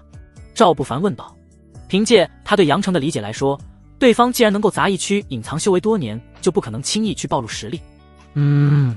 杨初夏轻轻点头，他也不得不承认一点，真的就男人最了解男人，故意没说都能被猜测出来，感觉挺厉害的。似乎想到什么，杨初夏又立马解释道：不是我惹祸，是那人见色起意，他想要我去做什么通房侍女，才有后面许多事情的。赵不凡点头，这点他丝毫都不会怀疑。杨初夏不解释，他也不会觉得会是对方主动惹事，毕竟一双奶喂不出两种人。杨初夏只是年轻些，气盛些，其他方面绝对跟他哥一样，是个懂得圆滑处事的人，盛气凌人，主动找麻烦的事情，兄妹二人都不可能做得出来。还有在外门待了不久，赵不凡就已经明白，外门中强者欺压弱者几乎源于骨子里般。那些人对杂役区出来的弟子，心里本能有着看不起与不尊重。你这段时间就跟着我吧，直到找到你哥为止。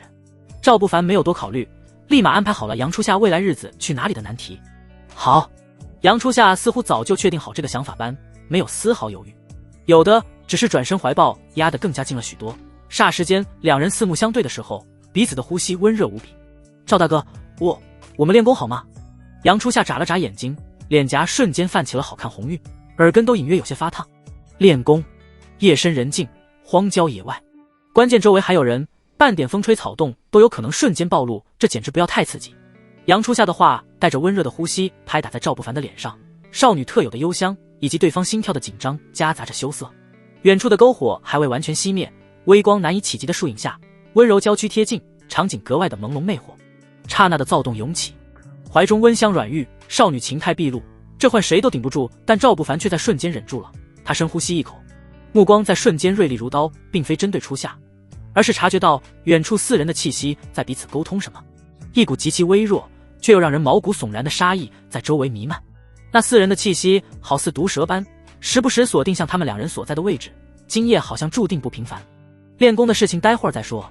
丫头，你对那4人的了解有多少？赵不凡的声音压得很低，低得几乎只剩下微弱的气流划过耳朵。他并没有推开杨初夏，反而是抱得更紧，让彼此更加方便附耳交流。我也是半路遇到的，他们邀我一起，想着一个人也危险，所以……杨初夏趴在赵不凡身上，附耳低声道。接触的异样让他浑身一颤，表情中有几分羞涩与慌乱。动了动娇躯，他才继续轻声问道：赵大哥，你是说他们想对我们下手？不会吧，前几天都没什么异样。不是我们，是我。赵不凡打断他，眼角余光注意着周围任何的风吹草动，说着嘴唇在丫头脸颊上印了印，才无奈笑了笑。暂时不确定，但这几人绝对有问题，之前给我的酒估计其中就有东西。你赵大哥最近也得罪了些人，有可能他们就是那边的。听到解释，杨初夏紧张地蜷了蜷身子，明亮的眼睛四处张望。他轻咬嘴唇问道：那咱们会死吗？赵大哥，那几人很厉害的。也许吧，生死谁又能确定呢？赵不凡轻轻在丫头后背拍了拍，示意对方看开点，只要敌人的刀够快，估计是不会很疼的。那杨初夏表情些许害羞，磕巴了2次才将话说完。那我们练功吧，不然以后没机会了。赵不凡只得在心里暗叹一声佩服，随即颇为理智地推开了怀里的丫头，认真道：真想死的话，回头我帮你，但现在不是闹的时候，你先找借口躲开些，真动手我怕护不住你。没劲。杨初夏小声嘀咕了一句，缓缓松开怀抱，故作大声地喊道：赵大哥，你这人怎么这样啊，毛手毛脚的。说着他便气呼呼地离开，走到一个相对远的位置，似乎感觉理由不够，又补充了一句：我去树上休息，总觉得地下潮湿得很。话音刚落，杨初夏便亲身上了一棵大树。也就在他上去的时候，那头的4个人眼神各自对视了一眼，随即白洁便缓缓撑起了身子，直接朝着赵不凡所在的位置走去。刚靠近，他颇为诱惑地整理了一下裙摆，蹲下身子，无辜地眨了眨美眸，冲着赵不凡挑眉道：你刚才非礼那丫头了？没有。赵不凡一本正经回答道：我礼貌地摸了一下。噗呲，白洁被他一派胡言的义正言辞逗笑，笑容宛若玫瑰般艳丽，下意识咬嘴唇的模样，把成熟女性的魅惑拿捏得恰到好处。他做贼心虚般看了看周围，脚步挪动靠近一点点，伸手按上赵不凡的腿，道：小丫头懂个屁，要不咱俩试试？是什么？赵不凡问。没有回答，有的只是白洁又红的舌头舔了舔嘴角，一切都仿佛在不言中。好啊，自己来。赵不凡双手一摊，就想看看对方到底能玩出什么花样。幽怨表情在白洁眼中浮现，他伸手摸着腰间，从储物袋中一通翻找，才找到一枚圆溜溜的红色丹药。姐喜欢厉害的，你先把这个吃了，咱们马上就开始。说着他做事就要给赵不凡喂到口中，却被后者眼疾手快的直接抓住白皙手腕。不用。赵不凡浅浅露笑，我本来就很厉害，可我想要更厉害。白洁害羞的低垂眼眸，那模样比青楼的红尘女子更加显得魅惑得多。躯体是副好躯体，但人未必是好人。赵不凡笑了笑，你要不先试试我有多厉害再说？也行，行吧。白洁有些为难的收回丹药，做事就准备褪下外套。就在衣服刚从肩膀滑落的瞬间，他手中突然浮现一柄匕首。说时迟，那时快，如果是一般的好色之徒，刚才注意力全在美色上，绝对来不及反应。但赵不凡岂能是一般？他从开始就隐约感觉这几人不对劲，瞬间的时间已经足够反应。他猛然抬脚，砰的一声踹在白洁的胸口，强大力道直接将之震退出好几米。眼看偷袭失败，白洁反应也颇快，挥手一甩，匕首顷刻破空，射出3寸寒芒，点亮夜空，却在即将靠近赵不凡的瞬间被他侧身躲开。锋锐不减，匕首直直嵌入其身后的合抱大树，肃杀顷刻在丛林中蔓延。趴在大树上的杨初夏紧张的心都悬了起来。几位还是明说吧，赵某是什么时候有得罪呢？赵不凡淡淡询问，目光看着周围散开不同角度的4人。这4人明显像是散修，因为散修下手通常不讲什么道义，只讲结果。之前程坤递给他的酒中就有毒，后面白洁更是想通过男女间那点的诱惑给他下毒，种种迹象表明这4人确实并非什么大宗门弟子。但如果抛开紫霄宗不谈的话，赵不凡又确实不记得有得罪过什么修行之人，所以心生好奇，就想问问到底是怎么回事，毕竟知己知彼，百战不殆嘛。你一个死人知道那么多有何意义呢？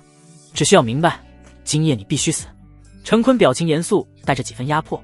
随着他重重挥手，赵不凡左右两边的男人瞬间同时出手了。呼哧，武器划破空气的声音显得格外肃杀。左右两边的人几乎同时出手，右边男人手中的阔背长刀带着烈烈冷风而来，左边那人周身肌肉都在蓄力，脚步踏在地面已经深深嵌入小子，长刀落地，天人永隔。老子这一刀换名必死。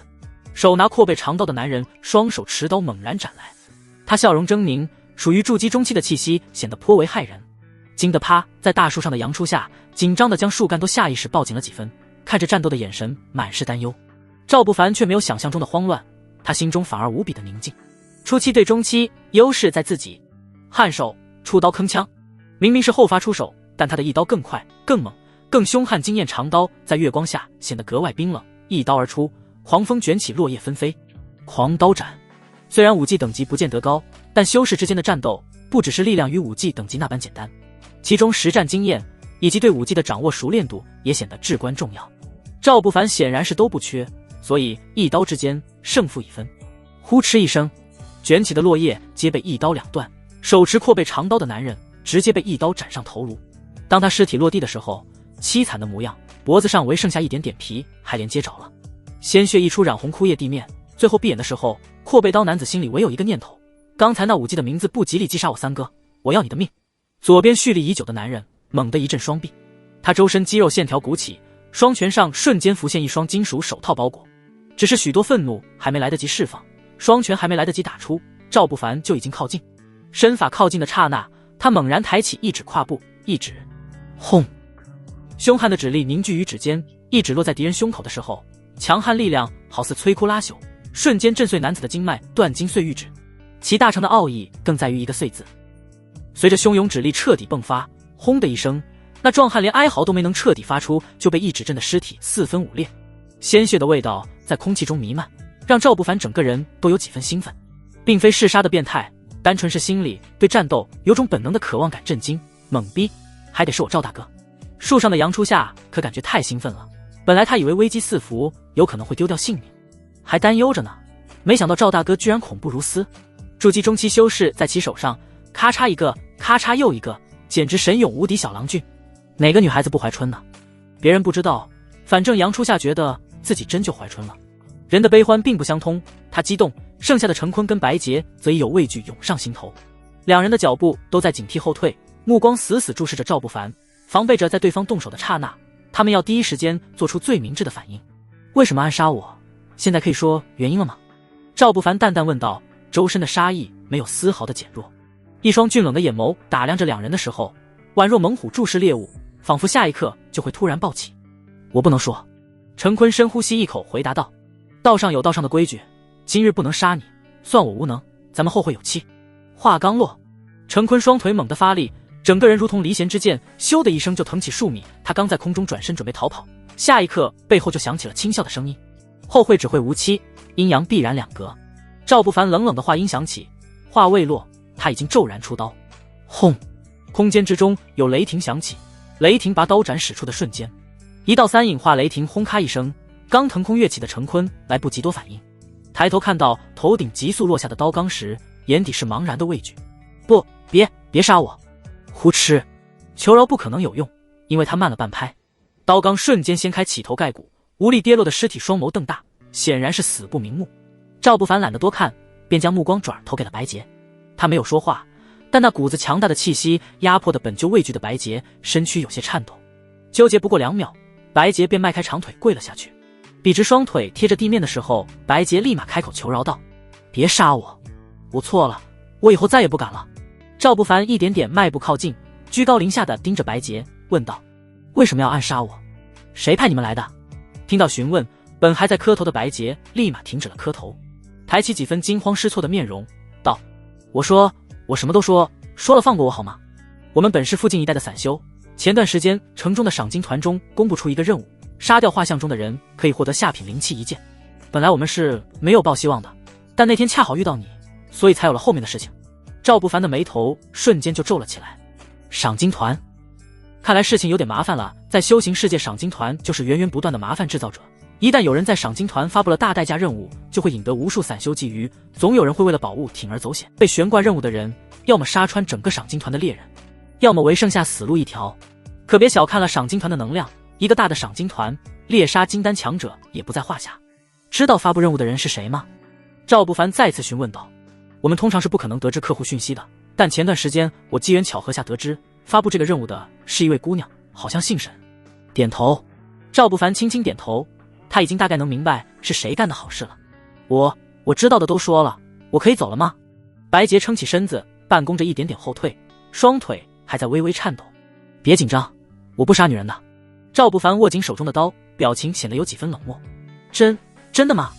白洁瞬间放松警惕，在他准备躬身行礼告辞的时候，身子刚弓下一点，赵不凡手中骤然浮现一柄大刀，握刀，出刀。长刀即将落下，冷峻的回答随即响起：假的，在我这里男女平等。不要。白洁的表情瞬间惊恐，畏惧紧张的模样宛若撕心裂肺喊着呀捏碟般，瞳孔猛然收缩，喉咙下意识滚动的瞬间，脖颈位置已经传来冰凉。呼哧，白洁手捂脖子，鲜血顺着指缝一出滴答跌落地面。生命的最后一刻，他仍旧在感慨，太久没有遇到过这么快的男人了。说结束，顷刻就结束，半点准备都没给留，生命就已经来到终点。赵大哥刚才干嘛要骗他呢？树上的杨初夏悬着的心里微微落地，语气都轻快了好几分。他挺好奇的，刚才为什么赵不凡要逗白洁说不杀女人呢？人在开心的瞬间瞳孔会放大，在惊惧的瞬间也会放大。刚才我突然有点好奇，到底什么时候更大？赵不凡随意回答道，确实没有太多意义，人活着也不需要事事都有意义的。看着好像没意义的事情，点点滴滴积累的都是阅历。那什么时候大呢？杨初夏被问题弄得来了个兴趣，好奇的头来询问。想知道？想，我不告诉你。你真坏，坏男人，待会儿我咬死你。杨初夏气呼呼地从树上跳了下来，稳稳落地。他也并没有立马找赵不凡的麻烦，而是颇为娴熟地去摘三人的储物袋子。丫头虽小，但经验丰富，初夏明白什么时候该做什么事情。把三人的尸体搜刮后，他拿着3个储物袋在赵不凡面前晃了晃。赵大哥，你拿着，还是我帮你收着呢？听起来是询问，但几乎不等回答，杨初夏就露出了小狐狸的尾巴，立马加快语速道：在我们老家都是媳妇儿管财的，你跟你哥是因为你爹赌钱把房子跟他输了，才卖身许家的，想要东西直说就可以，不用拐弯抹角的。赵不凡有些好笑的看着面前的丫头，贪心就贪心，却连借口都不知道找个好的。不过他以为的只是他以为杨初夏贪心的并不是钱财，他贪的是身份问题。丫头不傻，通过赵不凡的种种表现，方方面面透露的超越常人，让杨初夏明白，抓住这个男人也许比自己努力出人头地要来得更快更简单。那咱们两口子之间都听你的。双手不自觉抓上胳膊的时候，柔柔依靠传来的满是温柔。赵不凡愣了愣，看着旁边的丫头有点不可置信。他明记得当初大家说好的只走肾不走心，突然的变化确实有点让人始料未及。事情也确实让赵不凡为难，毕竟他不止这一个，真要让他必须选一个，那还就有点为难人。纠结片刻，赵不凡还是觉得说清楚的好，毕竟爱一个人是藏不住的，爱几个人更加藏不住。于是他伸手捅了捅丫头的手臂，道：真愿意跟赵大哥过？杨初夏的脸颊瞬间泛起了极致红晕，倒不是害羞，单纯是他想到了以前笃定说过的，自己不会嫁给一个下等杂役，感觉多少是有点尴尬。你想清楚，我不只喜欢一个，还得要求你必须只喜欢我一个，如果同意了，可就没有反悔机会了。赵不凡试探地说着，属于男人的通病，这点他无法去解释什么，因为确实是无法解释的下头。他喜欢美女，也喜欢拥有，但绝不会允许自己的女人跟别的男人有什么牵连。若今天杨初夏同意，以后绝对不能行什么朝秦暮楚的事情，霸道是霸道了点，无理是无理点。但赵不凡认为自己并非圣人，有点属于雄性本能的臭毛病是正常的。肯定只跟你一个，你把我当什么人了？杨初夏选择性地忽略了赵不凡不只喜欢一个的问题，只是笃定地表达了态度。至于不提的事情，并非没有听到，只是心不甘情不愿的默认罢了。两人一通交流后，最终3个储物袋还是让赵不凡拿着了。简单整理后，也给了初夏一点零食，算是见者有份，共同分享。深夜，月华从云端落下皎白，山脉中一条小溪流宛若银带蔓延而来。赵不凡他们来到此处，自然是因为需要洗干净之前的血污。此时他已经清洗干净，一身白袍显得有几分儒雅，双手枕在脑后靠着大树，面前的篝火在熊熊燃烧，思绪不禁有些飘远。发布赏金任务的大概就是沈右楚，大家本没有什么血海仇怨，可对方已经死心要他性命，那就不死不休。但问题的关键在于弱还是太弱。区区筑基初期的修为，即使战力斐然又如何？在盘根错节的宗门之中，不过蝼蚁而已。面对沈右楚、柳如烟之流，也毫无招架的实力。苏前辈，能有什么办法快速变强吗？赵不凡在脑海中随意询问道。本来他也只是随便问问，要说希望也没有抱有太大的希望，但惊喜来得十分突然。苏浅月的回答笃定异常。有，怎么做？还请前辈指点一二。如今锁妖塔已经完全认主，你可以将其中的龙血力量彻底吸收炼化，一步可连跨3级。前辈还是别忽悠我的好，如果赵某没感觉错的话，我若敢那般做，你便会从塔中破风而出。赵不凡摇头笑了笑，一开始他就在怀疑苏浅月的动机，直到天道筑基后，锁妖塔彻底认主，脑海中便得知了模糊的概念。锁妖塔曾锁妖魔3000，在漫长岁月中，失去主人的锁妖塔早就不复一日荣光，强大的妖魔从其中破封印而出，锁妖塔早已经摇摇欲坠，唯剩下最后一点点力量镇压着苏浅月。如果他真吞噬完封印苏浅月的龙血力量，对方破风而出，对天下苍生如何先不说，锁妖塔估计会彻底破碎。这点是赵不凡不能接受的，冥冥之中有感，只觉得此塔对他很重要，不容许有半点损失的重要。你居然知道什么时候的事情？苏浅月的声音冷了几分，没有昔日的俏皮与活泼，有股冰凉的杀意从塔中溢出。前辈不用纠结这点，你对我有恩，即使真掌控此塔，赵某也发誓不会加害你半分。那你放我出去？不行，既如此，不如咱们谈一笔交易，一笔彼此都不吃亏的交易。交易？什么交易？与妖共舞可不见得是什么好事，但还是那句老话，许多事情并非知道不对就不会去做的。周围的种种压力太过于庞大，大得让赵不凡有种迫切想变强，迫切想握住自己命运的冲动。那么瞬间，他根本不想考虑对错，只想听听对方的条件是什么，而自己又能获得什么。我帮你凝聚金丹，炼化并彻底领悟塔中的封印封妖印，条件就是你放过自由，如何？苏浅月的声音低低响起，似乎感觉诱惑不够巨大。他立马又补充道，你或许在担心我破开封印后锁妖塔破碎，这点也有办法解决。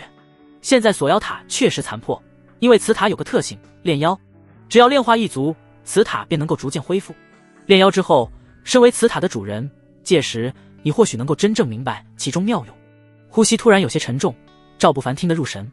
对方帮助他迅速金丹，并帮他彻底挖掘锁妖塔的妙用，条件只是一个小小的自由罢了。如果只需这般条件，他承认自己确实心动了。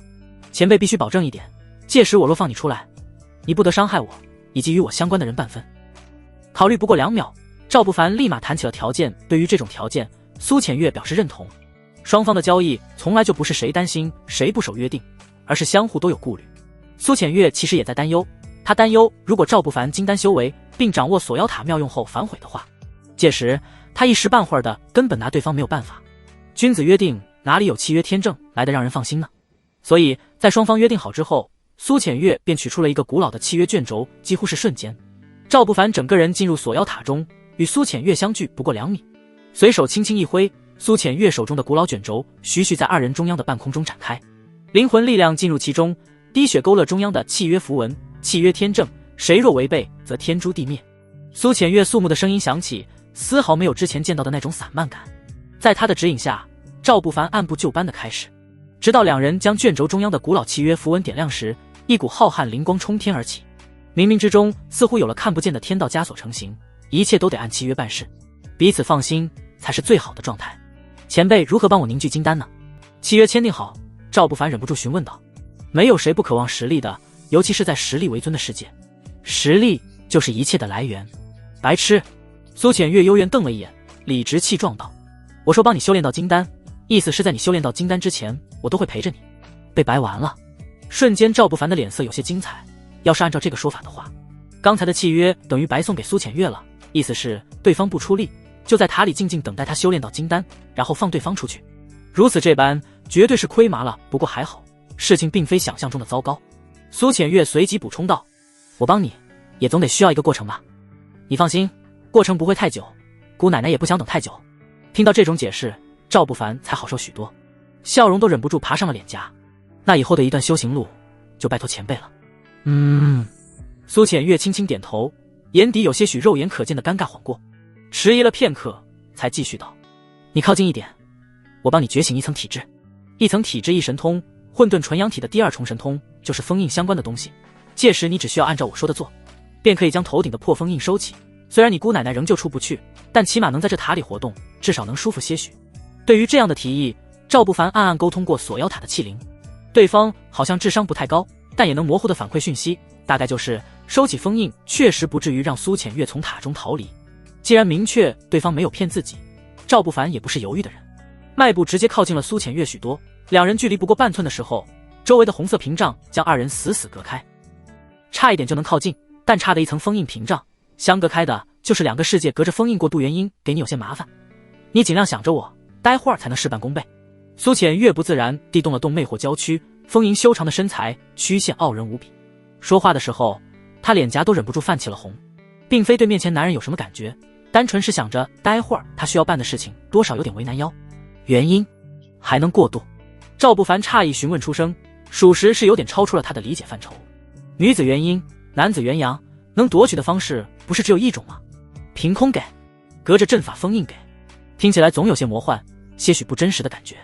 苏浅月却没有回答这种无聊的问题，她深呼吸一口气，娇艳红唇轻轻呼气，身子随即以一种极为诱惑的方式舒展，将魅惑众生的曲线拉扯得更加难言。双手趴在阵法封印上，徐徐往上，明明隔着封印力量，在赵不凡的视线中，却有种那双五股小手抚在他身上的错觉。入眼一幕幕顷刻吸引了他的所有目光，即使赵不凡认为自己是个正直的男人，也在瞬间正直无比。吧唧，红唇隔着封印贴在嘴唇位置的时候，明明没有接触，却仿佛嗅到了沁人的幽香。那么瞬间，赵不凡只感觉脑袋轰的一声，大脑瞬间陷入一片空白，灵魂出窍。当一切他察觉变故的时候，已经处在一个古香古色的梦幻房间中。苏浅月侧身坐在房间的床边，表情有些冷淡道：这是我的灵魂世界，灵魂共舞能达到同样的效果。灵魂。赵不凡低头看了飘飘忽忽的灵魂体，不得不感叹强者就是好，居然能够解锁高端休息路线。别废话，要我变化成他人，还是保留自己的模样？苏浅月强压情绪，冷冰冰地询问道。看着面前如天仙的女人，赵不凡认为没有什么好犹豫的，犹豫半秒都是对苏浅月绝美容颜的不尊重，立马连连回道：不用改变，不用改变。行吧，依你。苏浅月无奈的轻轻点头，娇柔的朝着床榻一靠，一只通体纯白如人大小的九尾白狐水灵灵的出现。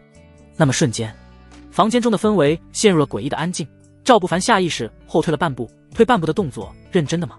震惊，懵逼，原来你是这样的狐。赵不凡整个人被雷得有点说不上话，他万万想不到对方居然还有如此一手操作，属实是被整得有些不会了，脚步再次后退，心里已经敲起了退堂鼓。快点，该死的封印力量还在，我无法维持太久。苏浅月催促的声音从大狐狸口中吐出，柔美的声音配合兽面兽心，又一次加强赵不凡的震惊。是，师傅，徒儿做不到。赵不凡惊的语气都仿佛回到小时候，话音带着卖萌的讨好。怕，真的怕，听听都给孩子吓成什么样了吧？没用，一点小小心理障碍都无法克服，将来如何登顶大道？苏浅月责备的声音立马响起，一双血红的狐狸眼眸中满是恨铁不成钢。这与大道有何关系？赵不凡疑惑问道，眼底是10分有9分的不相信。完全违背人伦，赵不凡确实无法将之与道联系。但随着床榻上的九尾大白狐狸回头，玄妙道音响彻的时候，赵不凡才明白什么叫做大儒辩经，醍醐灌顶。你关我狐狸身抵触，可想过我以狐狸身关你又如何呢？修者一生追逐大道前行，肉身不过枷锁，天地好似囚笼，唯有打开枷锁，破碎囚笼，方能正道飞升。故肉身本无物，灵魂本无形。你观家人如狐狸，自会无欲；若观狐狸如家人，自会无惧。众生本无相，唯是心有相。欲成道者，心观众生，而非眼观万物。滴滴话音还在耳畔回响，赵不凡只感觉一种说不清道不明东西在脑海中缭绕。床榻上的大白狐狸逐渐变化容貌，一点点化成一道诱惑的身影。呼吸在此刻停顿，赵不凡并没有之前的冲动，他屏气凝神，再次望去，诱惑身影逐渐变化，又化作了通体银白的九尾妖狐。目光中两道身影在不断变化，他仿佛抓到了什么，却始终无法定格，那种状态心悸有感，到自然成。苏浅月微微点头，身影逐渐变化，随着身上的白毛化作绚丽彩衣，他将容貌定格成了之前的模样。轻声道：心急则道不成，没有无敌心，开不出傲视瞳，能迈步半步，拥有一双阴阳眼，也算你慧根天成。声音落下的时候，周围的灵魂空间瞬间收拢，赵不凡只感觉自己还没来得及动呢，就贴近了起伏娇俏。其中滋味不太好形容，灵魂相接触的瞬间，只能说太酷了。几分钟后，锁妖塔中轰咔一声，血红色封印能量瞬间暴动，头顶的符文化作血龙昂首嘶吼。两人的灵魂回归的刹那，面前的封印屏障顷刻皲裂。运功快！苏浅月的声音急切响起，他甚至没有来得及看赵不凡扮演。白皙拳头握紧的瞬间，身后浮现的是9丈白狐虚影。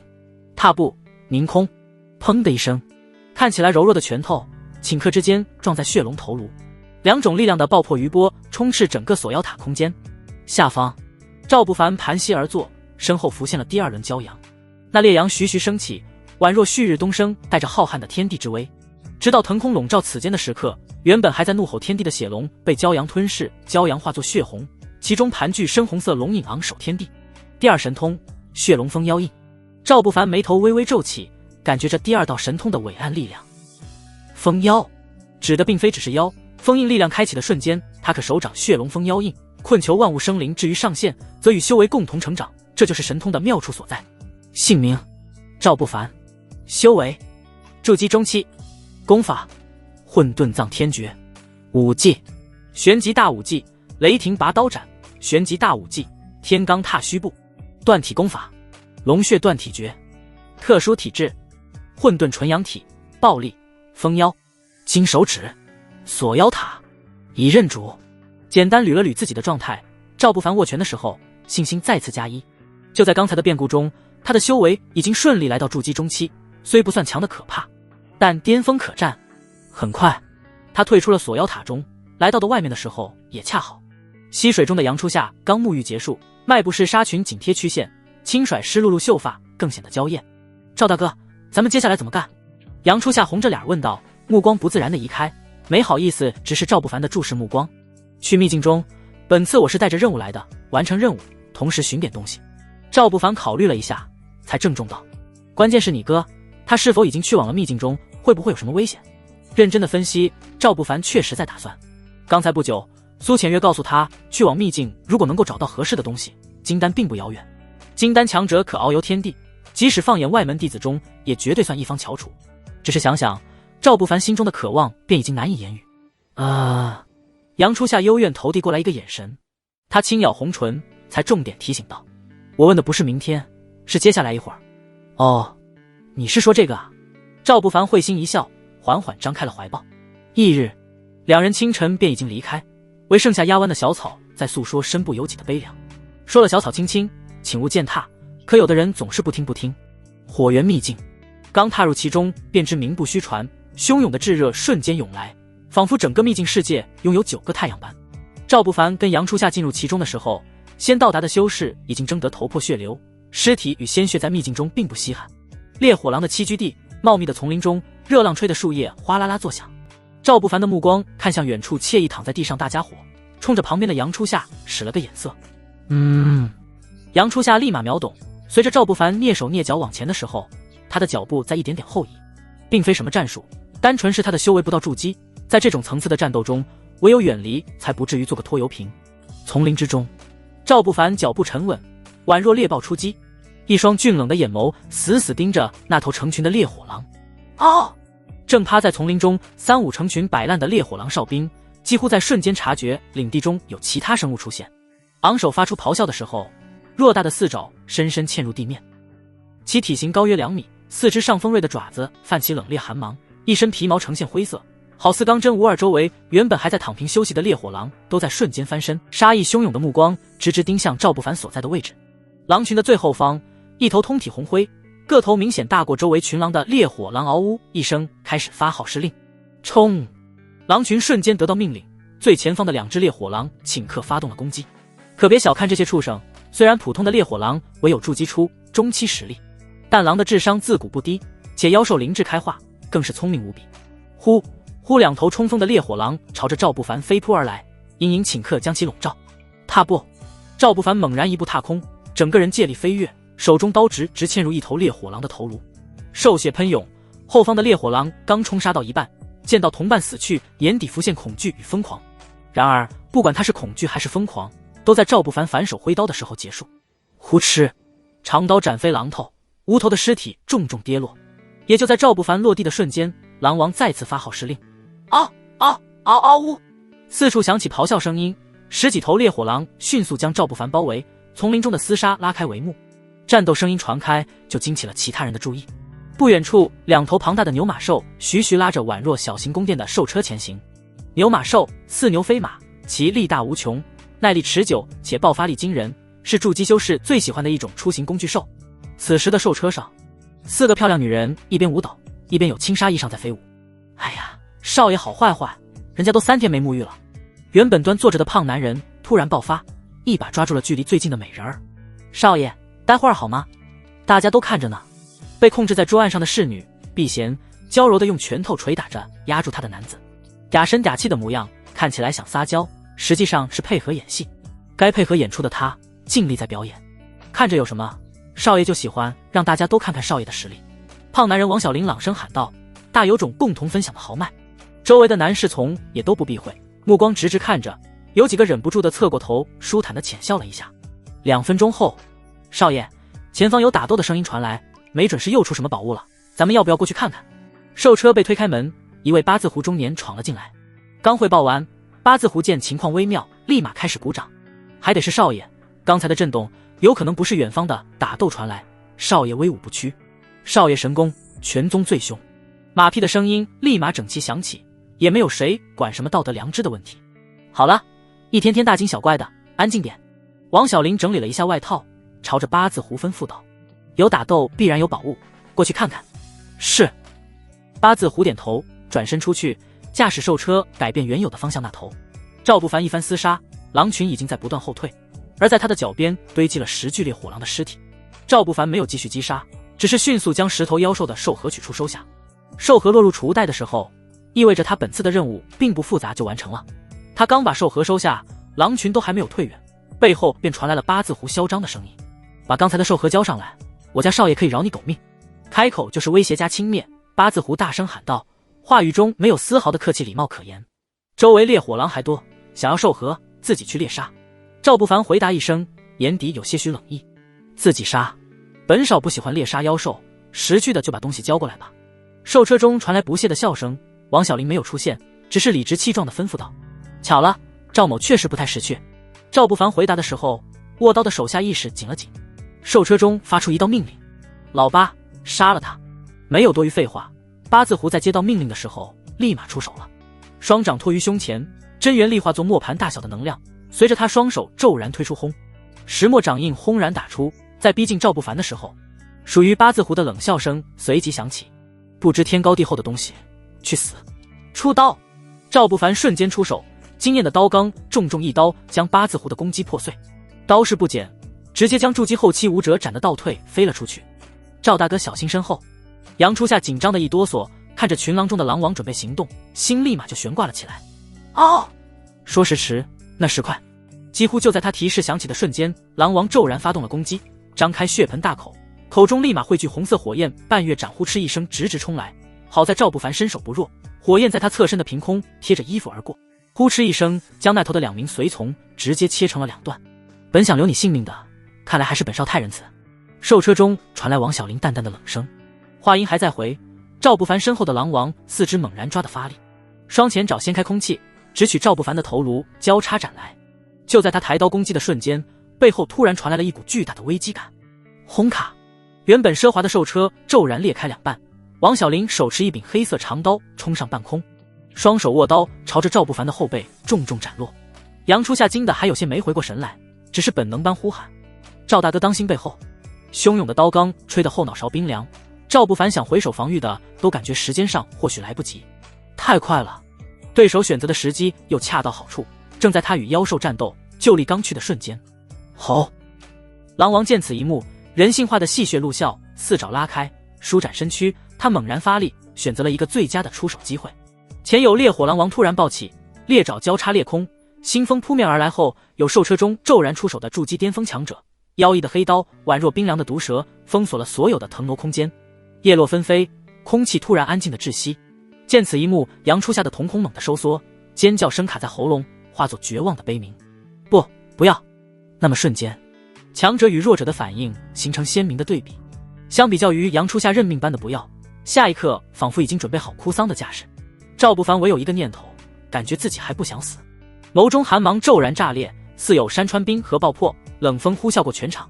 瞬间的反应，他骤然转身，背影天穹，浮现一轮骄阳虚影。混沌纯阳体第一重，暴力。最好的生活并非打工，但最好的防御就是进攻。阁下是哪个势力的人？无冤无仇下此毒手，是觉得赵某好欺负吗？最后一个字还在回荡，赵不凡转身的刹那，手中银龙刀斩出一声杀伐之音，轰隆隆，空间中有惊雷响彻，一刀斩出，3道刀影重叠，伴随着雷光闪烁。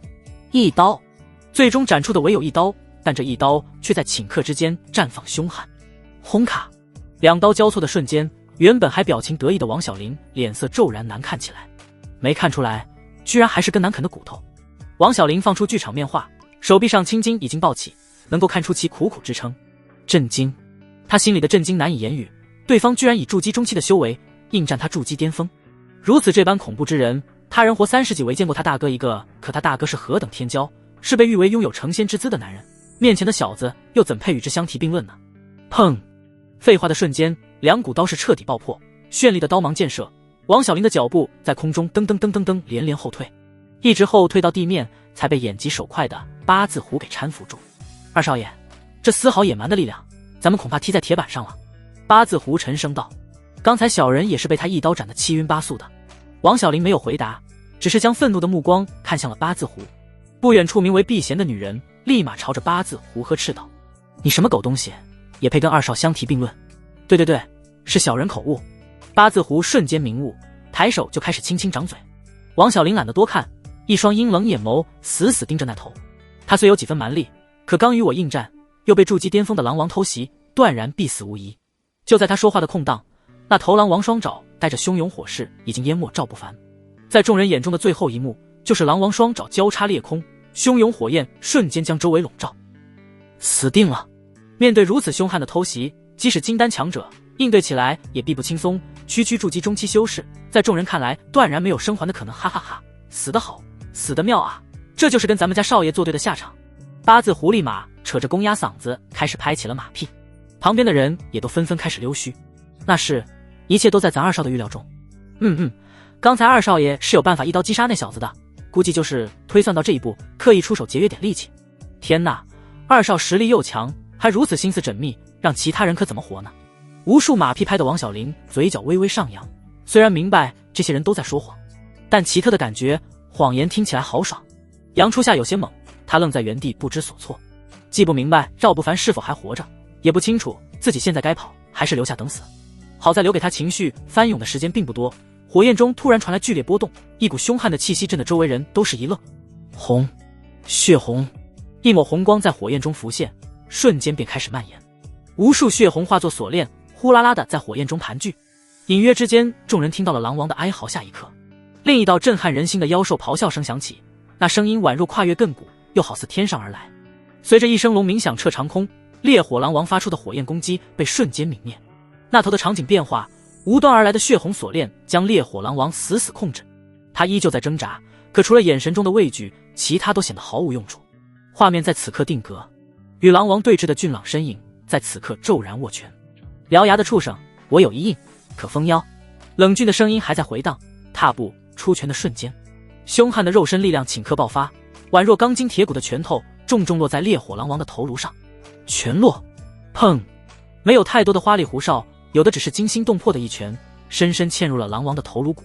一拳之威，宛若撼天动地，只是一拳便打得烈火狼王头骨坍塌，鲜血从口鼻溢出。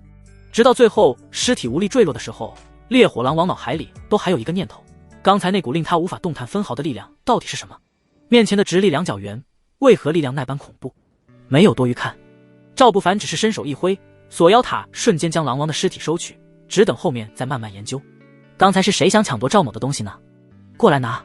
赵不凡将目光看向王小玲几人，开始面对修为如此强大的敌人，赵不凡还有点顾虑，因为他不知道自己有多强，但从刚才与烈火狼王的战斗中估计，他已然明白当前的状态，若实力全开，巅峰可斩。你还不错，本少收回刚才轻视的话。王小玲不置可否的笑了笑，用自认为很霸道的语气道：我乃万寿宗二少王小玲，今日姑且算打不打相识，东西本少给施舍你了，就此别过。话落，王小玲淡定的一甩衣袖，朝着周边人吩咐道：“我们走。”站住！赵不凡叫住了准备离开的几人，对王小玲冷道：“君子不识嗟来之食，我不太喜欢谁施舍，有种就过来拿。”第78章第78章阁下未免欺人太甚。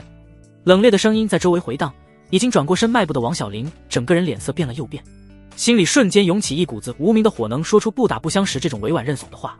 他觉得已经很给身后人面子了，可对方好像是有点不识抬举的味道。小子，我劝你打听一下万寿宗。咬牙切齿的声音从王小玲口中发出，短短几个字将威胁意味直接拉满。不过这样的威胁对赵不凡却没有什么大用，因为他虽不太了解外界格局，但也明白一点，紫霄宗外门虽然只是一个外门，但却是紫霄圣宗的附属，圣之一字能够表明其势力的庞然巨大。论背景还就真不怕什么，于是淡淡问道：“什么寿宗比紫霄圣宗如何？”周围人都是一愣，氛围安静的有点尴尬。王小玲的脚步顿了顿，刚才想到的威胁话语都被本能咽下。比紫霄圣宗如何？还能如何？自然是没有半点可比性。紫霄圣宗外门乃是青州霸主，放眼整个青州，宗门势力过百，但在紫霄圣宗外门的面前，只能统一称呼为其他宗门。至于真正的圣宗，那无人知道到底意味着什么，至少王小玲的层次还难以明白意味着什么。强压尴尬，王小玲转身咬牙道：“你虽是紫霄宗弟子，可也别欺人太甚。我乃是万寿宗宗主之子，惹不起紫霄宗，不代表惹不起你。”好啊，漂亮的很。赵不凡都被对方的态度弄得一愣，他就有点疑惑，是什么样的脸皮，能够瞬间把从施暴者语言包装成受害者的？不过别人是如何不要脸的，其实也懒得考虑。只是赵不凡能够很好的从对方的反应中明白，紫霄宗很厉害，至少他背靠紫霄宗，还不至于太顾虑什么万寿宗。既如此，那还废话什么？伸手拔刀！赵不凡突然出手，让还准备说什么的王小玲脸色陡然一变。铿锵，有力的颤鸣声回荡，赵不凡一刀斩出4道雷霆刀影，刀影重叠刹那，雷音响彻四方。阁下，你未免欺人太甚！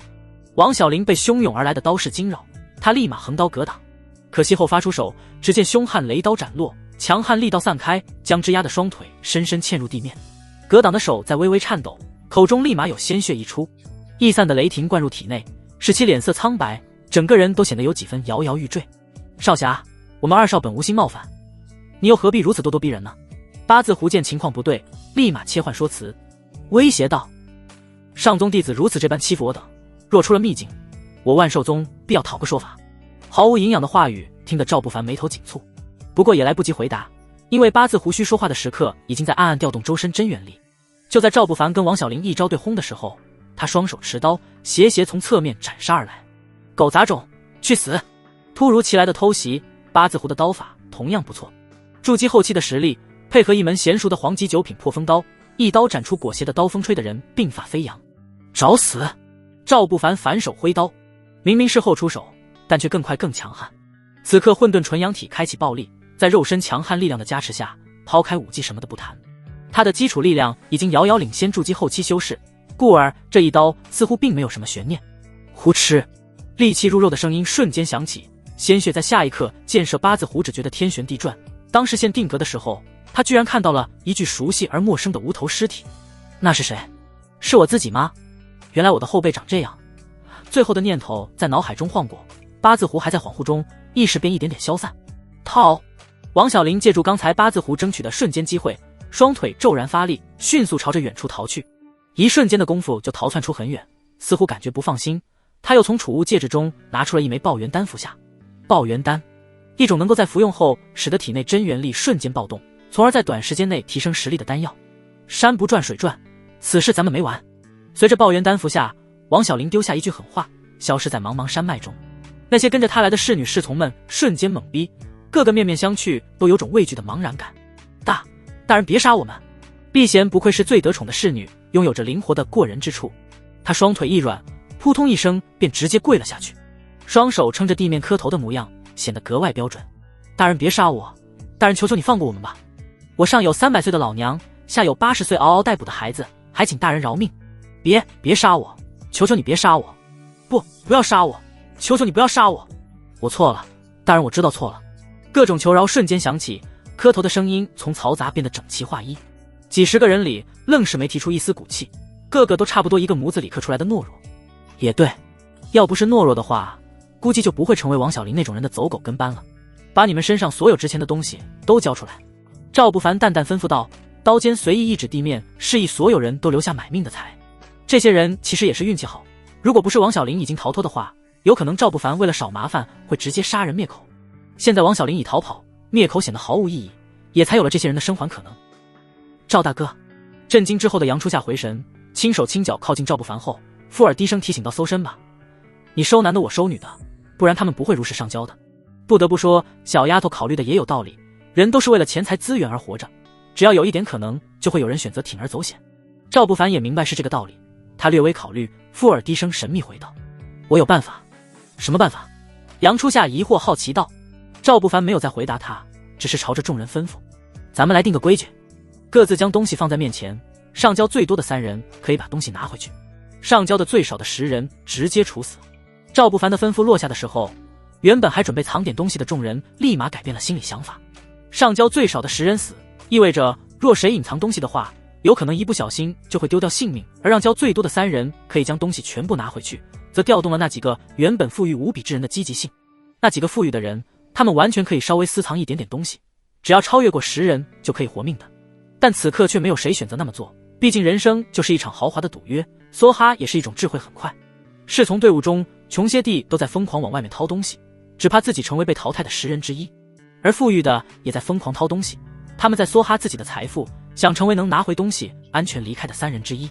场面一度热闹，杨初夏却有些不解，他总觉得让3个人拿回东西走这个条件太过于失败。虽然搜身是累点，但好在不会损失即将到手的财物呢。不过很快他就明白自己的格局小了。众人将身上东西都拿出来后，赵不凡根本没有去清点，只是一股脑的将一堆堆东西跟储物袋收起，朝着杨初夏招了招手，走了。啊！杨初夏愣了愣，表情错愕些许，就走了？杀人呢？东西最少的10人不是要杀吗？还有交的最多的3人，不是要让对方拿着东西安全离开吗？对于这种疑问，立马就有人问出了声音。避嫌踌躇片刻，向前半步行礼问道，公子，您刚才不是说上交最多的3人可以拿回东西吗？赵不凡点头回应，那还请公子将东西归还给我。身躯都已经在颤抖，避嫌还是强压下紧张，将想法说了出来。他认为自己必定是上交的最多的3人之一，毕竟作为王小林最喜欢的味道，日常间避嫌获得的赏赐是最多的，属于侍从中最为富裕的人。你们交的东西一样多，如果再问，你就是交的最少的。丢下一句话，赵不凡懒得陪他们玩耍，直接迈步朝着远处走去。避嫌脸色憋得通红，意识到被耍之后，他也不敢多说什么，只是轻声嘀咕了一句，欺人太甚。啪！响亮耳光突然落在脸颊，本来避嫌的话该无人听到的，偏偏杨初夏听到了，顺手一记耳光落下，欺负你，你活该，6个字。不大的声音却惊得周围本还有不服的侍从都立马回神，才后知后觉地想起，对方不只可以拿他们的东西，还能顺手拿他们的性命，能够保留小命已经是天大之喜，哪里还敢奢求其他呢？两人离开的背影渐行渐远，后方低头的人却无人敢抬头多看，直到周围都安静许久后，侍从们才紧张地长出一口大气。离开后，赵不凡带着杨初夏继续深入秘境，虽然本次的任务已经完成，但苏浅月说察觉到能够提升修为的东西，唤名火元金晶，让赵不凡必须想办法获得。夜幕黄昏，飞鸟西归，一处湖泊旁边篝火已经燃起，赵不凡就在篝火旁边背靠大树缓缓闭目修炼。此刻石海中的锁妖塔徐徐运转，将之前收入其中的烈火狼王化作最为精纯的血气，融入了锁妖塔的内部空间中。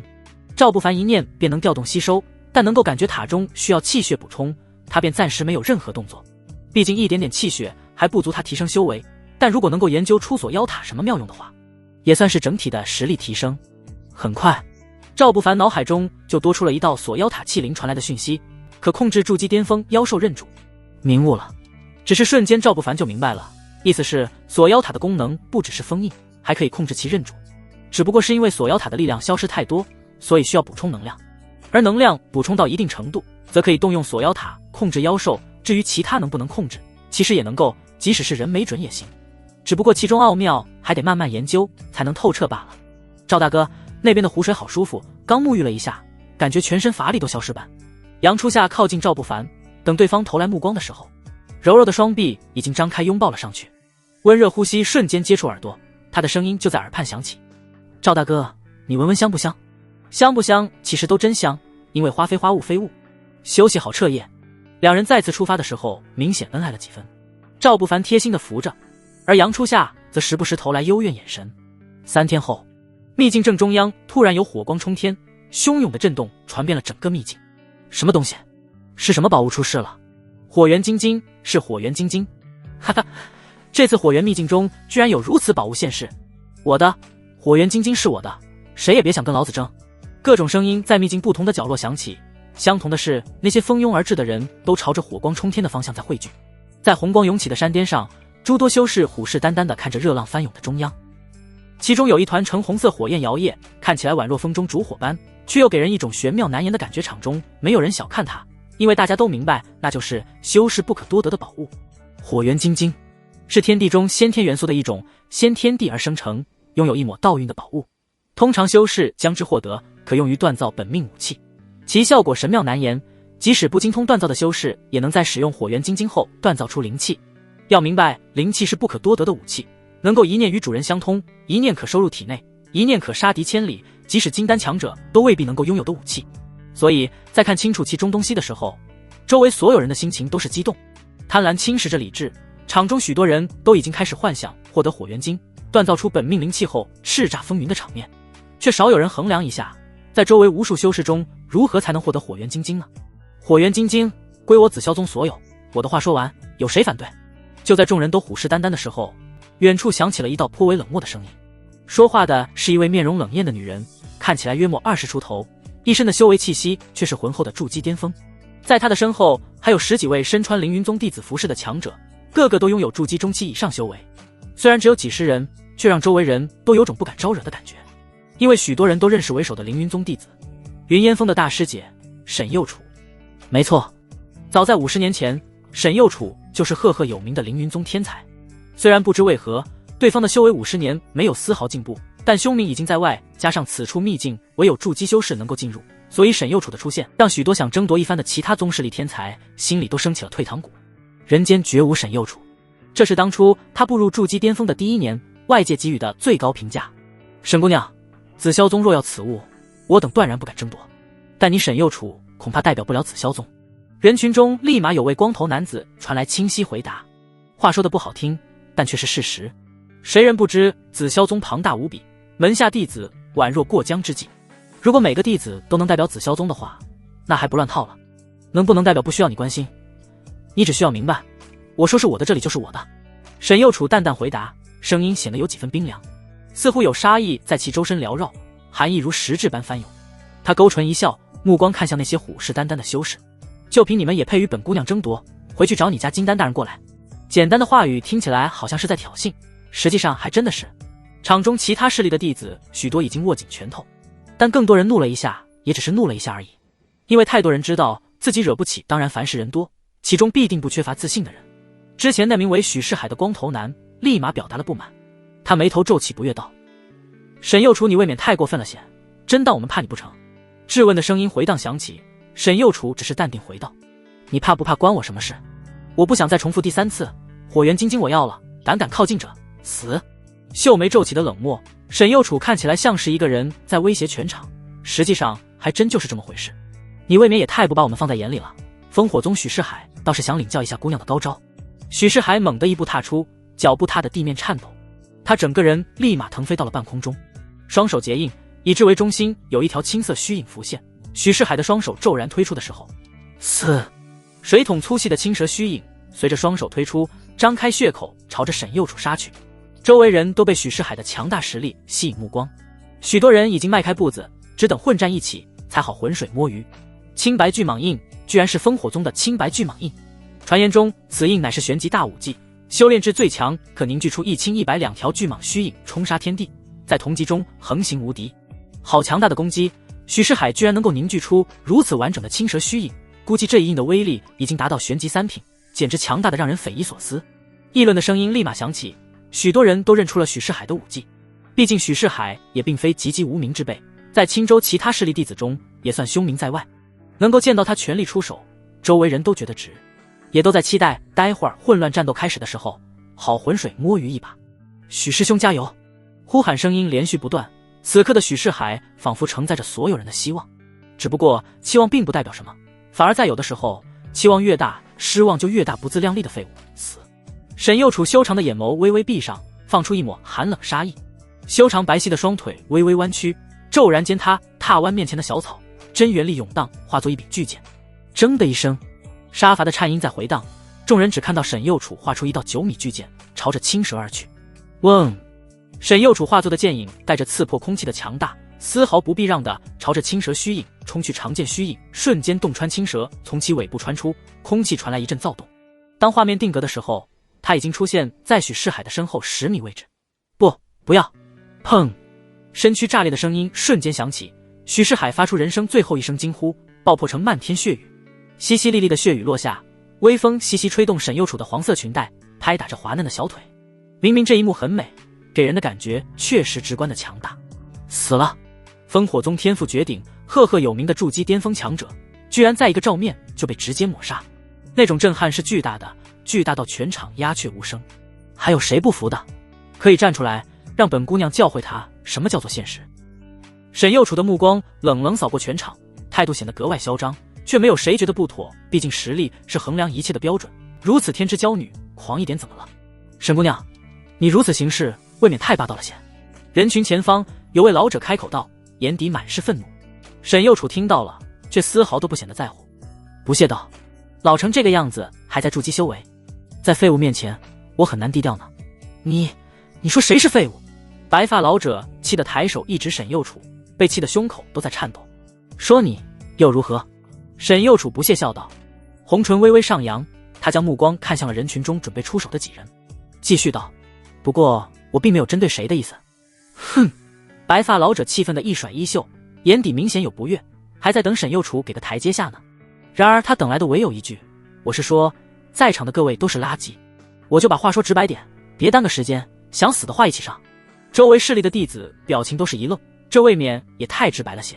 虽然他们承认沈右楚确实战力强大，但如此指着鼻子的侮辱，但凡有点血性的人都会本能忍不住。沈姑娘既然强大如斯，那咱们也别客气，一起上吧。刚才说话的白发老者朝着周围势力的领头弟子提议道。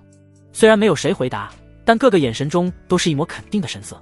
瞬间的功夫，场中的诸位筑基巅峰修士就确定了统一目标。踏步，一位粉衣女子率先出手，她脚步踏在虚空腾飞而起的时候，周身真元力化做一只飞鸟虚影。飞鸟张开双翼卷起飞沙走石，与此同时，锋锐的双爪朝着沈右楚的头颅抓去。后者也不闪避，白皙手掌抬起，匕首成剑指，从上至下猛然一划拉，铮的一声，剑影瞬间斩出，朝着飞鸟的双爪而去。攻击交汇的撞击在四方回荡，战斗在此刻瞬间点燃。上，大家一起出手，先战退子萧宗，我们再行分配。对，有沈右楚那女人在，咱们谁都不可能有获得火元金晶的可能。一起出手，沈右楚这婆娘未免太不把大家放在眼里了，不争馒头也争口气。杀！周围众人的议论还在回荡，喊杀的声音立刻响起。出手时，绚丽的武技爆破点亮半个山谷，战斗打得如火如荼，根本无人在乎。到后面又赶来了2人，赵不凡跟杨初夏来到附近的时候，都被面前的战斗惊了一下。疯了！整个秘境中的修士都宛若疯魔般，都在拼命相互攻击。他们之间很快划分成2个阵营，其他势力联盟与紫霄宗来到秘境的弟子联盟在拼死拼活，鲜血与断肢随处可见。杀红眼的人却好像根本看不到，收回远观的目光。赵不凡揉了揉脸色被眼前场景惊得微微变化的丫头，轻声道：秘境中的人几乎都汇聚了，周围也不见你哥的身影，估计是没来秘境中。你先出去找个地方等我。杨初夏乖巧点头，也没说什么同生共死，什么海誓山盟，只是踮起脚尖轻轻送上了红唇，留给一个我等你的眼神，便3步1回头的朝着秘境外面走去。赵不凡目送对方直到消失在视线中，他回头的时候表情才逐渐严肃。师尊，我若夺得火元金晶，可一步巅峰吗？赵不凡看似自言自语，实际上是在朝着锁妖塔中的苏浅月询问。不知道，3个字的回答，苏浅月也没画大饼，只是如实道：修为的提升每一步都需要对道的感悟，其中玄妙难以言喻，为师只能告诉你吞下此物修炼变强的方法，至于具体会发生什么，一切都是未知的。得到回答，赵不凡也不再纠结，轻轻点头，迈步朝着汹涌火焰而去。此时大规模的战斗已经打得昏天暗地，但跟着沈右楚来的人却还是留下了几人看守着火源晶晶。毕竟沈右楚是有经验的，他只怕自己打生打死半天后被别人盗了宝物。站住！看守几人瞬间注意到了靠近的赵不凡，为首的刀疤脸男人开口警告道：“再靠近一步，杀！”赵不凡没有立马回答，淡定地拿出紫霄宗外门的弟子令牌扬了扬，简单表达了都是同宗同门的意思。只不过看守的人在看到他手中弟子令牌的时候，没有丝毫的和蔼与客气，甚至眼神中的敌意显得更加浓郁。普通区域的弟子，滚！这里不是你配靠近的。就是什么坤巴玩意儿，也好意思打着紫霄宗的招牌出门？小子滚开点！跟你这种人同门，你不嫌弃丢人，我们都嫌丢人。呵呵，他当然不嫌丢人了，他能跟咱们同门，指不定心里有多骄傲呢。几个看守弟子个个鼻孔朝天，态度都显得十分盛气凌人。也对，在他们云烟峰弟子看来，普通弟子区域的外门弟子只能算比杂役强大点的杂役，毕竟武道一途看天赋，而普通区域的弟子基本都是天赋一般，没有被个峰长老看起才会沦为普通区域弟子。这种人即使现在修为不弱，但峰上弟子都明白，再过些年大家的差距会越来越大，他们拥有强大天赋，必定一路继续向上。而普通区域的弟子随着时间推移，天赋耗尽，余下一生的高度也就止步了。本来想着同门一场给你们点活命机会的，既然不需要，那就算了。赵不凡缓缓收起令牌，随着他握拳，修为气息骤然爆发。不是，你想干嘛？几个看守的人都是一愣，为首的刀疤第一个没忍住笑出了声音。噗呲，哈哈，小子，你到底想干嘛？难道区区一个筑基中期，你还想染指里面的宝物吗？别说老子没提醒你，你刀疤爷爷筑基后期也只配看守而已。话落，刀疤男人猛地踏出两步，属于他筑基后期的修为气息瞬间朝着赵不凡压迫而来。如果不出意外的话，以筑基后期的威压，足够让区中七武者后退好几步，甚至是压得对方脸色苍白，双腿发软。但如果不出意外的话，意外肯定是会发生的。翻手之间，赵不凡手中骤然多出一柄银亮长刀，刀锋之上有寒光照映铿锵，惊艳的刀光骤然而过，吓得刀疤男人瞬间后退，连忙将旁边人顺手拉了过来。被他拽到面前当盾牌的男人眼中惊恐刚浮现，呼哧一声，头颅就被斩得飞了出去。操！这小子击杀同门，弄死这个叛徒！上！周围几人瞬间反应，纷纷召唤出武器，朝着赵不凡铺天盖地而去。剑攻击将其淹没，刚才失态的刀疤男人又恢复了高调，他手中已经浮现一柄开山大刀，歪嘴不屑道：“给机会偷袭都能失手，现在让你看看老子的厉害！”话音还在回荡，刀疤男人手握开山刀，从容挥刀。他的动作并不急切，因为在刀疤看来，等攻击爆破威势散开的时候，刚才那胆大包天的人不死也会重伤。轰隆隆，就在攻击淹没的位置，突兀一声惊雷响彻，周围几人联手落下的攻击都被一刀掀开，雷霆拔刀斩。赵不凡再次使用出这一招的时候，没有太多的花里胡哨，有的只是一刀出，在出刀的瞬间叠加了5道雷霆刀影，刀影在空中留下残缺，下一刻5刀融合为一刀，刹那间斩断围攻几人的头颅，鲜血宛若喷泉般溅射，抛飞的头颅个个带着惊恐与茫然之色。他们临死也没想明白，为什么区一个筑基中期居然会强大如斯。扑通，半空中的头颅还没有落地，刀疤男子双腿一软便跪了下去，他双手撑着地面，连连磕头求饶：“别杀我，师兄别杀我，我错了，师兄我知道错了，刚才是八子有眼不识金相遇，是我狗眼看人低，我错了，我是狗东西，我该死。”刀疤一边说着，一边开始猛抽自己的耳光，那巴掌重极了，打得啪啪作响，抽得口鼻溢血。他太恐惧了，刚才出手的几人都是筑基中后期修为，5人联手先发制人，却被面前的男人一刀击杀，那是何等的可怖。如果刀疤是说如果对方出手的时候战斗个几招，他都还不至于如此，而没有，对方只出了一刀，那种震撼带来的恐惧是巨大的。刀疤认为要是不立马磕头认错的话，他也会被一刀击杀。其实刀疤错了，即使他磕头认错，仍旧逃不过那一刀的经验。铿锵，赵不凡甚至没有去多看什么，反手一刀瞬间斩杀求饶的刀疤，看着圆滚滚的头颅滚落，迈步跨越过去时淡淡瞥了一眼，硬气点杀你之后，赵某敬你一句汉子，如此这般，送你2个字，煞笔。话虽说的有失风度，但确实是内心的想法。刀疤的头颅无力地张了张嘴，再也没有任何声音能够发出，瞪大的双瞳逐渐无神。击杀几人的动静瞬间惊扰了那头战斗的人群，站住！小子，火元金睛可不是你能够染指的东西。小子，你识趣的话。话还没有说完呢，众人眼中唯看到赵不凡头也不回的直接迈步踏入了熊熊烈火。静！就怕空气突然安静。众人此刻都明白阻止已经来不及了，但所有人却都在等待一个结果，并非等待宝物被夺取，而是在等那突然出现抢夺宝物的男人死于非命。没错，就是在等着看赵不凡死。火元金睛，先天地而生的元素之灵，是9大极品元素之一，其诞生之处的火焰无物不焚，凶悍至极。修士想要收取，必须请出特别的收纳之物，多人配合才能小心又小心的尝试。也正因如此，刚才各势力的强大弟子第一反应才会是相互战斗，而并非直接去收取火元金睛，直接触碰朝着火焰里面冲，那找死没什么差别。说起火元金睛或许陌生，可其周边燃烧的火焰大家却都听过其凶名，天地一火，红莲地心，不知死活的东西再靠近半步，他必死无疑。沈右楚从背影认出了那人是谁，本来他也计划在秘境中出手除掉对方的，现在看来好像没有必要出手了。确实不知死活，没想到你紫霄宗的人都是这般的狂妄自大。不远处有位看起来比较艳俗的女人冷冷开口道，话语中全是对紫霄宗的恨意，听得出来名为豪爽的女人这些年被紫霄宗伤得不轻，她最好是死了，要是落在我手上，本少必要她求死不得。西南方向站着的王小玲咬牙切齿地低声道，他眼底的杀意宛若实质般翻涌。王少居然认识此人，你们之前打过交道吗？在其边上的高瘦男人使得渊皱眉疑惑问道。他只是随口一问罢了，毕竟潜意识中使得渊其实并不相信区区一个筑基中期的修士能够被堂堂封火宗2少主认识，毕竟两者之间差距太大，即使王小玲抛开身份不谈，筑基巅峰的实力也绝非小中期能够比较的。有过接触，被他逃了。王小玲强忍着尴尬回答，眼神都有几分下意识的闪躲，只不过周围人却没有注意看到，因为此刻每个人的目光都死死盯着那头的俊朗背影，等着对方被化作灰烬。可惜了，人越期待什么越得不到什么，几乎是定律一般的真理。那头的赵不凡背影骄阳虚影，每一步踏出，周围的汹涌火焰就自动散开些许。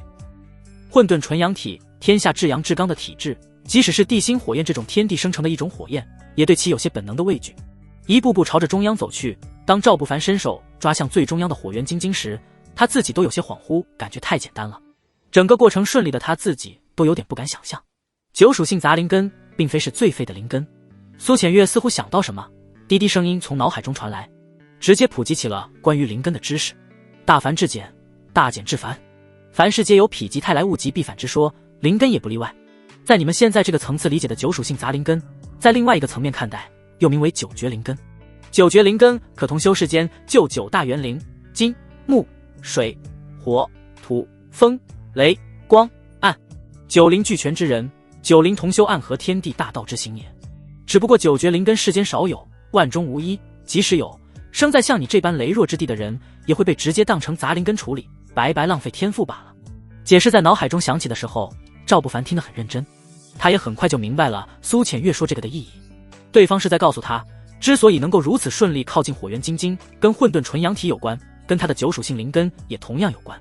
以苏浅月的说法就是，虽然灵根属性多的人修行速度缓慢，通常难有大成就，但9属性全满的话，灵根其实已经处于了另一个层面，能够被称为9绝灵根。其恐怖之处就在于能够吞噬天地之间9种属性的一宝灵物，增强修行天赋，同时也能够提升一定的实力。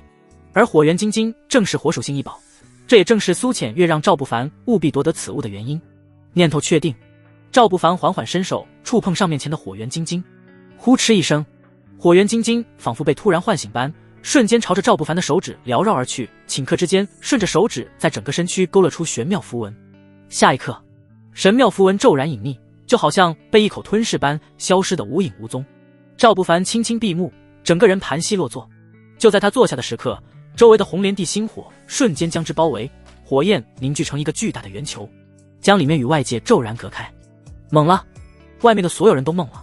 那些开始还各自为战的筑基巅峰修士纷纷停止争斗，迅速朝着火焰聚集，但那股炙热散发的威力却将他们阻挡在了外面3丈距离，丝毫无法继续靠近。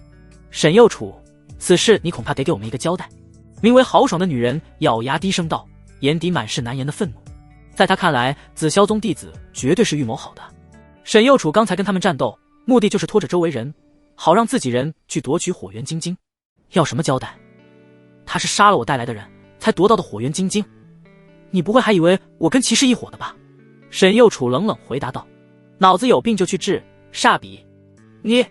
豪爽气得一哆嗦，正准备动手的，却被旁边的几人立马劝说。好道友息怒。王小林伸手做出阻拦的架势。紫霄宗何等庞大，除非宗门特定任务的时候，同宗弟子也不可能铁板一块。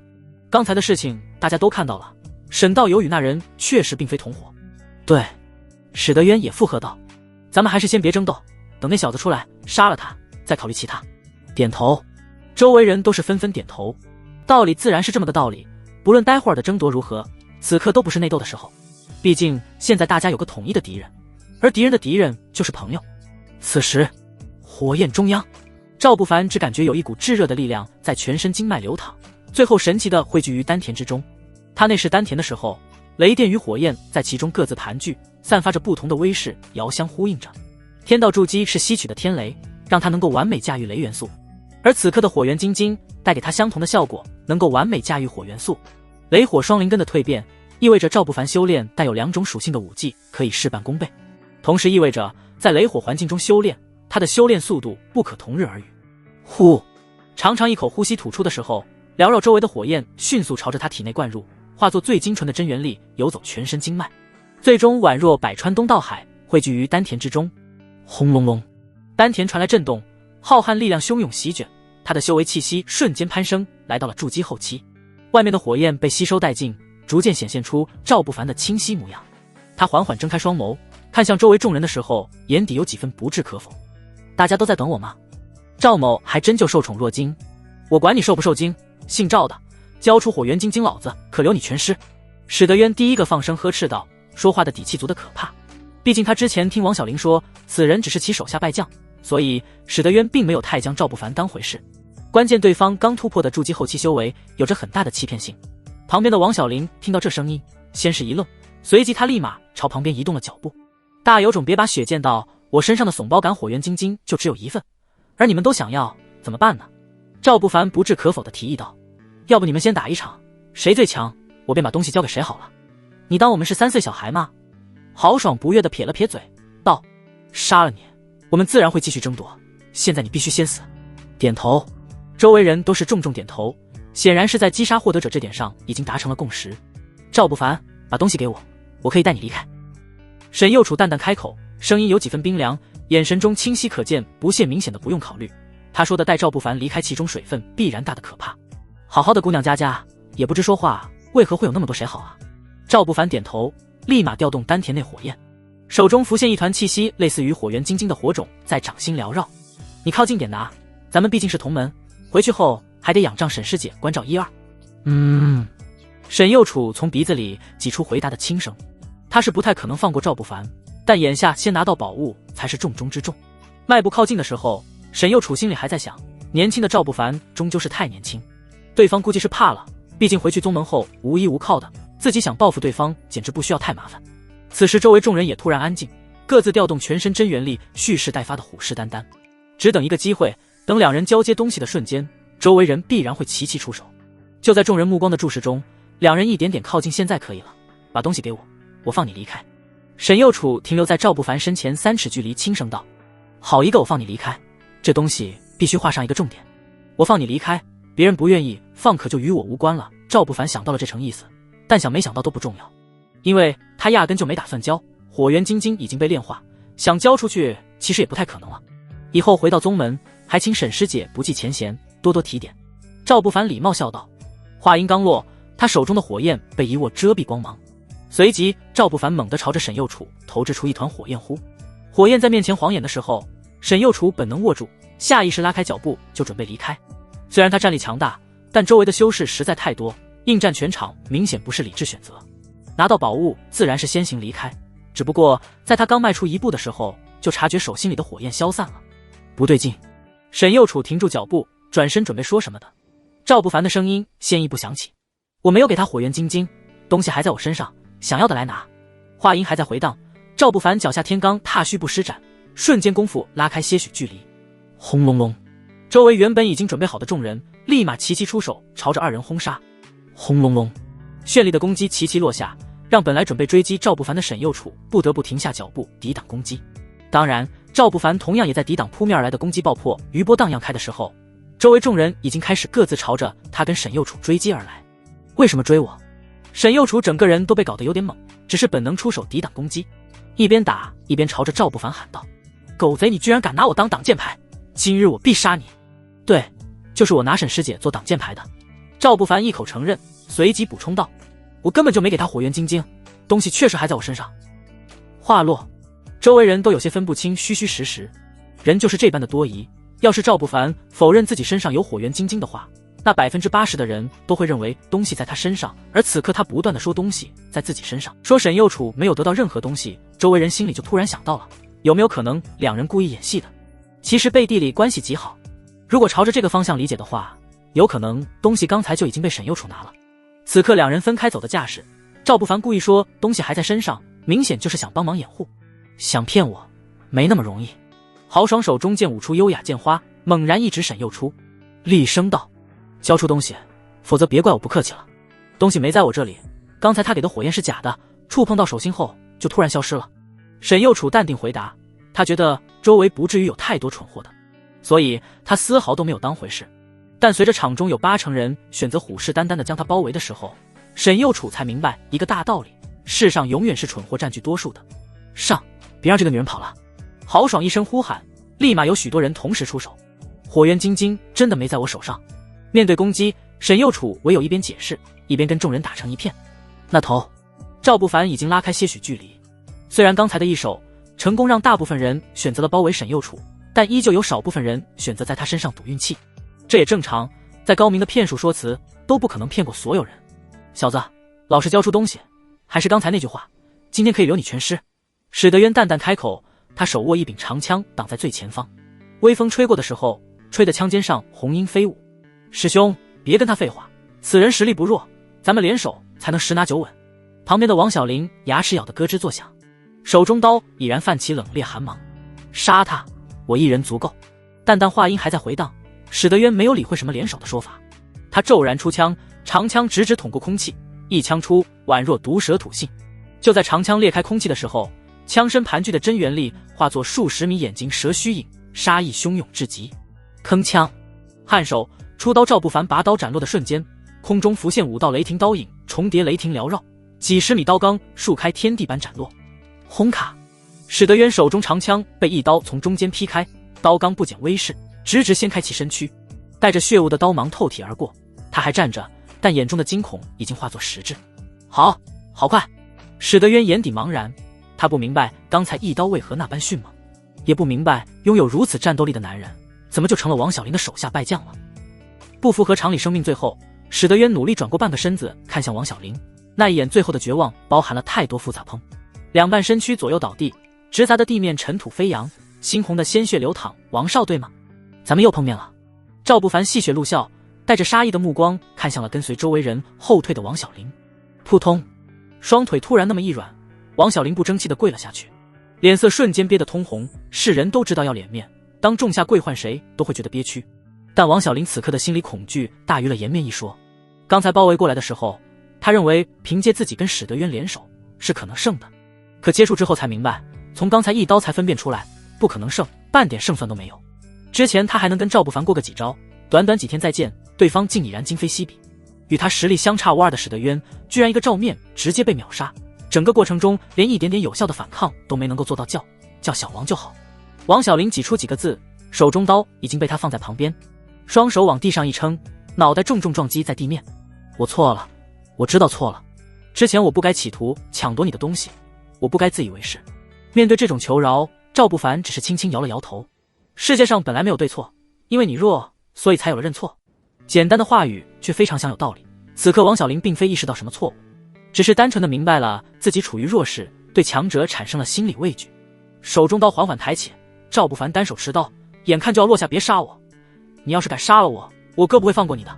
王小玲见求饶没有效果，立马搬出了他的背景做威胁，只不过这种威胁并没有起到什么作用。见长刀骤然落下，裹挟的刀钢呼哧一声斩落圆滚滚的头颅。赵不凡缓步靠近，就在对方尸体的惊恐眼神中，淡定地取下了其储物袋，在手里掂了掂，将东西收下，赵不凡朝着包围他却在不断后退的众人走去，前进，后退，前进，后退。在见识到他的强大后，周围形成了一个良好的平衡。赵不凡往前半步，包围他的人就后退一步跑。人群中不知是谁最先被吓破了胆子，想起这句话的时候，逃跑宛若瘟疫般蔓延。周围人做鸟兽逃窜，甚至有人因为跑得太慌乱，直接在原地摔了个狗吃屎或者驴打滚。赵不凡也没有继续下杀手，脚下天罡踏虚步，踏过空中飘落的黄叶，身影如苍鹰翱翔，迅速落在了远处的树梢上。一去2-3里，彻底脱离战斗区域，朝着远处而去。赵不凡身法如电，几个起落便消失在林木掩盖的山脉中。他并没有选择逃离太远距离，而是利用来时对周围地形的大致了解，在还能感受到战斗波动的地方迂回潜伏，自古杀人放火金腰带。任何战斗的最后，检视的人都能富贵几把。赵不凡深刻明白险恶江湖的生存之道，而修行路不过是江湖的一种延续罢了，区别也就是对手更强大，自身也越发强大而已。战斗区域混乱的战斗还在继续，沈右楚一剑荡开漫天攻击，气息微喘，心中恨意汹涌至极。赵狗贼，再见面我必将你千刀万剐。还在演戏？豪爽不屑笑了笑，眼神略微低垂，明显是在跟周围人沟通什么，眼神一边在变化，豪爽一边大声吸引着沈右楚的注意。贱人，你别以为装作你们有仇有怨就能骗过谁，今天不交出火元金晶，必让你后悔此生。又是这种无聊的话术，沈右楚都有点不想回答，但还是出于各种考虑回道：我跟他是同门，但我跟他有仇，懂吗？其实他可以不解释的，以沈右楚的战力，直接杀出一条血路是可行的，只不过是过程累点，消耗大点。但沈右楚有他的想法，他总觉得自己跟这些人无脑的打生打死，就是间接帮了赵狗贼的忙。如此这般是沈右楚不愿意的结果，所以之前战斗中他更多的侧重于防御。只是同门啊，我看你们眼神拉丝，不知道的还以为是你姘头呢。豪爽伸手捂住红唇，咯咯笑道：话说那小子长得还挺俊的，你们不会真是姘头吧？啧，难以想象沈姑娘这种母老虎被训的时候是什么模样。人都说老虎屁股摸不得，也不知道真的假的。污言秽语从豪爽口中吐出，他越说越离谱，越说越夸张。忍不了，沈右楚被气得不轻，抬手直接一剑斩出。贱人你去死！轰隆，璀璨剑光骤然而来，豪爽却没有正面对战的想法。原因无他，沈右楚确实战力恐怖，即使周围拥有数千修士虎视眈眈，但真论死战不休的话，估计也很难留下对方。毕竟1000个人会有1000个想法，战斗一旦开始流血，恐惧就会蔓延，而一个人只有一个想法，或杀或逃的机动性太大。不过刚才的眼神交流中，联合的众人早有准备，上，一起出手。周围虎视眈眈的众人立马联合，他们放出攻击，汇聚在半空中。一位青衣男子手握一枚符印，捏碎的刹那，半空中所有的攻击都被玄妙力量聚集在了一起。随着他徐徐按下一掌，轰隆隆的爆破朝着沈右楚的方向落下。小美人儿，你今天是逃不掉的，你不是号称同级无敌，根本不惧怕车轮战吗？青衣男人苟成钢咧嘴，露出淫荡笑容。待会儿咱们这些大老爷们儿就好好陪你车轮战一场，哈哈哈哈！狗道友大气，能跟狗道友一起作战，是我等的荣幸。哈哈，老子誓死追随狗道友！男人们嘈杂的兴奋声音瞬间响起，各个目光中都是难以掩饰的激动。哼，男人脑子里也就那点事情了。位于战斗中央的沈右楚却根本来不及理会周围的声音，秀眉皱起，此刻的他全力的攻击正在朝着豪爽斩杀而去。刚才豪爽故意激怒他，目的就是为了让其全力出手，短时间根本来不及防御。头顶上空的攻击徐徐落下，一股危机感瞬间涌起。摆在沈右楚面前的就2条路，一继续全力攻击，绝对能够一剑废了豪爽。但上空的攻击凶悍强大，硬扛如此攻击，不死也会重伤。结合刚才那些人的污言秽语，下场估计是有点凄惨。那就唯剩下第二个选择，强行收回攻击防御。即使强行逆转真元力，同样会受伤，但却还能留下些反抗的力量。贱人，你们倒是好算计。沈右楚骂了一句，身子微侧，凶悍的剑势被立马收回。嗨，真元力逆转使得他经脉受伤，嘴角直接溢出鲜血。但现在不是考虑这个的时候。只见沈右楚收剑的瞬间，真元力以之为中心凝实，化作缭绕周身的屏障。他双手掐诀，朝着上空巨大的攻击推出双掌，轰隆隆，爆破余波荡涤八方，冲击的周围树木折断，小草纷飞，大地的颤抖在蔓延。铮的一声，在爆破淹没的瞬间，沈右楚以身化剑，巨大的剑影瞬间冲开包围，凶悍剑气从上空顺着八方斩落。围攻众人中修为不够看的人直接被公鸡如同切菜般斩杀一大片。青山不改，绿水流，今日的事情我记下了。丢下一句场面话，沈右处拖着重伤的身躯根本不敢久留，施展秘术，化作一道流光遁逃。震惊、懵逼，如此强大，场中人的表情都精彩起来，许多人都带着畏惧神情。这也能让对方跑了？就那么瞬间，大家才真切地理解到紫霄宗弟子的强大可怖，才明白人间绝无沈右处这句话的含金量。追，那女人受伤了，估计她逃不远。豪爽立马带头追击，那边的苟成刚也不甘示弱地喊道：大家一起追，那婆娘身上的好东西可不少，等拿下她，人人有份，人人有份，冲冲冲冲！杀红眼的人已经没有太多思考，一句人人有份坚定了立场。浩浩荡荡的人群朝着远处追去，等他们走后，赵不凡才从后方的灌木丛中出现，不紧不慢地捡着那些遗留人间没有被收走的储物袋，一个一个又一个的感觉，别提有多爽了。发一笔横财后，赵不凡已经准备离开秘境。然而就在当天夜里的时候，他正在一处山洞中盘膝休息，听到了外面传来的窸窣声音。外面的月光不算明亮，起初赵不凡还以为是什么妖兽，当那道身影踉跄进入山洞时，才看清楚是一个人，一个身材绝顶的女人。两人四目相对的时候，眼底都晃过一抹冤家路窄。是你！两人的惊呼声音出奇的一致。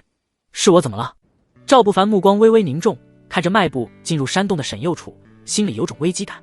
对待一般人，他后期对巅峰都能够豪言一句优势在自己，但对上沈右处这种类型的战斗天才，鹿死谁手还真就未可知。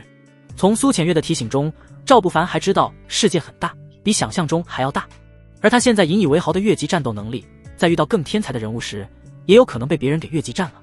所以战力的衡量从来就不是单纯的以境界划分，其中胜负的因素太多太多狗东西，以前倒是没看出来你还是个狠人。沈右处一点点靠近，他现在的状态不适合转身离开，因为身体的情况比想象中还要糟糕几分。如果正面敌人，他还能发挥出鱼死网破的攻击；若转身逃跑的话，若逃的过程中消耗太多真元力，还不能逃掉，那就是在给自己挖掘坟墓。没看出来，说明你眼拙。赵不凡一手拿木棍扒拉着面前的篝火，平淡且随意地回道：静。山洞中的空气突然陷入安静，刚才还在闲聊的两人都出奇地陷入安静中，两道目光彼此对望下一刻，两人几乎是同时出手，一刀一剑反射的篝火光芒点亮山洞石墙，剑与长刀带过的狂风吹得篝火摇曳，吹得火中木炭的火星四处溅射。你输了。赵不凡缓缓移开已经放在沈右处脖子上的长刀，对方的剑此刻抵在他的胸前，也在他收刀的时候渐渐放下。哼！沈右处眼中满是不屑的冷笑，男人都这样幼稚吗？非要说自己赢，意义在哪里？话语中带着冷漠，沈右处说的笃定至极，因为他判断的是两人目前平手，这是在他受伤的情况下才能平手。如果以全胜战力来估算的话，对方区区一个后期，拿什么战自己巅峰呢？你好像很了解男人。赵不凡不置可否地笑了笑，他坐回刚才的位置，继续翻动篝火声串烤着的野鸡。明说，我现在状态不太好。沈右处见对方没有继续出手的打算，他习惯性的觉得同门总比外面的人好些，于是靠近些许提议道：你跟我一起，咱们联手必然可以安全离开。若不然，那些人已经在秘境出口联合，如果不出我所料的话，别人已经布下天罗地网，你一个人也断然逃不出去。话说得非常笃定，沈右处觉得对方之所以没逃出秘境，多半也是被追击的没办法才躲起来的。毕竟蚂蚁多了咬死象，连他都不敢继续强闯，估计对方必然更加的不敢。只不过沈右处并不明白，赵不凡没出去的原因并非他想的那种赵某不需要跟你联手，我有离开的实力。赵不凡轻轻摇头，目光从沈右处洁白的小腿徐徐往上，修长丰盈的娇躯起伏的诱惑轮廓，每一处都透露着别样的诱惑。说实话，他不喜欢这个女人，甚至有种想弄死对方的冲动，但也就是面对这种人的时候，那种报复的快乐拥有别样的魅力。突然切换个角度看待问题，感觉花样有点多。赵不凡下意识晃了晃脑袋，努力让自己别那么下头。实力就你。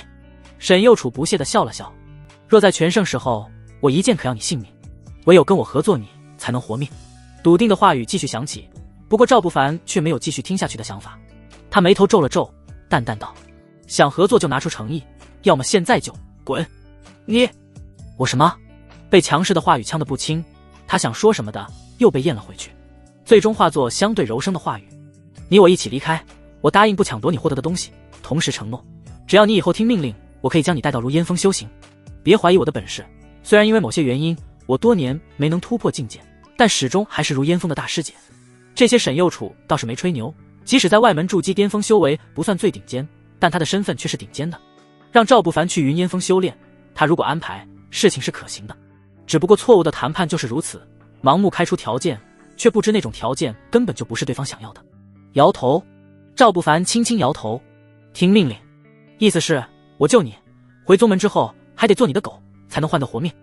你要这样理解也可以。沈右楚脸色不自然地变了变，却理直气壮回道：想当我狗的人可多了，何尝不是你的机缘呢？可我不太会叫唤。笑了，瞬间就把赵不凡逗笑了。他将烤好野鸡朝着沈右楚递过去，先吃个鸡吧。不饿。沈右楚本能回答，突然想到什么，他目光逐渐变冷，道：你什么意思？没什么意思，就觉得你有点可笑。赵不凡缓缓撑起身子，两人目光对视时，周围已经有无形气浪在撞击交锋。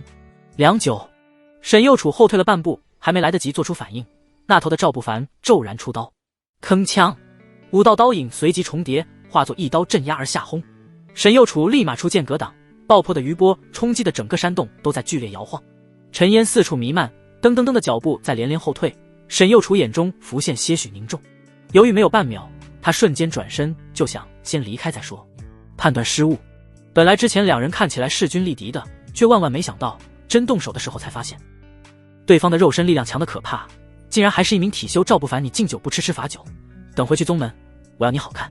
丢下一句场面话，沈右楚转身逃离的速度迅速至极然，而却就在他刚转身的顷刻，周围涌起了一股玄妙的力量，血红色力量化作虚空锁链，将沈右楚包围。眼底的惊恐刚涌起，后方已经响起了赵不凡冷峻的声音：打不过还想逃？我这里没有那种好事。血龙封妖印。吼！突兀一声，龙鸣在整个山洞回荡，震得头顶泥土簌簌落下。赵不凡翻手结印，虚空锁链凭空浮现，顷刻将准备逃离的沈右楚定格在半空。那么瞬间，手脚不能动弹的恐惧涌遍了全身。沈右楚皱了皱眉头，强行装出淡定模样：要杀就杀，死在你这种人手里，算老娘阴沟里翻船。想死？赵不凡不置可否地笑了笑。许多人总是自以为是，总觉得好像自己不怕死就能够无所畏惧般，殊不知死并非世界上最恐怖的东西，这世上比死还恐怖的事情比比皆是。正好有件事情需要测试一下，如果能行，倒是可以让你活着。赵不凡想了想，翻手之间，手中便多出了一座漆黑古塔。锁妖塔暴露在空气中的瞬间，周围的一切能量都在顷刻退避，整个塔身没有太多的花里胡哨，唯有玄妙的漆黑光晕在静静流转。你到底想干嘛？沈右楚的表情有几分慌乱，他从那神秘的小塔上感受到了一股恐惧，那股恐惧不源于什么威势，是源于灵魂深处的压迫，是一种说不清道不明的惊惧感。对此，塔中的苏浅月只是慵懒地伸了个懒腰，表示连老娘都恐惧的东西，你被吓傻属于正常现象。赵不凡并没有解释自己想干嘛，他缓缓松开握塔的手，漆黑的锁妖塔便悬浮在了面前，双手结印，汹涌真元力呼呼灌入锁妖塔中。就在顷刻，塔身见风暴掌，徐徐朝着沈右楚的头顶上空镇压而去。咚！浩瀚声音无端响起，锁妖塔上亮起玄妙流光，震天乱地，断乾坤，诛仙，藏魔，野锁妖。10个太古文字在塔身浮现的时候，一道玄妙攻击从塔中急射而出，嗡的一声，直没入沈右楚的眉心，灵魂传来钻心刺痛，玄妙法阵顷刻构建成功。那时候的沈右楚修为不高，他并不知道灵魂枷锁意味着什么，只是当威势消散的时候，能够清晰感觉到，再看赵不凡好像没有那般讨厌了，也并非主观意识中不讨厌对方，是一种本能恨不起来的感觉。赵不凡摊开手，锁妖塔化作一抹小小流光，没入了掌心，随着他握手的时候，彻底被收入体内。周围的一切能量消失，沈右楚从半空跌倒，落在赵不凡的面前不远。他蜷着身子，抬头时的茫然显得格外楚楚可怜。你到底对我做了什么？听过御兽环吗？大概相同的效果。赵不凡淡淡回答，他并没有隐瞒什么，毕竟本来就打算让对方认清楚现实的。御兽环。沈右楚仿佛顷刻被抽空了全身力量般，刚撑起些许的身子瘫软在了地面。修行之人谁不知御兽环？众所周知，人乃万物之灵，他们善使兵刃弥补自身不足，但增加自身实力的不只是武器，还有法宝、符文、丹药、阵法等等。总而言之，人就是善于利用一切周围可利用的东西，与天地万物争长论短。在太古之时，就有大能者想到一点，既然妖兽同级强于人族，那为何咱们不控制妖兽跟妖兽战斗呢？有了一个理论，后面就有了无数人尝试的过程，御兽环就此诞生，其功能就在于控制妖兽，使其不得不听命令。一旦被控制的妖兽升起违背念头，御兽环就会收紧，一点点挤压碾碎妖兽的头颅，而这种只是最初级的。据传高级御兽环是禁锢于灵魂之上，外表看不出任何端倪，但妖兽一旦有危害主人的想法，主人就能在第一时间察觉，选择折磨其灵魂或者直接抹杀。听到自己被类似于御兽环的东西控制，沈右楚的心瞬间跌入谷底。不过好在他也其见过世面的人，很快又整理好思绪。人类与妖兽不同，御兽环断然无法控制人类修士。你也别吓唬我，谁也不是啊！沈右楚笃定地撑起身子，话还没有说完，一股钻心的疼痛便从脑海中涌来。他努力咬牙，控制着身体没有立马倒下，但整个身躯却也因为剧烈的疼痛颤抖得无法移动半分。现在信了吗？赵不凡问，话音淡淡的，却有种掌控一切的冷漠。沈右楚的眼神从怨毒逐渐变得柔和，因为他明白自己的生死在对方一念之间，真的已经成为事实。自古好汉不吃眼前亏，识时务者为俊杰。你到底想干嘛？沈右楚强压怒火，轻声询问道。然而就在他刚问出声的时候，灵魂再次传来钻心疼痛，且那股疼痛越发的猛烈。停啊，不要！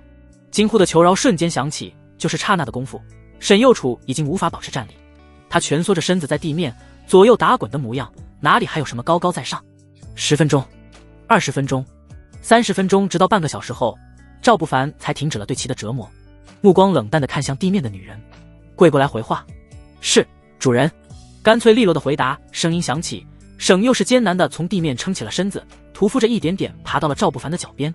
他双手撑地，顾不得此刻的跪着的模样有多下贱，轻轻将脑袋朝着地面撞击。奴婢沈右楚见过主人，还请主人饶过奴婢。话说的半点骨气都没有，并非他骨头软，单纯是因为灵魂的折磨远远比身体来得更加汹涌千倍万倍。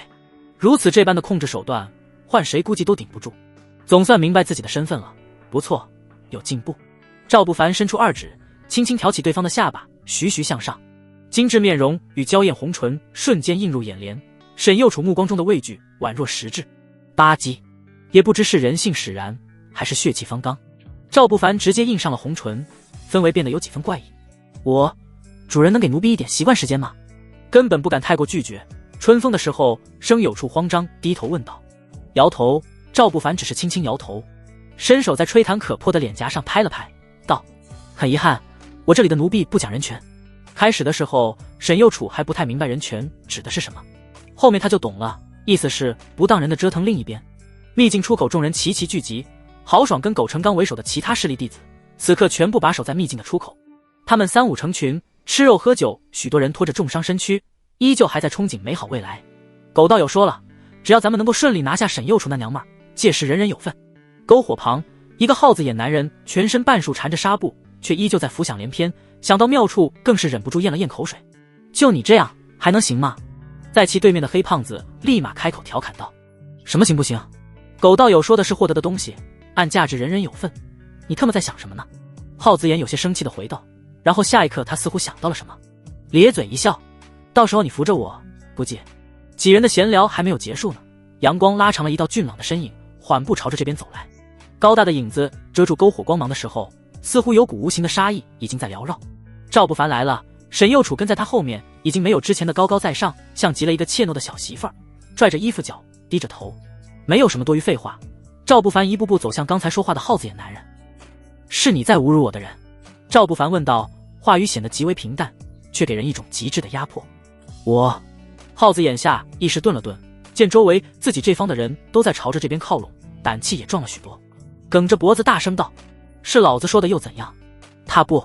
赵不凡瞬间抬脚的速度快得周围人都难以反应，即使正面被攻击的耗子眼也只看到一道残影，胸口就传来了无可匹敌的力道。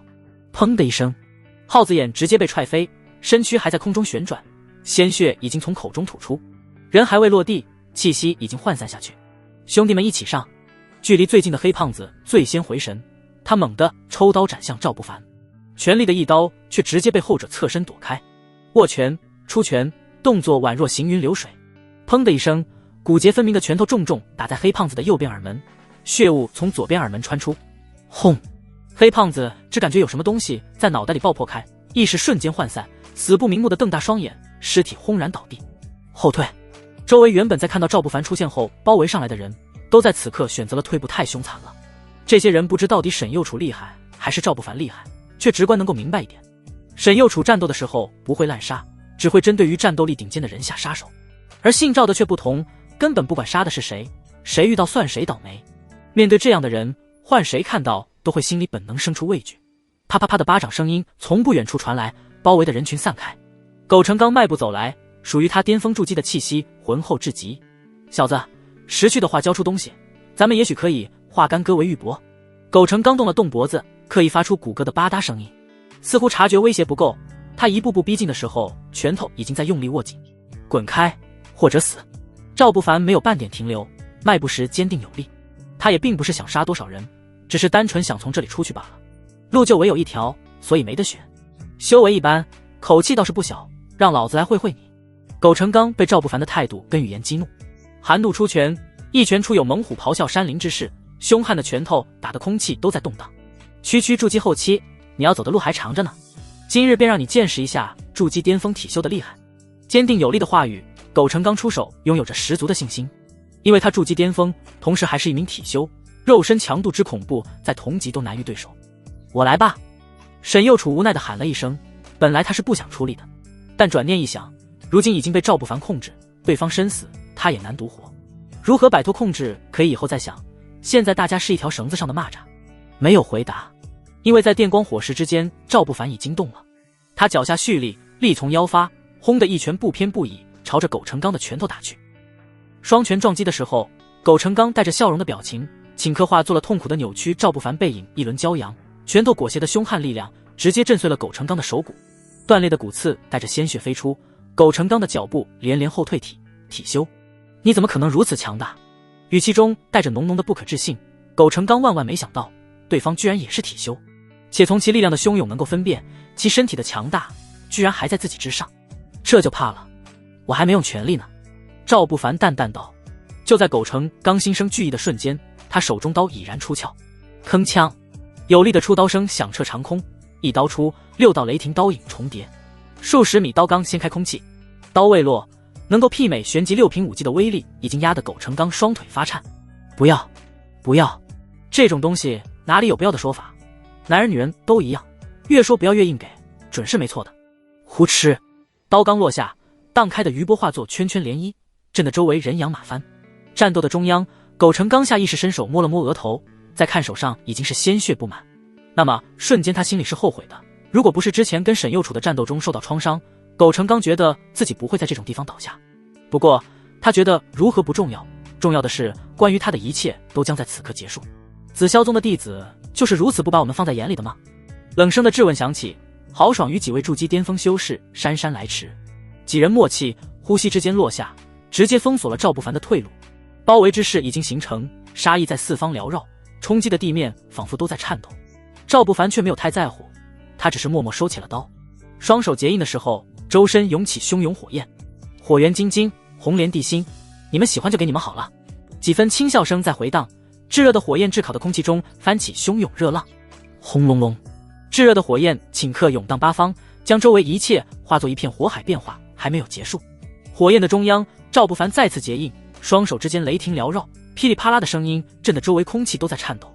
雷，天雷，他天道筑基时吸收的天雷早就与自身的9绝灵根相融合，赵不凡可以控制，只是以往从来没有动用罢了。轰隆隆，火焰之中雷光盘踞，刚被吞噬的几位筑基巅峰还没来得及反应呢，就被无情的雷霆灌入体内。不要！豪爽发出凄厉呼喊的时候，身躯因为雷霆的进入瞬间绷直，在他旁边几位筑基修士也大多都是同样的效果。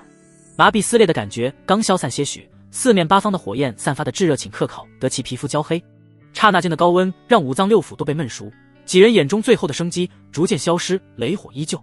当周围威势在天地间逐渐退散，战斗的中央唯剩下赵不凡一人以及散落的几具焦黑骨头，他们的储物袋还放着些许微光，一切显得那般的震撼与诡异，震惊与惶恐爬上每个人的脸颊。即使强如沈右楚都下意识咽了咽口水，他感觉自己若在巅峰能够击杀那几人，但绝做不到如此干脆利落。关键他盘算的是巅峰修为，若像赵不凡一般以筑基后期修为战斗，断然不可能成功。跑，快跑！包围的人群中，不知是谁喊了一声，惊呼声音如同瘟疫蔓延。原本就被吓得双腿发颤的包围者，好似受惊的兔子，四处乱窜。仓皇的模样显得滑稽又可怜。赵不凡没有去追，只是收起地面的储物袋后，对沈右楚投去了眼神。后者心领神会，一扭一扭地来到旁边，抓住宽阔的大手，牵引着放在纤细腰肢上。两人才缓步朝着秘境外走去。刚才是你的全力吗？走出一段距离后，沈右楚忍不住好奇询问道。不是，赵不凡如实回答。真是个怪物。低声一句感慨，沈右楚眼底有几分复杂，但没有再说什么。几天后，两人与杨初夏会合，虽然好奇中途到底发生了什么，但杨初夏也不是白痴，从两人的状态中能明白一点，这两人的关系好像存在得很乱，有种说不清的感觉。再次回到紫霄宗后，沈右楚便回去了。不过人虽然离开了赵不凡，但已经有了属于他的印记。云烟峰上，山巅的凉亭中，柳如烟一身白衣，美得如梦似幻，宛若皓月的双眸俯瞰着云雾下的山峦叠嶂。弟子无能，还请师尊赎罪。沈右楚低着头，一副乖乖认错的下人模样。至于认什么错，自然是因为柳如烟大概知道火元金晶的存在，让沈右楚前去将东西带回来，他却失败了，两手空空，除了认错还能怎么办？上面的考核要下来了，你师弟正需要此物彻底觉醒纯阳体。柳如烟的话音显得特别平淡，在平淡中似乎蕴含着极致的愤怒，声音的波动并不大。他顿了顿才继续道，也罢，后面的事情后面再说，你既然失败，再说也没什么意义。过几日就是执法长老收徒典礼，九大峰都该有人去拜访，但如果只是我们去，则收徒必然太过于顺利。我与几位峰主商量过，此事还得带几位像样的弟子，你准备一下吧。听到没说，怎么责罚自己？沈右楚原本悬着的心都安定了几分，立马欠身行礼，徒儿遵命。另一边，赵不凡回来之后，便找到孟常德交接了任务。作为普通弟子，他们跟宗门的一切联系都是由负责的管事处理，这片区域恰好就是归孟常德所管理的。将任务交接完成，接下来的一段日子里就属于他的自由修炼时间。赵大哥，也不知道我哥怎么样了，我还是想回灵火峰看看。在院落中待了半天，杨初夏越想越觉得担心。虽然他也明白自己实力弱，即使有危险也帮不上什么忙，但什么都不做的话，良心会惴惴不安。我刚才已经问过孟管事，他说咱们普通区域的弟子也是可以去往峰上的，只不过还需要一个特别的身份。赵不凡想了想，还是决定将想法说出来。刚才他确实问过孟常德，普通区域弟子能否出入峰上，对方告诉他可以，但可以的前提是证明自己的优秀。其实在以前的时候，九大传道峰与中央区域没有高低贵贱之分，那时候弟子是可以自由出入各区域的。所谓九大传道峰，也只是因为教导的修行法门各有特色，所以才会存在。但随着外界因素的变故，九大峰弟子日益强大，逐渐的形成了高高在上的心态，于是有了后来不成文规定，九大峰弟子可自由出入中央区域，而中央普通区域的弟子想去观摩九大峰，必须达成一个条件，就是成为普通区域的前10。表达的意思再明显不过，就是在说普通区域最顶尖的弟子才能勉强跟他们峰上弟子比较。说起来是有点欺负人，但没办法，没实力被欺负也得受着。赵不凡想的简单，既然需要前10的身份才能去往峰上，那他就争取一个前10出来。一方面是想去灵火峰看看阳城到底是什么情况，还有一小方面则是他想看看能不能再见到柳红霞他们。当然最主要的还是想去找阳城，放心不下杨初夏一个小丫头，自己回去就怕万一有什么危险。前10，赵大哥那可不容易。杨初夏有些犹豫，他想的是独自回去看看。虽然有赵不凡一起，凭借对方的强大确实能够安稳许多，可杨初夏确实等不起，他最怕自己的哥哥等不起。放心好了，待会儿我去见个熟人，明日必然能够拿到前10。赵不凡笃定回答道，眼底有些许不易察觉的柔和。我确实不放心你哥，但也不放心你一个人回灵火峰。赵大哥，你真好。没有扭捏什么，杨初夏重重一个怀抱，纤细双臂用力收紧，两人心跳的距离都在不自觉靠近。不多久，院落外便来了一个姑娘，她身材丰盈起伏，容颜如花似玉。白皙小手抬起准备敲响院门的时候，突然手却停留在了半空中。夕阳一抹红光照得脸颊绯红，秦若与红唇都有些抽搐，嘀咕了一句，什么鬼动静，她到底在干嘛？算了，下次再来吧，别万一长针眼呢。他是欢快加慌张地一溜烟就跑了，全然不知道行程已经暴露。外门一处山坡上的茅草屋外，头戴斗笠盘膝打坐的青年抬起了棱角分明的脸颊，静静听着坡下男子的汇报。青年男人的脸色越发的难看了起来。赵不凡，你确定是小雨去找他的？听到询问，在坡下跪着的男人头也不敢抬地回答道：回秦爷的话，真的，如假包换是真的，小人亲眼看到，这才下得过来跟您汇报。点头，戴着斗笠的青年微微点头，警告他一下，我秦无名的女人不是谁都可以靠近的，去吧。是，爷您放心。汇报的男人恭敬回答，随即躬身退着离开。当天的傍晚，赵不凡正搂着杨初夏看星星度过冷却时间呢，好久没有个像样的床榻了，是该好好休息的。突然，砰的一声，院落的门就被从外面踹开，几个修为强大的男人气势汹汹的踏步来到了院落中。为首的马脸男人大摇大摆地来到赵不凡他们所在的桌子对面，抬脚啪的一声踏在了石头凳子上。自我介绍一下，老子秦石。马脸男人说话间将手中的刀拍在了桌子上，态度显得异常嚣张。不认识。赵不凡拍了拍杨初夏的小手，示意对方不用太过于畏惧，事情总是人来解决的。随即赵不凡又补充了一句，问道：几位特意来找我，是有什么事吗？也没什么特别的事。名为秦石的男人露出几分意味隽永的笑容，警告道：小子，以后距离秦若雨远点，他不是你这种人能够惦记的。威胁的话语听得赵不凡一头的雾水，他是不太能听懂，到底什么时候因为什么事情又招惹到了谁呢？赵不凡的眉头下意识皱了皱，他还真就要去拜访秦若雨的。原因也简单，如何获得中央区域的前10，这个问题他是准备问问同为弟子的秦若雨。对方虽是个中央区域的弟子，但凭借其多年待在外门的经验来说，肯定是能够知道许多事情的。现在突然冲过来的几人，倒是打乱了赵不凡本已经计划好的安排。你好像管得有点宽了。赵不凡淡淡回道：如果只是过来说这个的，那我知道了，还请回吧。不卑不亢的回答，不甜不淡的态度，让本来就准备过来给下马威的秦石感觉10分有9分的没面子。敬酒不吃吃罚酒，几个字的嘀咕还在回荡，秦石猛地一把握住桌上的刀柄，八大，他根本来不及抽刀，就被赵不凡提前预判，刀身刚抽出些许，就被猛地按了回去。空气突然安静的有点可怕，原来气势汹汹来的人，此刻都显得有些底气不足。嘿呀！秦石发出一声不可置信的惊讶，猛然握拳朝着赵不凡的面门打去。然而他快，对方却更快。赵不凡猛然抽开桌上的刀，以刀面做攻击。啪！刀面重重抽在秦石的脸颊上，巨大的力道直接将其震得连后退出10多步。刚稳住身形，呼哧一声，长刀破空，贴着他的衣服坠落，稳稳插在了秦石面前的地上。震惊难以形其震惊，周围原本还虎视眈眈的几人都下意识后退开脚步，甚至有胆小的已经召唤出武器回去告诉你背后的人，我的事情轮不到他管，要真想管，丢了性命不划算。冷峻的声音响起，赵不凡没有多看，又出于好心般提醒道：别人又不就是你爹，好好的人不当，何必非要做条狗呢？咱们走着瞧。丢下一句狠话，即使并非什么好汉，但秦石还是明白好汉不吃眼前亏的道理。刚才接触，他明显不是赵不凡的对手，也就识趣的没有纠缠什么，只是大手一挥，捂着被刀深抽红的脸颊，捡起自己的刀，灰溜溜的离开。直到院落恢复安静，紧张的杨初夏才长出了一口气，俏脸红扑扑的小声道：吓死我了，赵大哥，你现在怎么这么厉害？大概是积蓄太久。赵不凡想了想回答道，只是话刚说一半呢，就被杨初夏捏住了腰间的一点点肉拧了拧。你坏死了，我问的是战斗力。折腾半晚上，时间缓缓就过去了。紫气东来的时候，赵不凡已经盘膝坐在院落中，在他面前堆积的是一大堆灵石以及各种品质不太高的灵药，这些东西都是他在秘境中击杀那些人获得的，此刻拿出来自然是想试着冲击一下境界。外门不是什么讲道理的地方，尤其是昨夜傍晚无缘无故来的人，让赵不凡深刻明白一个道理：木秀于林峰必摧之一，但崭露头角后，无端的麻烦就跟长脚般，自己就会找上门来。所以实力显得特别重要。随着他缓缓修炼混沌藏天诀，面前堆积如小山的修行资源被拽取其中灵气，融入身体之中。开始的时候还有点慢，很快速度就变得汹涌了起来，仿佛无底的漩涡一般。赵不凡的修为气息伴随着灵力入体节节攀升。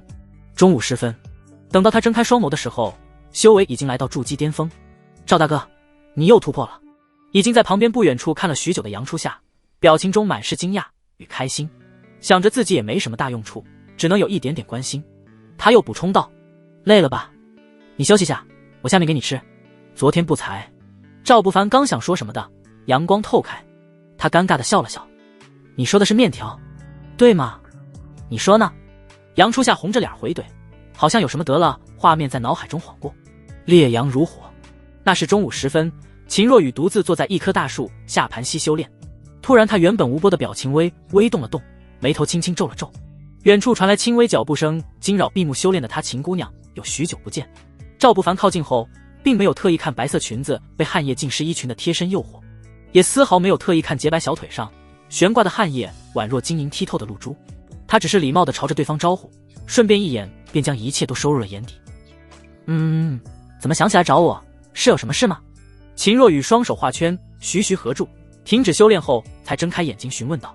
不知怎么的，他看到赵不凡的时候，脑海中不自觉回荡起了昨天傍晚的声音，总有种尴尬难言的感觉。我对普通区域的格局有些好奇，同时也好奇如何才能算外门10大弟子呢？赵不凡靠近，宛若老朋友般席地而坐，将想知道的事情都问了出来，顺便还提起昨天傍晚被威胁的事情。秦无名是谁？知己知彼，百战不殆，如此浅显的道理，赵不凡自然是懂的。普通区域10大弟子是弟子们推崇，同时他们也经过不服者的检验，是普通区域最强大的10位弟子。秦若雨没有丝毫隐瞒，将知道的事情都细细说了一下。普通区域中的10大弟子一开始是由弟子之间推崇，但推崇出来就会有人不服，所以想坐稳前10，还需要占凭一切不服的声音。可以说个个都是实至名归，至于秦无名恰好就是10大弟子之一，其排名第6。说起这个，秦若雨的话就密了，因为他跟秦无名之间的渊源还挺重的，两人都姓秦。没错，没来这紫霄宗的时候，两人曾是同族，只是来到这里后，各自的天赋不同，命运也有了不同的轨迹。外门普通区域有2大弟子联盟，其中秦盟的强势崛起就离不开秦无名的强悍。那个弟子联盟是当初秦家来这里的人联手创立，又在秦无名的手上壮大至外门数1数2，盟主的位置自然不言而喻，该属于他秦无名的。但男人坏就坏在光有权力不够，有权后还会想着有美人陪伴。于是秦无名将主意打在了秦若雨的身上。他刚来外门的时候，处处有我照顾着，我对他可算仁至义尽。秦若雨说到这里，尴尬地笑了笑，才低声道：结果他夺我盟主的位置，还想着让我侍候他，简直可笑。换个角度想，你做了秦盟主的夫人，好像也没什么损失吧？赵不凡好奇问道。你再想想。秦若雨幽怨瞪了一眼，撇嘴轻声念道：如果你看一个600斤的女人可怜，把她当妹妹照顾，结果对方强大后霸占了你的一切，并想将你压在身下，还恬不知耻地舔着大脸撒娇说：哥哥只要你从了我，这些东西我都给你分一半。懂了。赵不凡立马就懂了，脱口而出：那踏马本来就是我的，怎么成他的施舍了？你能接受吗？秦若雨眨了眨水汪汪的大眼睛，铁定不能，不蒸馒头也争口气。赵不凡如实回答道：对。秦若雨一秒露笑，他以为吃定姐姐了，却不知我天生一双慧眼，能看出他天赋绝佳，自然也能看出别人。我收拾不了他，找人收拾他却好像不复杂，很快就遇到你了，更加明白几分。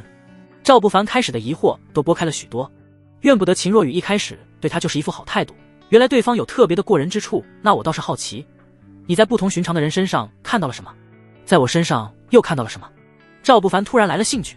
对于他的追问，秦若雨面色为难，迟疑片刻，才轻声道：在普通人身上我能看到一团气运，而在天才身上我能看到其气运化形。化形的东西越强，则代表那人的未来大概率越强。秦无名的气运化出的是一头4不像的妖兽，其气息凶悍，远超豺狼虎豹太多。而你……说到这里，秦若雪顿了顿，才不确定道：我看到血红的气运化作盘龙。后来呢？后来眼睛不知怎么突然受伤了。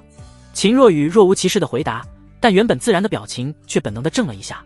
他隐约有感觉自己的眼睛受伤就跟强行观察赵不凡有关，但他也只是猜测罢了，没有证据的事情做不得证据。殊不知旁边的赵不凡已经被惊得不轻，连忙在脑海中询问苏浅月，如此神奇的眼睛又是什么？这大千世界到底有多少匪夷所思的奇特体质？真正的妖孽又到底是如何一番风采？看不透，他的异瞳已经隐秘，也许后面会突然再次觉醒，也许一辈子都不会再出现。苏浅月的声音在脑海中响起，异瞳本就神秘至极，若他觉醒，我能分辨出是什么，我出来也能做到，但如此这般却分辨不出。哦，赵不凡在心里应了一声，感觉确实有点遗憾，不过没办法的事情也就懒得考虑，收敛思绪。他立马跟秦若雨谈论起了其他。当听到他想成为10大弟子的时候，后者激动猛地一把拍在了赵不凡的胸口。似乎感觉动作亲昵了些，秦若雪才尴尬的露笑。正好，你帮我打回秦盟，击败秦无名，你就能拿了他10大弟子的令牌。那东西只认令牌不认人，谁拿在手上，谁就享有10大弟子的权利。两人聊着聊着，秦若雨就带着赵不凡走了。他本以为还需要从长计议什么的，要去请高层许可或者签订什么契约，但什么都没有，有的只是秦若雨带着他来到一处较为奢华的驻地外面，也没废话什么，两人竟直往里走。站，为首看门的话才刚出口一个字，砰的一声就被秦若雨踹飞出几米远。然后在周围人围过来的时候，他眉头微皱，下意识往后面退了几步，将赵不凡护在身前。别打死人就没麻烦，看你了。瞬间的功夫，周围已经有几十人包围过来，个个气息不弱，手中握着武器，虎视眈眈地注视着赵不凡。好啊，小子你居然还敢找上门来，老子看你是活腻了。听到动静赶出来的秦时，在一眼认出赵不凡后，立马喊出了声音。不过他却识趣的没有动手，因为昨天已经见识过赵不凡的厉害。我不是来找你的，让秦无名出来。赵不凡淡淡回答，本来他也不想以这种方式过来，毕竟直接打上门的做法会将双方恩怨推到一个高点，但事情已经发生，此刻就算退，这笔账估计也说不清了。秦爷也是你这种阿猫阿狗能够见的，打了我们的人，小子你好像有点不知天高地厚。右侧的人群散开，有位手持战斧的壮汉迈步走了过来，他赤裸着上身，却并没有肌肉线条，反而是看起来有些肥胖，但每一步落下，脚下的青石板都似乎微微一颤，一股沉凝如山的气息弥漫开来。手中的战斧样式古朴，斧刃宽厚，闪烁着暗沉的金属光泽，显然分量不轻。此人名为秦山，乃是秦无名的左膀右臂，外号不动山，一生横练修为筑基巅峰，天生力大惊人。赵不凡的目光从秦时脸上移开，落在这座肉山身上，眼神依旧平静，只是微微颔首，让秦无名出来吧，你不是我的对手。狂妄！秦山被那轻蔑的语气激怒，低吼一声，庞大的身躯骤然加速，速度与他的体型完全不符。沉重的战斧在他手中展出，带着撕裂空气的尖锐呼啸，一招力劈华山，兜头盖脸朝着赵不凡劈了下来。斧位置那沉重的风压已经让距离近的人感到窒息，慌忙后退。这一斧凝聚了秦山全部的力量与此刻的怒火，一斧头带着开山裂石的勇猛。面对这压顶而来的攻击，赵不凡的动作显得异常简洁，他没有退，没有避，只是在那沉重的斧影几乎要触及发梢的瞬间，骤然施展身法，整个身体如同被无形丝线牵引般，极其细微地向左侧平移了半步。轰！战斧狠狠劈在赵不凡刚才站立的位置，青石板应声爆裂，碎石四溅。啪嗒！抬脚落脚，赵不凡裹挟着真元力的重重一脚踏在斧头上，强大力道蔓延，凶悍的肉身力量与修为叠加，只是一脚便将整个斧头踏入了地面中。手指握不住斧柄，秦山双手一麻，就已经失去了武器。握拳上步，战斗中没有丝毫拖泥带水。赵不凡猛然一拳轰出，砰！力量翻涌的拳头正中秦山的胸口，直接将壮硕的身躯轰然震得连连后退。哇的咳出一口鲜血，秦山的怒吼瞬间被点燃。都他妈傻愣着干嘛？一起出手！秦山见敌不过，立马朝着周围人下达命令。是。周围几十人立马传来回答，各个真元力释放，哗啦啦地朝着赵不凡冲去。刀光剑影缭绕不止，绚丽的武技点亮四方，不知天高地厚。面对漫天攻击，赵不凡脚步微微后撤，手中骤然浮现出银龙刀，颔首出刀，惊艳的刀罡席卷八方，雷霆之音响彻，整个空间几十米刀罡横空斩落，6道刀影在空中重叠，轰隆隆，一刀落，爆破轰然荡开，几十人联手却没有形成任何抵抗，全数被一刀掀开，震惊猛逼，强悍如斯。周围倒退飞出的人个个面色惶恐，秦山下的猛逼无比，他万万没有想到突如其来的小子居然有如此强大的战斗力。比他更懵逼的是旁边的秦时，嘴唇吓得微微张开，已然是一副吓傻模样。也就在赵不凡震慑全场后，原本躲在后面的秦若雨才缓步走到了前方，一双美眸轻轻掠过全场众人，秦若雨勾唇露出浅浅笑容。各位好久不见。一句好久不见把所有人的目光都通通吸引。周围所有秦盟的人在看到秦若雨的时候，表情都是尴尬的通红。没办法，因为面前的女人是前盟主，后面因为秦无名太过于强大，众人选择了推举其上位。那时候秦若雨没有说不同意，也并没有说同意，就被众人以一种算你默认的逼宫架势给更替。如今再见，受过秦若雨恩情的人难免是有些尴尬的愧疚。秦师姐，你这是什么意思？秦山一手捂住受伤的胸口，一边低头问道。什么意思？秦若雨不置可否地笑了笑，白皙小手伸出一指众人，厉声道：废话不多说，当初你们让我退让盟主的位置，理由是秦盟需要更强大的人才能走向辉煌。多年过去，秦盟却依旧止步于弟子联盟中的第二，看来你们推荐的秦无名也不过如此。今天我带人过来，只想说，既然强大者就是盟主，那就让秦无名出来，看看他跟我带来的人谁更强大。安静，周围人都陷入安静中，这种问话没有谁敢回答。毕竟真正做主的人并没有到场，还有以秦无名喜欢秦若雨的架势，他们这些人也确实不好得罪什么秦师姐。早说是你，咱们里面请吧，我这就派人去找秦爷过来。你们的事情还是你们当面说的好。秦山头趴得更低了许多，态度丝毫都没有怠慢。我一直在这里，你没看见，能怨我没说吗？秦若雨淡淡回答，衣袖轻甩，不用去里面了，我们就在这里等秦无名。话说完，他直接退后2步，跟赵不凡并肩立，大有种今日就是来找麻烦的架势。赵不凡侧步移开一点点距离，免得待会儿对方又把他护在身前。时间过去的不久，几分钟后，包围的人群散开一条通道，身穿灰衣、头戴斗笠的男人缓步走来，他腰间别着一柄铁剑，外表看不出什么奇特，却给赵不凡一种危险的感觉。来人正是秦盟如今的盟主秦无名。若雨，你终于肯回来了。灿烂的笑容因为没有得到回答而显得僵硬。秦无名转过头，目光注意到了不远处的赵不凡，周围的空气仿佛冷下去几分，刚才还磁性的声音变得杀意凛然，就是你要见我吗？人群中央，两人静静对峙，双方的目光在彼此交锋那一瞬间，好像都把对方看作了对手。点头，赵不凡只是轻轻点头。受人之托而来。受人之托。秦无名先是愣了愣，目光在周围众人身上掠过，在看到秦若雨躲闪的眼神时，他好像一切都明白了。没有什么多余的废话，秦无名只是问道：你就是赵不凡吧？以后离若雨远点，我也并非屠夫。说着似乎感觉表达的不够清楚，他继续补充了一句：之前秦时告诉你的时候，或许是他们态度不好，此事算我考虑不周。话语轻声，虽然冷漠，但秦无名的态度却没有太多的凶神恶煞。也对，咬人的狗从来不叫唤，张口就是污言秽语，那是小喽啰的作风。秦无名，你凭什么让他离我远点？我想靠近谁，这与你有关吗？秦若雨颇为不服气的靠近，直接抱住了赵不凡的胳膊，呼吸传来温热，突然的接触让两人都是一愣。即使秦若雨也没想到，他只是想气气秦无名的事情，突然好像有点越位了。放开他！秦无名的声音突然加大，爆发的气势宛若一头雄狮。吼！一声妖兽的咆哮在他气势迸发的时候响彻看到了。那瞬间，赵不凡看到了对方气势所化的妖兽，确实是一头四不像，与秦若雨看到的气运化形大抵是相同的。麻烦你搞清楚，现在是我抱着他不放。事情既然已经做了，秦若雨表情略微迟疑，立马朗声道：您说吧，我把话说直白点，你们两个谁赢，我就跟谁好。加油！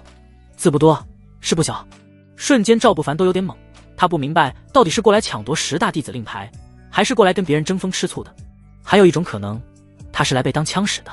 电光火石间，他对秦若雨便升起了些许不悦，这女人行事疯疯癫癫的，没有章法，但好像又一切都在其意料之中般，这种人最他妈讨厌。完了你，还让你挑不出大毛病。翻手握拳，秦若雨的话落下，在秦无名的脑海中仿佛就是命令般，半点迟疑没有的反应，他跨步一拳直直打向赵不凡的胸口，猛然抽回被秦若雨抱着的手。赵不凡双手下压，左右之间抓住爆破空气的拳头，脚步在地面借力，他的大地都在颤抖。刚才战斗来的突然的赵不凡根本没空去管其他，抽手的时候似乎碰到了些许柔软。秦无名却看到了，他亲眼看到自己喜欢的女人当着面被非礼，如果这都不发火，那就成无能的丈夫了。本来只想教训你的，现在你可以去死了。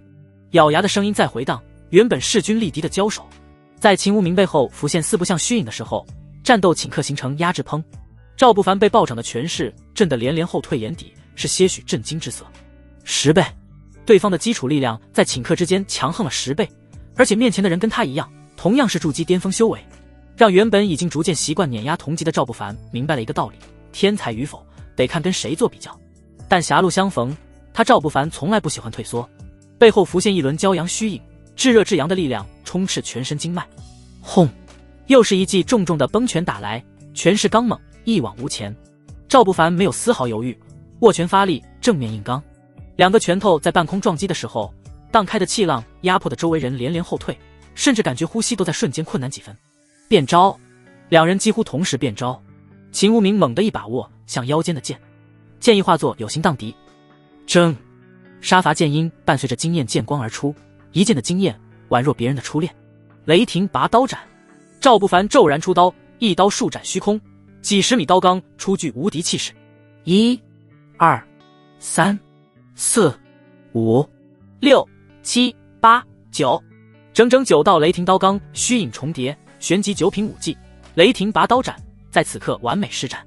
之前他就有些许明悟，只不过因为修为低下，迟迟施展不出现在对手给予压迫，战意滔天，修为跨越，3大因素直接助他武技圆满。轰隆隆，刀光剑影交错，爆破席卷八方，雷音响彻空间，砰的一声，2道攻击几乎同时爆破，两人的身影都在此刻连连后退。噔噔噔噔的脚步声不断响起，二人眼中都是诧异。抛开其他不谈，你是个不错的对手。秦无名眼底的战意宛若实质翻涌，他太渴望了，好久没有在同级中遇到过如此这般的对手，兴奋的感觉令人身体发颤。你也是。赵不凡点头，这一场战斗虽然开始不久，却让他有种兴奋感，仿佛战胜面前的人就能够获得某种极为渴望的东西般，说不清道不明，但感觉真实的存在。接下来的一剑，你必死无疑。秦无名顿了顿，手中动作略微迟疑，以后离若雨远点，我可以不杀你。这一剑出，后悔可就来不及了。他并没有威胁的意思，因为每个人拼命的攻击都是将自身实力尽可能的叠加扩大，追求的是极致的威力。莫说他秦无名，即使是内门天骄，拼命的绝招也难有收放自如的你们的事情，我不太想掺和。不过你10大弟子的令牌我要了。赵不凡收刀傲立，目光如炬。吼！秦无名再次展出一剑，一剑掀开上空云层，火焰随着剑势缭绕，数丈高的四不像虚影朝着赵不凡冲杀而来。剑势所过，四不像所过，压迫的窒息感如潮水蔓延蜂腰。赵不凡手中印法重重砸落虚空，霎时间四面八方的天地灵气都在此刻躁动，血色翻涌，呼啦啦的锁链无端从虚空中涌出。吼！四不像抬蹄猛踏虚空，然而还未落下就被血红色锁链缠绕，四蹄皆被捆绑，任由他周身火焰蔓延，剑气纷乱，却依旧无法挣脱分毫。昂首嘶吼的咆哮声显得骇人无比，其中却夹杂着3分凄厉与恐惧。翻手握拳，轰咔一声，赵不凡骤然出手，属于他体修的强悍优势展露无遗。大家都在同时出招，真元力调动已经达到极致。秦无名此刻明显已经来不及再出招，然而他却可以在不动用真元力的情况下，瞬间调动肉身力量发起进攻轰。凶悍的拳势头一往无前，被封腰印锁住的四不像虚影被一拳轰开爆破，与火光在蔓延。受到反噬的秦无名脚步连连后退。就在下一刻，赵不凡已经出现在面前，拳势不减，砰的一声正中其胸口。强大的力量并没有将秦无名打飞出去，而是在拳头接触胸口的瞬间，汹涌力量好似潮水扩散全身。嗨！秦无名的嘴角溢出丝丝鲜血，表情中满是诧异的茫然。我输了。呢喃的低声听起来他好像在询问，其实并没有，只是心里有些恍惚。同级无敌多年，却在此刻输了。赵不凡轻轻点头，收回拳头的时候，心里有种莫名的气息滋生，他不知道那是什么，但却能够清晰的感觉，那绝对不是虚幻的，确实有多出了些许气息在心头缭绕，好像是一股战意，却又并非战意，因为那股意境更强，与战意太多。杀了我吧！秦无名缓缓闭上眼睛，表情平静异常，双眸闭上的瞬间，有一股死意明显至极，并非装的。此时的秦无名好像失去了活下去的动力。赵不凡略微不解，眼底明显晃过诧异，他还不明白对方突如的死意是从何而来的。此时此刻，师父的用处就显现了出来。清楚看到外界一切的苏浅月，也自然看到赵不凡的不解，无奈当起了解说，此人从修炼开始，同级从来没有败过，长而久之拜进同级，心中便生出了一股无敌意。无敌意缭绕心头，无敌心就算凝聚成功。无敌心是天才几乎必备的东西，那是一股信念，是一股傲气。不断战胜同级对手，则无敌心越强；不断重复战胜对手的道路，无敌心则能强无上限的强。但有一个弊端，世间其实没有无敌。说到这里，塔中苏浅月的眉头皱了皱，死去的记忆突然冲击了他一下，迟疑片刻，长出一口气，他才又继续道：一旦拥有无敌心者被同级击败，那股信念就会破碎，无敌心也就散了。击败他的人则会滋生更强大的信念，凝聚更强的无敌心。刚才你感受到的那股意，就是击败此人后结合你自身的信念凝聚，这是好事也是坏事。拥有无敌心，战力必然更强大，一旦无敌心破碎，信念崩塌，则会滋生一股死志。若能度过大彻大悟后，还能继续重复修行道路；若看不透，则生命与修行都止步于此。懂了？赵不凡好像已经明白了是怎么回事。意思是，拥有无敌心的天才就好像贪吃蛇一般，两人相遇，一人倒下，一人吞噬下对方的那股意，就会变得更强大。如此不断在修行路上前行，无敌心听起来很强，实际上也很强，但世界之大，世间没有真正的无敌，所以每个拥有无敌心的人，其实都是在为下一个击败他的人做嫁衣，除非真的能一路无敌。收回思绪，赵不凡看着面前闭眼等死的人，对方并不帅气的脸上满是决然，略微犹豫后，他才伸手拍了拍对方的肩膀。有结局的是故事，人生没有结局的。一句话，声音不大，在周围人都震惊茫然未反应的时候，秦无名的脑海中仿佛有惊雷响彻，原本轰然倒塌的内心世界有一束光芒照入。有结局的是故事，人生没有结局，人生没有结局。最后的6个字不断在脑海中回响，秦无名好像抓住了什么，良久，他才睁开眼眸，没有之前的锐利锋芒，无形中却多了一抹坚韧。生我者父母，再生我者赵兄。秦无名突然的躬身行礼，让本来就震惊的秦盟众人更加震惊了好几分。接受盟主被击败已经很难了，没想到这何止是击败，直接被打服了。不用谢我，能想到什么，全是你自己的本事。赵不凡淡定回答，内心的震惊丝毫不亚于周围人。刚才他本来只是想劝劝对方别寻死觅活的，却万万没想到秦无名居然能够从一句劝诫中找到走出阴霾的答案。此人好恐怖的天赋。只是赵不凡不知道的是，秦无名心里的震惊比他更大。在秦无名的视角中，对方正面击败他，破碎他的无敌心，却又能够一句话拉着他走出阴霾。此人惊艳如妖。秦姑娘跟赵兄才是天作之合，以前是我冒昧了。秦无名朝着秦若雨抱拳道歉，态度诚恳至极。这就解决了。秦若雨还有点诧异，死缠烂打自己多年的人终于想通了。感觉有点简单，但事情好像真的就这样解决。直到秦无名将秦盟的盟主信物归还时，秦若雨才明白一切都是真的。留给他惊讶的时间不多。秦无名将10大弟子的令牌一并取出，交给赵不凡后，捡起他的斗笠，再次戴在了头上，朝着西洋的方向缓步走去。山水有相逢，赵兄，我们还会再见。带着我的无敌心，希望你能走得很高很高。声音在夕阳下回荡，赵不凡嘴角有些许按捺不住的上扬。如果可以，谁也不喜欢见一个杀一个，此人就挺有趣的，至少不令人讨厌。若尘缘未灭，他日自会得见。赵不凡回了一句，陪着秦若雨朝着秦盟驻地内走去。此刻再进去，感觉就不同了。诸多弟子排列的整整齐齐，个个肃穆地喊着盟主好。因为秦若雨之前就是盟主，他的回来并没有引起谁的排斥。关键秦无名也算是和平离开，所以谈不上仇怨什么的。接手的工作就显得颇为的轻车熟路。约莫几个小时后，大堂中就为剩下2人。赵不凡看着上方主座上慵懒靠着的大美人，问道：秦姑娘，谁应跟谁好？自己说的话你不会忘了吧？不大的话音落在秦若雨耳朵里，就仿佛是惊雷一般。跟谁？做梦呢？秦若雨心里一阵不悦的腹诽闪过，目光偷偷看了看赵不凡，只感觉男人没一个好东西，合着都在惦记自己清清白白的身子呢。呸！下贱！心里虽然这样想，但成年人的世界并非想什么就要说什么的。秦若雨略微考虑，露出些许甜美笑容。总有个循序渐进的过程吧。我不喜欢谈条件的感觉，人毕竟不是货物。赵不凡点了点头，对方的意思他明白了。简单理解就是秦若雨就是在免费利用他，当然也不能算被白嫖，毕竟对方也确实给过帮助。略微合计，赵不凡认为这是两清了，于是没有再多纠缠，起身抱拳。秦姑娘刚做回盟主，估计有许多事情要忙，我就不打扰了。看着转身离开背影，秦若雨张了张嘴想留对方，因为秦盟的盟主更替后面还有许多麻烦事，而赵不凡在的话可以帮他解决很多麻烦。可问题复杂在对方好像已经觉得两清，再要求其帮忙就需要代价了。对此秦若雨自然不愿意，所以事情也就不了了之了。最终他也没有开口留人。回到院落的时候已经是下午时分，院落中杨初夏等了整整一天，目光都等得有些呆滞。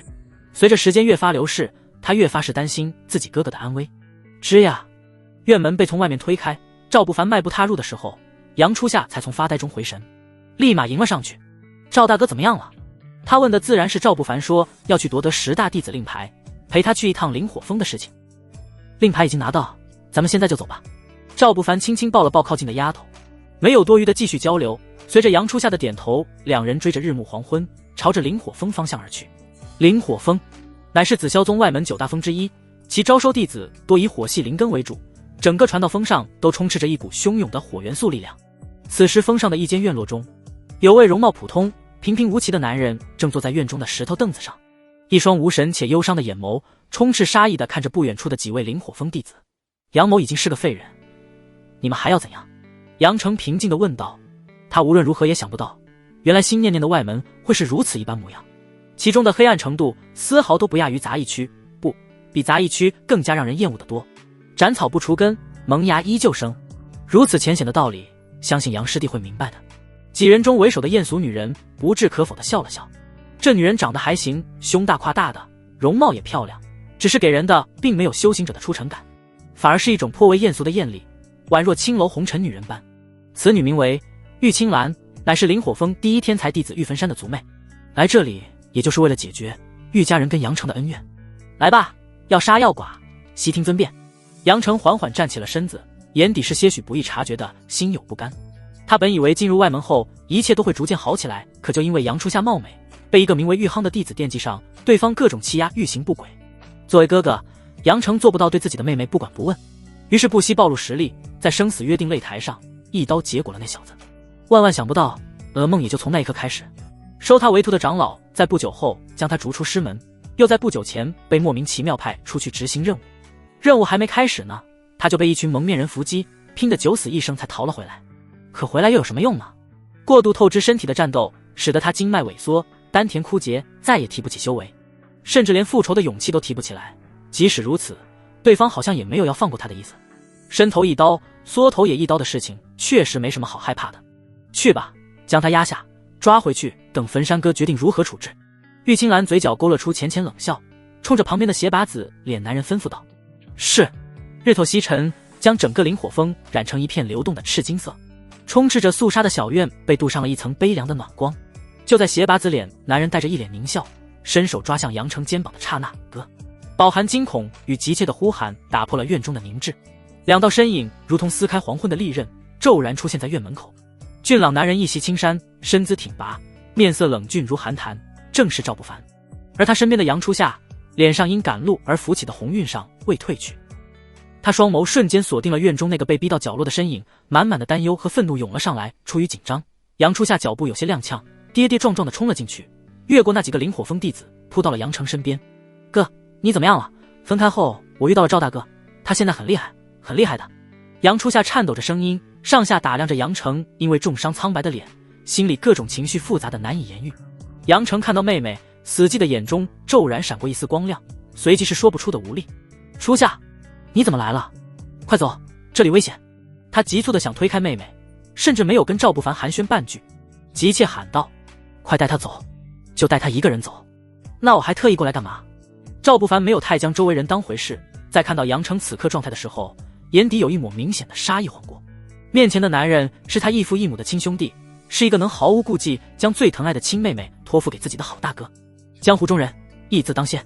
且不说现在的他有些实力，即使没有，既然来了，就不可能轻易离开。你不懂外门的水有多深，快走，算兄弟求你。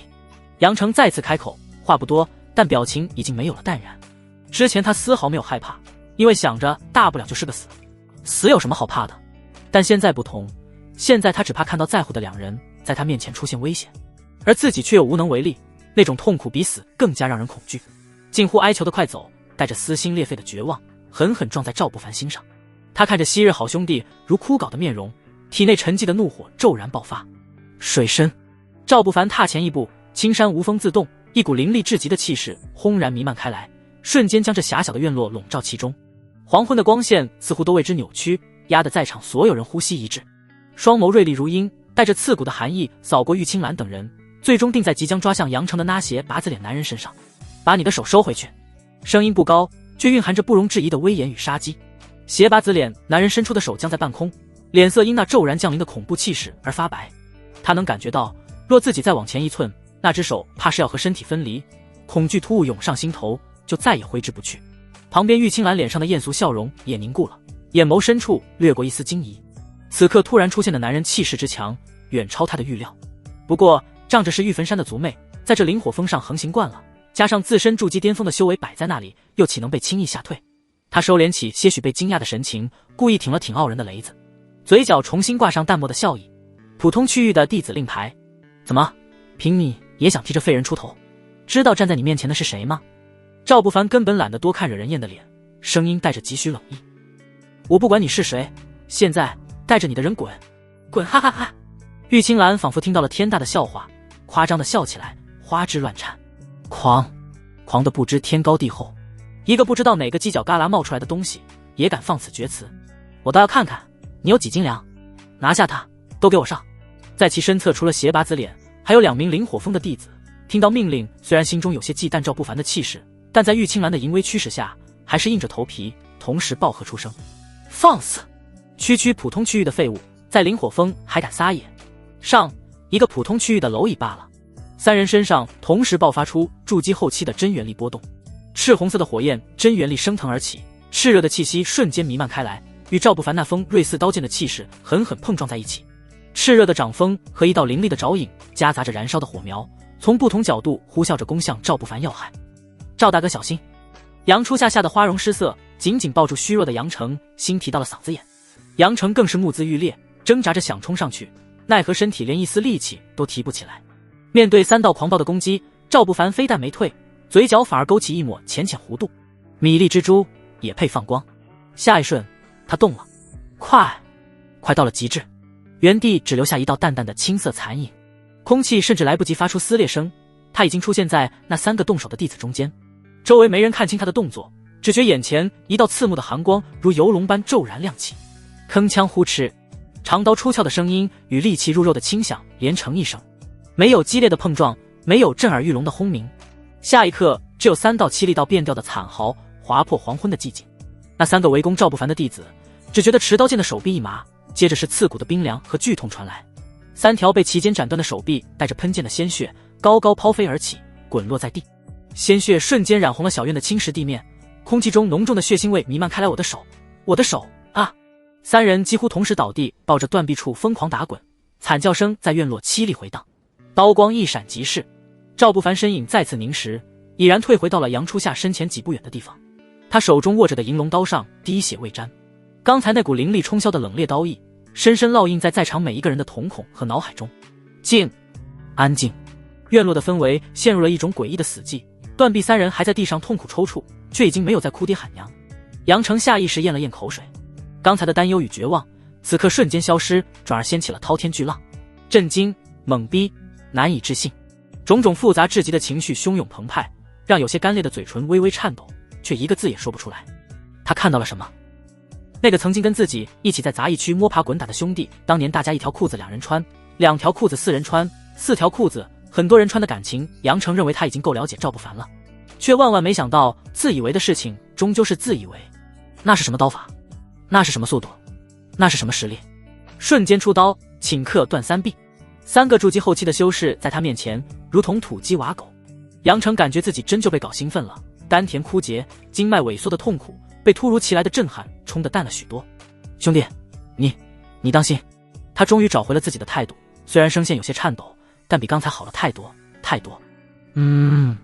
赵不凡轻轻点头，将目光看向了玉清兰，后者已经没有刚才那般嚣张，表情中满是凝重。你最好明白自己在做什么，灵火峰的弟子可不是好欺负的。玉清兰压下些许畏惧，毕竟她感觉自己也是巅峰修士，真战斗起来估计也能5-5开。伸手出刀，轰隆隆，空间之中有雷鸣响彻。赵不凡懒得继续废话，反正已经得罪，只要不违反宗门规矩弄死人，那就死死的得罪。9道雷霆刀影瞬间重叠，一刀斩出几10米刀钢，轰咔一声。玉清兰即使双手托天全力抵抗，也被这一刀斩得肺腑受伤，双膝因为承受不住巨大力道，骤然弯曲跪地，口中立马涌出鲜血。扩散的刀势不减，蔓延而来的时候，将院落中央的房间轰然斩塌，在地面留下深深沟壑。我……玉清兰嘴唇哆嗦着，想放句狠话，保留最后一点颜面，但接触到赵不凡那杀意汹涌的双眸时，所有的勇气都化为乌有。师兄，我错了，是青兰有眼不识泰山，求师兄饶命，饶我这一次。再顾不得什么形象，声音带着哭腔，咚咚咚的开始磕头。玉清兰的身躯都在不自觉的颤抖。请师兄饶命！斜八子脸跟周围的人也都反应过来，如同下饺子般扑通跪倒，磕头如捣蒜。此刻他们心中只剩下无尽的恐惧，踢到铁板了，而且是烧红的那种。滚！声音不大的字在院落回荡，跪着求饶的众人那一瞬间仿佛听到了世界上最好听的声音，半个字废话没有。凶神恶煞的一群人麻溜起身，一溜烟的朝着外门跑去。院子的木门被他们的迅速逃跑撞得咿呀作响，差点连门带框分崩离析。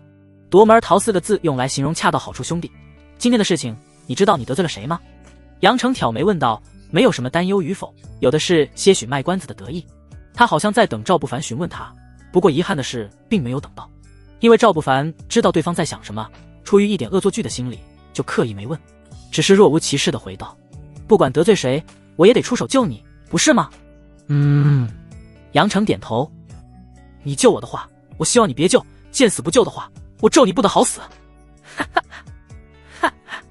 两人对视眼神的时候几乎是同时露笑。赵不凡挥手间从储物袋中取出2坛酒，直接抛给了杨成1坛，拔开塞子对视一眼，仰头便是干。两人的闲聊持续到夜深人静，酒坛子丢了一地。期间杨初夏是有劝过的，杨成回他：小孩子别管大人的事。赵不凡回他：女人别管男人的事。统一回答：你不懂，从西边升起的月亮已经爬上天穹正中。最后一点酒入喉，赵不凡还准备再取，杨成却摆了摆手，看了眼明月清冷，悠悠叹息道：不喝了，经脉废了，废人一个喝不下了。没事，等你好了以后再喝个痛快。赵不凡回答一声，心里立马盘算起如何帮杨成恢复。就在他准备询问苏浅月的时候，杨成似乎能够看穿他的心思，摇头道：帮我看好初夏就行，我的身体我自己能搞定。也许是感觉说的不够清楚，他立马补充道：我有属于自己的秘密，这一步或许有赌的成分，但有你照顾初夏，我便无所畏惧。你想干嘛？赵不凡问。我有没有问过你是怎么恢复的？有没有问过你为何经验如此的？杨成笑了笑，看起来没有回答，但好像什么都回答了。一切皆在不言中。安静许久，杨成才缓缓起身，他朝着院落门口走去。赵不凡心里在想，对方是去关门的，可同时好像又知道不是去关门，最后门还是关了。不过是杨成从外面关上的，以赵不凡的实力，他完全可以跟上去看看，也可以用武力强行留下对方，但那没有意义。每个人都有属于自己的人生道路，哪怕路途风雨再大，也是独属于自己的。翌日，天边刚露出鱼肚白的时候，灵火峰的山顶的一处院落中，有一男子盘膝而坐，他呼吸之间带动整个院落周围的天地灵气有规律的颤动。良久，男人才长长吐出一口浑浊气息，睁开双眸，朝着单膝跪地的玉清兰吩咐道：普通区域唯有金丹5位，你说的第6乃是最强筑基秦无名，但秦无名善使长剑，对方用刀自然不是同一人，派人去普通区域看看，这种人物是藏不住的。滴滴话音还在回荡，玉焚山缓缓闭上了双眸，继续盘膝修炼。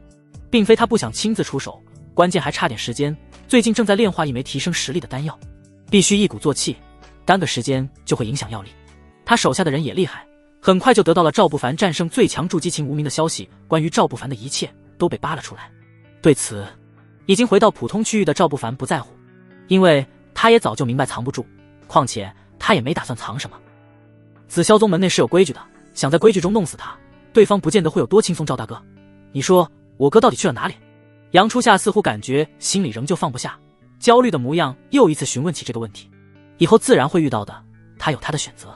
赵不凡还是一如开始的回答。就在杨初夏准备进行真正意义上的逼问时，院子外面传来了孟常德的询问声音：赵小友，赵小友在吗？孟管事基本不会主动过来，过来必定是有事情。赵不凡起身迅速打开了院门，将对方请了进来。大喜事，天大的喜事，赵小友以后飞黄腾达，可别忘记孟老哥，哈哈哈哈。孟管事笑得格外爽朗，人还没坐下就已经开始祝贺起来，满面春风的表情看起来跟他要娶媳妇差不多。赵不凡也察觉端倪，今日孟常德并没有称呼他的名字，而是亲切地呼喊着赵小友。要明白，紫霄宗有属于宗门的规矩，以往的时候孟常德虽然对赵不凡也还行，但称呼从来都是直呼名讳的，毕竟身份上对方是管事，按规矩就该直呼名讳。孟管事到底是有什么好事要告诉赵某呢？赵不凡被勾起兴趣，忍不住好奇问道。被询问孟常德也不卖关子，将最近执法长老要收徒的事情大概说了一下。事情赵不凡都有听说，毕竟这几天外面传得沸沸扬扬的，即使不仔细打听，也能得知一个事情的大概轮廓。而且听说收徒仪式就在明天，只不过并没有听到被收徒的人是何方神圣。你可知执法长老明日要收谁为徒吗？孟尝德立马卖起了关子。就这副模样，赵不凡差点脱口出：难道是我？不过他转念一想，并不可能。迄今为止，他还没有得到任何讯息，而明天就是收徒仪式，显然不可能有如此安排事情的，我怎会知道？还是请孟管事明说吧。赵不凡见对方只卖关子不解答，好言问道：你真不知道？孟尝德问。真不知道。就是你，记得准备好，明日别在收徒大典上出什么差错。孟管事是不是搞错了？赵不凡依旧不太相信，细心解释道：连个通知的信息都没有，断然不可能是我。谁说没人通知？孟尝德露出几分好笑，从怀里取出一张纸张，伸手递过去，才半开玩笑问道：我不是来通知的吗？难道本管事不算人？真的。赵不凡拿着手中特制的纸张看了又看，上面书写着明日需要注意的一切事项，一条一框清晰且明确。但赵不凡还是有种不太真实的感觉，毕竟明日收徒大典，作为当事人居然此刻才知道，多少有点让人匪夷所思。多借我几个胆子，我也不敢假传执法长老的命令。赵小友太看得起老夫了。孟尝德重重拍了拍赵不凡的肩膀，如果说一开始只是看好这个人的话，那此刻他就有明显的讨好嫌疑，确定事情是真的。赵不凡也没有扭捏什么，心里自然是高兴的。修行路上每一步向上都需要有一定的支撑，而这种支撑可以是资源，可以是实力，也可以是背景。外门执法长老其地位有多高，执法2个字足够说明一切。他立马招呼孟尝德共饮了几杯寡酒，两人毫无营养的相互闲聊了半天，才将人送走。等月落再次安静的时候，已经憋了很久的杨初夏才呼的一声扑到了赵不凡怀中，激动的模样别提有多激动了。赵大哥，真的，你真的要成为执法长老的徒儿了？那咱们以后是不是意味着不会被欺负了？太好了！怀中亲昵的人好似激动小猫，不断往怀里撞击。对于丫头的过激反应，赵不凡嘴角同样是按捺不住的开心。别说什么没出息，唯有身份卑微过的人才真正懂身份高贵起来的好处。情绪翻涌的也不止他们2人，几乎整个外门都在为执法长老收徒的事情翻涌情绪。因为目前谁都不知道会收谁为徒，所以普通区域的弟子都激动。激动的是执法长老收徒，意味着中央区域的弟子将不再群龙无首。以后的未来，大家期待能够重回曾经。普通区域不叫普通，而叫中央。至于9大峰弟子，则个个愤愤不平，摩拳擦掌。因为执法长老在普通区域收徒，意味着对方是准备制衡9大传道峰了。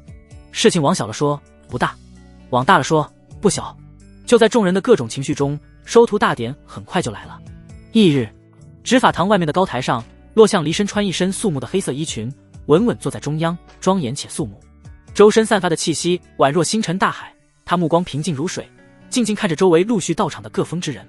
围观的弟子却浪潮汹涌，但普通弟子只能在远远观看。唯有9大峰来人，在高台的最前方各自安排有属于他们的位置。诸位，我今日收徒的目的就一个，将来带着他去内门，希望你们理解，也最好是理解。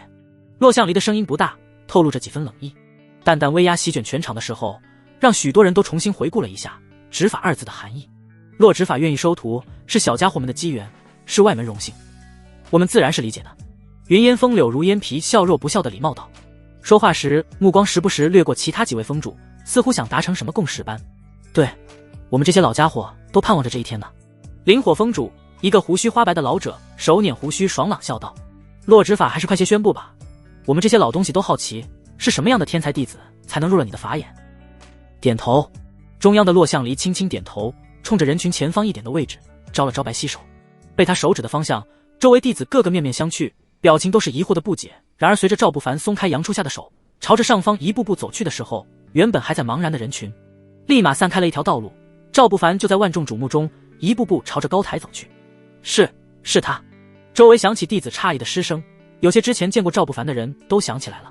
赵不凡，那个刚入外门被9峰拒绝，还被云烟风柳长老当年嘲笑的家伙，那个刚入外门就桀骜不驯，撞向冥渊中的家伙，那个大家以为他活不过7天的人，今天却一步步在朝着更高的舞台迈步。意义还记得对方当时的人定胜天，我赵不凡自认不输给任何人。当时听起来感觉可笑的有点二的话，结合此刻场景，却让众多弟子都有了3分恍惚。人的命运真的是一成不变的吗？其实许多人都知道，当自己都不相信自己的时候，命运的枷锁就彻底套牢了。可惜，知道是一回事，能够迈出挣脱的一步，却少有人能够做到。来到高台的中央，赵不凡拱手朝着周围一众长老见礼，随即才转身面对洛香离。弟子赵不凡，承蒙执法长老看中，师尊在上，请受徒。慢！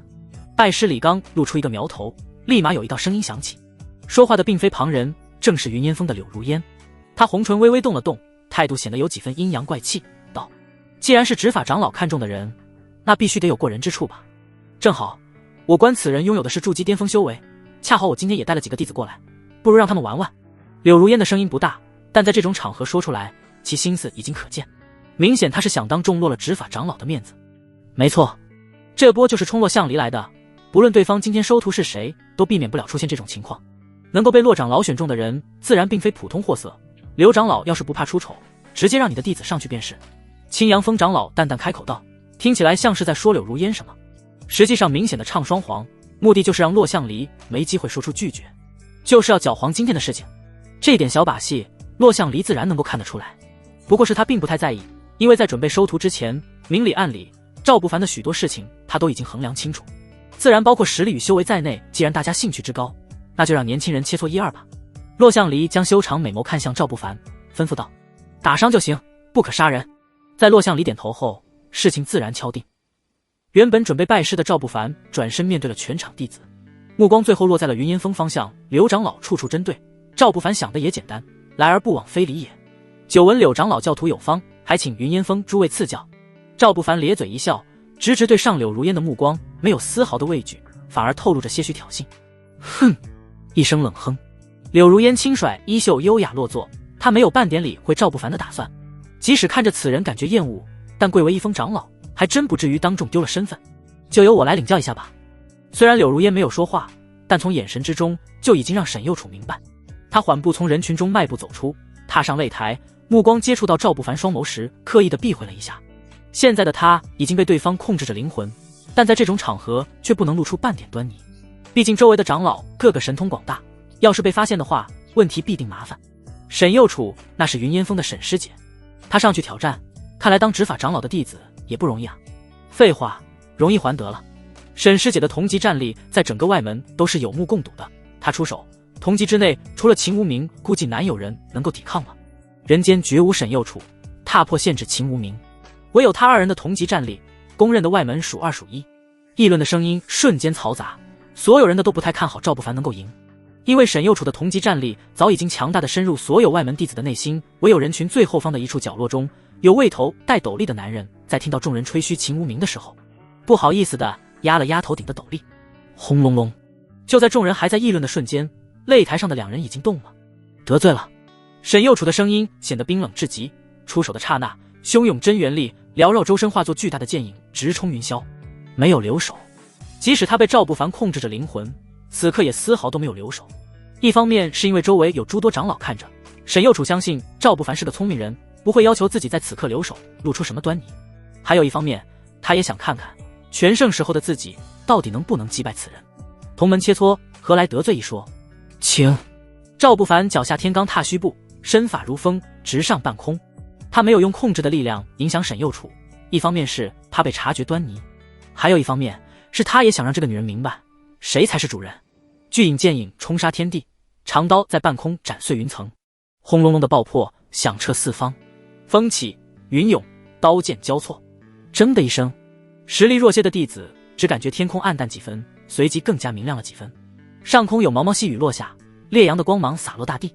上空的两道身影交汇之后，分开各自落回了刚才的位置。赵不凡傲然而立，身姿挺拔如松，而沈右楚站在赵不凡对面不远处，脸色苍白，身体微微有些僵硬的向他行了一礼。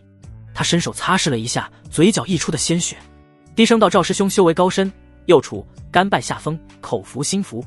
他的声音带着一丝不易察觉的颤抖，口服心服代表的是某种态度。刚才赵不凡正面击败他，让这个本来桀骜的女人心里升起了一丝认命。弱者向强者低头，好像就不显得那般难以接受了。避开所有人的震惊目光，沈右楚低着头，迅速退回了云烟峰的队列中。他一言不发，如同木偶般站在那里，内心深处却翻涌着先前战斗的震惊。哗！短暂的沉寂之后，台下的议论声轰然爆发。沈师姐居然输了！赵不凡用了什么手段？我怎么没看清？一招，他们只交手了一招，沈师姐的剑光居然瞬间就破了。不可能，沈师姐可是筑基巅峰，号称顶尖，赵不凡怎么会有如此碾压的实力？不然你以为执法长老看中什么？为什么会收他为徒，而不是收你呢？同级之内，沈师姐居然败得如此干脆。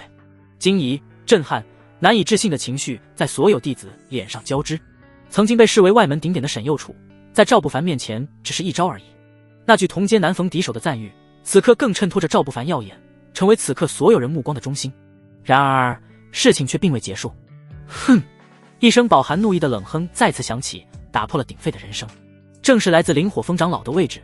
他抚了抚胡须，看向擂台上的赵不凡，淡淡道：沈右楚输了，是他学艺不精，我灵火峰弟子若出手，估计输赢还未必。他这话一出，立刻得到了其他几位长老隐晦的附和。是啊，柳长老的弟子一时失手，说明不了什么。修炼之道，根基为本，但战斗中变化莫测，有时候一场的运气获胜不代表什么。执法长老何等身份，收徒确实该慎之又慎。诸位长老们的话语看似闲聊，实则字字句句都暗藏着对赵不凡的质疑，突出对洛相离决定的隐隐不满。对于周围长老的议论，洛相离好似没听到般，依旧自顾自地摆弄着手里的白玉茶杯。赵不凡面对群峰长老含沙射影的质疑，脸上没有丝毫惧色，浅浅露笑透着十足的狂放不羁，眼神如刀锋般锐利，直指那些刚才发生的长老。赵某环的证明还不够吗？突然放声大笑，笑声中充满了极致的自信，甚至带着几分睥睨四方的锋芒。好，诸位长老说得好，我赵不凡入门尚浅，身份卑微，得蒙执法长老垂青，是小子莫大的福分，但也确实该拿出点真本事来堵住悠悠之口。他猛地踏前一步，声音陡然拔高，清晰无比地传遍整个广场。既如此，何必婆婆妈妈一个个试探，省下诸位长老的操心时间。伸出手，食指带着不容置疑的力度，遥遥点过在场各峰弟子的方向。外门各峰所有自认不凡，根基深厚，认为同级能胜过我的。他顿了一顿，随即声音如同惊雷炸响：筑基弟子有一个算一个，觉得我赵不凡不配拜师者，那就上来一战。冷峻的话音回荡，如同在平静的湖面投入了一颗巨石，整个周围瞬间陷入了死一般的寂静。所有弟子的眼睛瞪得溜圆，嘴巴微张，仿佛无法已经被吓傻，不太相信自己刚才听到了什么。短暂的思维停滞之后，是更加汹涌、更加疯狂的喧嚣。姓赵的疯了吗？他在挑衅所有筑基巅峰。他知道整个外门有多少筑基巅峰吗？狂，太狂了！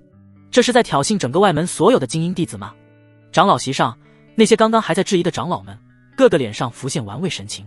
刚才出生的长老也脸色铁青，眼神阴晴不定，虽然没有明说，但已经在给门下弟子传达讯息。洛相离依旧事不关己般的面无表情，仿佛对赵不凡的狂妄置若罔闻，又好像是一切尽在掌握，只有眼底深处似乎掠过一丝忌惮的欣赏。此刻压力瞬间转移到了各峰长老齐坐下弟子的身上。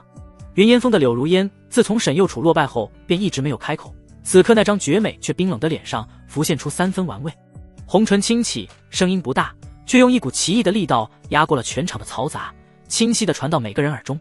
好，不错，不愧是执法长老看中的人，如此豪言果真年少英雄。他的目光若有若无地扫过身边的各峰长老，眼底深处闪过一丝冰冷与算计。刻意的夸奖听起来是夸奖，实际上只差扯嗓子问：此人都如此托大了，你们还能忍？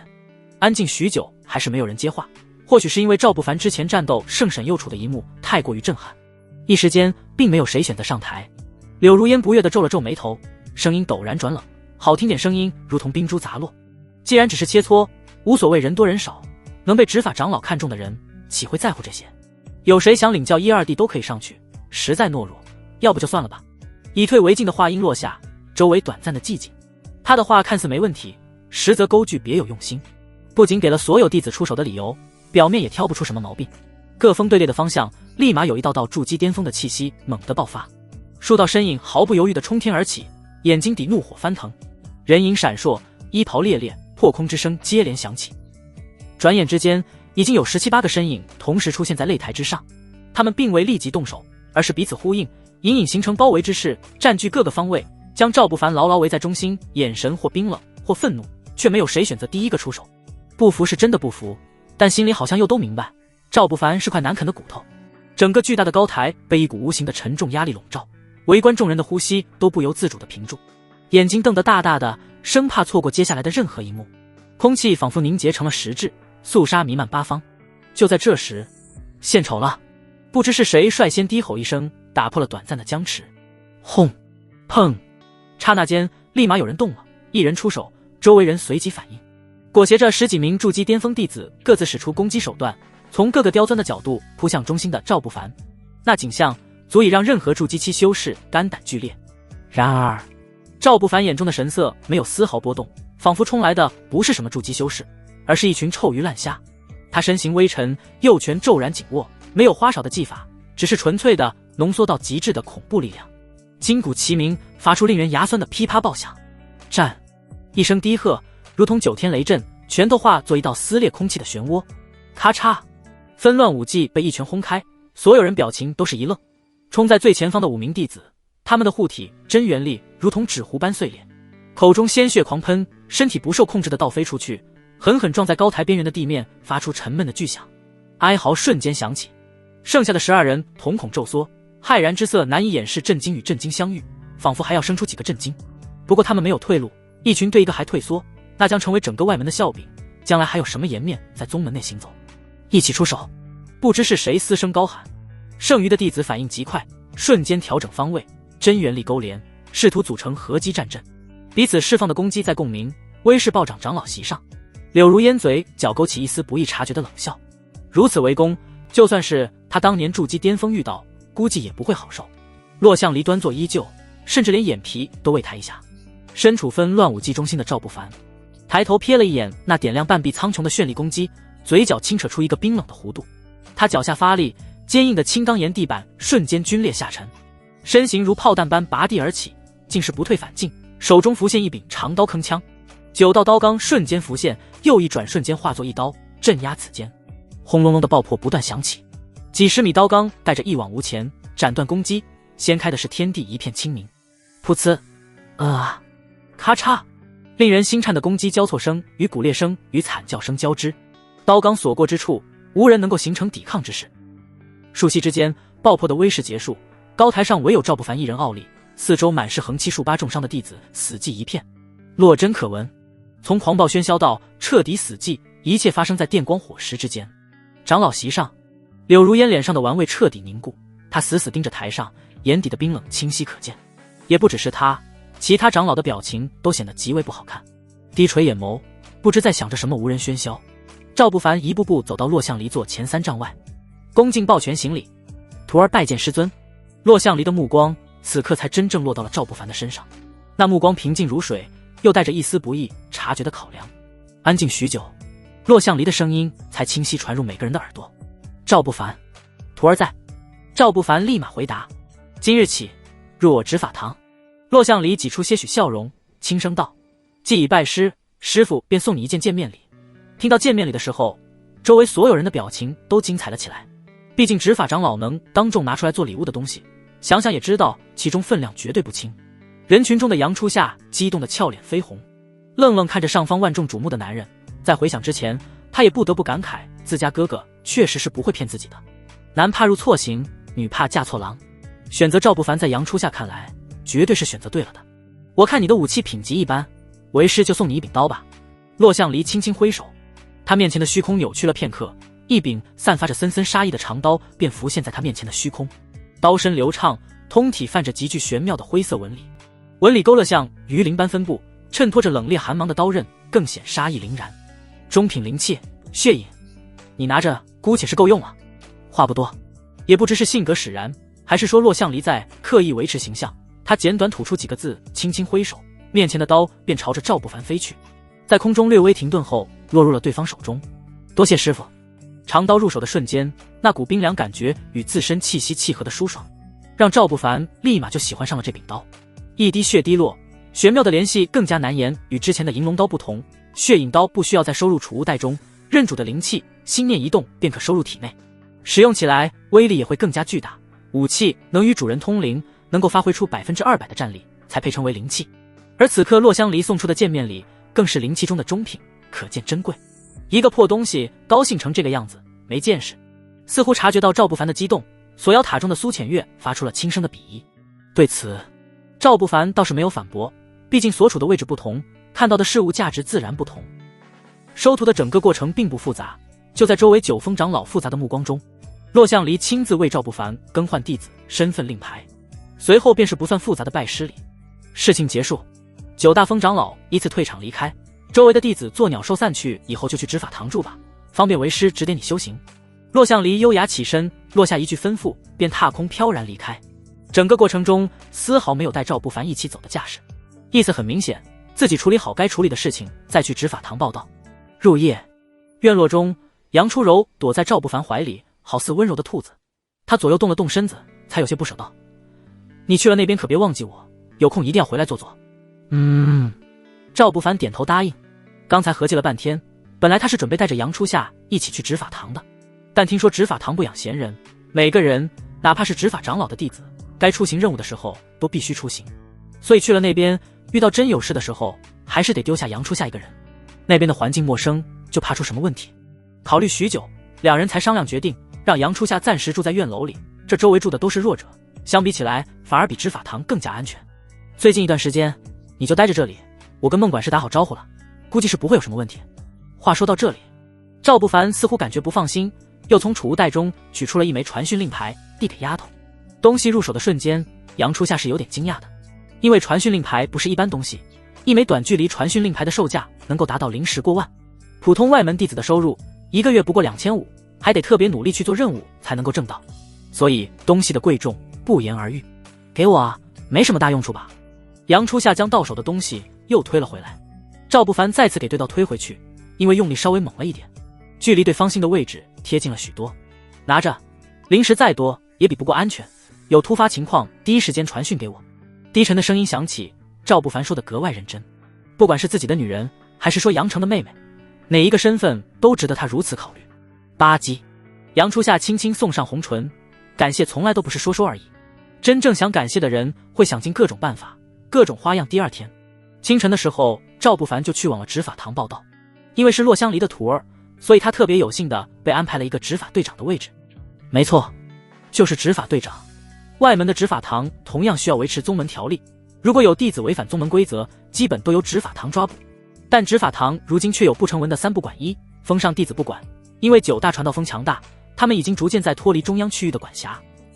虽然执法堂有洛相离坐镇，但一个人强大不代表所有人。2与长老有关系的不管，拥有权力背景的人，即使犯错执法弟子也不会管，只需要记录好事情经过，然后如实汇报便可。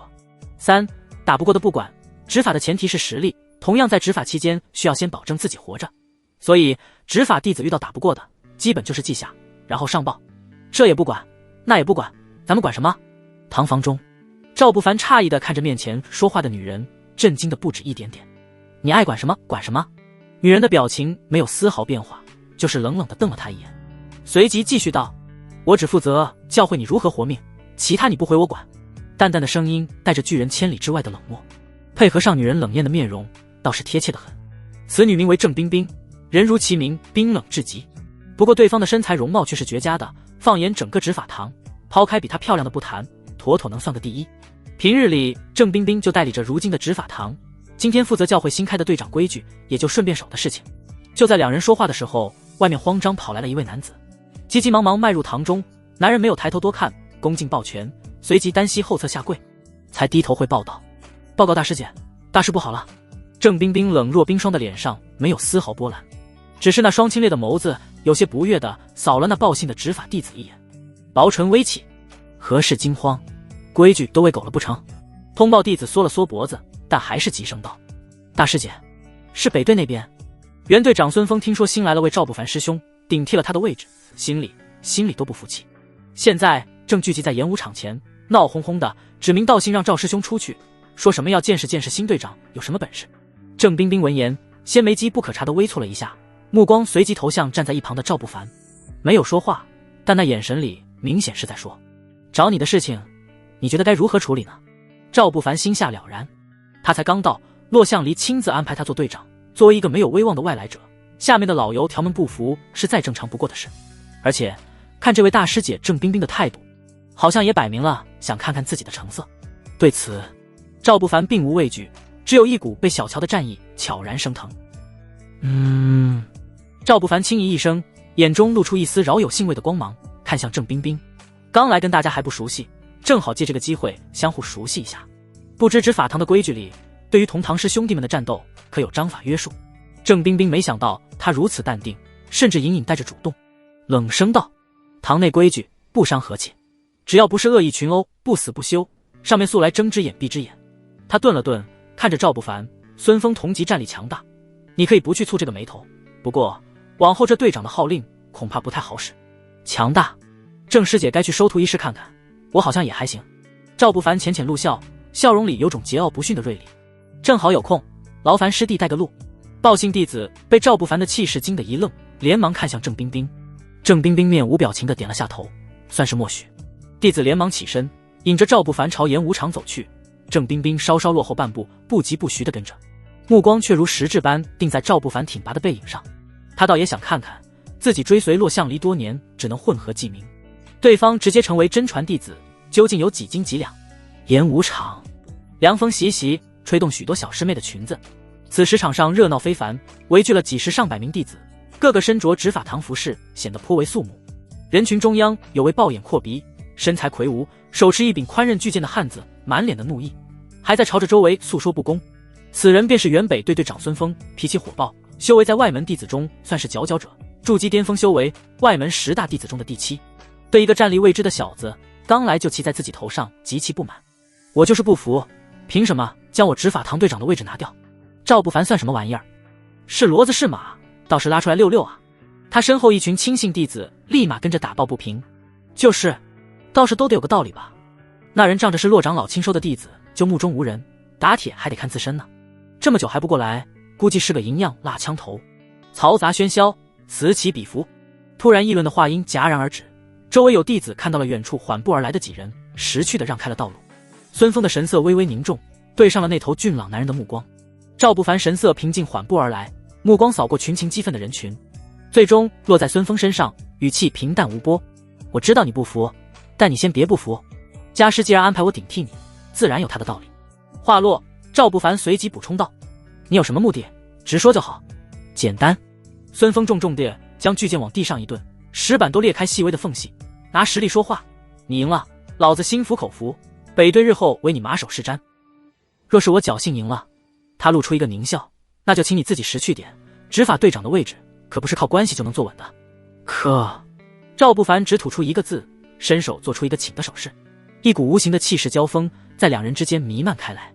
离得近的几个弟子脸色微变，下意识地后退了一步。孙峰眼中闪过一丝傲慢与狠辣，厉声道：筑基巅峰修为，除了秦无名，我还没有正眼看过谁呢，你输定了。他暴喝一声，筑基巅峰的真元力轰然爆发，注入手中巨剑。那宽刃巨剑瞬间亮起土黄色的厚重光芒，剑身仿佛沉重了数倍，带着一股力劈华山的狂暴气势，撕裂空气，发出沉闷的呼啸，狠狠劈向赵不凡。崩山剑讲究的就是一个以力破巧，气势惊人，威力巨大，在同级之中鲜有人敢应接。剑未落，剑势已经吹得赵不凡额头冰凉。面对那压顶而来的一击，他不退反进，左脚往前踏出一步，腰身拧转，体内真元力如江河奔腾，疯狂汇聚在拳头之上。他没有出刀，而是在千钧一发之际，脚下天罡踏虚步施展，身形如鬼魅般顺着孙峰的方向欺身而上。轰！一声打爆空气的闷响，震撼异常。电光火石之间，画面已经定格。孙峰手持巨剑还悬于上空，没有落下，整个人被一拳正中胸口，扩散的全身的汹涌力量打得他脚下的石板皲裂，哇地喷出一口鲜血，高大的身躯像断了线的风筝般倒飞出去，发出一声令人牙酸的闷响。他脸上布满了难以置信的剧痛和惊骇，挣扎片刻才从地面撑起身子。静！死寂！真落可闻。刚才还喧嚣起哄的北队弟子们如同被扼住了喉咙的鸭子，所有声音卡在嗓子里，脸上的幸灾乐祸和不屑瞬间冻结，转而化为浓浓的惊愕与震撼。他们看着那位站在场中的俊朗男人，才明白什么叫做山外青山楼外楼，强中更有强中手。你也认识秦无名？赵不凡目光平淡，仿佛在问，又仿佛自言自语般。他还不错，是比你扛揍险。震惊、懵逼、出神片刻，周围人个个嘴巴微张，刚才的一幕太过于震撼。赵不凡的强大远远比众人想象中还要强大得多，一拳，只是一拳，就将前北队长赫赫有名的外门第7击败。整个过程行云流水，点滴之间分出胜负，就连郑冰冰古井无波的脸上都闪过些许惊讶。倒不是说惊讶赵不凡的强大，单纯是惊讶于对方的同级战力。从刚才的战斗看来，整个外门宗筑基境界已无敌。赵师弟有此实力，相信没有谁再反对什么了吧。以赵师弟的天赋，他也不会在意什么执法队长的虚名，都去忙吧。郑冰冰朝着周围弟子淡淡开口，算是轻轻帮了赵不凡一把，同时也能算作一种变相的示好。是，郑师姐教训的是。孙峰立马答应，抱拳的恭敬模样，那是给台阶就下。很快便靠近赵不凡，详细的介绍起了日常工作以及能够获得的阅历一系列的杂事。他说的颇为详细，看得出来现在好像是真服气了。虽然对方说了很久，但赵不凡简单能够总结得出，执法队现在地位颇为尴尬，属于这也不管那也不管，单纯就是混点资源，每个月比普通弟子多了个月钱。北队还是由孙峰管着，因为赵不凡不想管，反正都是混，他选择以最轻松的方式混，俗称一句摆烂。然而事情其实并没有他想的那般简单。下午时分，天边云朵火烧，飞鸟归巢。执法堂最深处的院落外面，赵不凡伸手轻轻叩响院门，里面便响起了落向离空灵好听的声音：进来吧。推开院门，一股清冽如冰泉般的灵气夹杂着淡淡的幽香扑面而来，与其他区域的嘈杂尘俗截然不同。落向离居住的院落不大，却布置得极为雅致，几株疏影横斜的寒梅点缀墙角，青石铺地，纤尘不染。此时的他端坐在石桌旁，好似出尘仙子，目光淡然地看着云卷云舒。今天的他并未像上次那般穿着威严的执法长老袍服，而是一袭素雅的月白长裙，宛如雪峰之巅孤悬的明月，清冷皎洁，绝美容颜确实当得起碧月二字，眉眼如画，容颜如花，却似乎笼着一层化不开的寒雾，让人看不真切他的情绪。过来了。落向离的视线如同实质般落在赵不凡身上，声音依旧动听，带着一种不容轻忽的审视。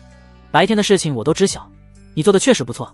他没有提具体是什么事情，但赵不凡是个聪明人，能听懂落向离说的是什么，没有多余废话，不卑不亢地行了礼。见过师父，就怕辱没您老的威名。落向离点头算是回应，并未在没有意义的寒暄上多费唇舌。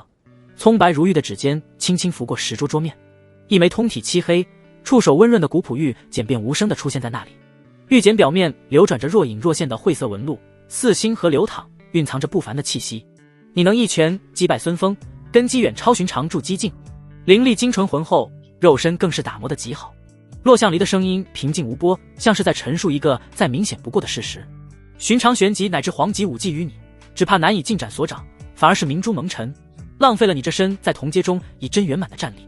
说话间，他的目光从玉简移向赵不凡。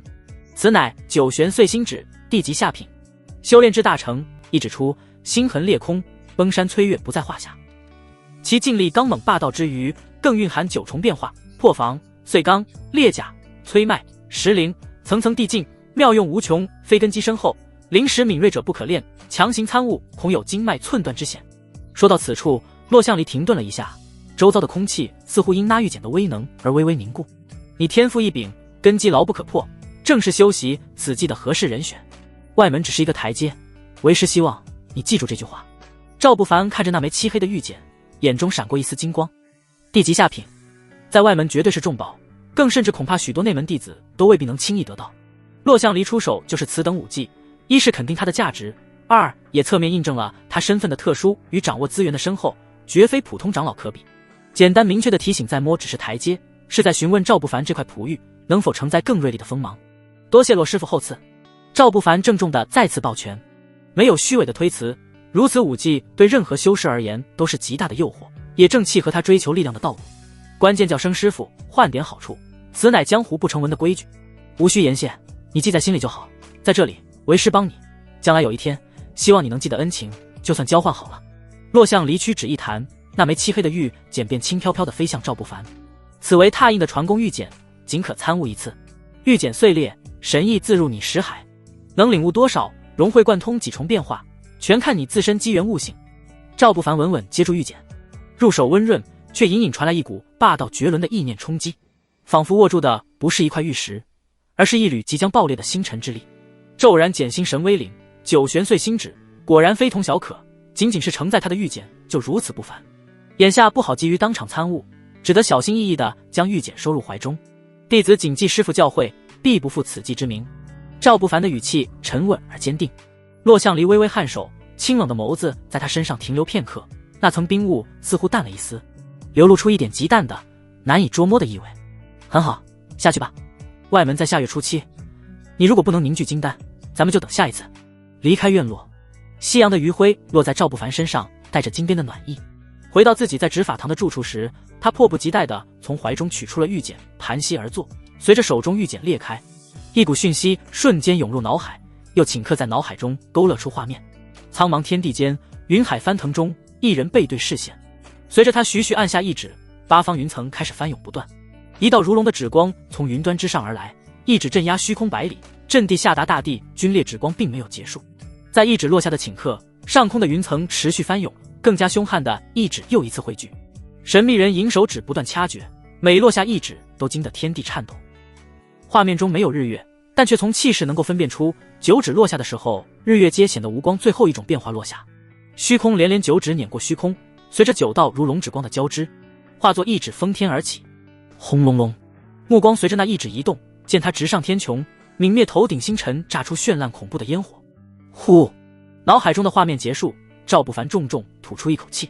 随着他不断回想脑海中画面，结合传入脑海中的五季讯息，逐渐的他手指抬起，开始尝试着缓缓结印。1天、2天、3、4、5天，日落月升，月落日升。他手指结印到一半，整整停止了7天时间。期间脑海中唯有不断闪过的五季与其中画面，念头空灵至极，再也没有其他。7天后的中午，院落中的赵不凡猛地睁开双眼，手指结印继续，屈指一点虚空，轰隆隆，如龙的指光骤然直上云端，一指碎裂上空云层，宛若流星般消失在晴空之中。地级下品武技能7天初窥门径，还行，没给我丢人。锁妖塔中的苏浅月闲来无聊，闲聊出声道：我感觉刚才一指还能更强。赵不凡立马询问起刚才晦涩的感觉，但冥冥中却好像被什么东西限制着。废话，你修为才筑基而已，无论打磨得多好的筑基，终究只是筑基。苏浅月的声音低低传来，你现在已经没有继续在筑基沉淀的必要，寻一门先天风元素，吞噬其炼化，一举凝聚金丹才是王道。回头我就让人去寻消息。赵不凡点头答应，他也察觉到了现在正处于突破瓶颈，加上之前洛向离提醒过的，若能突破至金丹，本次外门大比可上去一试。他可太渴望了，与他人往高处走，谁还不想做个强者呢？就在此刻，院落外面传来了一声呼喊的询问：李师弟你在吗？话音有点冰冷，一听就能够分辨出来是郑冰冰的声音。不过从对方的话语中能够听出，并非闲聊什么的，明显是有事情找的语调。在的。赵不凡应了一声，随即快步去打开了院落门。郑冰冰似乎有点爱干净的毛病，还没怎么呢，下意识般后退半步，伸手在鼻子前挥了挥。你们男人住的地方有股子怪味。什么味？赵不凡看了看自己身穿的衣服，虽然7天没洗，但他也7天没动过，应该不至于太脏才对。对于他的疑惑，郑冰冰却没有回答的打算，只是嫌弃的看了一眼后，随即说起来的目的：执法堂外面有个女人找你，我让她滚了。那女人是谁？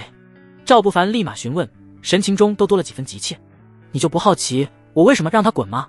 郑冰冰眨了眨眼睛，难得浮现些许俏皮道：当时我来这里看过一次，你正在修炼武技的关键时刻，所以我让她滚了，别再来打扰。听分郑冰冰的叙述，赵不凡的眉头越发凝重许多。来找他的女人名为徐以晴，就这3个字让他感觉有种头大的不好面对。说关系吧，大家的关系挺深的；说感情吧，其实他并不太喜欢徐以晴那种高高在上、狗眼看人的姿态。已经过去3天了，你要是想管他的事情，估计现在兴许还来得及。郑冰冰想了想，继续道：不过我并不建议你管，封上弟子之间，咱们执法的不管。赵不凡点头，随即深呼吸一口道：他算我半个朋友，我还是想去看看。随你。郑冰冰无所谓的扯出些许笑容，转身离开，丝毫没有停留。根据得知的讯息，赵不凡离开执法堂，直接去了水灵峰。水灵峰上弟子多是水系灵根，踏入其中区域就给人一种空气都湿润的舒服感。这位师兄还请留步。一个传道峰巨大的宛若城池，赵不凡见旁边正有几个男女经过，便朝着距离最近点男子询问出声。不知道师兄可否认识一个名为徐以晴的弟子？不认识。被询问的男人明显愣了一下，回答的声音也显得有些磕巴。就对方如此神态变化，说真的，赵不凡一眼就能够看出，对道不但认识，还知道些事情，只是出于畏惧或其他，不太好说罢了。自古有钱能使鬼推磨，赵不凡颇为上道地递过去了一小袋灵气。那男人接过后，轻轻拉开储物袋子的口看了看，似乎被2000枚的数量惊吓，他生怕别人看到般，立马把口袋合上，冲着赵不凡恭敬行礼：“师弟名刁茂，敢问师兄尊姓大名？”赵不凡：“赵师兄，这句不是说话的地方，咱们借一步说话。”刁茂不大的眼睛看了看周围路过的弟子，察觉没有人注意这方，他才警惕地带着赵不凡往旁边走去，直到感觉位置差不多，周围只剩下2人后，刁茂四处张望后，才低垂着脑袋，小声道：“徐以晴在风上并不算出名，她有个妹妹却出名得很，唤名许慕言。2人拜在张长老门下，开始好像还没什么，但前段时间他们出行任务，据说是许慕言没能完成任务，还拒不接受惩罚。最近这事闹得挺大的，许慕言不但拒不承认自己没完成任务，还一口咬定是别人吞了他交接任务的东西。被他控诉的弟子身份非同小可，乃是张长老的亲闺女。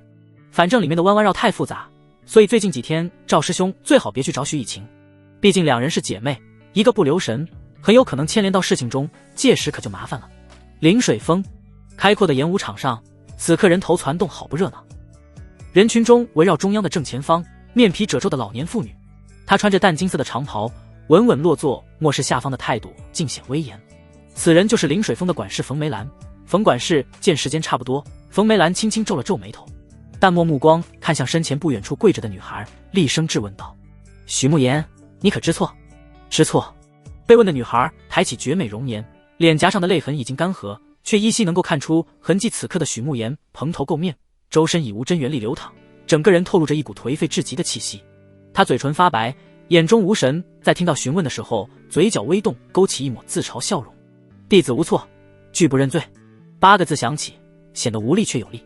许慕言还在为他所认为的公道坚持，人都说公道自在人心，其实不然。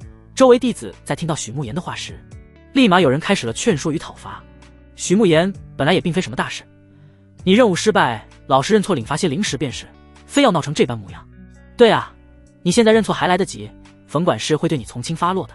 劝你别不识好歹了，现在已经丢掉修为，若再胡言乱语，当心丢了性命。周围弟子立马有人跳出来劝说，其实他们大多都知道是怎么回事，都明白许慕言其实是完成任务了的。因为张长老的闺女张开凤在峰上也不是第一次干这种事情了，弟子的交接任务的东西只要经过他手中，总归会出点什么问题，只是以前那些人识趣，都老实的领取了任务失败的惩罚。众弟子在看向许慕言的时候，有些人眼神中浮现过好笑，在笑对方不自量力落得如此下场，同时在庆幸自己当初遇到同样的事情时，因为尾巴夹得好，得到了苟延残喘。我没错，没错，为什么要认错？许慕言的声音突然提高许多，歇斯底里的模样再不见当初的淑女优雅，嘴角在微微抽搐，惨淡笑容逐渐消失。他瞬间又安静了下来，低声重复道：“我没有错，错的是有人分不清对错。慕言，你认了吧。”颤抖的声音从旁边传来，徐以晴一直守着。期间他也不知道自己劝了多少次，可妹妹却倔强的始终不肯低头。如果不出这种事情的话，他们本该还是张长老的徒儿，在这峰上修行，也能过着不错的日子。连你也要我认？许慕言抬眸直视对上徐以晴的目光。张来凤拿了我的东西不上交，他中饱私囊，甚至中饱私囊却要我接受惩罚。姐姐，这不是欺负人，是这临水峰没把我当人。够了！徐以晴愤怒的大声道：“你还在冥顽不灵？张师姐是什么身份，你不知道吗？他何至于需要你那一点点东西？没准是你自己记错了。”说到后面，徐以晴自己都有些不知该如何说下去，沉默片刻，才无奈的摆手道：“认错吧，修为没了，咱们还可以想办法；性命丢了，可就什么都没有了。”“不认，我让你认，不认。”徐慕言将目光投向了那头双手抱胸还在看好戏的圆脸女人，一字一顿道：“就是你张开凤贪污了我交接任务的灵药，你们可以欺我，却掩盖不了事实，我死也不认。”如此一副态度，突然让周围沉默了片刻。有人觉得这种人傻，何必非要较真，碰得头破血流呢？也有人佩服，世间任何一个不公都需要血肉填平。即使大家都知道今天许慕言死定了，但他的死却并非没有意义，至少因为事情闹得够大，未来的一段时间张来凤欺压弟子的时候肯定会收敛许多。当然，以后是以后的事情，现在被再三当众指责中饱私囊，张开凤也不得不做出反应，将此事彻底压下去。开始的时候，他是想着将许慕言关押，然后安排几天鞭刑，打服对方后让之当众承认自己没有中饱私囊。但这女人的骨头太硬，硬的即使她心狠手辣废其修为，也依旧无法用刑罚将之折服。如此这般，再闹下去肯定是不行了。张开凤向前几步，他有些魁梧的身影遮住了许慕言，颐指气使问道：我最后问你一句，说不说实话？只要你当着众人的面实话实说是冤枉我的，你还可以活着。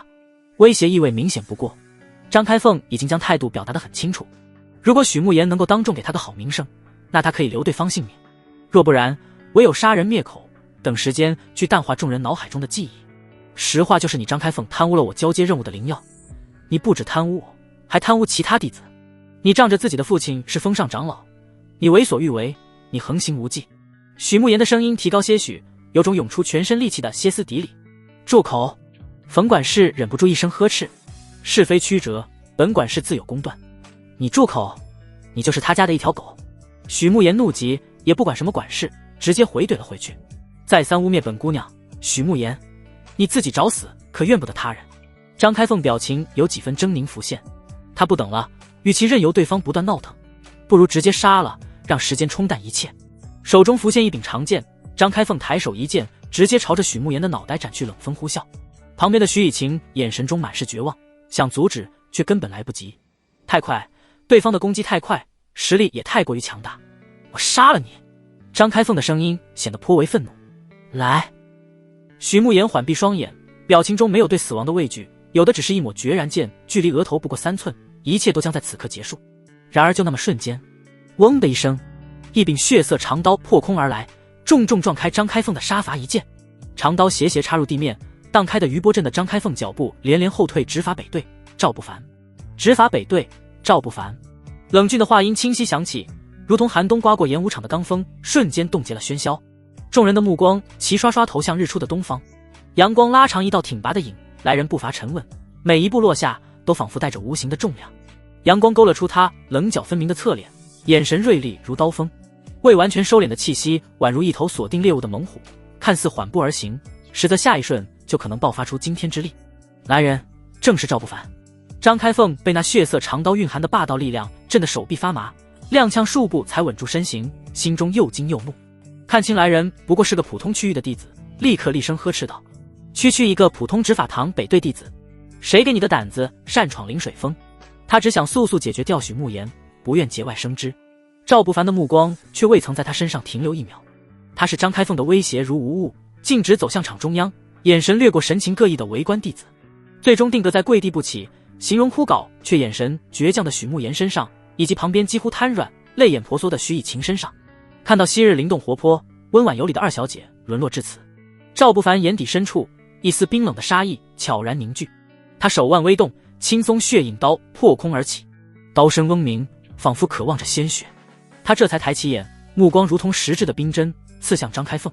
我乃执法北队长，执法堂职责肃清宗门法纪，维护弟子正当权益。赵不凡声音不高，却清晰无比，带着不容置疑的力量。临水峰弟子许慕言控诉同门张开凤侵吞任务灵药，滥用职权，更遭人废去修为。既有控诉，那我就资格过问，也必须过问。他话音一顿，抬手刀尖稳稳指向张开凤，恶意残害同门在先，试图当场行凶灭口于众目睽睽之下在后，无需审判，格杀当场。荒谬，大胆！张开凤气得脸色发紫，执法堂淡出封上管理多年，今天他却被一个执法弟子如此当面指责，甚至用刀指着，简直就是奇耻大辱。我父亲乃封上长老，他一个疯癫犯错的弟子之言，岂能轻信？还有，你是什么东西，也敢拿我？滚开，否则连你一起废掉！恼羞成怒之下，张开凤哪里还管什么执法堂，他只想快刀斩乱麻，维持他的面子。娇斥一声，圆脸扭曲，体内筑基后期的灵力猛然爆发，长剑再次抖起寒光，一招灵风急刺，卷起数道锐利剑气，非是刺向许慕言，而是直接扑向了赵不凡。他要杀鸡儆猴，更要当众挽回刚才被击退的颜面。这一剑，寒怒出手，迅疾如电，狠辣异常。对此，赵不凡只是冷哼一声，米粒蜘蛛。不见他有任何多余动作，血影刀只是随意横斩。当，刺耳的金铁交鸣声炸响，没有花哨的凌厉碰撞光影，只有纯粹力量的碾压。张开凤只觉一股沉重如山的巨力顺着剑身猛然传来，震得他虎口剧痛，半边身子都麻了。灌注在剑上的所有劲力如同泥牛入海，被那看似平平无奇的一刀震得溃散殆尽。他甚至没看清对方如何发力，长剑便已脱手飞出。他本人更是被反震之力推得噔噔噔狂退8、9步，肺腑震伤洼地吐出一口鲜血，满脸的难以置信和惊骇。这怎么可能？对方明明连真元力都没有爆发，仅凭本身肉体的力量。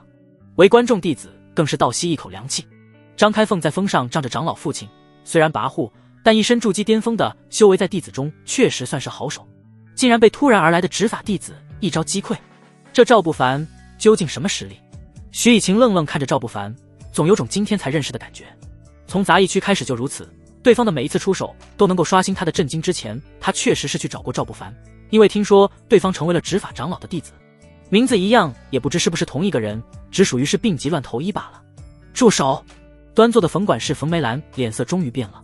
本来作为一名管事，他自认为有身份，并不想插手弟子间的事情，但就刚才赵不凡展露的实力，此刻周围他不出手，好像还真就拿别人没有办法。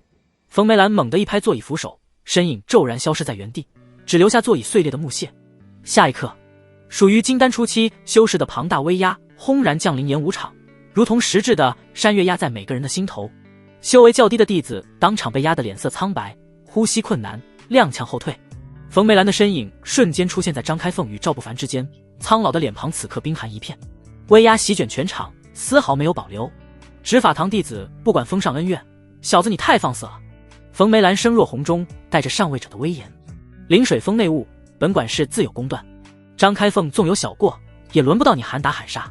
跪下领罪，看在执法长老的面子上，我可以不追究你冒失之罪，否则休怪本管事替执法长老教训于你。他说话间，浓郁的蓝色真元力汇聚，引动周围的天地灵气都微微扭曲，带着恐怖的重压。面对金丹修士的威压与悍然出手，赵不凡眼底没有太多的畏惧，只是淡淡问道：执法堂执掌整个外门法纪，以前不管是因为以前没有我。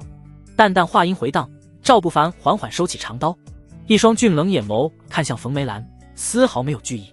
我既认定张开凤罪该绝灭，他今天就必须死。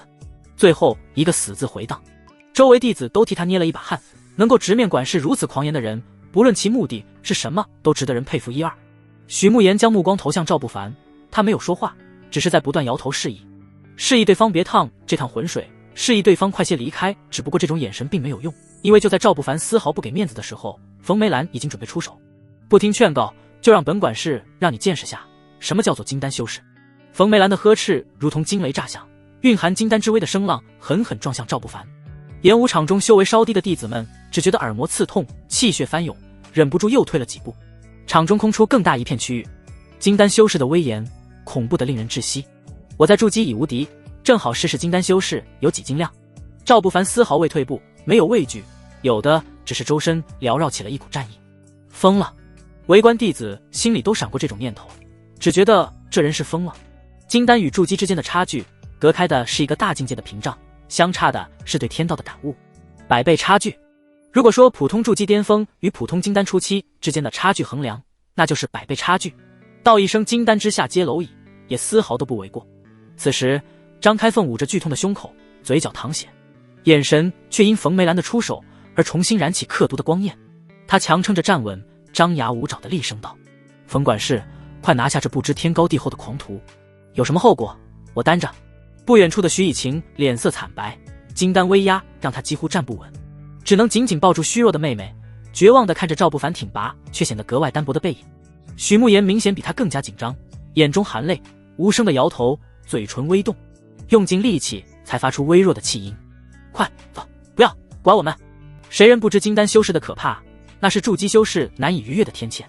虽说赵不凡能轻易击退张开凤，战力惊人，但面对真正的金丹，几乎是必死之局。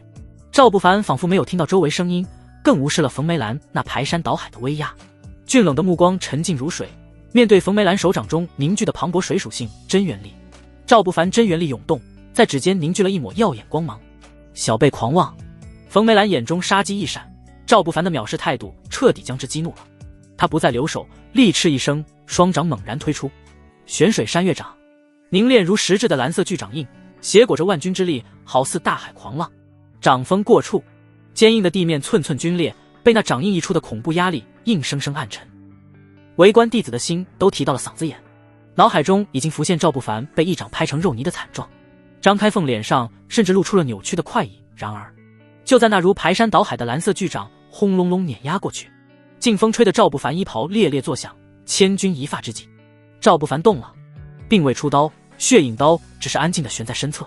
他的动作快得超越周围筑基修士反应的极限，快到视线都难以捕捉。只见赵不凡右手并指如戟，骤然抬起，指尖之上并无璀璨的光华流转，没有惊天动地的灵气波动，唯有一种令人心悸的沉重与锋锐在瞬间凝聚、压缩、内敛到了极致。一指点空，轰！难以言喻的破灭之力从指尖猛然爆发，如龙的指光宛若从九幽深渊探出，带着崩碎了星辰的恐怖意境。没有声音，或者说声音被那恐怖的力量本身吞噬了，只留下一种空气被蛮横撕裂、挤压的沉闷爆鸣。如龙的指光碾过虚空，重重撞上冯梅兰那凝练如山的玄水巨掌中心。时间仿佛静止了一瞬，轰咔一声，令人牙酸的碎裂声响起。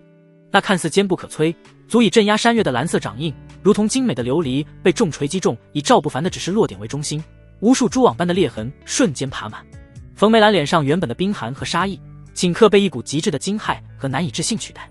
他清晰地感觉到自己引以为傲、蕴含金丹法则的玄水真元力，穿透、撕裂，瞬间粉碎，爆破的余波席卷八方，荡涤的气势在空气中形成海浪模样。不可能！冯梅兰脚步连连后退，脸色苍白，口中已经溢出鲜血，惊呼的声音尖锐刺耳，长长的颤音表达心里的惊惧。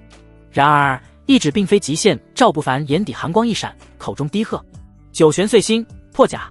他双脚踏地，坚硬的玄石地面轰然炸开2个深坑，全身筋骨齐鸣，积蓄的所有力量瞬间顺着脊椎窜起，凝聚于指尖之上，如龙似电的指光梅开2朵，伴随着一声震颤大地的声音涌出轰隆隆。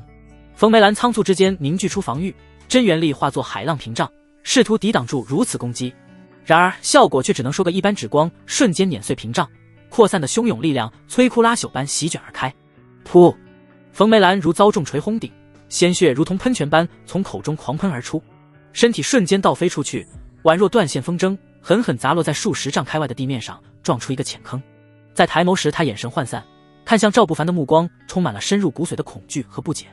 整个演武场一片死寂，周围人像是被无形的巨手扼住了喉咙，倒吸冷气的嘶嘶声此起彼伏。筑基巅峰，3招之内正面重伤金丹初期，这是何等的恐怖强大，震撼已经难以形容众人的震惊。该用颠覆，赵不凡今日的战斗颠覆了他们根深蒂固的金丹之下皆蝼蚁。徐以晴抱着许慕言的手臂彻底僵住，晶莹的泪水还挂在睫毛上，小嘴微张，脑海中一片空白，脑海中唯有一个念头：如此惊艳的妖孽真跟自己有过深入之交。许慕言同样震惊，他怔怔地看着那个傲立的背影，嘴唇剧烈地颤抖着，似乎有许多话想说般。人与人的悲观从不互通，相比之下，此刻张开凤就显得格外的懵逼。之前脸上的残忍快意彻底将死，如同时刻的面具，他浑身冰凉，控制不住地颤抖起来，失声低语道：这怎么可能？该轮到你了。赵不凡的声音很平淡，却在顷刻砸碎了张开凤所有的侥幸。不要，赵师兄，我知道错了，我是张长老的。张开凤连忙求饶，刚才的骄横跋扈荡然无存，唯剩下无边的恐惧。语无伦次地说着，试图搬出靠山换取当下的活命，身体下意识地向后挪动，有种尿不湿都要被尿湿的感觉。既然知道错了，那你也该知道自己要死了。冷冷回答从赵不凡口中吐出，没有机会张开凤的惊恐求饶模样，挥手之间血影刀骤然破空，呼哧，鲜血溅射，头颅飞起，临死张开凤的惊恐表情定格，眼底能够看到明显的后悔神色。可惜后悔是最无用的东西。看着圆滚滚的头颅滚落，周围弟子个个吓得大气都不敢喘息。你杀了张长老的闺女，此事我水灵风段不会善罢甘休。冯梅兰忍不住咬牙出声，即使明白并非赵不凡的对手，但必要的场面话他还是要说的，毕竟如果不说点什么，回头张长老的怒火兴许会燃烧到他的身上。不大的笑声响起，赵不凡甚至没有多看冯梅兰半眼，只是转身的瞬间丢下轻飘飘一句：“我替宗门执法，谁有不服，来执法堂寻我。”这句话声音不大，但气势是有的，也并非胡吹大气。骆向离给过他这样的底气，外门之中，如今还真就不怕谁以势压人。留个水灵，封众人一个孤傲背影。赵不凡冲着愣神的徐以晴道：“我们走。”后者立马回神，搀扶着许慕言跟上，离开水灵峰。确实也找不到太合适的地方安置两人，略微纠结，赵不凡就决定将两女带去执法堂中。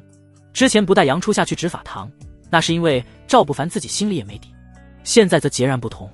如今的他在执法堂中已经摸清楚一切，关键有骆香离的承诺，办起事情来丝毫不需要畏手畏脚。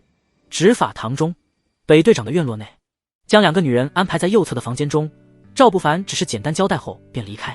毕竟击杀了水灵峰长老的女儿，如此大事确实也有必要给骆向离汇报一下。来到骆向离居住的院落时，郑冰冰恰好在里面。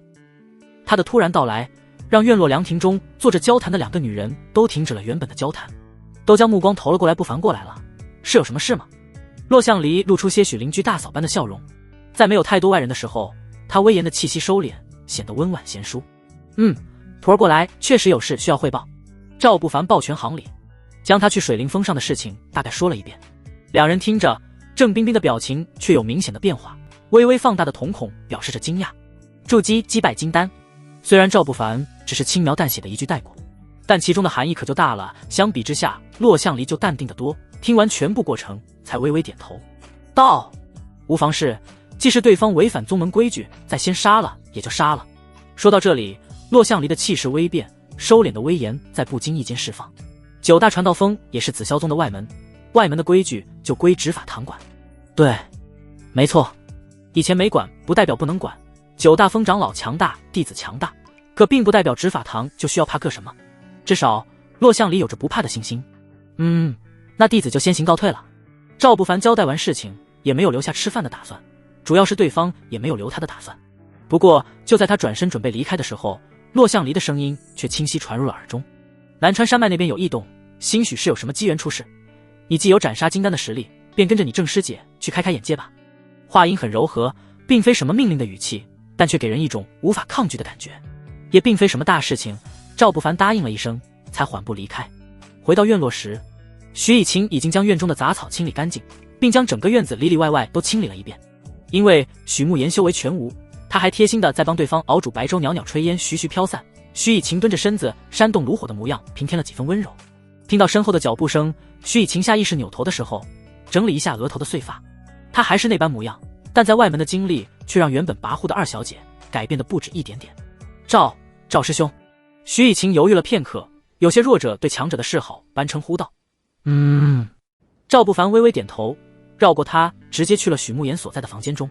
靠近后也不废话，他伸手搭在对方的脉搏上，替对方检查起了伤势。良久收回手的时候，许慕言才有些期待，又有些害怕失望地问道：“怎么样？我还有救吗？”他问有救吗？问的自然是还能不能修行。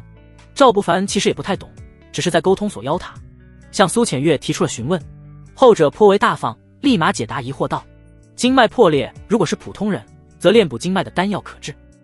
他这丫头体质特殊，弱水道体，修补起来相对复杂些，可循五行双生果，配合纯阳之体，利用阴阳互补之法替其修补经脉。”你这……赵不凡整个人都愣了愣，他知道答案了，却没法说出口。许慕言如今本就重伤在身，估计心里不好受，自己上去就是一句想治病先贡献身子，这听上去多少有点不道德，所以他只是掐头去尾的含糊道：“能治，不过需要寻找些灵药，要耽搁一段时间。”真的？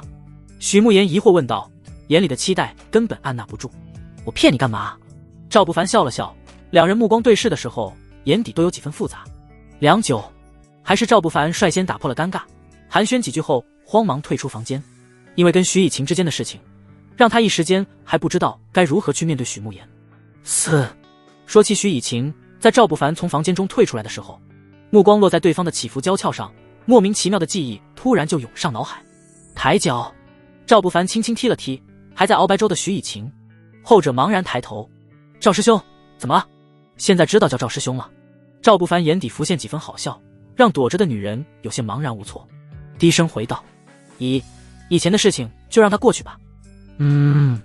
赵不凡应了一声，感觉不太好说，也将话说了出来。我还是比较喜欢之前的关系。之前，徐以晴的脸颊瞬间泛起了红晕，她直起身子，将双手上沾的水在衣裙上蹭了蹭，颇为豪迈大方地低声道：“你不介意，我就不介意。去哪里？反正也不是一次两次了。去哪里？”面对如此耿直的回答，赵不凡也没有扭捏，伸手指了指最中央的房间，两人便心领神会地朝着里面走去。轻车熟路，问题是没有问题，只不过期间许慕言出来过一次，见两人都不在，心里略微有点好奇罢了。翌日，天空微微明亮的时候，郑冰冰便来约赵不凡出发了。南川山脉，绵延山脉中妖兽出没，飞鸟惊起，从远处也能够远远望到，在整个山峦叠嶂中第9浪潮的山巅上，能够清晰看到有狂风卷起的既视感。虽然距离远并感觉不到风，但却能够清晰看到苍穹上空的云朵被牵扯成漩涡模样，围绕着整个山峰。先天元素之一的风铃，拿下此物，正到金丹。脑海中立马传来苏浅月急切的声音。没错，他显得比赵不凡还急切，因为根据两人的约定，只要赵不凡步入金丹境界，那就该还他一个自由。迅速的赶路继续，越是接近那风眼漩涡笼罩的第9峰，空气中弥漫的锋锐灵气便越是刺骨，连呼吸都带着割裂感。前面快到了，待会儿若有争夺，你躲在我后面别添乱就好。郑冰冰的声音压过风声，指向远处山巅，话里话外都是一抹不悦。如果可以，他是真不愿意带着一个筑基出门，总有种带着个拖油瓶的感觉。当两人掠至山巅时，数道身影早已经如鬼魅般在周围等待，见到两人前来，纷纷投来了不善的目光。几人中，为首的是一个身着深蓝劲装、面色倨傲的青年，腰间令牌上流转着氤氲绿光，上方笔走龙蛇的木字，表明了他们是铃木峰弟子。他身后跟着打扮相同2男1女，气息也均是不弱，显然都是同峰翘楚。我倒是谁这么快？原来是指法堂的郑师妹。蓝衣青年目光轻佻地在郑冰冰姣好的面容上扫过，最终落在他身后的赵不凡身上，带着一丝毫不掩饰的讥诮。呵，还带了个拖油瓶，筑基修士。执法堂这是落寞的破罐子破摔，还是当来观光了？情放，又何必狂妄自大？郑冰冰柳眉倒竖，手中剑瞬间出鞘半寸，寒气弥漫。宝物既然出世，你管我带的人如何？各凭本事就好。凭本事？秦放嗤笑一声，眼中金光一闪。那咱们就领教一下执法堂弟子的高招。上！最后一个上字如同号令，他身后的2男1女几乎是同时发动，一人祭出一面乌光小盾护住己方，另一人法诀掐动，数条碧绿的藤蔓从地面破土而出，如同毒蛇般缠绕向郑冰冰的下盘。最后那女弟子则双手连弹，数枚闪烁着雷光的符箓激射而出，封锁郑冰冰左右闪避的空间。秦放本人身影晃动，化作一道深蓝寒光，手中一对冰魄短刺直指郑冰冰要害，攻势狠辣刁钻。战斗瞬间点燃。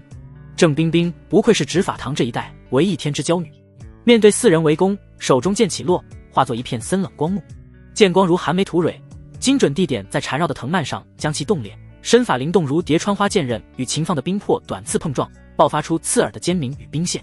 轰！剑气纵横，真元力激荡，地面乱石被肆意的劲气削得碎石纷飞。郑冰冰剑法卓绝，以1敌2尚可支撑，甚至数次逼得那是藤蔓和玉盾的弟子手忙脚乱。然而对方并非白痴，4人的配合教会了他一个双拳难敌4手的深刻道理。使用符的女弟子连绵不断的符箓骚扰，将郑冰冰的活动空间压得越来越小。点滴的身法走形，对方几人便各自祭出绝招。哼，郑师妹，你的本事就这些了吗？看来执法堂果然落寞如此。秦放见己方占据上风，攻势更猛，冰魄短刺上蓝光暴涨，猛地一式分波裂海，一道凝练至极的冰锥撕裂空气，直刺郑冰冰心口。同时，一枚威力更强的金色雷符悄无声息地出现在郑冰冰身后退路上。郑冰冰勉力荡开正面的冰锥，身形却被强大的冲击力震得向后飞退，眼看就要撞上那爆裂的金色雷符，卑鄙无耻。他脸色微白，体内真元力一阵翻腾，硬扛着祭雷符，不死也要重伤。走！千钧一发之际，郑冰冰银牙一咬，闪电般退回，伸手抓向身后一直沉默的赵不凡的手腕，就准备先撤退。然而就在他的手指即将触碰到赵不凡手腕的刹那，居然没能拉扯动分毫，不动去山，轻描淡写的便挣脱了他的抓握。郑冰冰表情一怔，满脑门的问号。紧接着，赵不凡平静的近乎漠然的声音在他耳旁响起：“我或许可以试试。”不大的话音清晰落入几人的耳中。你！郑冰冰气得哆嗦，刚才对方耽搁的一瞬，铃木峰的4位金丹已经封锁周围，拖油瓶就是拖油瓶，耽搁自己的逃跑时间。你开什么玩笑？老娘就是被你害死的！没好气的幽怨声音回荡，郑冰冰的心跳在陡然加速。她想逃的，此刻又已经有点来不及，哈哈！郑师妹，你带来的人可真有戏感。秦放毫不在意地露出笑容，他停住了脚步，双手抱胸，淡淡看着一切。与他就想看看胡吹大气的筑基修士是如何在他们4位金丹面前狂妄的。区区一个筑基的废物也配大放厥词？4人中善于使用符印女人发出一声冷切，手中再次捏碎一枚符印，青色的半月刃轰然斩杀出废物。赵不凡不置可否地笑了笑，下一刻发现自己不如我，你会不会感觉羞愧呢？淡淡的询问还在回荡，冷峻的话音响彻云霄。铿锵！赵不凡骤然踏步出刀，血影刀出现的瞬间，众人眼中唯有一道红色劈裂。狂风骤起，惊艳的数十米刀钢，铿锵一声破碎青色半月刃，刀势还未消散，赵不凡的身影已经快若消失。后面，赵不凡以雷霆之势将4人击败，震惊的郑冰冰方心都在颤抖。他收取风灵之后，修为顺利步入了金丹初期，找到5行灵药替许慕言疗伤修复外门大比赵不凡力压群众，以无敌之姿获得第1。震惊的前来观战斗的楚优亚心花怒放，他决定跟这个男人一辈子。然后在2人约会的那个夜，带着楚优亚的玉凝血，震惊的整个人呼吸都有点困难。事情摊开了讲，2女同意决定各论各的处。就在赵不凡外门弟子中无敌的时候，百无聊赖地嘀咕道：天才不一定成功，但废物绝对很轻松。众女齐聚，度过了快乐的3年岁月。3年后，内门传来调令，赵不凡才跟着骆向离一同前往了内门。修行的路依旧在，赵不凡一路横推，在多年后人生毫无遗憾，问鼎苍穹，带着他的99个妹子跨越界面，回到了当年的世界，为人口生育问题做出极其伟大的贡献。全书完。抱歉兄弟们，草草结束的原因大家都懂，因为写的差，实在没钱挣了。我以后还会写，实在觉得生气可以来亲我，吗？混口米汤喝不容易啊。